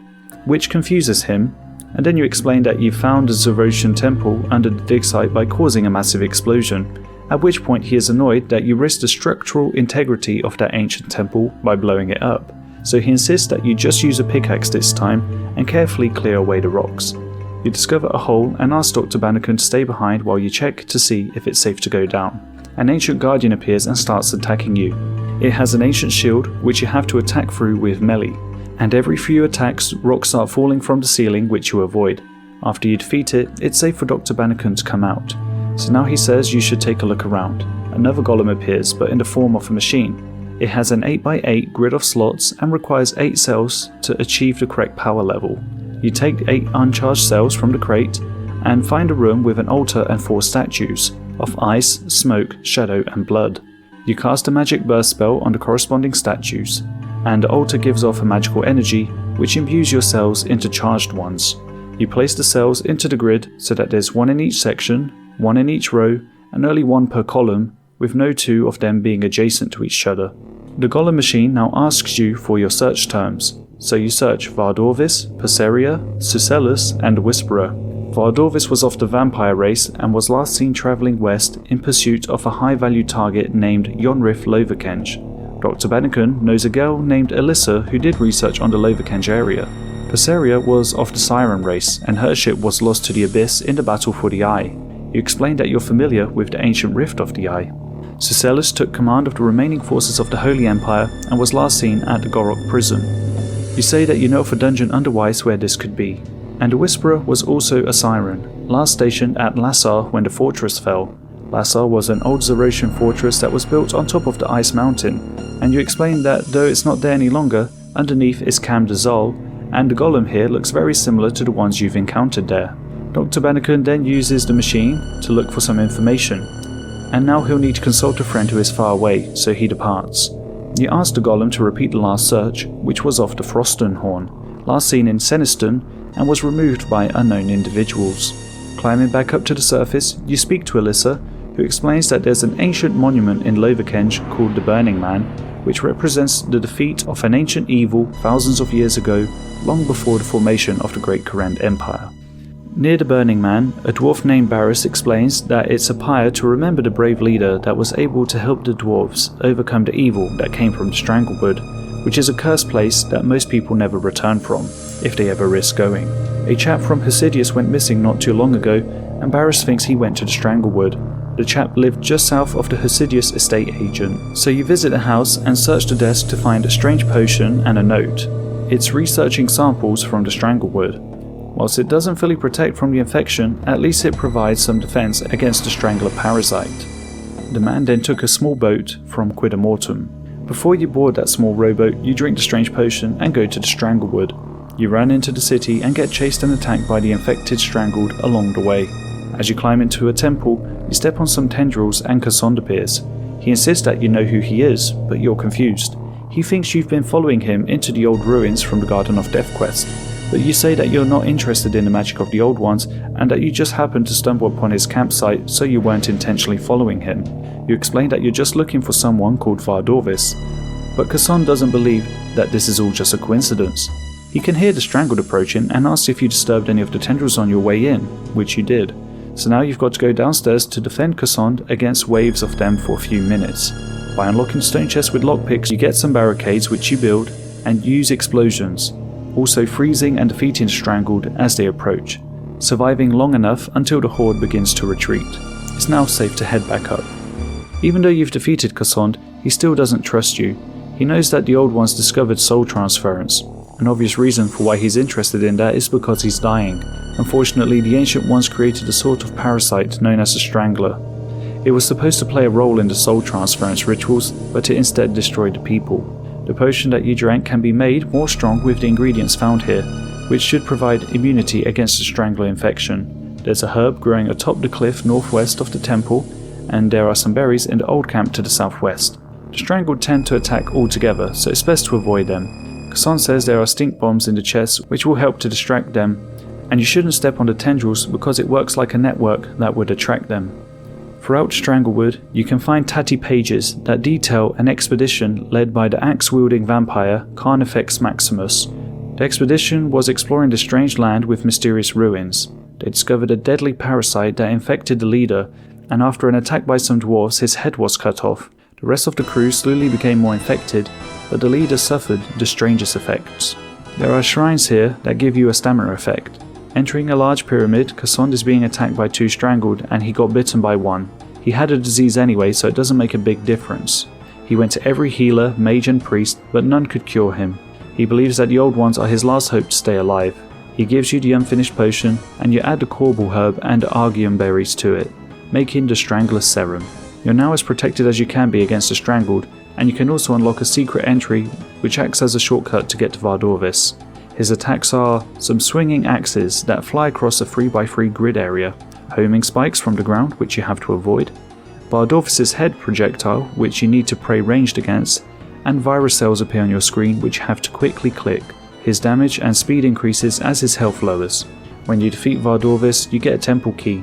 You return to the pyramid now, and Cassandre grabs an item, now saying that he needs to go back to Corrend, although you warn him that he can't go there because he is infected and he would put the lives of everyone in Gillinor at risk. He says that he will go no matter what, and you say you cannot step aside to let him do that, so you fight, avoiding his potions and explosion attack by running around the columns. Cassandre is defeated, and now he's dying, believing that he only needed more time. He says that at the ritual site you won't find what you were looking for because Cassandre had it all along. He wasn't sure that you would have helped him if he had given it to you straight away. The medallion is in a chest back at his hideout, and then he passes away. With your first medallion, you make your way back to the temple and see a mysterious figure. They want your medallion, but you don't want to cooperate with them, so they say that they'll meet you later. You put the medallion on the Vardorvis statue, and that is 1 out of 4 complete. Next you make your way to the rift. The Catalytic Guardian explains that a signal has been detected from the abyss in the scar, so you enter and there are demons fighting each other. After you defeat all the monsters, you cross the stepping stones and see a rowboat that you're about to travel on, but before you do, Wizard Preston appears, and she says that it's a good thing that she found you before you got on the boat, because it would have taken you to the Leviathan and you would have become fish food. Preston shows you the base camp she set up and says that it was her who sent the magic signal, because she needed help in defeating the Leviathan. Past the Leviathan, in the Lake of Goo, there is an old ship that contains something that she needs. You ask if the name Perseria means anything, and Preston says that it's Perseria's ship that she's trying to reach. The Leviathan has a weak spot on its back, a gap in its scales. A circular island near Perseria's ship can be used to trap the Leviathan. You're going to have to use a smoke spell to stun and defeat it, but beforehand, many ships from Perseria's fleet need to be set on fire to weaken the Leviathan's power. Down in the tunnels, of which there are 3, you need to complete the puzzles. You ask what Wizard Preston wanted to do with Perseria's ship, and she says that she was just looking for information to help with her research. Another shipwreck down here suggested that Presaria was experimenting with teleportation magic, which Wizard Preston is an expert in. The creatures and demons down here are forming rituals, and it seems they're trying to harness the magic of the abyss for themselves. In the first tunnel, demons attack you with melee. For the first puzzle, you hit different axons until they reach their terminals whilst avoiding lightning. This disturbs a part of the scar, and once all 3 puzzles in one area have been completed, you can move on to another. In the second puzzle, an underwater section, you grab different nerves representing basic runes. You combine them and then place them on nerve endings and replenish the oxygen in the air bubbles. Combining the basic runes makes combination runes. Completing this further disturbs this level of the scar. Throughout the scar you find gooey notes telling the story of 4 followers of Saradomin and 1 former Zeroshian, who find themselves trapped in the nightmarish abyss, where they face horrific creatures and come to the shocking realization that they are inside a living entity. The abyss is not just a realm used for teleportation. In the third puzzle room you attack the scarred imps. With the imps down you can attack the lesser demons, and with this the final challenge is complete, and you fully disturb this level of the scar. You search a skeleton and find a slimy key, and in another one you find a handful of gunpowder. The slimy key opens a chest which gives you an old tablet that talks about vessels preparing for battle and 2 artifacts called Imperium and Primus. They're trying to locate it, but with resistance from Saradomin's forces. With that, you burn the remains of the ship and the scar spits you out. Preston has opened the second tunnel, and you mentioned the Imperium and Primus artifacts. She thinks they are codenames. Primus was defended by Saradomians, and the battle didn't go as expected, which is how they ended up here. She thinks Primus must have been the Stone of Jas. You point out that she knows a lot more than she's letting on, and she admits that she has heard of the Eye of Saradomin, also known as the Fist of Guthix, but more accurately known as the Stone of Jas. Not only could it bring great power, it could also bring great destruction, as it had done to all those who possessed it in the past, and this matches what you had realised when you first touched the stone in the Temple of the Eye quest. Preston says she's more interested in Imperium, thinking it might be connected to the stone, as it's often referred to alongside it. It might have a similar power. The next area is filled with smoke, and the demons here throw rocks. In the next puzzle room, you take lights from the leeches and repair the damaged groves. When you have fully lit the room, there are energies that you can touch. You have to click these 6 rune energies in the right order while the leeches are attacking you, and once you get it correct, the leeches die and this level of the abyss has been disturbed. The next puzzle has a catalyst showing different runes and combinations of them. You have to use the nerves on the catalyst to damage the leeches. Once they're defeated, you can leave the passage and continue. In the last puzzle room, you've got power finders, which you need to be stepping within their radius. The red ones are pulled and the blue ones are pushed, and when you make it to the end of the room, you destroy the abyssal growth, fully disturbing this level of the scar. You now similarly make your way to another ship, search skeleton to find gunpowder again, another to find a slimy key, open the chest with another tablet, and inspect it. It says that one of the guards interacted with the Imperium. He entered a frenzied state, killing 4 others before he was executed. You make your way back and tell Wizard Preston about this. She opens the final tunnel. It does seem that the Imperium might be taking control over those who interact with it. Whether the person who touches it is doing their own will or the artifacts is still unknown. Mind control is already difficult, and normally only happens from a skilled wizard on one person at a time, and the spell is easily broken, but maybe the Imperium can allow for the control of hundreds or even thousands with no way to break that control. You enter the area of the scar filled with smoke. Here the demons attack with magic, then another light puzzle with a random order. Once you turn all the lights on, you complete the room, disturbing the first part of this level of the scar. In the next puzzle room you have to defend the antibodies who are healing the pillar, so you must defeat the creatures that come to attack. Once the fleshy pillar has been restored, the scar has been further disturbed. For the final puzzle, you collect illuminating lures, you light damaged growths, and then repair the crimson and radiant veins using the fibers from the Sanguspherus. With that you have fully disturbed the scar. One last time you search the skeleton for a key and gunpowder, you open the chest and read the final note. It says that the Imperium was safely secured and is on the voyage home, where they will celebrate the now guaranteed future of the Empire. The last ship is burnt, and you speak to Wizard Preston. She was talking to herself, saying that as she was so distracted with the stone, she failed to consider if there was another option. But now she sees that you're back.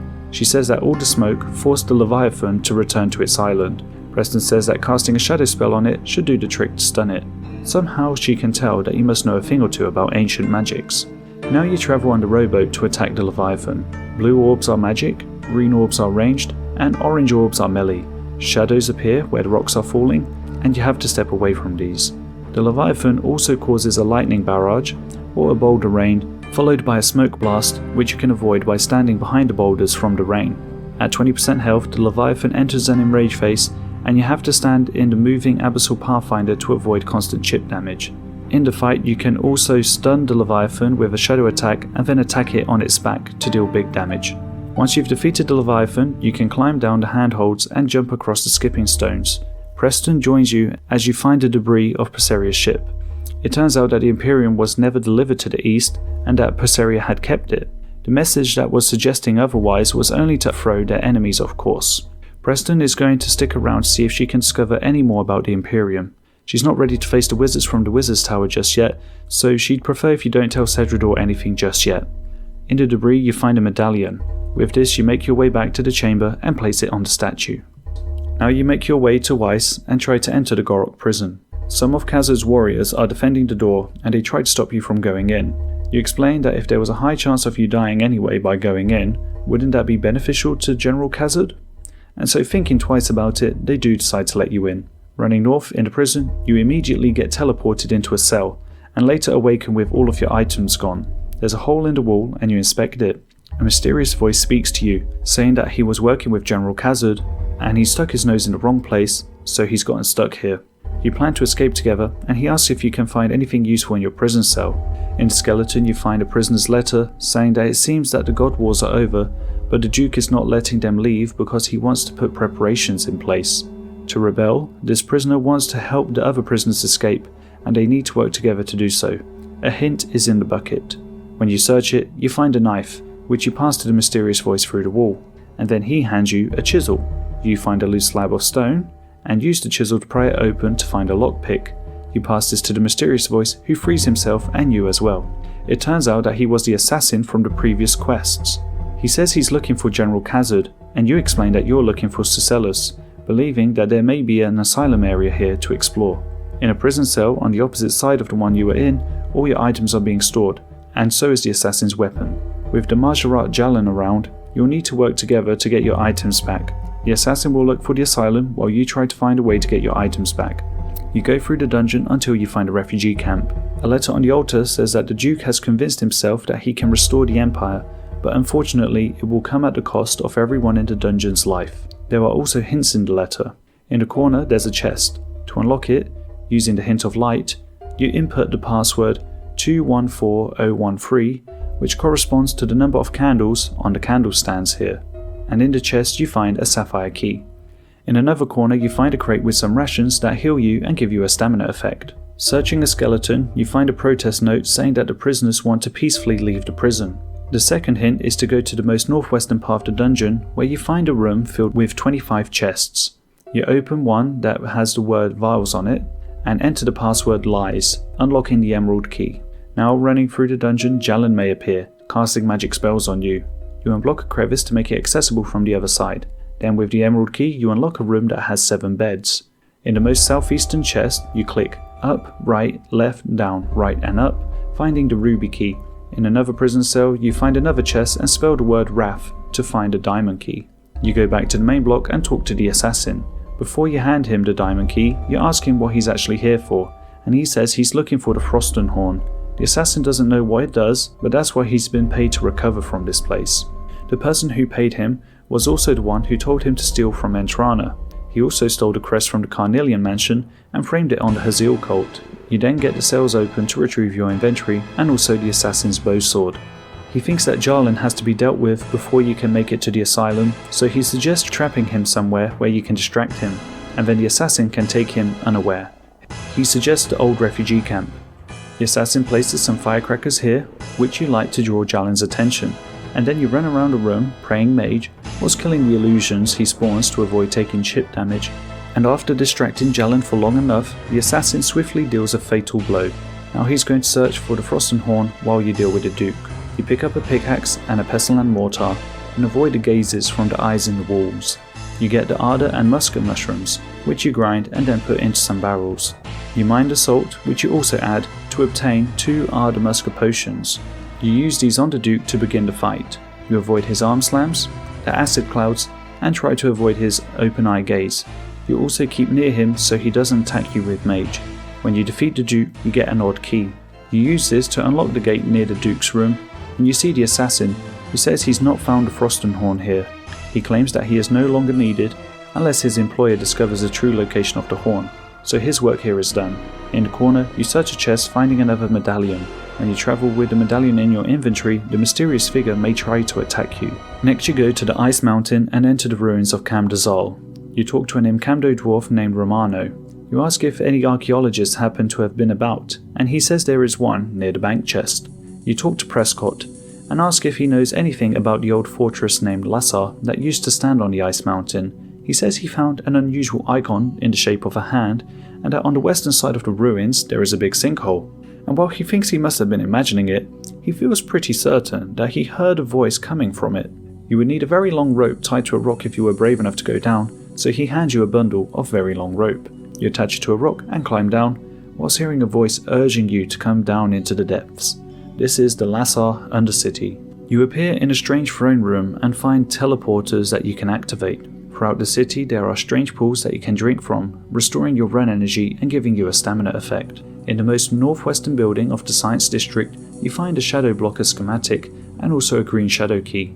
In the building south you find a purple shadow key which you also take, but as you climb down some steps to walk out onto some still water, you get dizzy and pass out. You awaken in front of an Enkamdo dwarf named Kettler. She says that your life was almost lost, explaining that there's a creature in the water that wants everyone's soul, and the longer you spend down here, the more you hear the voices calling for you to try to save the other souls that have already been stolen. She explains that your ring of visibility doesn't work here. While the ring can see shadows, it is not of the shadows. She has a shard from a totem that can allow you to actually enter the Shadow Realm completely, the Blackstone Fragment. To have any chance of fighting the Whisperer, you'll need to destroy the Shadow Totem. If you can find old schematics, Kettler will be able to create tools, such as a fire that works in Shadow Realm, different to the normal fire that wouldn't work there. You ask why Kettler is down here. She explains that long ago, when the barbarians attacked the dwarves, instead of helping by fighting along, she hid down here and is now paying the price for her choice. This Shadow City is a place where magic and science were practiced in equal measure in the age of the Lassar, but when the people here started studying the totem, they doomed the city. You show her the schematic you found, and she crafts the items from it, which you pick up from the workbench, obtaining a shadow blocker. In the building with furnaces in the Science District, you place the shadow blocker next to the door, and then you use the Blackstone Fragment to enter the Shadow Realm via the Dark Puddle. In this realm you will slowly go insane over time, especially when attacked by the shadows, so being next to the shadow blocker provides you immunity while you picklock the door. Unlocking the door you get the basic Shadow Torch schematic, and you can activate the Blackstone Fragment to leave the Shadow Realm, and also use a recall function on it to get your shadow blocker back. Bringing the new schematic to Kettler, she works on crafting a shadow torch. It can destroy what lurks near it. With this, you destroy the shadow tentacles that are in front of doors when you are in the Shadow Realm, allowing you to be able to pass the invisible force in the overworld. You grab a revitalizing idol schematic. This can be used to give you more sanity whilst in the Shadow Realm. You place the revitalizing idol near the eastern teleporter and make use of it to keep running north until you find the tentacles in front of the door. You now have access to the house with the blue shadow key. Next to the pub, in the residential district, you place a shadow blocker next to the entrance. Again, you picklock these doors with the safety of the shadow blocker next to you, and you pick up the superior shadow torch schema schematic. You find an anima portal schematic too, which gives the shadows something to hunt instead of you. Strategically placing all of the items, you run past many lost souls who quickly drain your sanity. You use the revitalizing idol to restore it, and whilst having the anima portal distract all the lost souls, you light the 4 braziers around the chest and stand next to the shadow blocker to be able to open it, finding the final schematic, the perfected shadow torch. Unfortunately, this schematic is a fake, as marked by the black hand of the silent choir. They undid the work of those who tried to resist the darkness. Throughout the city, you can find remnants, which show flashbacks of conversations, telling a tale that hints at impeding conflict, sacrificial research, and the potential manipulation of souls through the Shadow Totem. The Silent Choir used to have meetings at the cathedral often, but if they were hiding something, they'd probably do it in plain sight. They were also seen hanging out at the pub a lot, so you go into the pub, through the Shadow Realm, and go upstairs to find a remnant. It's in the cistern below the city that they gather. They promise the scared child that he'll be able to join the choir of 1,000 voices singing silently. They have to keep the icon close to them because it marks them as one of the chosen. Without it, the child is forsaken.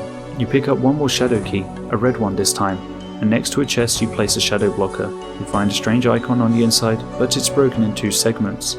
You find a second part, and then combine them into one. Lastly, you enter the drain, and raise the icon towards the gate. You hear it unlocking, and you're able to get in. You see a strange pillar, which the voices were talking about in the remnants. You inspect it, and suddenly multiple shadow clone versions of you appear, confusing you into a nightmare. Kettler found you in the nick of time and destroyed the totem, which weakened the influence of the shadow so it cannot spread beyond the city. Kettler also found a missing schematic and has prepared a new tool. She warns you that something lurks in the cathedral. Now that you have a perfected shadow torch, you are able to destroy the wall of tentacles leading there. When you run towards the cathedral area, the Whisperer appears. It attacks with magic and range in different patterns along the fight, and tentacles appear which you have to avoid lest you go insane. When she does special attacks, you have to activate the Blackstone Fragment and go to the Shadow Realm. One special is a free wave attack destroying pillars of different health, another spawns souls that will either damage you, damage her, heal her, or restore your sanity, and another special requires you to step on all the light orbs. The less time you spend in the Shadow Realm and the less hits you take, the less you go insane. After the special, she casts a free spell on you and approaches, and if she gets near she will do melee damage, so you should freeze her to avoid this.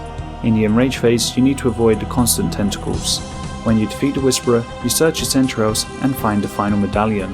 You make your way back to the temple but are knocked out before you can go through the door. You awaken again in a cell, finding a hair clip and unlocking the gate to find a chest with your gear in it. You inspect the altar and a mysterious figure appears. Every 3 attacks it switch prayers. Defeating the strange figure, you get your Whisperer medallion back. You make your way to the tomb one last time. Ascania Smith thinks that you're going to steal the treasure all for yourself, but you're not, and you tell him it's a bad idea to place the last medallion until you understand what's going on. He throws a smoke bomb at you to stun you and steals the medallion, placing it, and some stairs are revealed. Here you find the Frosten Horn. Behind you and Ascania you hear a mysterious voice describing how powerful the artifact is. Dr. Banniken was the one talking, but it turns out that he is actually Azanadra. And it's not Frosten Horn, it's actually a relic that predates the gods themselves, known as the Elder Horn, which grants control over entire armies. It was also known as Imperium, and your adventures with Perseria helped to discover that there was a second one which was a fake, used to hide a real one. Then Hazeel appears and informs Azanadra that the Frosten Horn was destroyed while you were inside Gorok prison, prompting Inakra and Ekthanakos to appear as well. They were biding their time until the tomb was unlocked so that they could get the Elder Horn. Inakra's hiring of the assassin didn't work as he wanted because he didn't retrieve any of the medallions. Meanwhile, General Khazad was busy attending to business in the north, and whilst there appears to only be 2 Zeroshan versus 2 Zamorakian here, they could all sense that a 5th Majorat was here also. Slisk the Serpent reveals himself and shows that he was Wizard Preston, the assassin, Kettler, and Cassandre all along. He took over each of their lives and used them to manipulate you to open the vault, and whilst he could have gotten the medallions himself, he was actually just testing you this whole time, to see if you were worthy.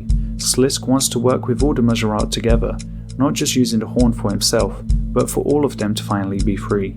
A final ritual of the Majorat. But the others disagree, and think they can take Slisk out, but he summons an army of Barrows brothers, which the Majorat start fighting. You try to stop Slisk, but then he also spawns some undead versions of all the disguises he took. First the assassin, who you have to attack in his own smoke. Then Kettler, who makes clones of herself, which you have to quickly defeat, and sometimes hide behind to avoid taking big damage. Cassandre similarly uses potions that leave pools dealing a lot of damage, and a massive explosion attack that fills 3/4 of the room. Lastly Preston, who attacks with massive lightning and spawns 2 portals releasing leeches, which deal massive chip damage unless you kill or avoid them. Whilst you were distracted fighting those clones, Slisk takes the Elder Horn and says that you will be a worthy vessel. He will see you in the north, where General Khazad is at the moment. The other Majorat will see Shudder in the final ritual too.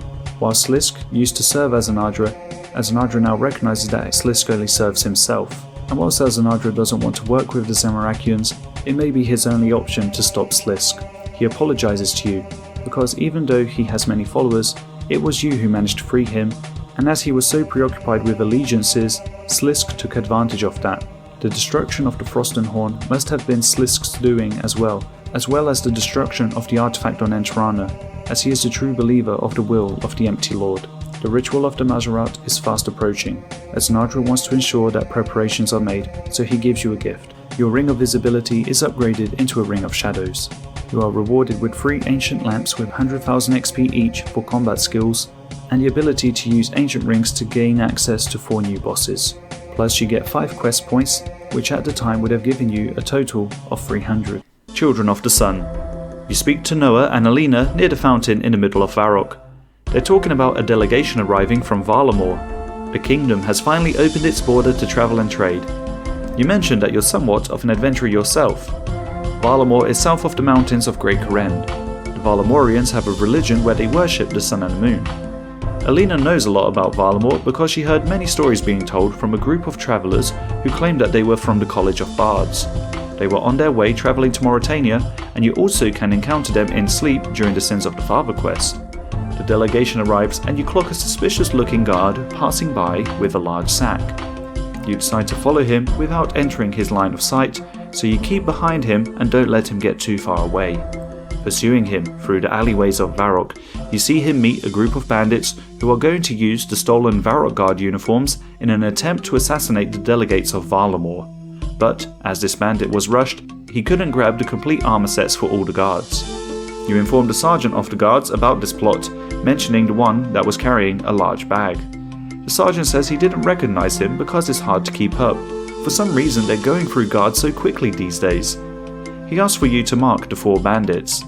These are the ones who look or act differently to the rest.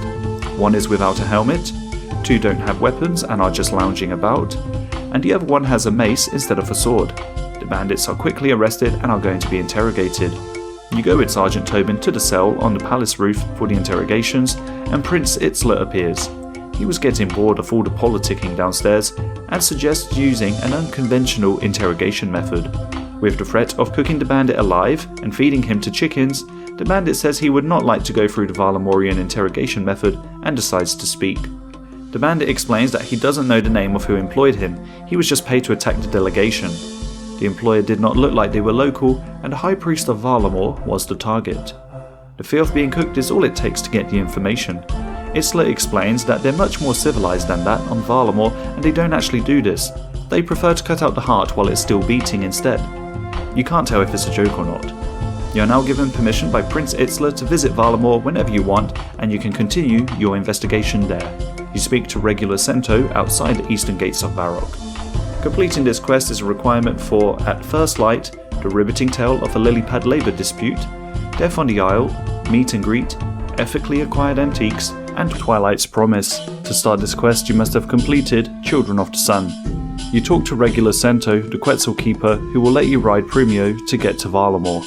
Outside the palace you meet the Tullus twins, Ennius and Furia, to begin the quest. They're the ones who organised the expedition to Varrock. They tell you that the prince is ready to meet you in the Holy Temple south of the Bazaar. Here you meet Metzli, who is the high priest you saved in the previous quest. She is one of 2 Teokans, which means leaders of the Sun religion. One is the leader of the darkness and night, and the other is the leader of light and day. You say that you're supposed to be meeting the prince here, and Metzli says that he is downstairs because it's one of the only places where he can get a little bit of peace. The prince is speaking to the other Teokan, Servius, and the reason you are meeting down here is because someone wants him dead.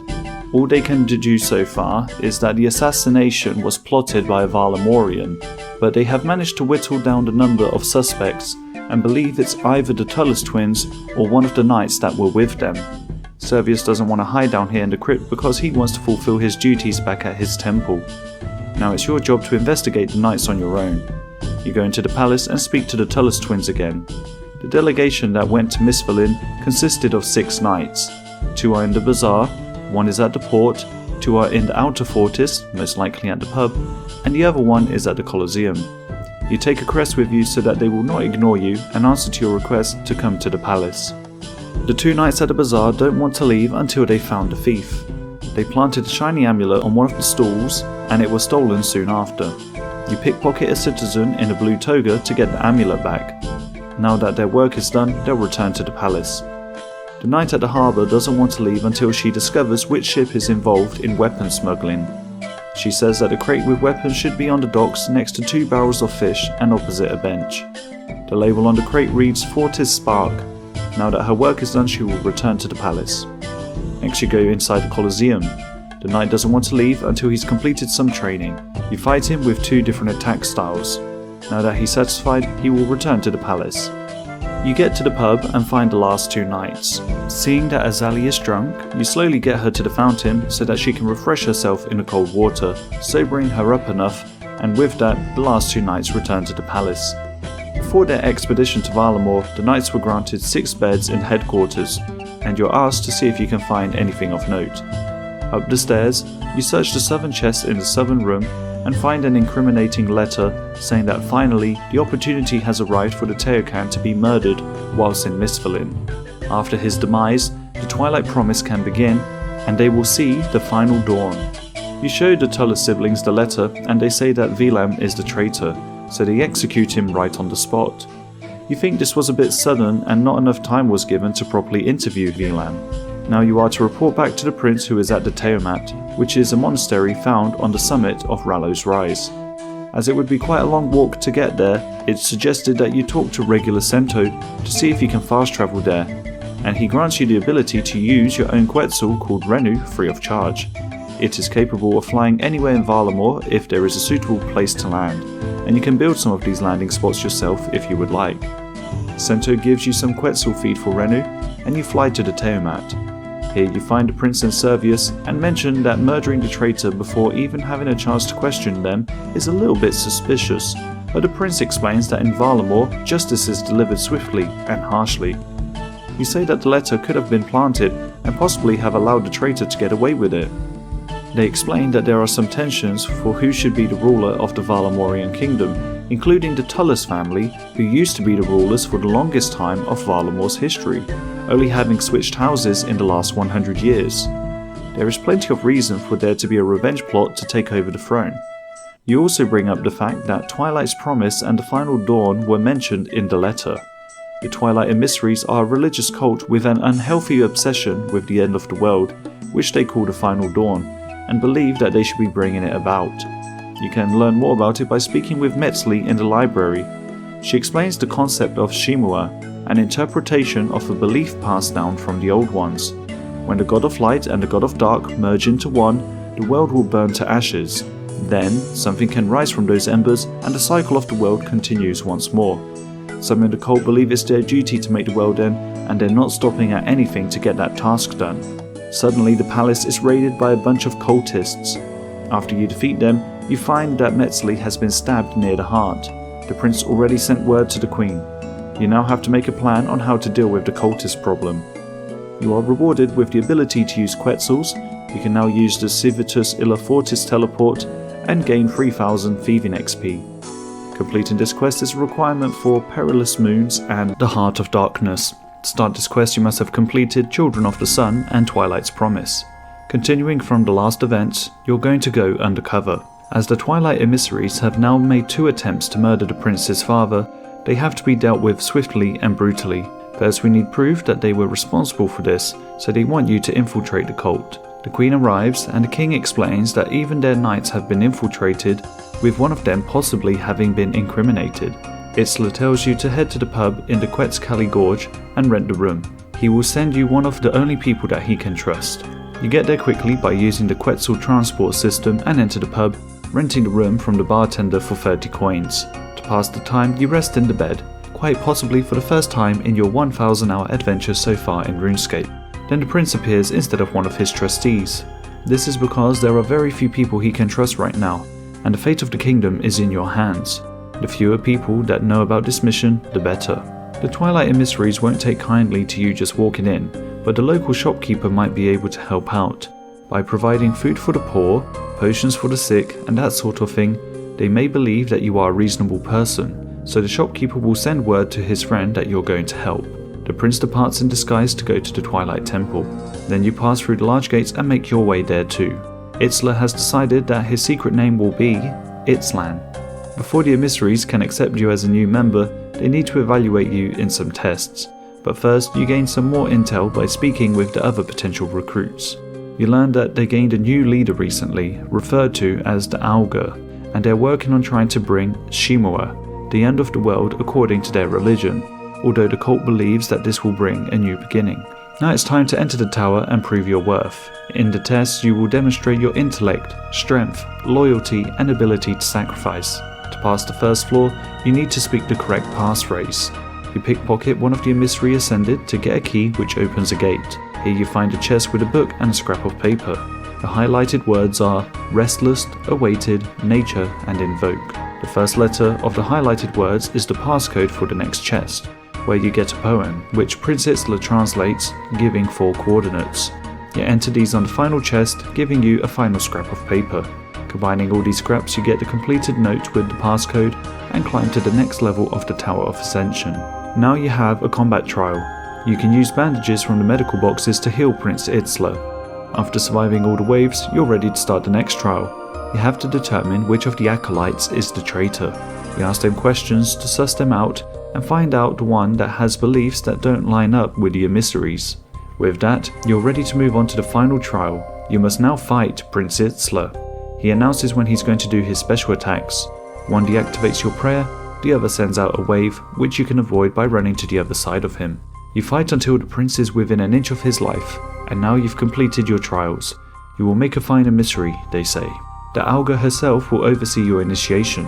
You collect new robes from the chest and head to the temple. Here you meet Forebearer Fides, who calls upon the Augur to explain the holy mission. It is revealed that the Augur is Misthalin, one of the Teocans, and she claims that the twins Ennius and Furia Tullus are the mortal forms of their gods Ralos and Ranul, who were reborn during an eclipse, and that they're supposed to unite the people to bring about the end of the world so that a new one can rise from the ashes. Fides tasks you with opening up the passage of the ruins of Tepoyawik, a fortress of the Old Ones that's under the temple. Misthalin believes the Old Ones would have left behind secrets there to bring about the final dawn. So you enter the ruins, take a pickaxe from the barrel and assist in clearing the passage. In this dungeon there are frost naguas which you avoid.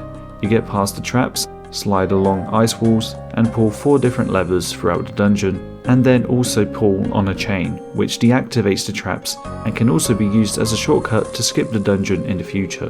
The levers activated 4 braziers which open the gate. In the next room you start searching some urns that have rune symbols marked on them, and you find some icons which can be placed on the broken statues.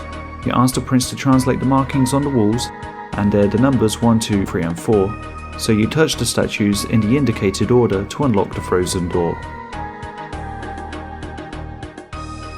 The Amoxliatl appears. Suddenly, the Tullus twins appear and teleport the prince out, and also themselves, leaving you behind as a sacrificial lamb to the Amoxliatl, who does not think you are worthy. Anyway, you defeat it and it banishes you from the temple. You update Servius, who seems to have recovered from the knife wound. You explain that Itzler has been captured by the Tullus twins and that they're claiming to be reincarnations of Ralos and Ranul. The cult is trying to reach Mokhayotl, also known as the Talati Archive. You explain that you encountered a powerful Nagua in the Old One's ruins. The priest will update his wife the Queen and spare you from having to face her yourself, because she will be very angry with the fact that the prince has been kidnapped.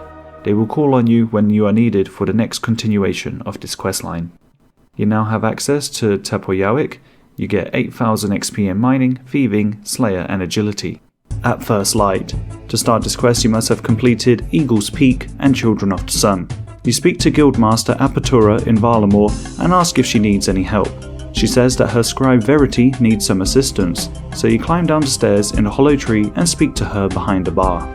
She writes reports for all the different hunter masters, who you can help by hunting the creatures and unique specimens that they task you with, but she hasn't been able to keep track of one of the hunters, called Fox. She asks you to speak with Guild Hunter Wolf to try and trace his last movements. Wolf had asked Fox to repair Kiko the cat's bed.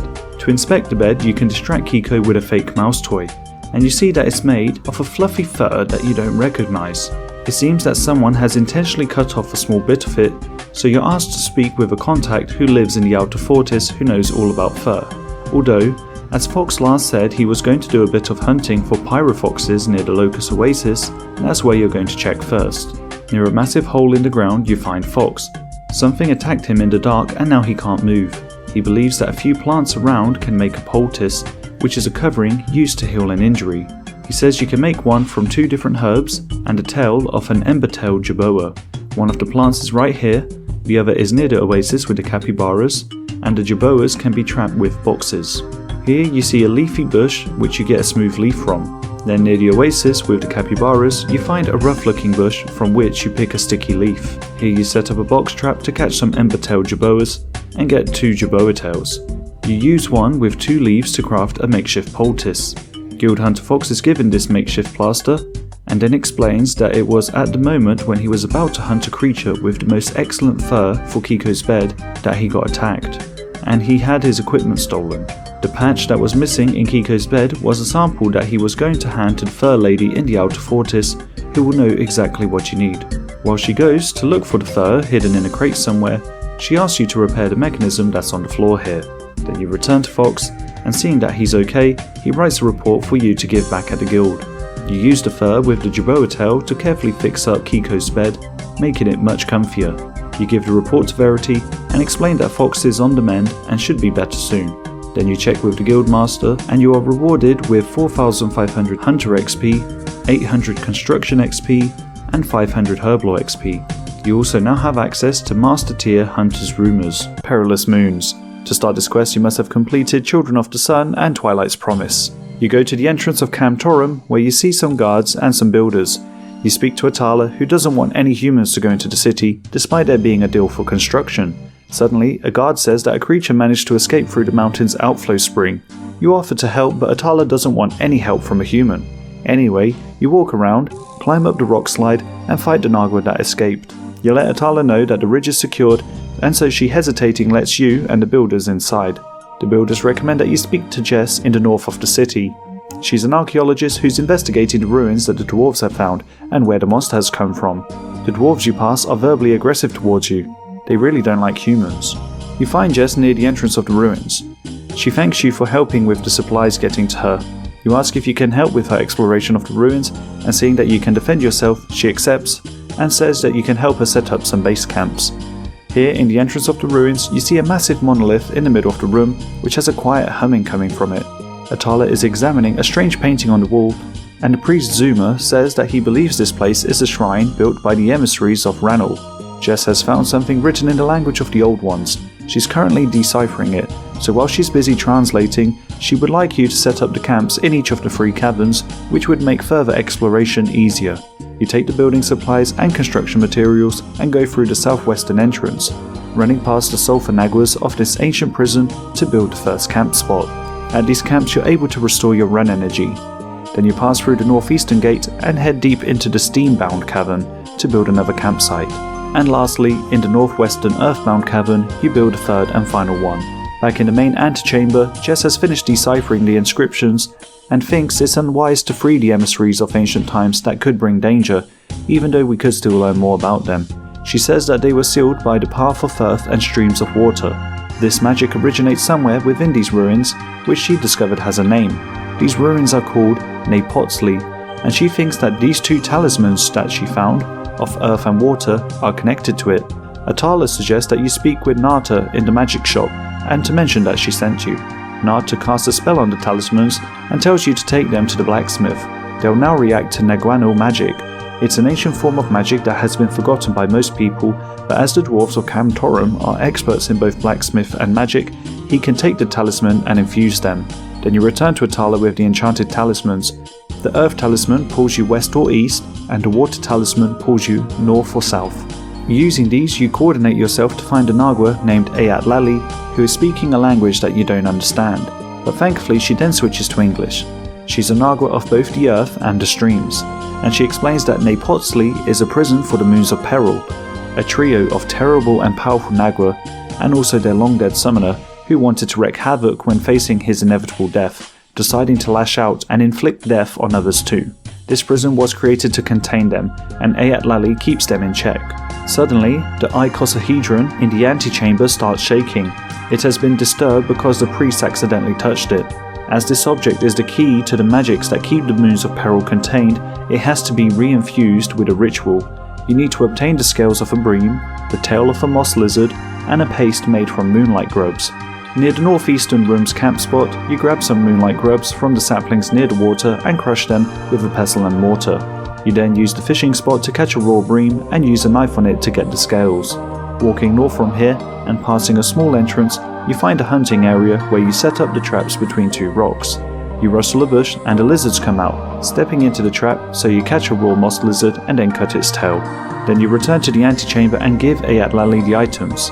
The ritual is in motion, but the wounds of the seal will not close if the moons are still raging against it, so you've got to go to their chambers and engage them in combat whilst Ayatlali fixes the seal.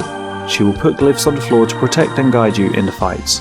Standing within the highlighted circles that are moving in a clockwise direction, you are able to damage the enemies. When the highlighted circles reach the full and empty moons, the bosses use a special attack. The blood moon is weak to slash. When it rains blood from above, you avoid the pools of blood on the floor.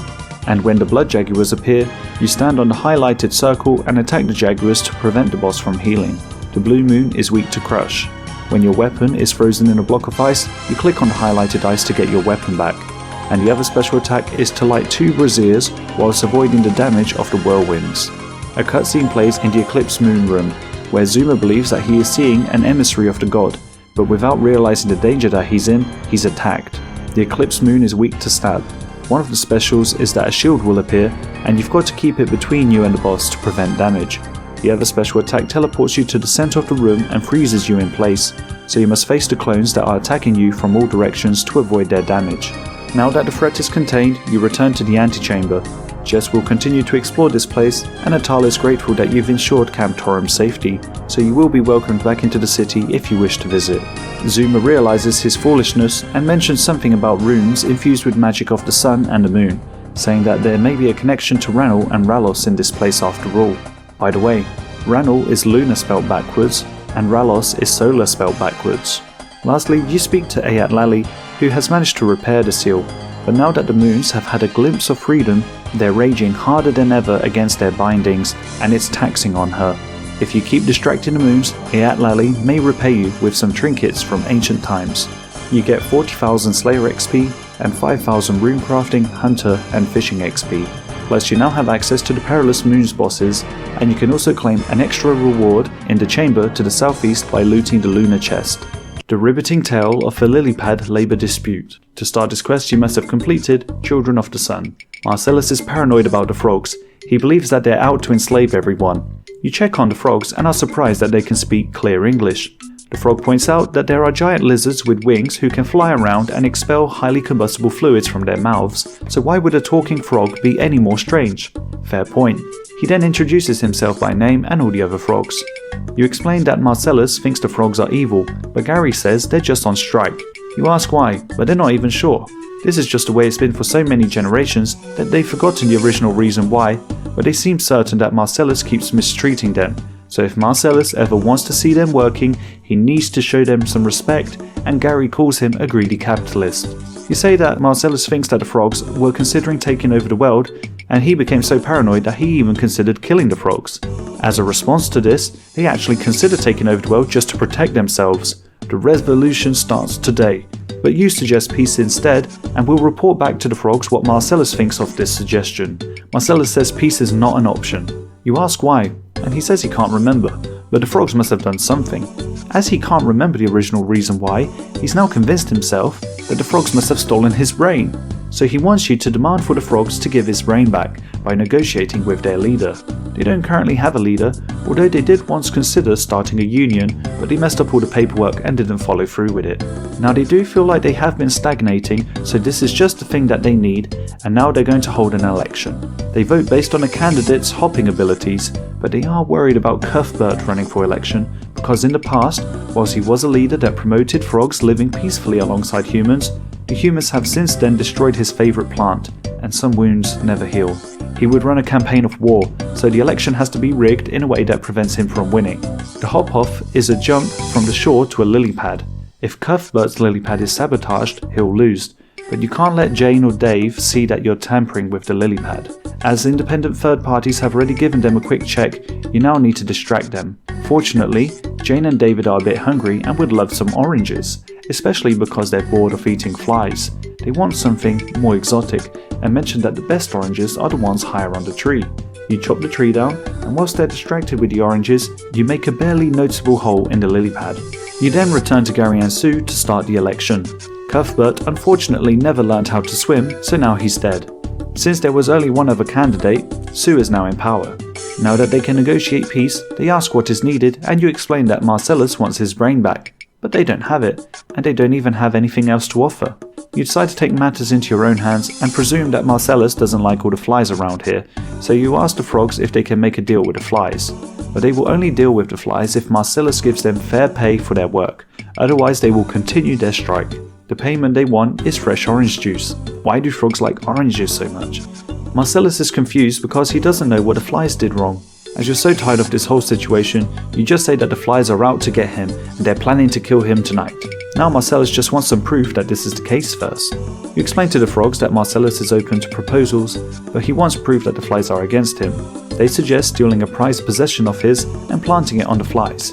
So now, on top of frog slaughter, you're also going to commit theft. Inside Marcellus's home, you can search his bed and find a love letter to Nalia, who hasn't replied to the last 28 letters he sent. Nalia is the code to open a chest and find a plushie inside. The frogs suggest that you plant the plushie in a pile of capybara dung that the flies keep gathering around, which you do. And suddenly Cuthbert, the Lord of Dread, rises from the dead and fights you. Marcellus checks the heap of dung and says that we have a deal with the frogs, and there is peace after all. You say that you wish you could scrub all the memories of this event from your mind. Gary asks if you've tried using soap and water. Oddly enough, you haven't tried that yet.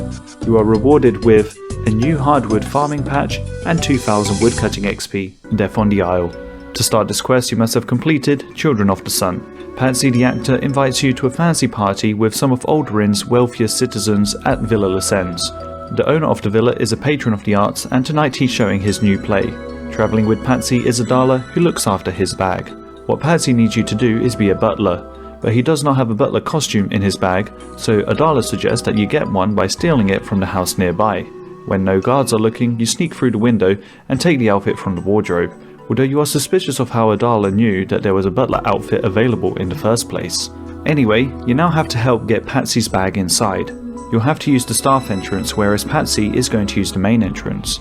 There's a strict policy of always wearing your butler outfit and mask. This keeps the butlers anonymous, and you're also prohibited to take any items in or out of the villa. You are to introduce yourself to the host and other guests, and share their names with Patsy so that he fits in a little better. You meet Constantinius, who's the host, and is on the lookout for talent, including actors.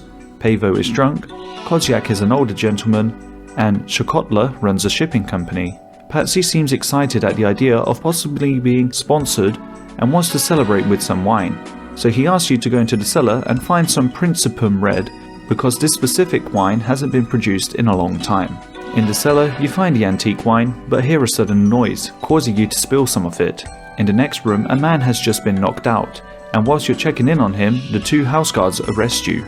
They suspect you of the murder of Livius the actor, and think that the red stains on your clothes are of blood, but you explain that it's just some of the wine that you were fetching for Patsy. You heard the noise and thought that someone was hurt, and you were trying to help.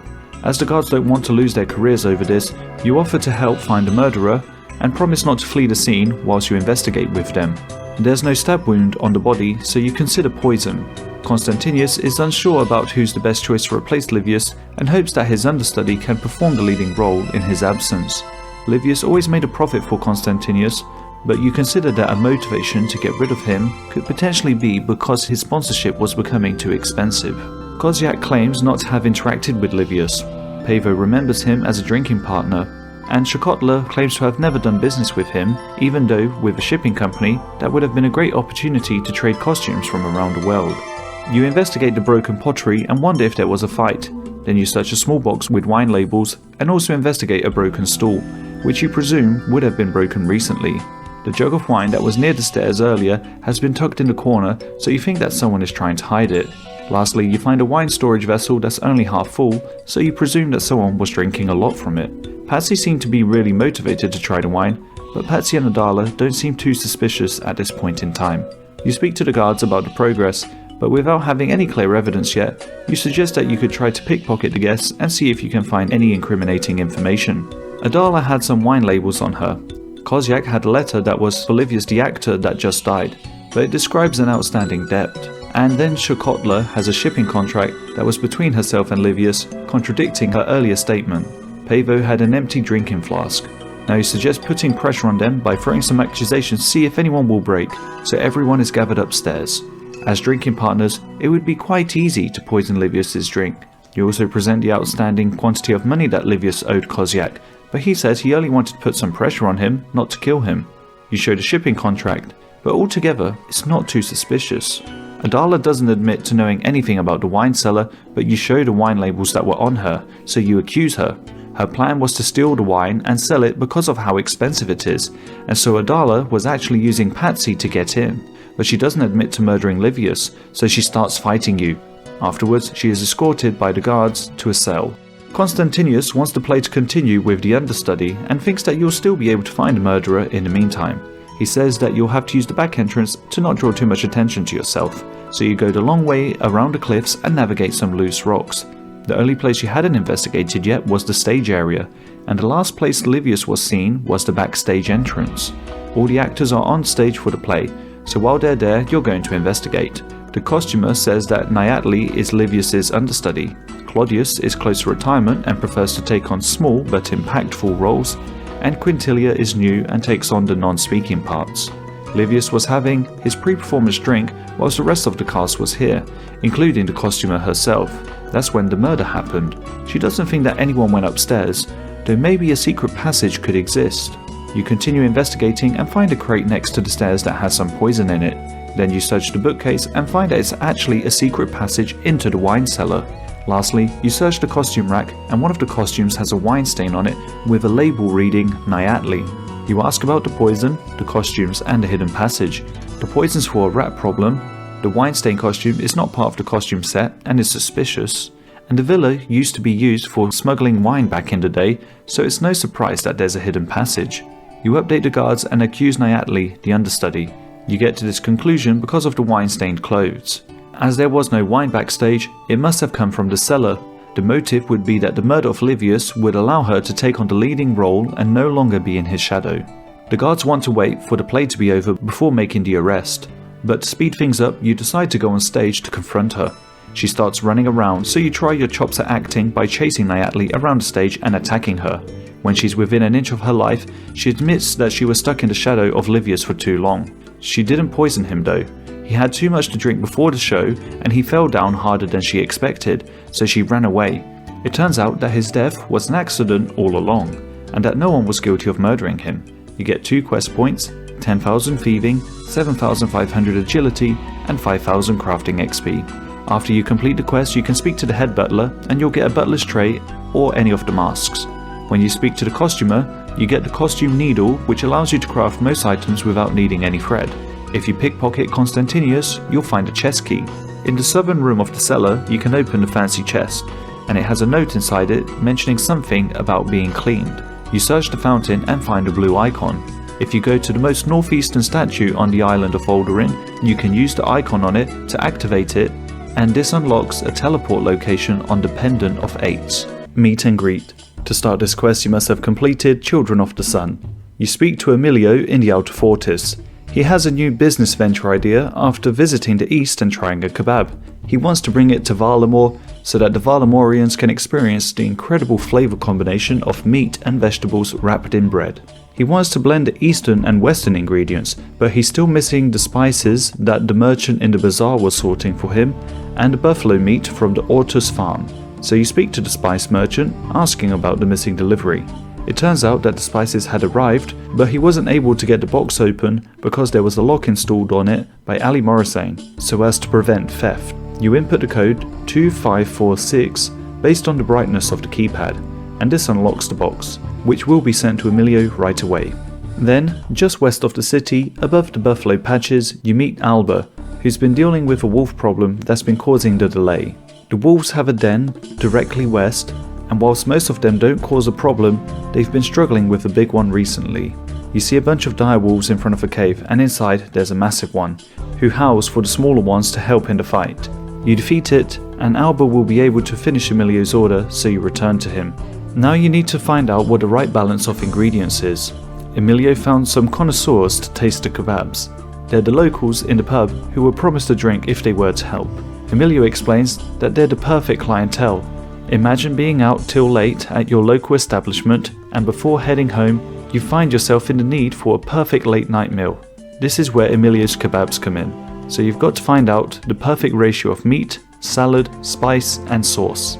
The clients say that they need 2 parts meat for each part salad, 2 parts salad for each part spice, and the quantity of sauce equals to the spice and salad combined.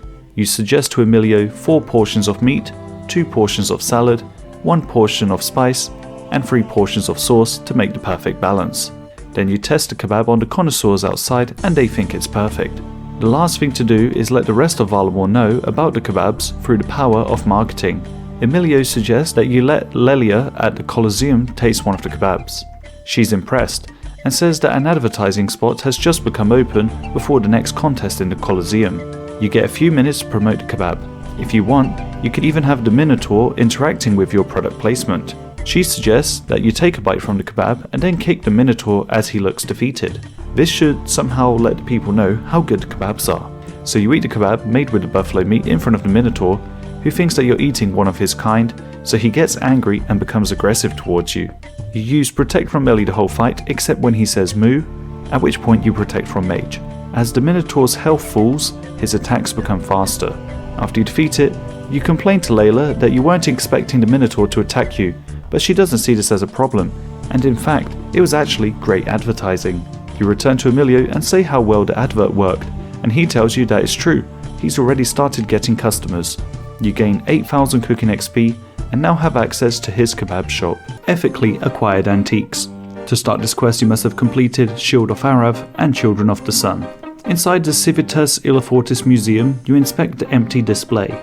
An article was recently stolen and they're willing to pay a high price for any information that leads to its return, so you speak to the curator to learn a bit more. The item was Zerna's diadem, which is a sort of crown. The local guards started an investigation but haven't made much progress. The curator says that you're free to help look for any sorts of clues. Near the display you find some tools on the floor.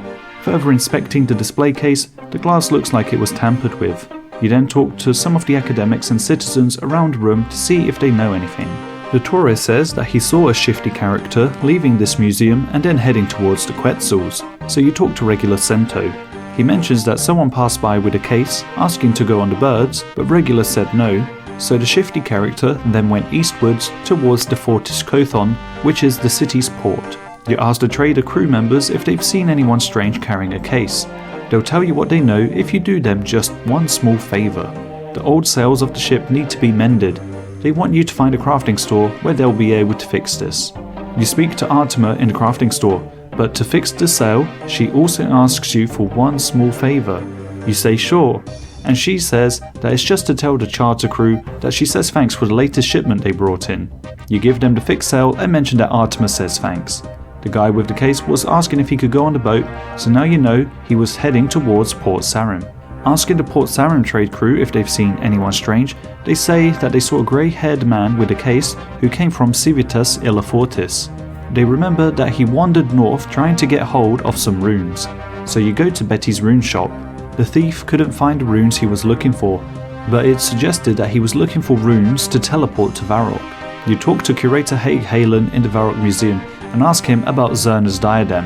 At first he responds shocked, and he tries to act like he doesn't know much about it, so you pickpocket him and find a storeroom key. In the storage room, you search the crate to find Zerna's diadem, and you accuse Curator Hagen of stealing it. After a long back and forth, you say that he can't justify theft by saying it's for preservation. He explains that when he was visiting Valamor, there was a tournament going on at the Colosseum, meaning that the museum was quiet. The curator claims that he heard a loud noise behind him and saw a thief was stealing the diadem. He defeated him and decided to protect the diadem in the Varrock Museum. He'll have it sent back right away. You get back to the Grand Museum on Valamor and talk to the curator, who rewards you with 6,000 thieving XP and 5,000 coins. Defender of Varrock. To start this quest you must have completed Demon Slayer, Romeo and Juliet, What Lies Below, Garden of Tranquility, Family Crest, Below Ice Mountain, Temple of Ikov and Shield of Arrav. At the Jolly Boar Inn, next to the lumberyard, you meet Elias White, who's an explorer. He was in the desert when he got a tip-off about something near this area. One of the patrons here was ranting and raving about zombies. Whilst most people thought these were just drunk ramblings, Elias didn't. He tells you the tale of Arrav, who once defended Varrock against a zombie invasion led by a Majorat named Zamoragul. Arrav sacrificed himself to save his city, but unfortunately Zamoragul survived. These zombie sightings, and the fact that they also appear to be forming into ranks, is why Elias suspects his return. You ask Elias what led him to this conclusion. He explains that he's been researching the Majorat, hence why he was exploring in the desert, and now he goes more in depth on the tale. In the 4th age, a group of travellers came upon an abandoned child. They set up camp where they found him, and it soon grew into the town of Avaroka, which is today known as the city of Varrock. The child became a hero. He defended the settlement from a goblin attack and took the name Arrav, which is a curse word in the goblin tongue. He heroically continued defending this city until he was granted a divination of the future, where he saw the Majorat Zamoragul claiming Avaroka as his own. So Arrav set out to find a powerful weapon to best him. This took him to the Imcamdo dwarves, who made him a powerful shield, the Shield of Arrav. He faced off Zamoragul and the zombie horde, and the invasion was repelled, but it came at the cost of his life. Zamoragul hasn't been seen since, and his last act before retreating was to claim Arrav's body and cursing him into becoming an undead slave. It's been hundreds of years since then, and most people have completely forgotten about Zamoragul. Inquiring about how Elias came to know so much, he says he used to be an adventurer like you. You ask him if he had any life-changing injuries, and he says, thankfully not. As the sightings were right outside the inn, you're going to see if you can follow their tracks. You inspect the plant and find some footprints, and continue until you search a bush to find a grubby key. The footsteps lead to a trapdoor near the strange old man who collects bones. Inside the cave, you look over a balcony and find Shadaftiak talking to Zamoragul. You overhear that for anyone to pass by the doors and gates, they need to be covered in the red mist. Zamoragul's cousin Lucian has been growing in strength, but he does not wish to work alongside him because Lucian would be in control. Arrav now appears, but as the slave of this necromancer.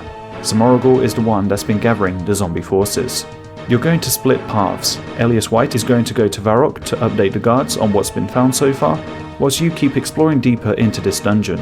You pick up 3 bottles off the floor and fight the zombies until you get the red mist so you can go through the gates. Arrav appears and says this place is too dangerous for the likes of you. Whilst he has no control over his body, he does sometimes have control over his mind, but only when Zamoragul is not paying attention to him.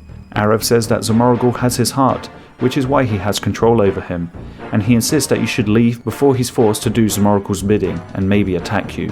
You get more red mist and continue going through the dungeon, and again you look over another balcony to see the zombie forces that are making their final preparations before heading north. You find Elias in the Varrock Palace and say that Zamoragul is about to make another attack on Varrock.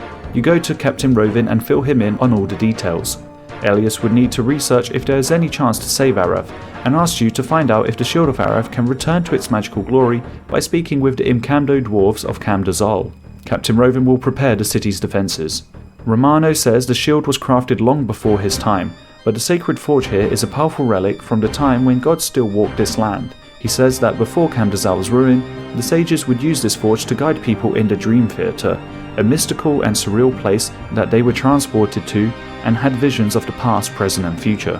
You can use it too, but you need some imbued baronite first. It's a normal baronite deposit imbued with the core of a chaos golem. You use this on the sacred forge. In the Dream Theatre, you speak with Arrav, and he explains that it wasn't him who used the shield, but the son of Varrock's founder. Only then did the zombies meet their doom, as there was a magical force in his blood, so you have to find one of his descendants if you're to save Varrock. Suddenly Zamoragul takes over Arrav's body. He says that the zombies are already at Varrock's walls and it's too late, so you quickly look for Captain Rovin and explain that you need to find someone of Arrav's lineage. He suggests that you speak to Reldo and hands you the Shield of Arrav. Reldo says that Surok Magis has escaped. The teleblock on him stopped working, and in hindsight, imprisoning a deadly mage in a library wasn't a very well thought out plan. You ask if there are any living descendants of Arrav.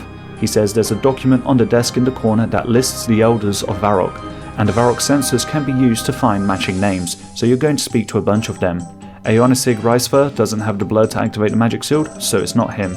Nor Sir Prizin, nor Romeo, nor Horvik, nor Curator Haig Halen, but he mentions that from the Halen line there was a lady named Nedwina who married into the Fitzharmon family. So you talk to Deminthes in southeast Varrock. You pass the shield to him and it magically responds to his touch. So you quickly get to the palace and in one fell swoop his magic electrocutes all the zombies. Being defeated here in Varrock, Zamoragul decides to go north. Whilst you've managed to save Varrock, you still haven't been able to save Arrav yet. Once Elias has a lead on how to do something about Arrav's heart, he'll be in touch. You get 15,000 smithing and hunter XP and access to Zamoragul's base, where you can get the zombie axe. Completing this quest is a requirement for While Gothic Sleeps and the Curse of Arrav. To start this quest you must have completed Troll Romance and Defender of Varrock. You speak to Elias White in the Uza Oasis. He thinks that he can find some knowledge to help Arrav by going onto the plateau and investigating the Mastaba, which means tomb. His research has informed him of a rare and unusual form of necromancy that was once practiced in these lands, involving the removal and preservation of the heart, similar to what the priests of Icflorin would do during their burial ceremonies. The difference is that this necromancy practice is performed while the victim is still alive. This dark magic angers Elias, as he believes this is almost certainly what happened to Arrav. The victim of this curse becomes a slave to whoever possesses their heart. Even though their mind and soul remain intact, the body does as the necromancer commands. You must recover Arrav's heart. Not only must it be preserved, but it must also be kept beating as well. Zamoragul has a way of doing this that Elias doesn't understand yet, but maybe the Mastaba on the hill contains the answers. It was built to house a pharaoh who ruled thousands of years ago. One of her many feats was saving the victim of a Majorat necromancer. Whilst you explore the Mastaba, Elias will try finding where Zamoragul is keeping Arrav's heart, and he wants you to find a group of what Elias presumes to be explorers that entered the Mastaba and haven't come out yet. He also expects that there may be defensive mechanisms in place to deter any would-be grave robbers. You'll meet back here once you're done. You run up the hill and enter the Mastaba. Inside you search a skeleton to find a key. Searching a second skeleton, you find a second key. You see a wall with odd markings which you search to disable the trap, and then pull a lever whilst turning one of the keys in a small keyhole beneath it. You do the same on the other side and are now able to open the imposing doors to fight a golem guard. While the screen shakes, you move away to avoid a lot of damage. After you defeat it, you're able to continue down some stairs. You then walk across some coloured tiles that raise the other colours as you step on them. Pulling a lever on the other side disables this obstacle, and you make it to a room with a sarcophagus and many statues. On some shelves, you find some canopic jars filled with oil. A mural shows one of the jars being filled with 3 dwellberries and a ring of life, which you also do. On another mural, you see the Pharaoh Queen placing a heart into the jar. You return to Elias and say that this should be able to preserve Arrav's heart. And whilst you are exploring the Mastaba, a colleague of Elias has recently spotted Zamoragul entering an old fort near the mountain of Trollweiss, after adventuring through some tunnels that led to it. You take a pickaxe with you, as there have been a few cave-ins recently. Near where the Troll Child and his parents are from the Desert Treasure Quest, you find a cave entrance that leads to the summit of the Trollweiss mountain. Here you find a crate with rubble that needs to be mined from multiple directions to get through. As you make progress, you find tablets made of stone, granite, slate and shale. Together they tell a story of a ritual stone that will grant great power, and a plan to dig some tunnels under the mountainside that will lead to it undisturbed. Eventually the tunnels reach a brick structure, and among the bookcases you find some notes of each of the Majorat. Akthanakos has not been seen since the God Wars, and his presence is still felt in Gielinor.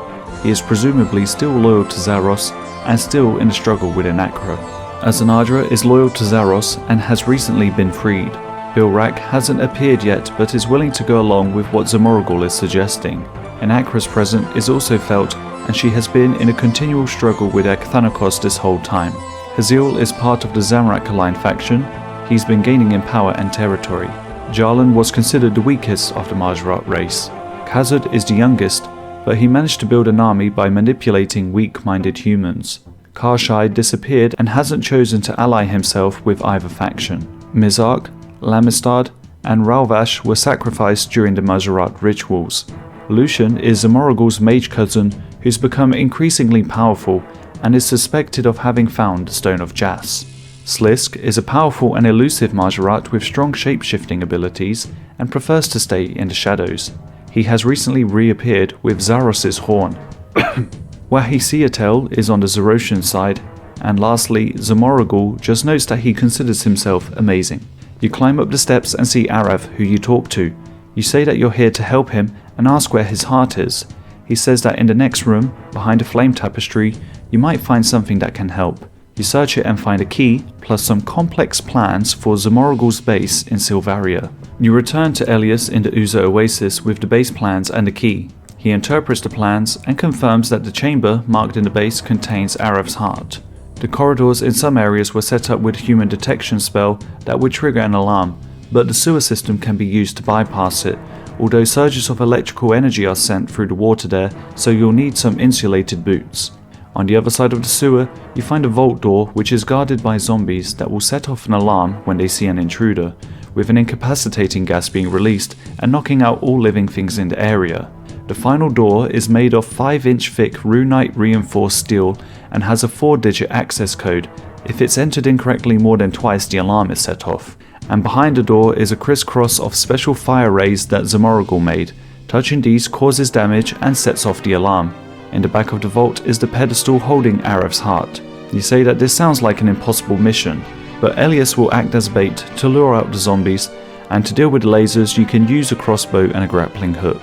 You meet him at Zamoragul's base near Varrock. Whilst he distracts the zombies, you make your way to the kitchen and squeeze through a pipe.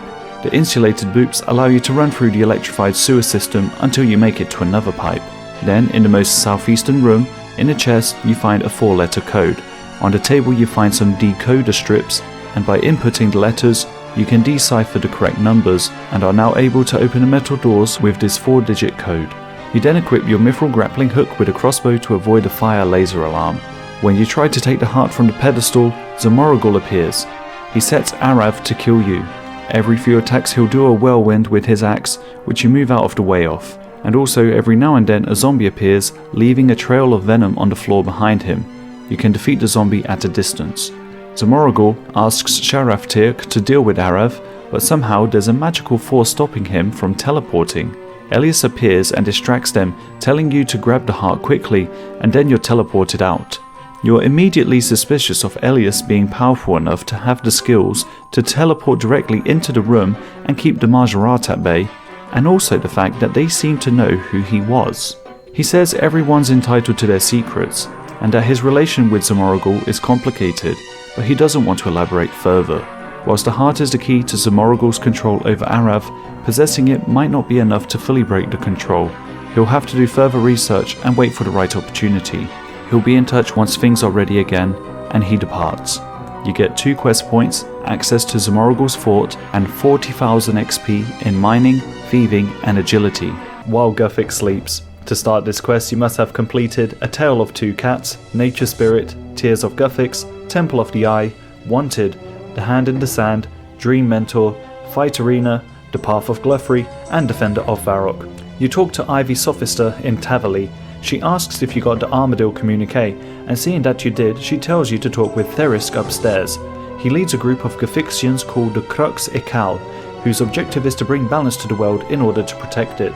This sometimes means using violence if it prevents a greater violence. This group has been keeping their eye on the Majorat for some time and consider them a threat to the world. They didn't think that Lucian was that dangerous until he obtained the Staff of Armadillo. Suddenly, a melee and a ranged assassin appear, who do a special attack of firing a poison arrow followed by a sneaky melee attack. You deal with them, and Therisk says that it's the first time that the assassins have ever made an attempt in Tavali, so Lucian must consider the both of you to be a massive threat at the moment. The Cruxikal have already formed an alliance with the Guardians of Armadillo, and they're reaching out to the Temple Knights also. It's an unexpected scene for the followers of different gods to unite in this way, but their differences mean little when compared to the threat that the Majorat pose. Whilst Lucian is difficult to locate, he's been expanding his resources at a rapid rate, and you can take advantage of this. He's been working with many people, including the treasure hunter Mavario, who now has a Khazad army bodyguard named Darv, and you might be able to find his whereabouts by starting at the fight arena. Mavario has been doing research in all the libraries around the world, focusing on the God Wars, but mostly on Saradomin and Guthix in particular.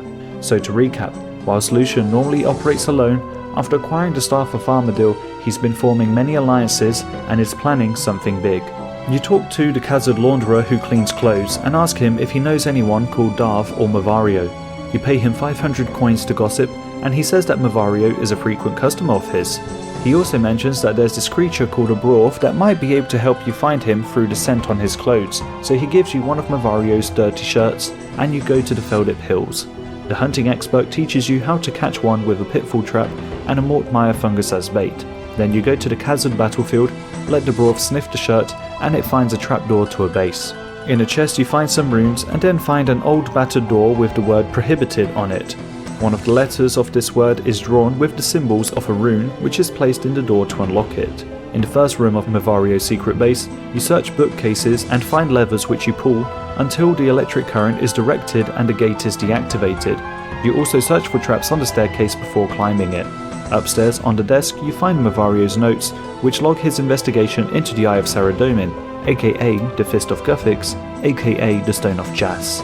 In the waste paper basket you find a ruby key and insert it into the keyhole in the bookcase, which raises some stairs to Mavario's bedroom. You search the bed and find a chest under it, which is also unlocked with the ruby key, but make sure to search for traps first. You find some more notes written by him. He notes that Lucian is taking an interest in his research, but despite gaining the power of the Staff of Armadil, he doesn't seem satisfied and claims that this is only the beginning. He learnt a demonic spell that raises creatures from the dead, and at the Wizard's Tower they discovered the rift of the Eye of Saradomin. Lucian wants to touch it to become more powerful. Back in the middle floor, you inspect the painting and find a lever which you pull. You search the drawers and find some notes on pressure. You then add some weight onto the statue according to how much you weighed when you first entered the base, and then leave with the notes. Therisk says that the New Alliance have decided to hold their meetings in the White Knight's castle in Falador. He would like you to tell Idria near McGrubber's Woods about the updated location. You appear just as Lucian's mercenaries attack the Guardians of Armadil, and after you help deal with them, they'll meet you at the White Knight's castle. You're introduced to Arcasay, and Idria thinks that Lucian might be raising an undead army in the wilderness. To find his whereabouts, Therisk has developed a truth serum. You're given a teleorb that's directly linked to the jail cell here, so you've got to plant this on one of Lucian's spies. For now, all you know is that the spy should be in Draenor Manor or Draenor Village, so you find the shady stranger and plant a teleorb on him to trap him in the cell. But he doesn't drink the truth serum and instead destroys it. To make another potion, you'll need an enriched snapdragon, and Betty can help you with that. You get some pink dye from her and place the snapdragon seed on the table. You use the pink dye to make a rose-tinted lens and stand in the doorway to shine the pink light onto the snapdragon seed to enrich it. Therisk says there's a herb patch on top of the castle. Whilst the seed grows, you talk to Idria. Seeing that Lucian's forces will be sizable, you'll need to recruit talented individuals. She wants you to contact 3 of the Slayer Masters and Syrisus from the Dream Mentor quest, although he's always on the move, so you'll need to use the NPC contact spell. You explain the alliance to the Slayer Master Toriel, and although he's retired, he's happy to do one last job.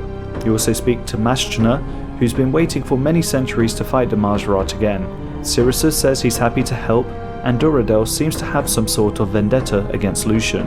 The enriched snapdragon has grown. Therisk makes another super truth serum, and in the drawers in the corner you find a papyrus and a charcoal. You enter the cell where the shady stranger is and threaten him, so he drinks the truth serum. He says that he never met Lucian, he only took his orders from the Dark Squall. He describes the Squall to you, and you sketch him. That's all the prisoner knows. You show the sketch to Idria, she'll send copies throughout the spy network. In the meantime, she asks you to recruit Gommel, Haralak Menarus, and Sloane from the Warriors Guild.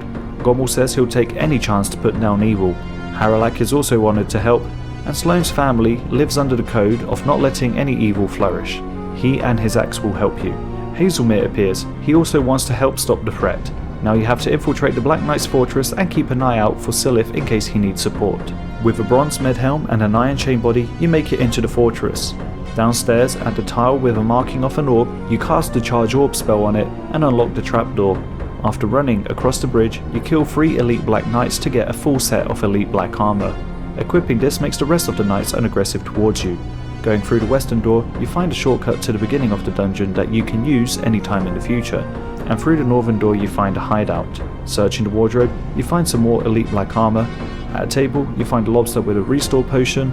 On another table, you find a lore rune, a death rune, and a strange teleorb. And next to the northern wall, you find a key rack that you take a key from. You then go to the prison cells and find Silith. You heal him with the food and restore potion. His mission here isn't complete yet. He needs to find the Dark Squall and gather any intelligence available.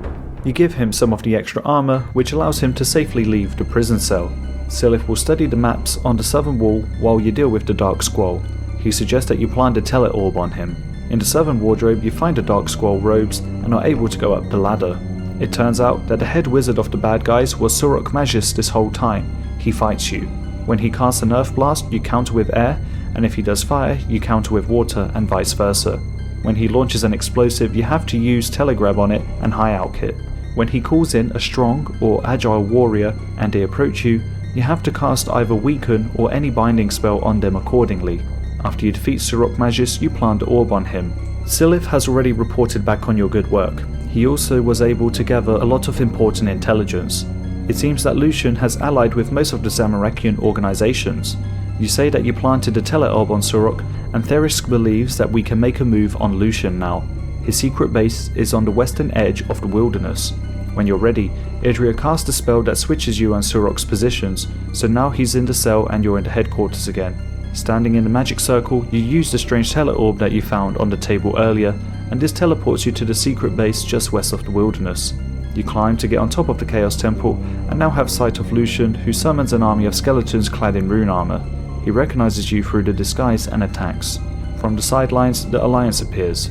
Hazelmere observes you through a telescope, then Lucian quickly disposes of Duradel and Sloane. Hazelmere's crystal attack did something, but not enough, and his seed pod burst. It seems that his time has come.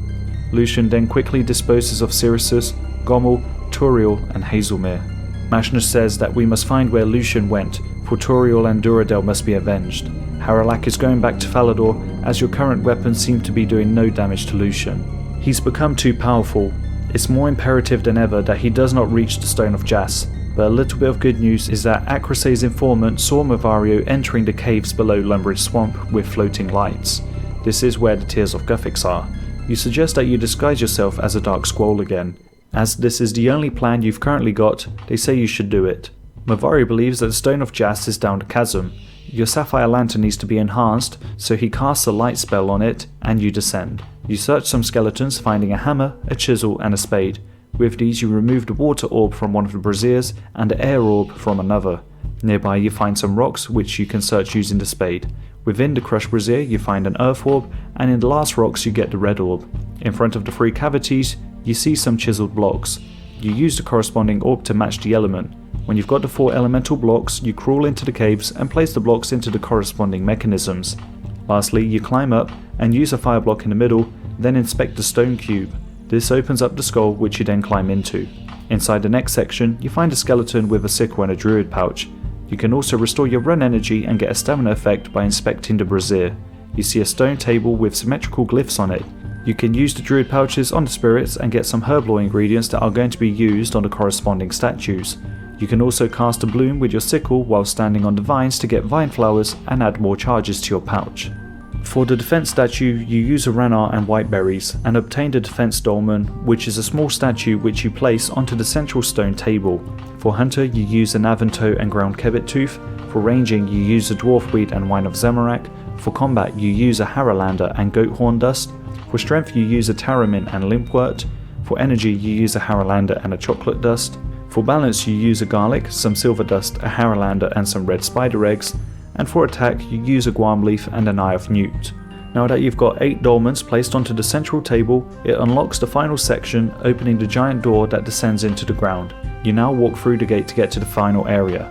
A balanced elemental that's protecting the stone and knows your whole past, present and future appears before you. He attacks with all 3 styles. If he's orange, you should protect and attack with ranged. If he's blue, you should protect and attack with mage. And if he's white, you should protect and attack with melee. After you defeat the balanced elemental, you can touch the Stone of Jas.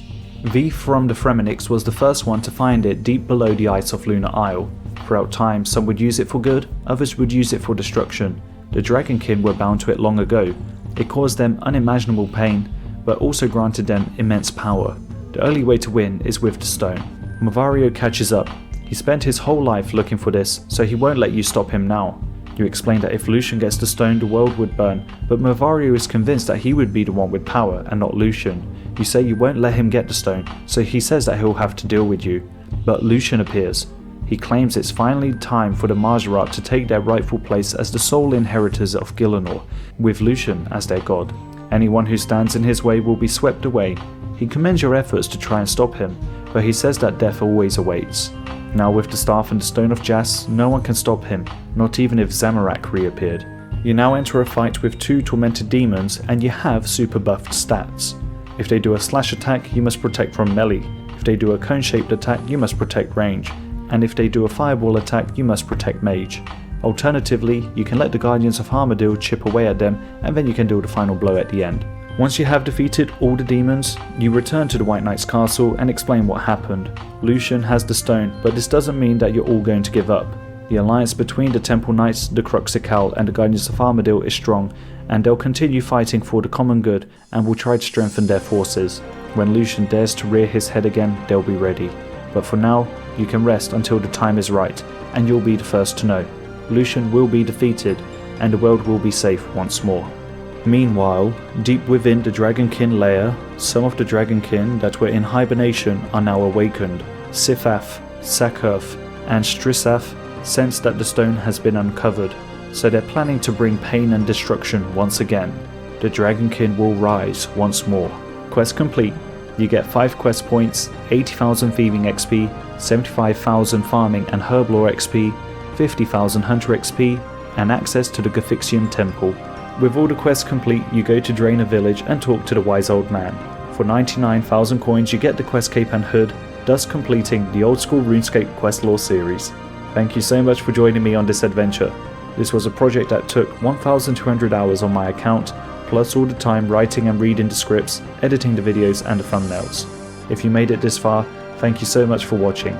These videos are dedicated to everyone who wanted a quick, short way of learning what actually happens during the quests in old school RuneScape.